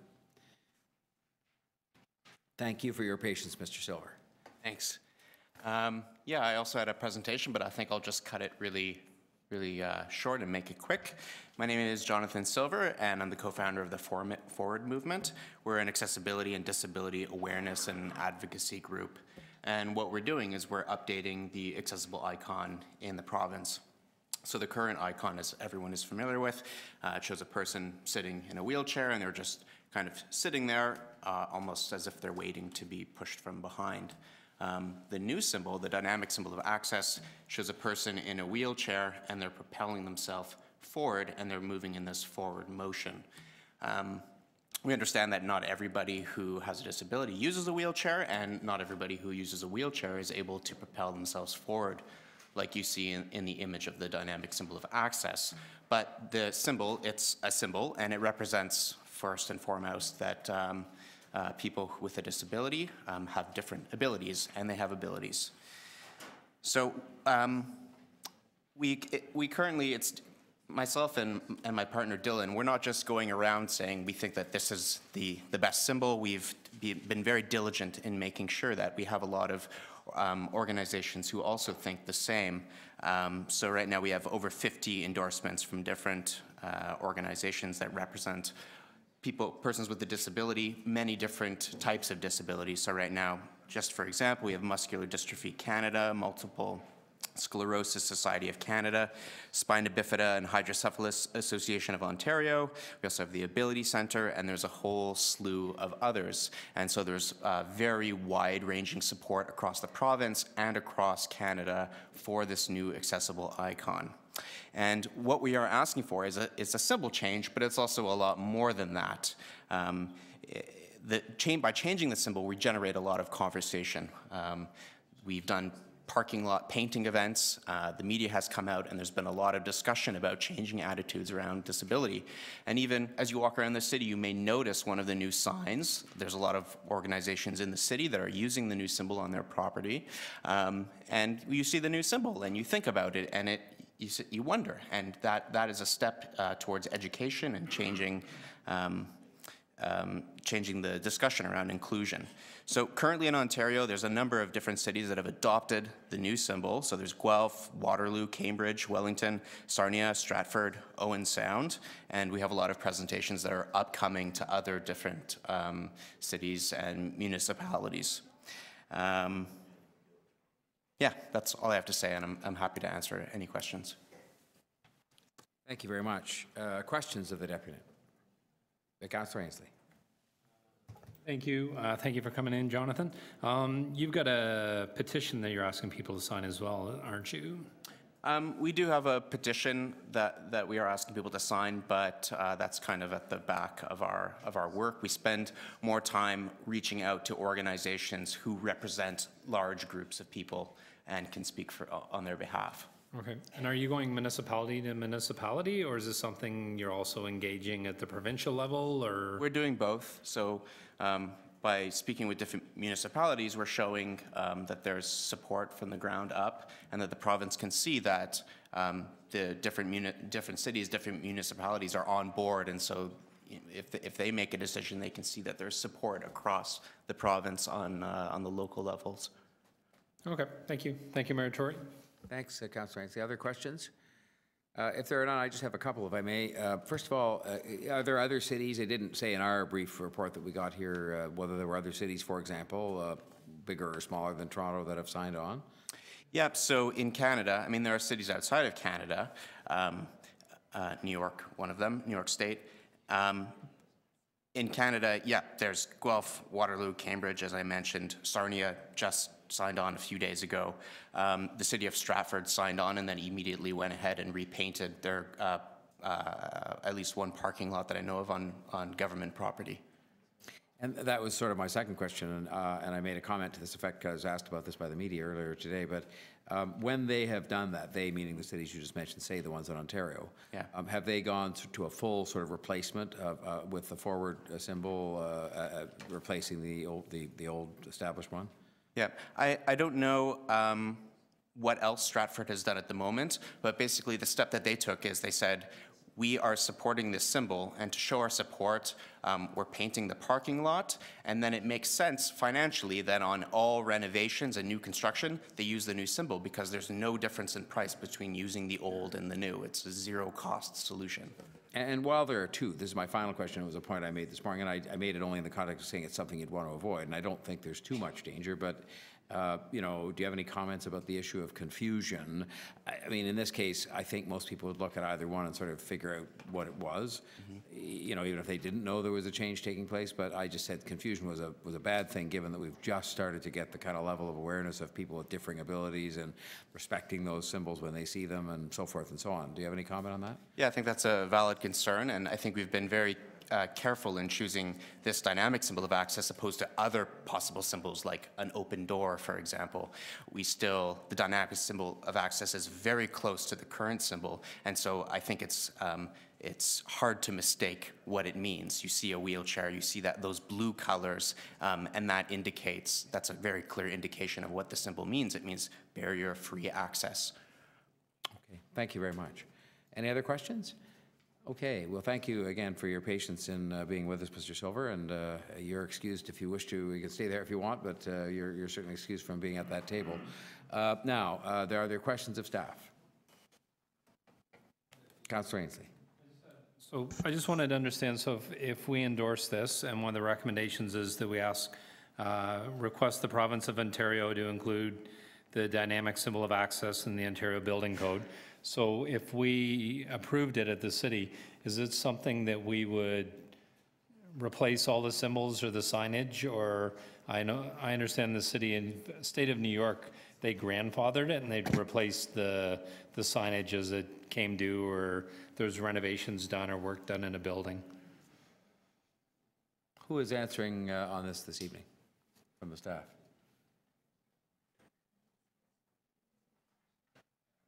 I guess it falls to the city manager. Fault up the scale to the top. If I could just pause the time, just ask you to repeat the question. Yeah, so I was trying to understand how, if we approve this, one of the recommendations is we're asking the province to change the Ontario Building Code. And as a municipality, in New York State, there was a grandfathering clause so that the signage was replaced as renovations were done or buildings opened or built. Is that something that we would look at doing in the city of Toronto as well, or? So I would assume that would be the central approach. Okay, thank you. Any other questions? Could I just follow along with just so the members understand what they're voting on, Mr. City Manager? It says here, if you can see the words, City Council direct the General Manager, Facilities Management, to report to the Executive Committee with a plan to implement this. So would I be correct in taking that as approving the what's the word, adoption of this symbol as the sort of, I'll call it the official symbol for people of differing abilities and disabled facilities and whatnot. Okay, so I just, so people are clear, that's, I guess, what we'll be voting on. The second part is just a request to the province, but the first part is the part that sort of effectively has us adopting this. So, anybody else have any other questions of staff? Do you want to speak or ask a question, Councillor? So we're looking at changing the symbol that's actually on that door. Is that correct? The door to your left? Right. So it's taken us, I guess, some time, and that symbol has been in place for quite some time. And we're looking at being asked to, I guess, adopt or endorse the acceptance, either in principle or in whole, of a change in that system. Have we consulted with the public?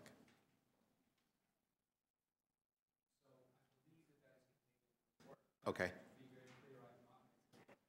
I haven't either, so that's why I thought I'd ask the question. So if it's not there, will you create a situation, a process where there'll be consultation? Or do you need directions with respect to that at this point? We don't need direction. You would do that. You will, okay, naturally. Okay, that's fine. Thank you. Are there members wishing to speak?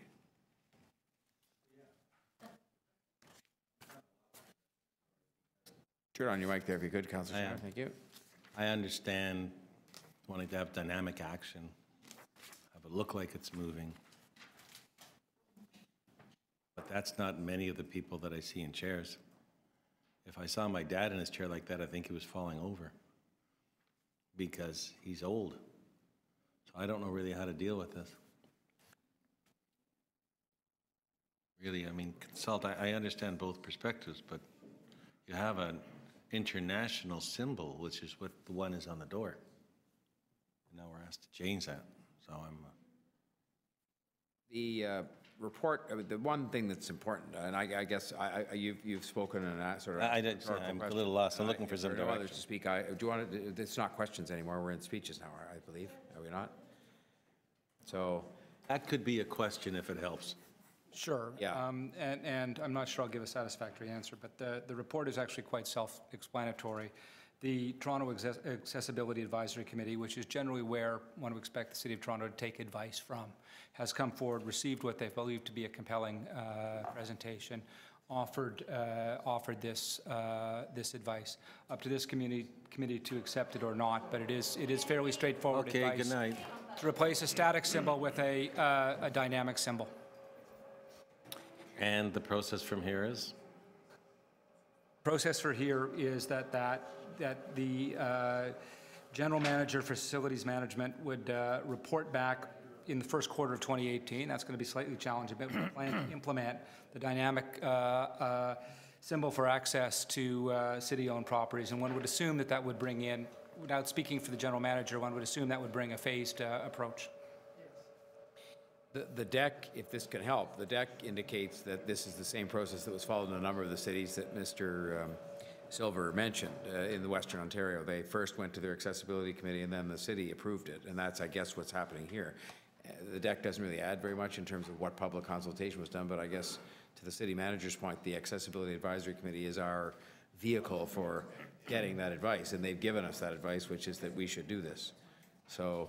And I guess the plan has it's a broad degree of latitude the plan can have as to sort of exactly how you do it or what in what order. So, any other? Yes, Councillor Ainsley. Pardon me? Oh, please go ahead. Yeah, I'm very happy to move the recommendations.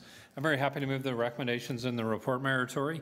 As the symbol says, it's a dynamic symbol.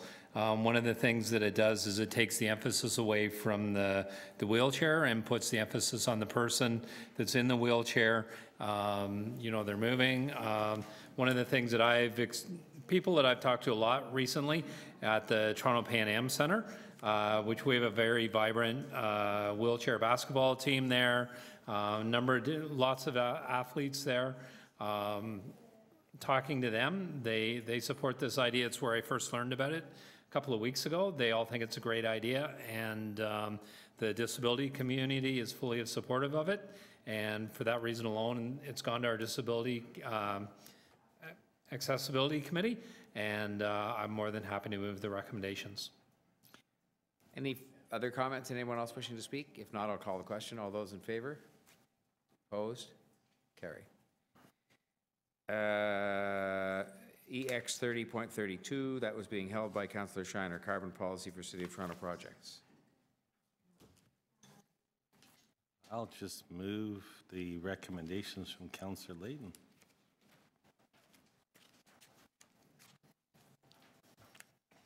So just to be clear, because it's in a different format, it's a letter, that a number of people, a number of officials, be asked to report to the Parks and Environment Committee on the viability of a carbon pricing policy and if appropriate, a proposed policy and implementation plan. Yes. You moving that recommendation? Yes. All right. Councillor Shiner has moved that recommendation. Is there anybody else wishing to speak? All right. All those in favor? Opposed? Carry.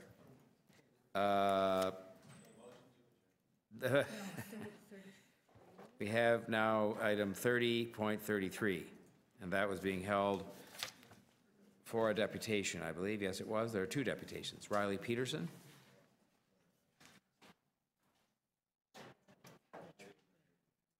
Mr. Derek Moran will win the ultimate prize because he's the very last for the most patience, but you win the second to last, and thank you very much for your patience and for your interest. 12 in York South-Weston, and I'm here tonight to express my concerns around Toronto Hydro's efforts to keep important information hidden from the public. On March 25th, 2017, the Toronto Star created a timeline of their efforts to obtain information from Toronto Hydro that should be publicly available. Torontonians deserve answers, accountability, and transparency from our public utilities. Toronto Hydro is owned by the municipal government, the City of Toronto. It is a public utility that should always answer to the public. According to its 2016 annual report, Toronto Hydro is the second largest municipal electricity distribution company in Canada, serving approximately 761,000 customers in the city. Since January of 2016, the Toronto Star has been trying to obtain information regarding the possible privatization and the estimated cost of all work done by consultants, including lawyers and pollsters, related to a possible sale of Hydro. In January of 2017, the Star submitted another Freedom of Information request regarding how much public money Toronto Hydro had spent on contractors to fight the Star's initial request. The 3 Freedom of Information requests have all been denied and fought by Toronto Hydro. Councillor Perks has also submitted an administrative inquiry into the cost of preventing information being released that Hydro has also denied. As residents of the City of Toronto and members of the voting public, we should have the right to know how and why public money is being spent. This is not unique. Just as we know how the Toronto Public Library allocates its funds, we should know how Hydro is spending our money. Once again, Hydro is a public utility that should be transparent and accountable to the people. There is no excuse for this information to be hidden. Thank you.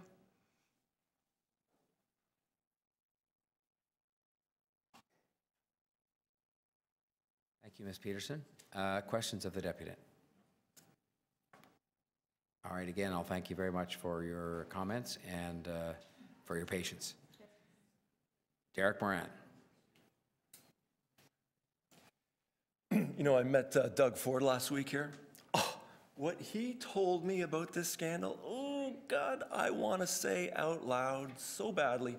But it's like, you know, you actually have to have proof, you know, regarding stuff like that. And I don't want to do anything to get the next mayor of Toronto in trouble. So since this... You're talking about me, Mr. Brown, I'm assuming. Oh, sorry, Derek. Take notice, the crown is the surety for Mr. Derek Moran, the person, you know, all that stuff. Since this somehow supposedly deals with the Securities Act, we might as well take a look at what it says the purposes of the Act are. Section 1.1 says the purposes of this Act are A, to provide protection to investors from unfair, improper, or fraudulent practices. B, to foster fair and efficient capital markets and confidence in capital markets, and C, to contribute to the stability of the financial system and the reduction of systemic risk. And if they ever get around to amending the Act, they should probably add a D to stonewall Councillor Gord Perks and David Ryder of the Toronto Star from finding out the truth, because there's also a definition in the Securities Act for misrepresentation. A, an untrue statement of material fact, or B, an omission to state a material fact that is required to be stated or that is necessary to make a statement not misleading in the light of the circumstances in which it was made. I think, where have I heard something like that before? Oh, that's right. Does that all fit on there? No, probably not. This is you, Mayor Tory. You're speaking to Karen Stintz at the time at a debate, and you told Karen Stintz, you came out in a very hasty manner and said you were going to sell that off, which I would not do. I would not sell Toronto Hydro. Also in the Securities Act, there's a definition for material fact. When used in relation to securities issued or proposed to be issued, means a fact that would be reasonably expected to have a significant effect on the market price or value of the securities. Kind of like it would reasonably be expected that Councillor Perks, Councillor Davis, and the help of Councillor Palacio and any other councillor shouldn't have had to try and stop Mayor Tory from selling Toronto Hydro. Why? I would not sell Toronto Hydro.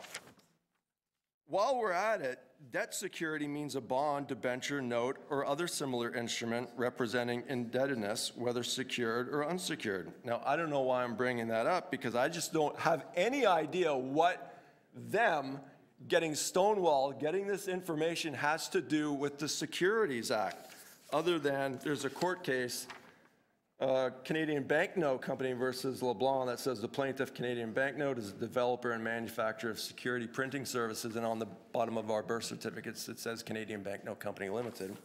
But my time's almost done. It actually is done. I would not sell Toronto Hydro. And have I, Mr. Moran? Have I? No, never mind. No, it's all right. It's okay. Did you try to? Nope. And never once. Thank you very much for your deputation. Well, why is this even on the agenda? I have no idea. You have no idea. Nothing and to do with me. The crown is the surety for Mr. Derek. Nothing to do with me. Thank you for your deputation. Thank you very much. Are there any questions of the deputy? Okay. We had questions of staff now by visiting members of council, and Councillor Perks is here, and away you go. Thank you very much. I suppose my questions are to Mr. Earl. So the administrative inquiry we have, there's a response under the signature of Amanda Klein, the Executive Vice President, Regulatory Affairs and General Counsel of Toronto Hydro, the last sentence of which says, all of which remains in the appeal stage before the Information and Privacy Commissioner of Ontario. Accordingly, Toronto Hydro is not in a position to comment on the substance of those appeals while they remain subject to adjudication by the IPC. My question was not on substance, but rather regarding legal costs. Is there anything in the Privacy of Commissioners rules of procedure, in corporate law, or anything that would prevent Toronto Hydro from sharing with Toronto City Council the costs of associated with these Freedom of Information inquiries? Well, I think I'd answer the question in the context of council's rights as a shareholder, and council has the right to direct that information be provided. And while I'd hesitate to say that that means all information, the rights they have under the shareholder direction are not restricted there. So. Okay. So I just want to make sure I've got it all covered. In response to a previous inquiry, Toronto Hydro wrote, and there's no signature attached to this response, that information about specific contracts is commercially sensitive and legally privileged, and that was their given reason for not sharing information with us. Is there anything about commercial contract law or privilege law that would prevent Toronto City Council from getting information from something that we are the sole shareholder of? Yeah, I mean, I think my answer would be the same. Neither of those requests came from council as the shareholder. So if the requests for that information came from council, in your view, there would be no legal reason for Toronto Hydro to say that they cannot share it with us? As I say, there doesn't seem to be a barrier in the shareholder direction to that. Thank you very much. Those were my questions, Mr. Mayor. Thanks, Councillor Perks. Are there other questions of staff? Okay, those wishing to speak, and we have Councillor Perks. Thank you very much, Mr. Mayor. In remarks on an earlier item, a deputant brought forward disturbing but accurate information on public attitudes and trust of government, and says that there's been a very sharp decline recently, and that concerns me deeply, and I think it should concern all members of council deeply. Government exists only by the suffrage of the people who are governed, and if we are unable to keep their trust, the City of Toronto becomes ungovernable. And I think a key way to maintain that trust is to remove any perception that important information that should be shared, at least with public officials, is not being arbitrarily withheld. I think we have a duty as members of council to make sure that entities that we own live up to that standard. I'm going to request, therefore, that some member of the executive committee simply move that this item be forwarded to City Council for its consideration, and at that time it would be my intention to move a motion directing, or someone else on council might, directing Toronto Hydro to respond with this information. I understand that there might be circumstances between Toronto Hydro and City Council where some information might have a reason to come to us as an in-camera report. There might be an issue like that. If that's the case, and the city solicitor agrees, that would be an acceptable outcome. But nevertheless, there is no circumstance at all whereby we as members of council should not be privy to this important information. So I hope someone on the executive committee will, as I said, move to have this item forwarded to council so that we can take the step to get the information that Mr. Earl described. Thank you.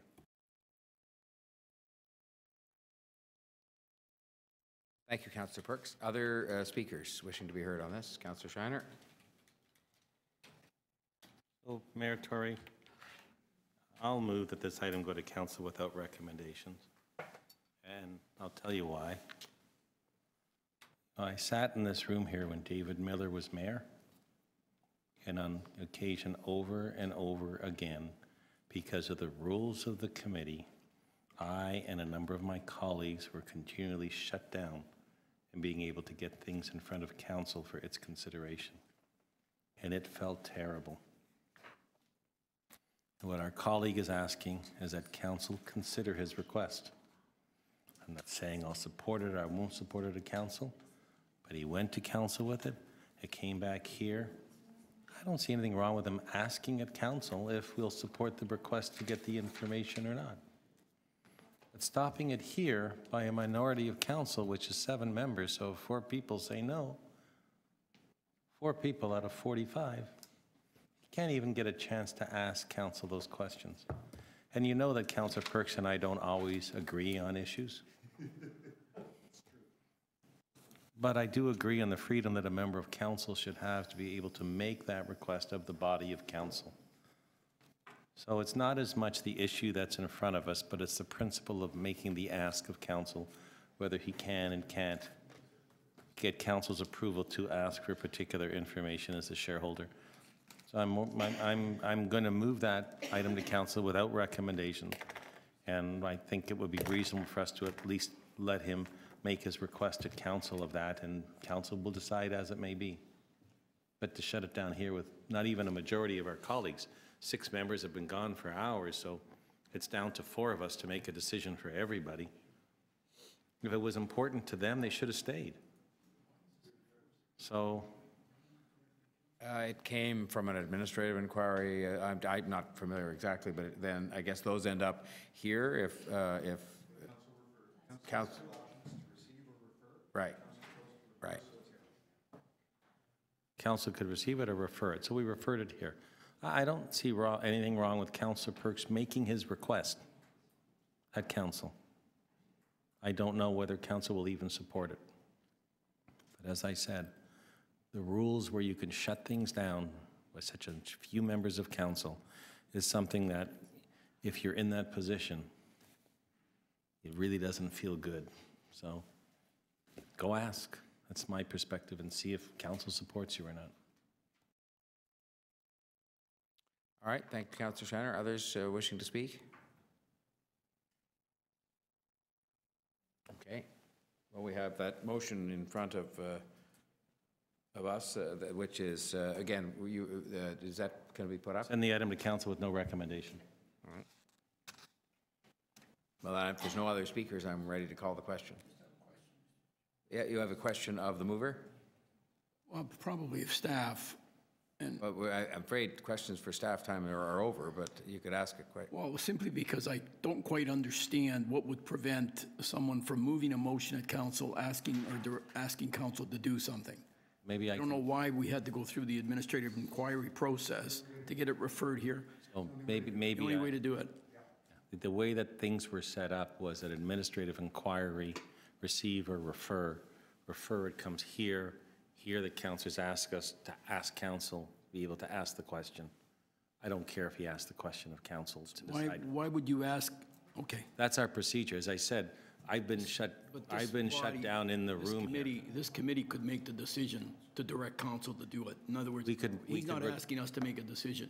We could request council to support his request. Right. I'm not doing that.